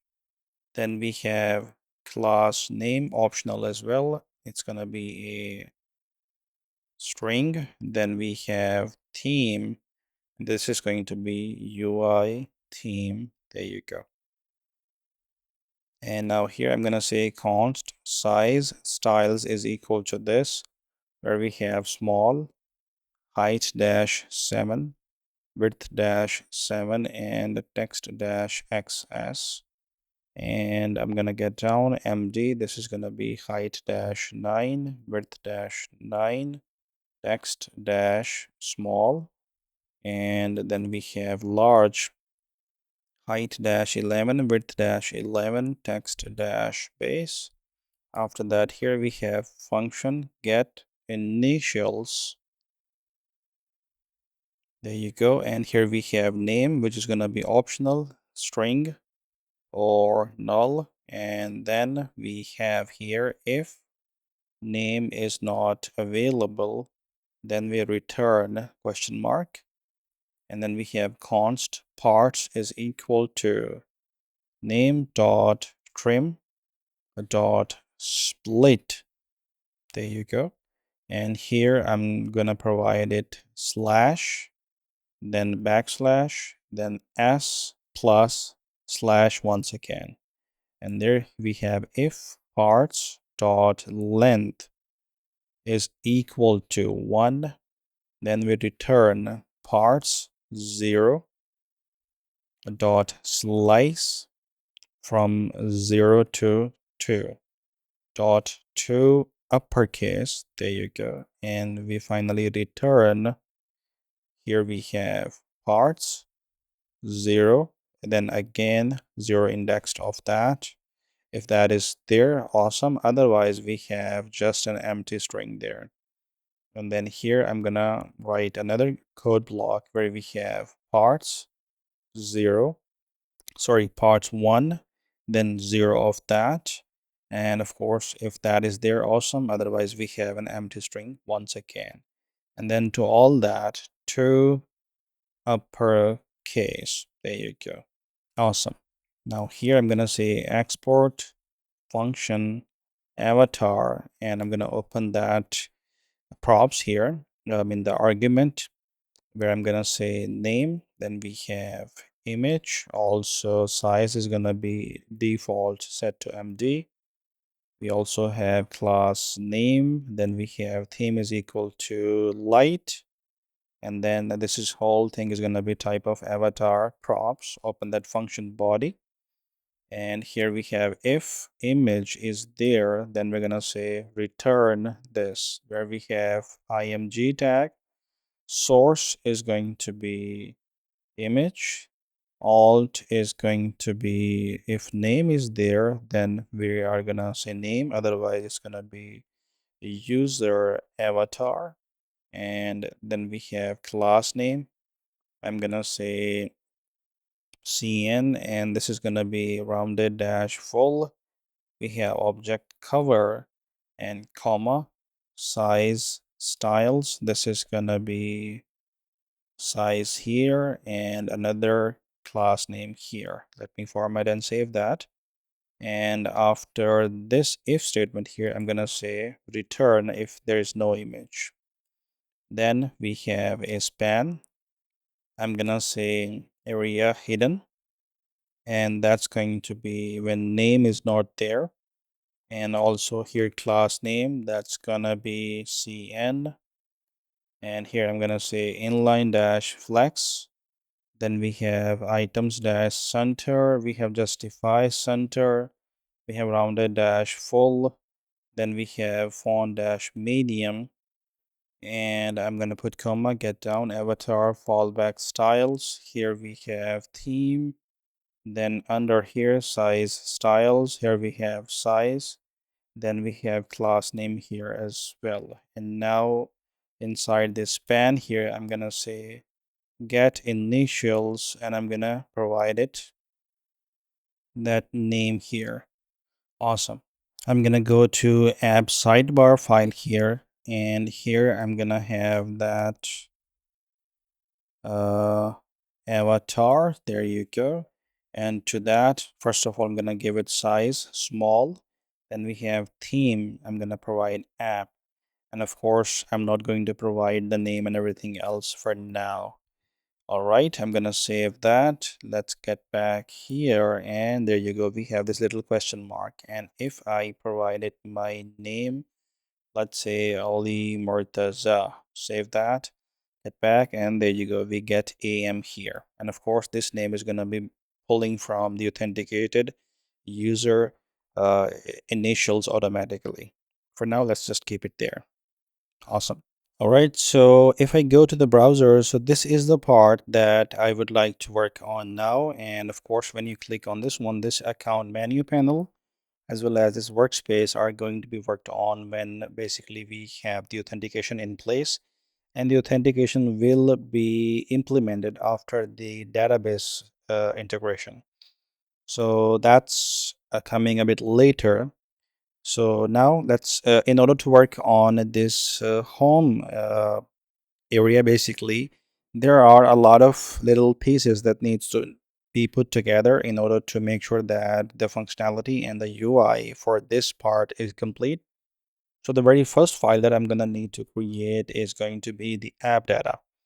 And that is going to go inside the lib folder here. I'm going to create a new file, name it app-data.ts.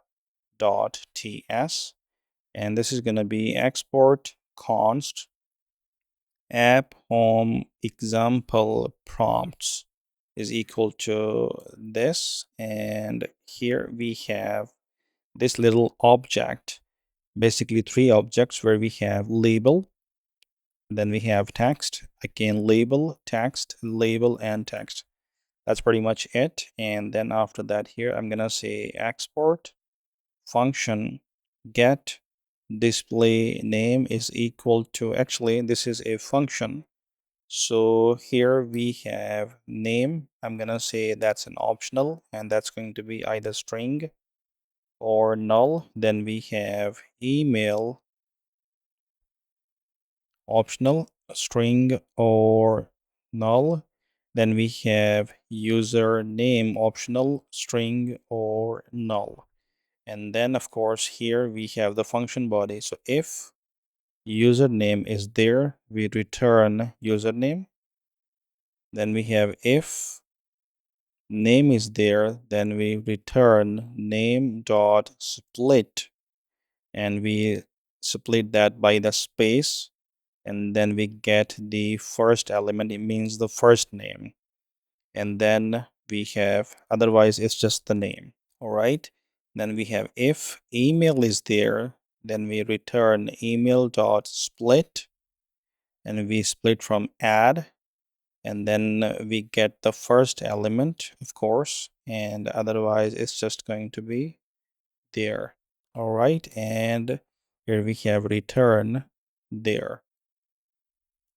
And I'm gonna say export function get work space label, and this is gonna be work spaces is gonna be equal to where we have name string, slug is gonna be a string, and this is going to be an array. And then we have active slug, that's going to be optional and a string.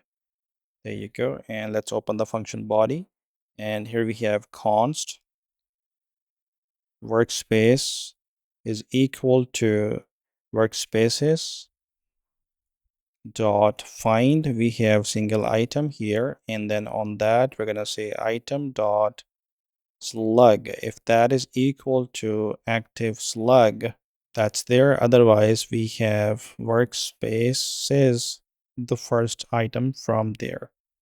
Awesome. And now here I'm gonna say if workspace is not there, then we return your workspace, and here we have return. Yeah, and here we have return workspace dot name dot ends with, and here I'm gonna say workspace. And to that, and of course if that is there, then we're gonna say if that is true, I mean workspace dot name dot ends with, if that is ending with workspace, then we're gonna say workspaces dot name. Otherwise we're gonna say, let me put literals here, and here I'm gonna say workspace, hold on, workspace dot name, and then I'm gonna put a comma here, and then s workspace, basically a single quote here, workspace. There you go. So that's that. And now the next file that I need to modify is example prompts. And in here, I'm gonna first of all bring our app home example prompts. There you go. And then here, under here, I'm gonna say app, and this is going to be a few things. So first of all, we have wrapper here, flex dash call, items dash center, and gap dash 3. And then we have label row, this is gonna be relative, and we have flex items dash center and gap dash 2. Then we have label, this is going to be text dash small, text dash app dash text dash muted. There you go. And then we have refresh, and that's going to be flex height dash 5, width dash 5, items dash center, we have justify dash center, we have rounded, text dash app dash text dash muted, we have transition dash colors, there you go. Then we have hover, it's gonna be bg dash app dash surface dash hover, and then we have on hover text dash app dash text dash secondary, and I'm gonna put a comma here, get down, and here we have chip, and I'm gonna say height dash 8, rounded dash lg, border dash app dash chip dash border, bg dash app dash chip dash bg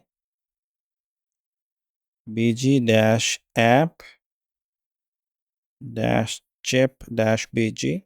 Then we have px dash 3, text dash is going to be 13 pixels.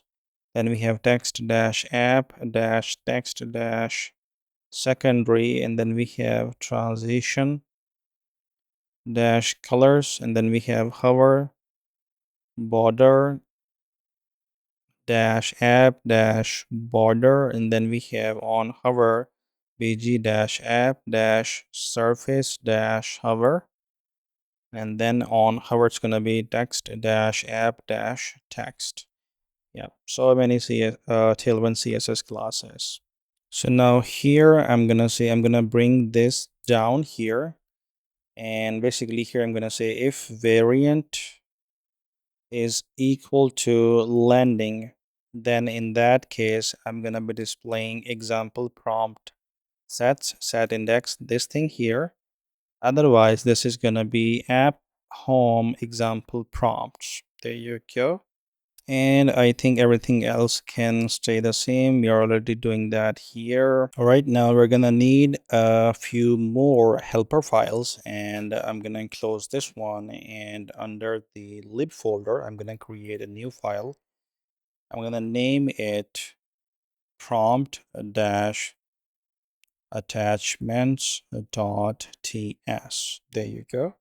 And here we have export const. This is gonna be max prompt attachments is equal to 10, and we have export const max prompt attachment underscore bytes is equal to 25 multiplied by 1024 multiplied by 1024 means 25 megabytes. Attachment, yeah, that seems good. Okay, now here I'm gonna say export const prompt underscore attachments underscore directory is gonna be equal to underscore attachments. There you go. Now here we have const allowed underscore extensions is equal to new set, and here we have this array, and this in this array I would like to paste these all extensions where we have jpg, jpeg, png, gif, webp, and all that extensions that you can of course read. And then after that here we have const allowed underscore mime underscore types is equal to new set, and I'm going to open that, and here we have all of the mime types that we allow for the user to upload to our app. And then here we have export const prompt underscore attachment underscore accept is equal to this array. I'm going to paste these values here, and to that array I'm going to say dot join with the comma. There you go. Awesome. Here we have export type prompt attachment is equal to this type, where we have id, which is going to be a string, and file, which is going to be a file. All right, after that here we have function get extension. I'm going to say file name is going to be a string, open that, const parts is equal to file name, and we say dot split and we're doing splitting that with the dot. Then we have return parts dot length. When that is more than 1, then we have parts dot pop, and on that I'm gonna say when that is there, then to dot lowercase, because I don't want to run the function dot lowercase on the undefined. And of course, if that is there, wonderful, we do this. Otherwise, we just have an empty string here. And again, we have this else statement here as well. We do the empty string. All right. I'm going to pull this up a little, and here I'm going to say export function validate prompt attachment. I'm going to bring a file that is supposed to be a file, and it's going to return a string or null. And let me open the function body. Here we have if file dot size is equal to 0, then we say return file is empty. There you go. Return. There you go. And after that, here we have if file dot size is more than max prompt attachment bytes. There you go. We say return, and I'm gonna say file dot name exceeds the 25 MB limit. There you go. And after that, here I'm gonna say const extension is equal to get extension, and I'm going to put file dot name here, and then here I'm going to say const mime allowed is equal to file dot type. There you go. When that's not true, or allowed mime types dot has file dot type, or file dot type dot starts with image slash. There you go. And now under here I'm gonna say const extension allowed is equal to extension. If that is true, then we have allowed extension dot has extension. There you go. Otherwise, it's just going to be false. And here we have if mime allowed is not true, and we have extension allowed is not true either. There you go. Then in that case, we're gonna say return file dot name is not a supported file type. And there you go. After that, here we have return null finally. And after that function, we have export function format file size. It's gonna take bytes, which is going to be a number. Then here we have if bytes is less than 1024, we return here bytes and then b here. Then we have if bytes is less than 1024 multiplied by 1024, then we return here bytes divided by 1024 dot to fixed 1 here, and basically 1 decimal, and kb here, not kg, kb, kilobytes. Sorry, I guess sorry, not here, but here, kb. There you go. And then here I'm gonna say return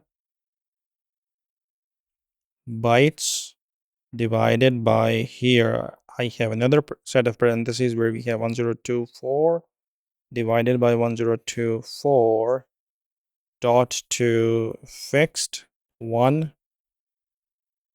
and here I'm gonna say MB. There you go. export function create prompt attachment file, which is going to be file return prompt attachment, and open function body. We have return here, open that here, and then we have ID, which is going to be file dot name, put a dash here. Then we have file dot size, a dash here. Then again file dot last modified, put a dash here.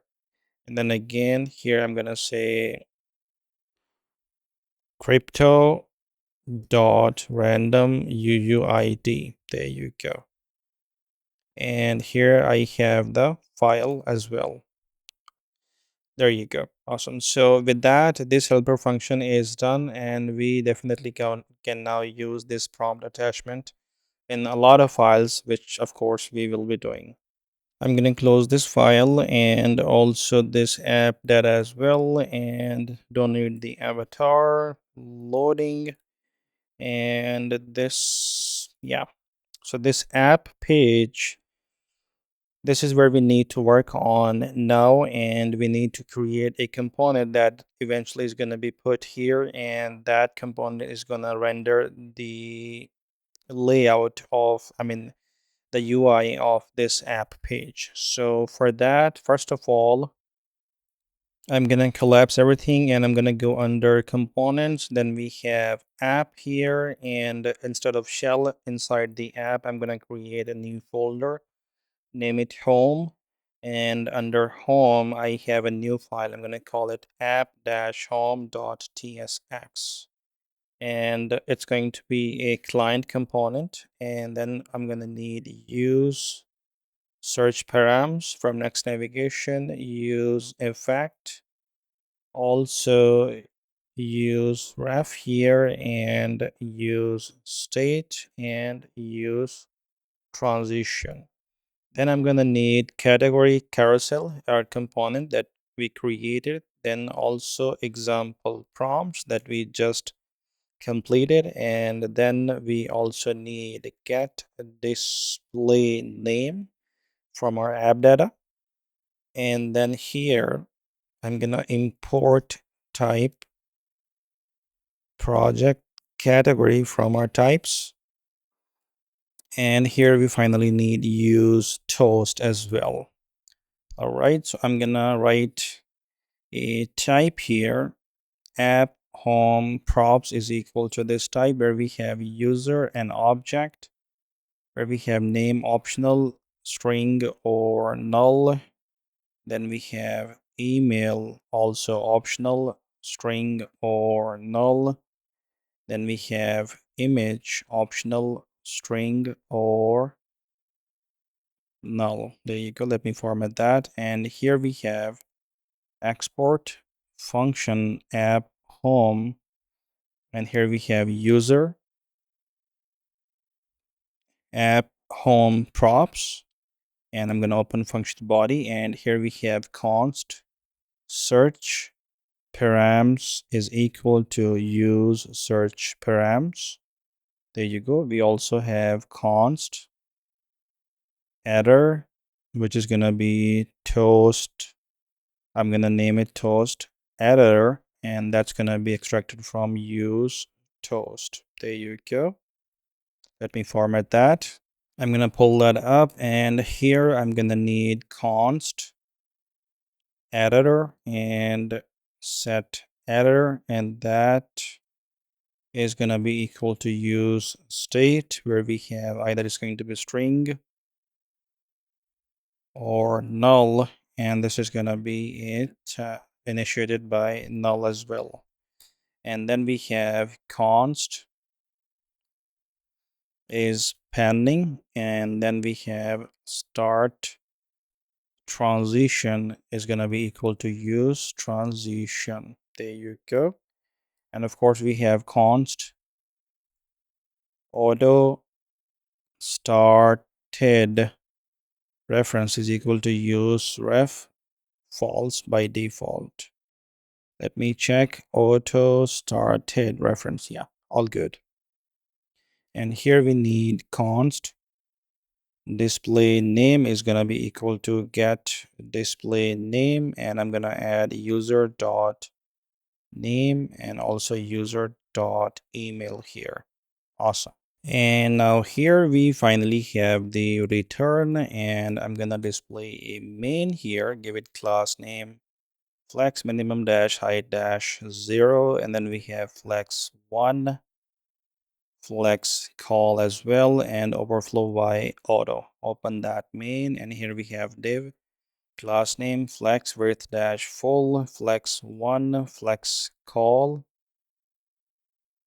and then we have items dash center justify dash center px 4 py8 and tablet up. This is gonna be px8. Open that div, and here we have h1, and to that I'm gonna provide some classes max width 3xl text center we have also font display text is going to be 32px, font is going to be normal, leading is going to be tight, then we have tracking that's going to be changed to minus 0.03 em, and then we have text app text, and then we have tablet up that's just going to be text dash 40px, and that is going to display hi display name, what do you want to make? Awesome. And let me format that, and now inside this page here I would like to display app home here. And of course, it's going to cause issues because it requires the user here. So I'm just gonna make that optional. And now here we have this issue. There you go. And there you go. That has been sorted out. And now if we go to our browser, awesome. So this is what we see. Hi there. What do you want to make? Now we see there because I just made the name optional. Let's go back here and keep on building. So after the h1 here, I'm going to create another div. I'm going to give it some class names like margin top dash 8. We have width dash full. Max width is going to be custom value of 720px. And in there, we have a very important component. A part of that component that we have been building from the very beginning, basically. This is what you see here. If I go to here, so this is the component that we have been building, but that has been built inline so far. Eventually this whole thing is gonna be cut from the inline code and gonna be pasted inside a new component file where will be a lot of more code than what it already is for this specific component. And then that component is going to be used for both home page as well as for the app page here as well. So I'm going to get back here, and here I'm going to create a comment for app prompt input, and that is the component that we're going to create, but of course that's coming later. So for now, app prompt input, there you go. And then of course after that here, after that p tag here, I'm gonna display error. If error is there, then I'm gonna display this, otherwise it's gonna be null. And in this area, I'm gonna display a p tag. I'm gonna say display that error there, and this p tag needs some class names. So margin top dash 3 text dash center text dash small text dash replit orange. There you go. Text dash replit orange. Come on. There you go. Awesome. And now after this error here, I'm gonna display is pending. If that is true, we're gonna display this. Otherwise, it's just going to be null. And in case of true, there's going to be a p tag, which is going to say creating your project ... And p tag is having some classes like margin top dash 3, text dash center, and then we have text dash small. There you go. And we have text dash app, text muted. There you go. I'm gonna pull it up, and after this div here, I'm gonna create another div. I'm gonna give it a class name mx-auto. Then we have margin top, that's gonna be 171 pixels. Sorry, not 171, 17 pixels. Then we have width dash full, max width hero prompt, and then we have tablet up, max width hero prompt, tablet. There you go. And now inside that div here we have category carousel. There you go. And this one I'm gonna say variant is gonna be app. And if I go to app is not accessible to type landing. Okay, so if I go here, we have category carousel here. And seems like we are missing, yes, we haven't done that part for the category carousel. So I'm gonna get down here, we have app. And for that, I'm gonna say arrow. And for the arrow, we have flex height dash 7, width dash 7. We also have shrink dash 0, items dash center, justify dash center, rounded dash 6 pixels. Then we have vg dash app dash carousel dash arrow. And then we have text dash app dash text dash secondary. We have transition dash background dash color comma transform. And then we also have duration dash 150 ease dash out. Then we have enabled hover dash enabled, and then on hover it's gonna be bg dash app dash surface dash hover. And then we have on enabled, and then active, this is gonna be scale dash 95. And then we have on enabled and active, this is going to be bg dash app dash surface dash active. And then on disabled, this is going to be cursor dash default. Let me format that.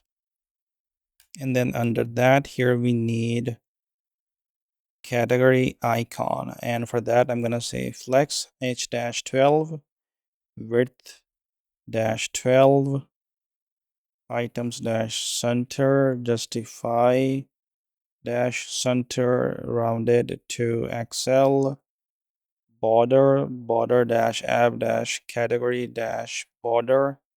There you go.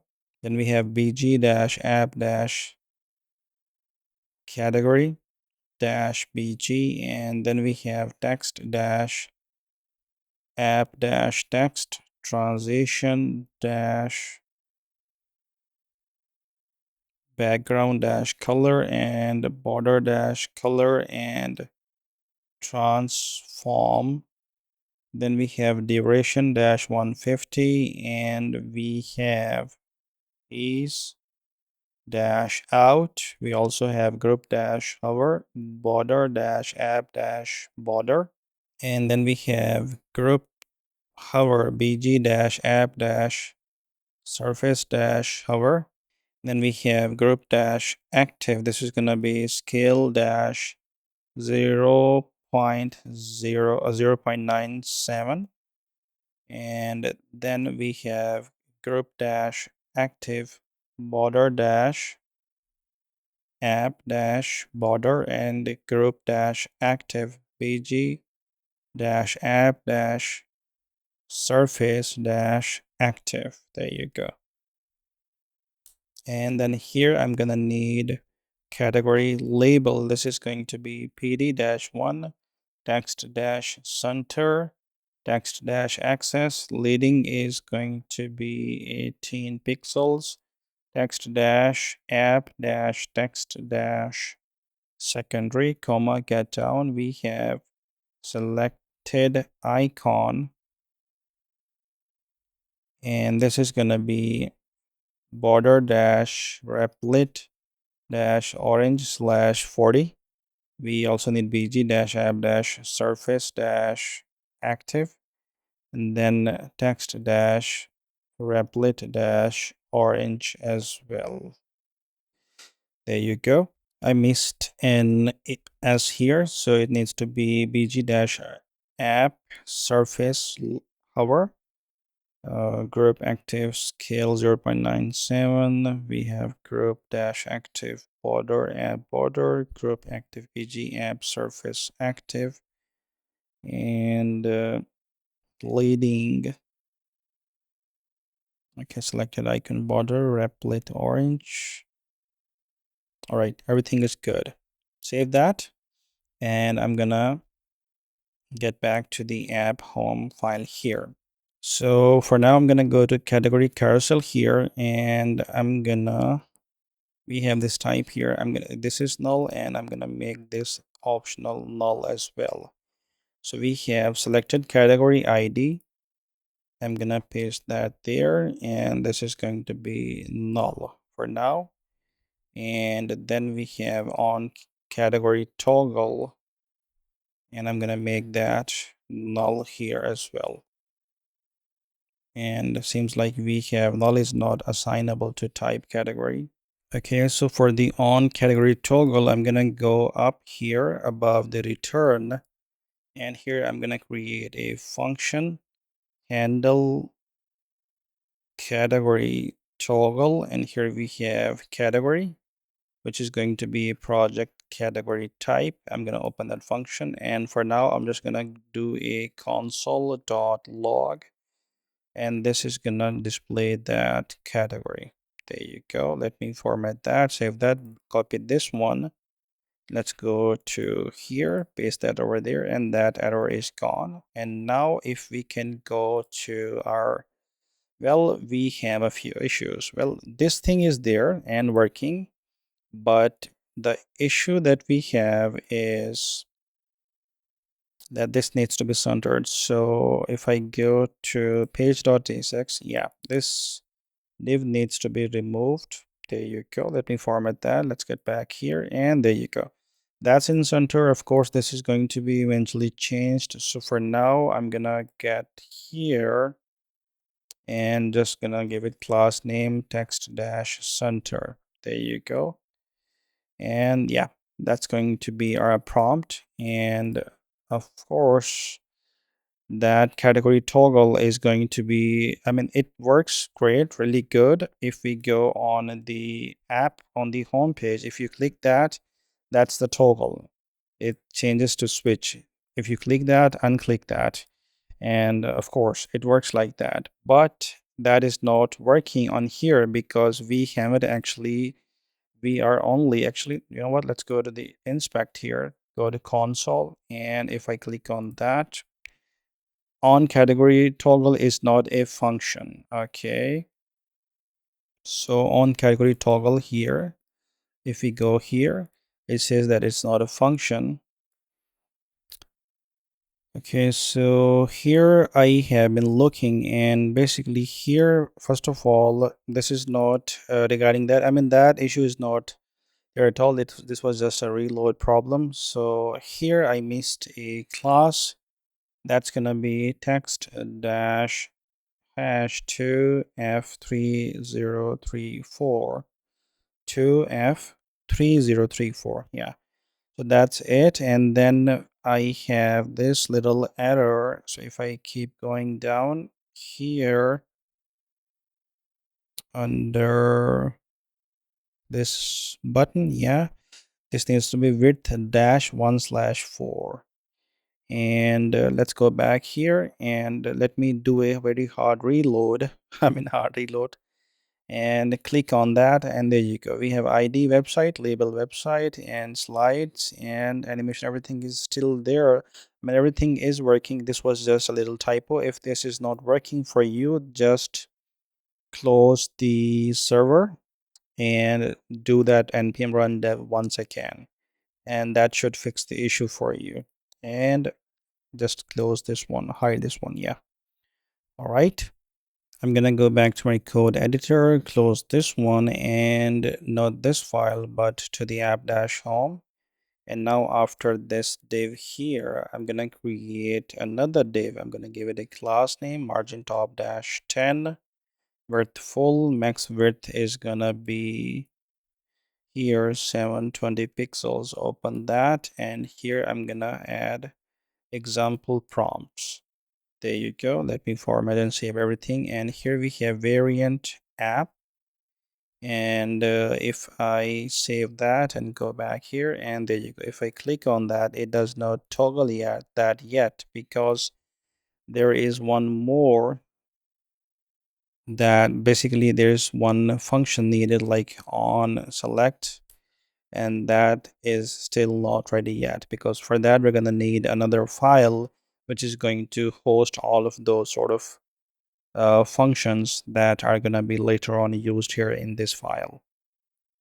All right, so in terms of UI, most of this page is done, but we still need to work on the input, and of course that input holds an icon for the attachment. I have an icon for the mic, one for the starting and initiating the project and all that, and of course that is exactly the thing that we're going to work on next. All right, let's get started working on the app prompt input. I'm going to go to my code editor, and I am going to let's actually close everything here for now, and let's collapse everything here. I'm going to go under components, app, home, and in here I have a new file, app-prompt-input.tsx. First of all, it's a client component. And then we have use effect, also use ref, and use state coming from React. Then we also need import type project category. There you go. Hold on. Yeah. And then we also need import type prompt attachment. There you go. And I'm gonna make sure that it's using the ampersand add operator here. And then we have import format file size. We also need cn here, and category icon as well. And here I'm gonna do a type app prompt input prompts is equal to this, where we have value string. On change is gonna be a function which is gonna take a value which is gonna be a string, and it's not going to return anything. Then we have on submit optional function value which is string void, and then we have selected category optional, and it's going to be project category type or null. And then we have on remove category optional, and this is going to be a function which is not going to return anything. Then we have attachments, and that's going to be optional as well. And we have prompt attachment. There you go, type of array of that type. Then we have on attachment, on attachments change optional. We have attachments prompt attachments array, and that's going to be a void function. There you go. This should be s here, attachments, sorry, not s but mt, yeah, array that here. And then we need plan mode, that's going to be boolean. And then we need on plan mode change, this is gonna be enabled boolean, and that's going to be a void function. Then we have on error, this is going to be taking a message which is going to be a string, and it's going to be a void function. Then we have disabled, boolean. Then we have a variant optional, app or landing. There you go. Now here I'm gonna bring it up, and here I'm gonna say function category tag, and in there I have a category, and also on remove, and also variant, which is gonna be equal to app. This is gonna be type, where we have category is supposed to be a project category, and then we have on remove, which is supposed to be a function void, and we have variant, app, and landing. And let's open the function body here. Awesome. Here we have this return, in which I have this span, and I'm gonna say class name, and I'm gonna say cn, and in there I have inline flex, then also items dash center and gap dash 1.5. After that, here I have variant. If the variant is going to be equal to landing, then in that case it's going to be h dash 8 rounded lg bg dash hash d3 e3 and ff. Then we have px2 text small text dash hash 1a3f8f. There you go. And in case of false, this is going to be h-7. We have rounded md. Then we have bg app surface active. Then we have px2 text access. And then we have text app text secondary. There you go. I'm gonna open that span here, and I have a category icon, and I'm gonna provide icon to this, which is gonna be category dot icon. There you go. And then after that, I have another span to which I'm gonna add this class name, where I have if variant is equal to landing, then this is gonna be font dash medium. Otherwise it's gonna be undefined. I'm gonna open that span, and here we have category dot label. There you go. Let me format that. And then after that span here, I'm gonna create a button here. To that button, I'm gonna add a type, which is gonna be button. And then we have on click here, which is gonna be on remove.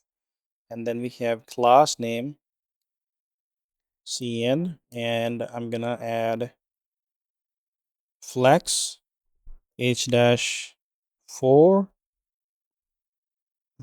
width dash 4 items center, justify center, and rounded.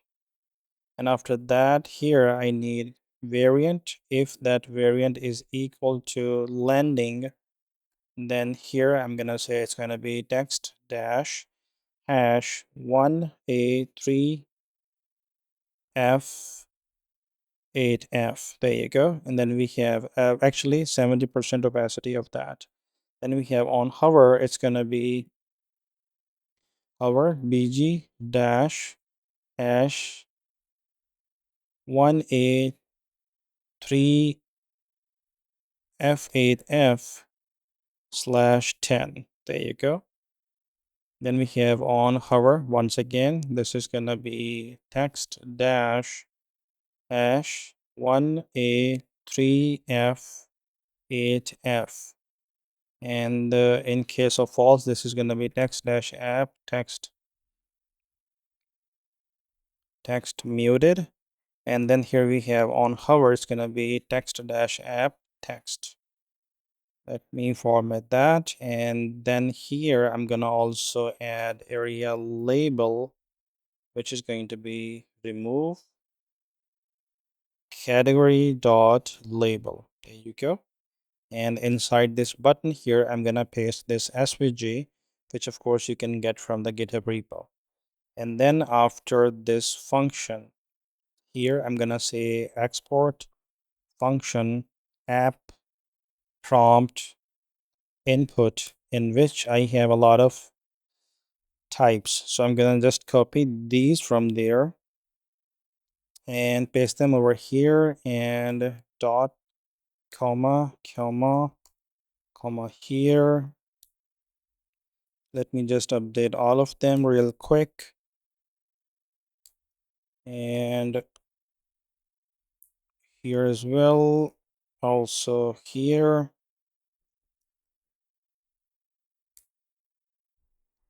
And there you go. And this whole thing is going to be a type of app prompt input props, and there we have our function body. But there's one thing, that attachments needs to be an empty by default, and plan mode needs to be false by default. And then the variant, we are gonna add that, we're gonna make sure that this is app by default as well. So that's pretty much it. Now inside the function body here, we have const is landing is equal to variant when that is equal to the landing. There you go. Then we have const text area reference is equal to use ref, and here we have HTML text area element, and this is going to be null by default. Const here we have, I'm gonna say attachment dialog open with a capital D, and set attachment dialog open is equal to use state. It's gonna be false. Then we have const has value is equal to boolean, and in there we have value dot trim. There you go. And we have const has attachments is equal to attachments dot length is more than 0. And then we have const can submit is equal to has value or has attachments. All right, there's going to be one more, and that is const speech preferences reference is equal to use ref, and in here I'm gonna add value. There you go. Now here I'm gonna have a return in which I have this empty fragment. I'm gonna open that, and here first of all I'm gonna say that this is gonna be a prompt attachment dialog. Basically this component which does not exist yet, it's just a placeholder. And then after that we need a div tag, not here but here inside the fragment. All right, and that div tag is going to have a class name cn. Open that, and here we have, first of all, we're going to check if it's landing, and if that's true then we have relative isolate and also width dash full, and otherwise this is going to be relative width dash full rounded to XL. There you go. And we have border app input border, also bg app prompt bg app prompt bg. Then we have shadow, and that is going to be inset underscore 0 underscore 1 px underscore 0 underscore rgba 255 255 255 255 comma 0.03. There you go. And now in there I have this is landing, then we do this, otherwise it's going to be null. So basically we are just making sure that we are going to display this only when the page is landing page. In that case we have this div, I have a class name pointer dash events none, and then we have absolute minus inset 2.5, and then we have minus z10. We also have animate, and I'm gonna change that to glow dash fade dash in underscore 0.5 seconds underscore is dash out underscore forwards. And then here we have rounded to XL, we have BG dash RGBA, and we have 253 comma 84 comma 2 comma 0.075. After that, here we have blur, and I'm gonna change that to 50 pixels. Let me format that. And that's pretty much it. We can get rid of the closing and make it self-closing tag here. All right. Now, if you remember that we have something similar in the components, then we have landing, and here we have hero. If we go for the prompt area, so in there we have this thing. So I'm gonna basically grab that from this div, from here to this div over here. So I'm gonna copy that and paste that over here after this null here. There you go. Let me format that. And now, of course, there are going to be a lot of things that needs to be put here. First of all, this icons. So let me know where these are. Yeah, plan icon, then mic icon, and let me put these both icons. I'm gonna copy them from here. Eventually this code and also this code is gonna be get rid of from here, and we're gonna use this component over here. So for now, I'm just gonna put this on the very bottom. There you go. So we have those icons here now. So what I need now is that here I'm gonna say cn, and then this is relative, and here I'm gonna say is landing, only then we are gonna display this text here. And then after that, here I'm gonna say is landing and can submit or select category. Only in that case we're gonna have this minimum dash height dash 120px. I'm gonna put a comma, get down is landing, and here I'm gonna say can submit. Actually, yeah, this needs to, yeah, this cannot submit, and selected category is not true. In that case, we're gonna say minimum dash height dash 88 pixels. There you go. And now let me do one thing real quick. So I'm gonna go to my app-home.csx file, and in there, instead of this, I'm gonna display app prompt input. There you go. And of course, this needs a lot of prompts here.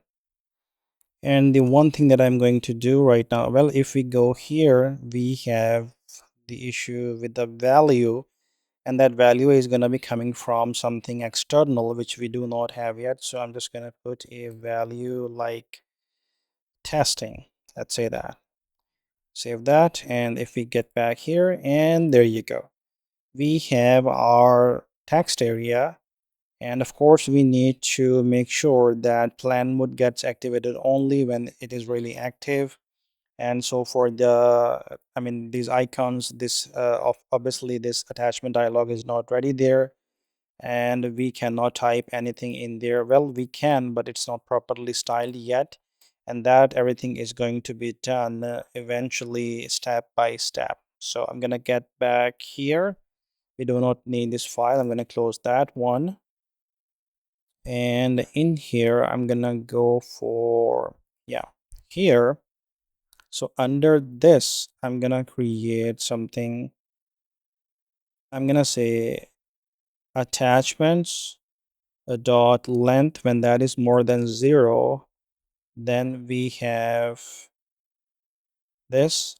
Otherwise, for now, I'm just going to make it null. And in there, I have this div. I'm going to give it a class name, cn, and I'm going to say flex. Let me actually get down here.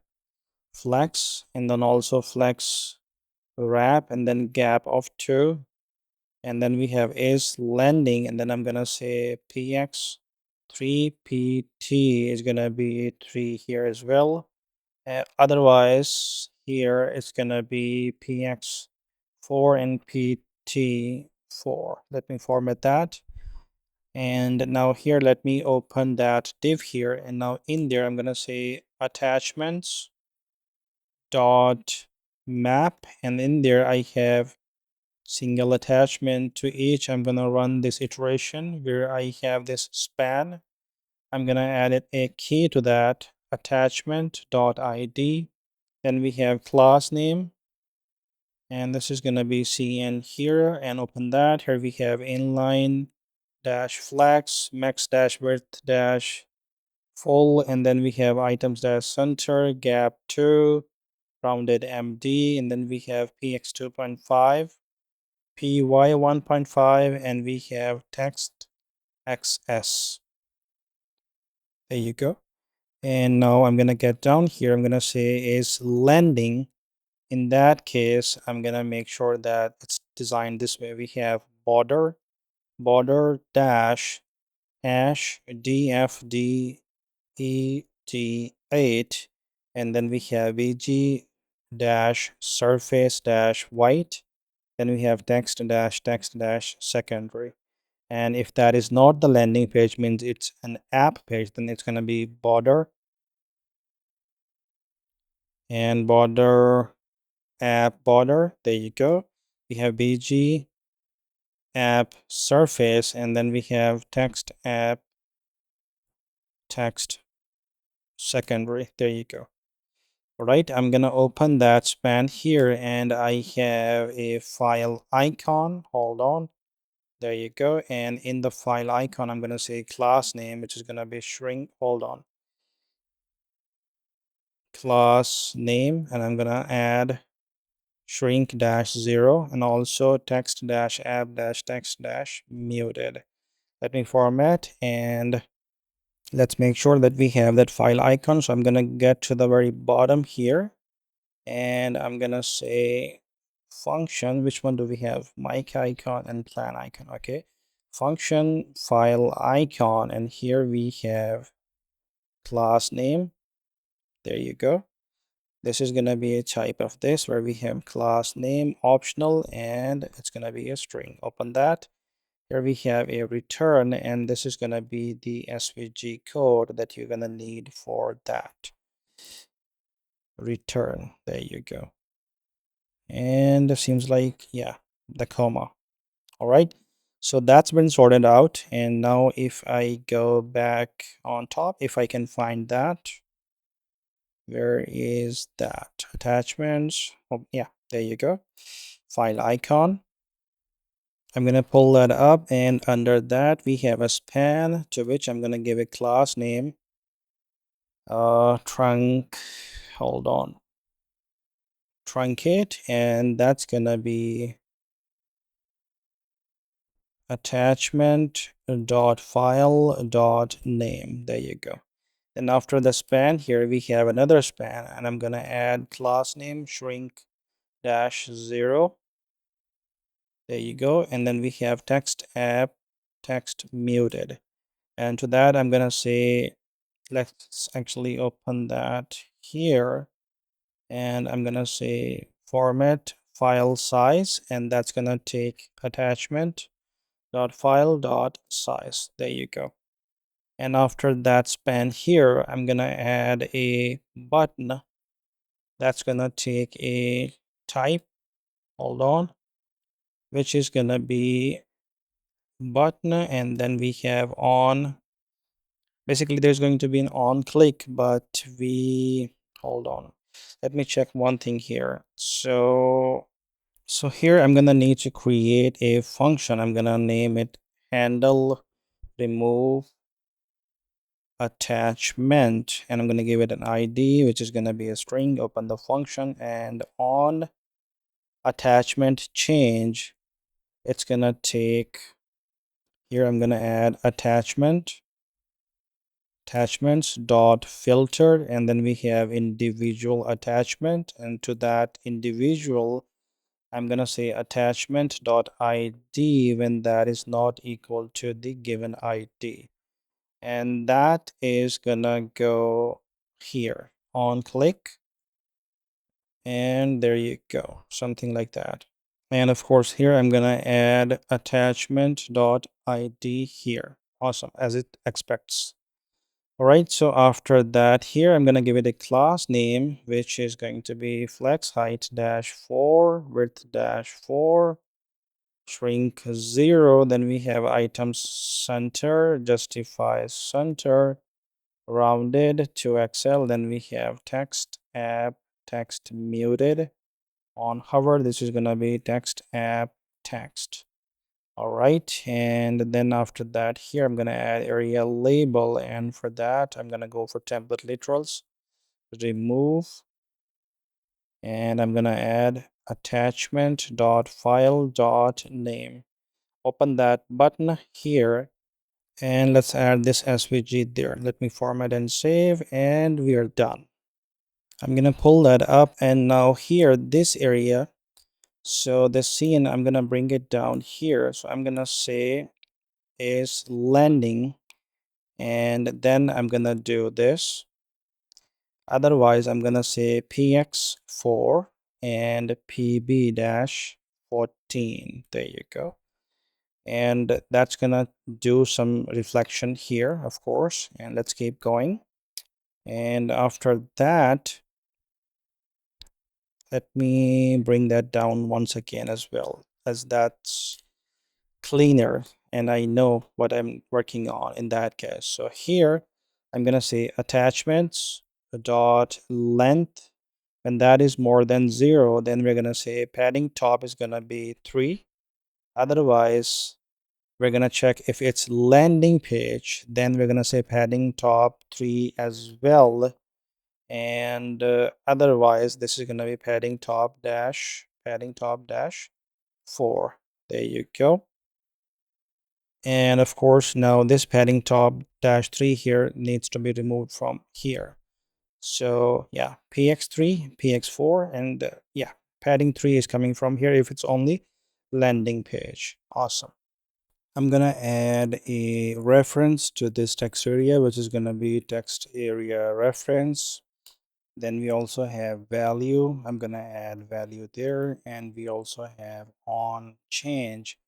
So I'm gonna add event, and then this is gonna be, I'm gonna open that up, and here I'm gonna say speech preferences reference dot current is equal to event dot target dot value, and then I'm going to say on change, this is going to be event dot target dot value. There you go.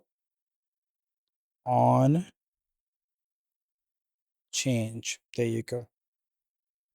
And it seems like that we have an issue. Yeah, on change. So okay, let me get back here. So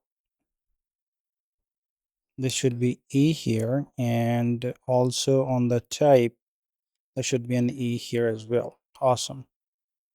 So that's been fixed, and let me get, yeah, now here under the placeholder here I'm gonna say, I'm gonna cut this, and I'm gonna say if it's landing, then I'm gonna display that. Otherwise it's going to be make an app that. There you go. Remove the comma from there, and I guess that's pretty much it for this one. And after the placeholder here I'm gonna add rows. That's gonna be is landing, so I'm gonna say 1, otherwise it's gonna be 2. And then we have disabled on is gonna be on disabled. And for the class name here, I'm gonna say we have this.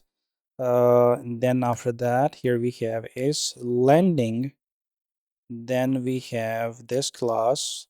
There you go. And otherwise, this is gonna be this. So that's gonna be minimum dash height dash 56 pixels. And we also have text dash 15 pixels, and we have leading relaxed. Also we have text app text, and we have placeholder text app text muted. There you go.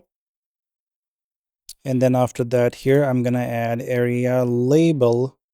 That's going to be is landing. Then this is gonna say describe your idea. Otherwise it's gonna be describe what you want to make. There you go. And finally here I'm gonna add suppress hydration warning, and I'm gonna add is landing there as well. So that's pretty much it for this one. Now I guess the Textarea is done, except there's going to be something for the on submit, which we have not done yet. For that, we're gonna need some server actions. We're gonna do that later. I'm gonna pull this up a little, and here we have this div absolute bottom 3 and all that, and in this we have this button. So file class name cn, and then we have this. I'm gonna add one.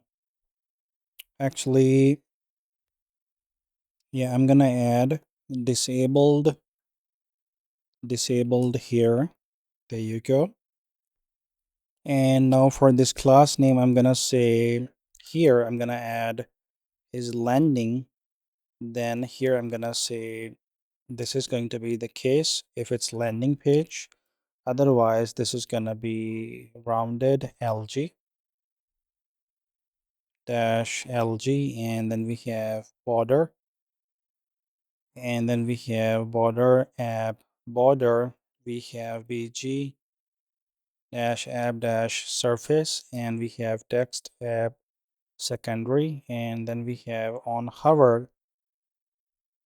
This is gonna be bg app surface dash, hold on hover. This is gonna be bg dash app dash surface dash hover. Let me format that, and let me make sure that we have no extra spaces here. Yeah, got it. And then here we have hover. This is gonna be text dash app dash text. All right, let me format that and save that. I guess that's pretty much it for this one. Let's change that to hover, not hover. And I guess that's pretty much it. And now let me pull that up here, and here I'm gonna say plan mode. If that is the case, then we're doing this. Otherwise we are doing null here. And in the plan mode, I guess now I need to bring this span tag, cut that from here and bring it into this plan mode. Let me format and save that. And now if I go here, that plan thing is gone from here. Testing, well, that's coming from our value, no problem. Let's leave it there. And if I click on plan, nothing happens yet. And here on this button, I'm gonna add one on click, where we have on plan mode change. If that exists, then we make it false there. All right, I'm gonna pull that up, and right under this here, I'm gonna say if selected category is available. Then here I'm gonna say also on remove category is there. Then we're doing this, otherwise it's just null. And in case of true, we're gonna display category tag component that we just created above, and that's gonna be category. This is gonna be selected category. There you go. and then we have on remove. Here we have on remove category, and then we have variant, which is gonna be variant here. Let me format and save that. So if we go here, basically nothing is going to happen yet because those things are not attached to these categories yet. All right, so I'm gonna get back here. I'm gonna pull that up, and here we have this button, basically this plan button here. So for this one, first of all, I'm gonna say that it's a type is button. Yes, leave it that way. Then I'm gonna attach an on click to this, which is gonna be on plan mode change. If that exists, then on that it's gonna reverse whatever the plan mode is. And then we have cn, where we have this by default. Hold on, actually we have inline flags, h8 item center, and here we have transition colors, and finally opacity. Okay, after that here I would like to add, so basically if plan mode is activated, then I'm gonna add this. I'm gonna say border replit orange /40, and I'm gonna say bg replit orange /10, and then I'm gonna say text replit orange as well. And then here I'm gonna go for the else statement, in which I'm gonna check is landing, and then I'm gonna go for, let me bring this down as well here. Then I'm gonna go for this one, and else I'm gonna go for something like border app border. Then we have text app text muted, and then we have on hover, this is gonna be bg app surface hover, I guess. And yeah, there's one more, that hover. On hover, I'm gonna make sure that text app text is also applied. So now if I go here, first of all, that border is gone. If I click on this one, let me reload. If I click on this one, of course, for now nothing happens. On plan mode change, let me check. Okay, so I actually got it, because we are not doing basically any setters here. We are only just uh, grabbing the values, and that's all right. So let me make sure that the UI is complete, and then we will get to the logic afterwards. I'm gonna also add disabled here, and in the area label I'm gonna cut this one, and I'm gonna say if plan mode is activated, then I'm gonna say plan mode enabled. Otherwise it's gonna say enable plan mode. And then we have this also. I'm gonna add area pressed, and that's gonna be true depending on the plan mode enabled or not. There you go. We have plan icon here and plan. I'm gonna go to the very bottom of this file for now, and I'm gonna create a component function arrow up icon, and in here I'm gonna do the return, in which I'm gonna add this svg. Let me save that, and now let me get back here. Yes, yeah, after this div here on this button. So first of all, I'm gonna add disabled, and that's gonna be enabled when it can't be submitted, and or it's disabled in both of these cases. Then we have this class name cn, in which we have this, and then in here after that I'm gonna add can submit. Here we have this. I'm gonna bring it up. Sorry, I'm gonna change this to is landing. So when it's landing page, it's gonna be displaying something like this. Otherwise, this is gonna be text app text muted, and on hover it's going to be bg app surface hover. And again on hover it's gonna be text app text. And here this can be disabled only when disabled is true. All right, and then after that, here I'm gonna say area label, which is gonna be changed from this to this. Let's say actually create one variable here. I'm gonna say const is listening is equal to false for now. This is gonna be changed later on. So let me get to the, I guess this is the part, yeah. So if listening is true, then this is gonna say stop voice input. Otherwise it's gonna say start voice input. There you go. And then we also have area pressed. This is gonna be depending on is listening is enabled or not. There you go. And here I would like to do one more thing, that I'm gonna get down. I'm gonna say is listening. When that is true, then I'm gonna add bg replit orange /15 and text replit orange. There you go. And then in case of false, I'm gonna add this, and I'm gonna pull both of these above. Here, I guess that's pretty much it. If we go here, there you go. Of course, this won't work like that. I'm gonna need to change that manually. So if I can find, where is that? There you go. If I change that to true, save that. Let's get back here, and there you go. This is how it's gonna look. Awesome. False, and let's get back to the button. All right, so I guess that is the button here.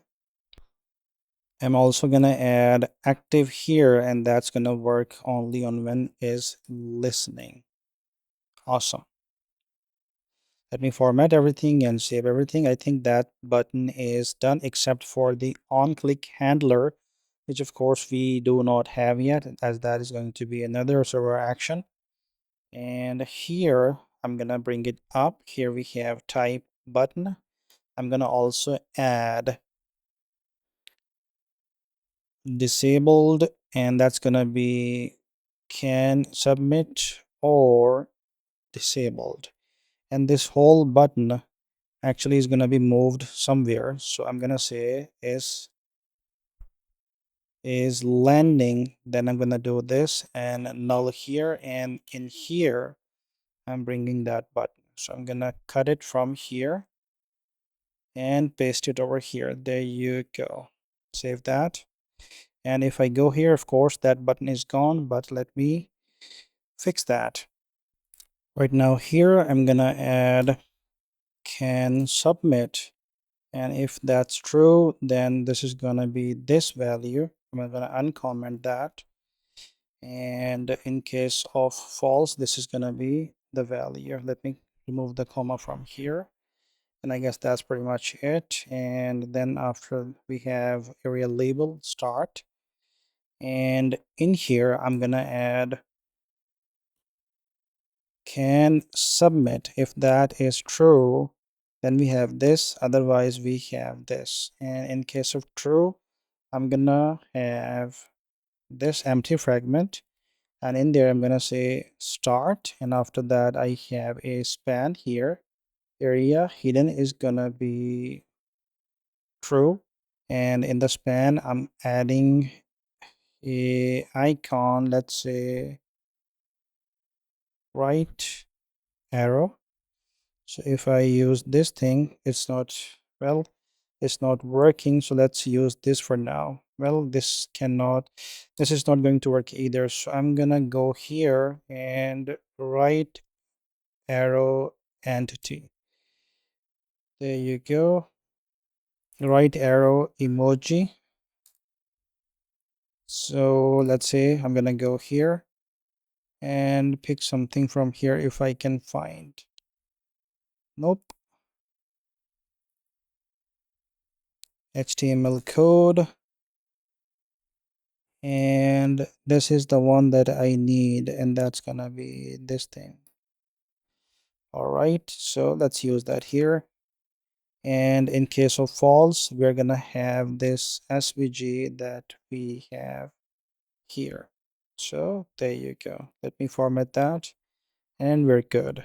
So now if I go, let me close that. If I go here, of course that's not there, but we cannot see that on the home page yet because home page does not contain this component yet. So actually let's keep on building for now. And when this is not the landing page here, then we are gonna display this where we have a button.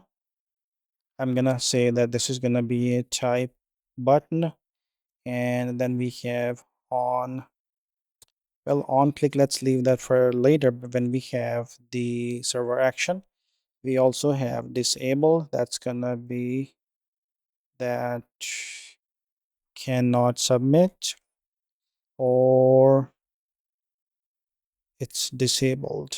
There you go. Let me add that, not here, but yeah, there you go. Let me check one thing real quick. So here, yeah, it's good.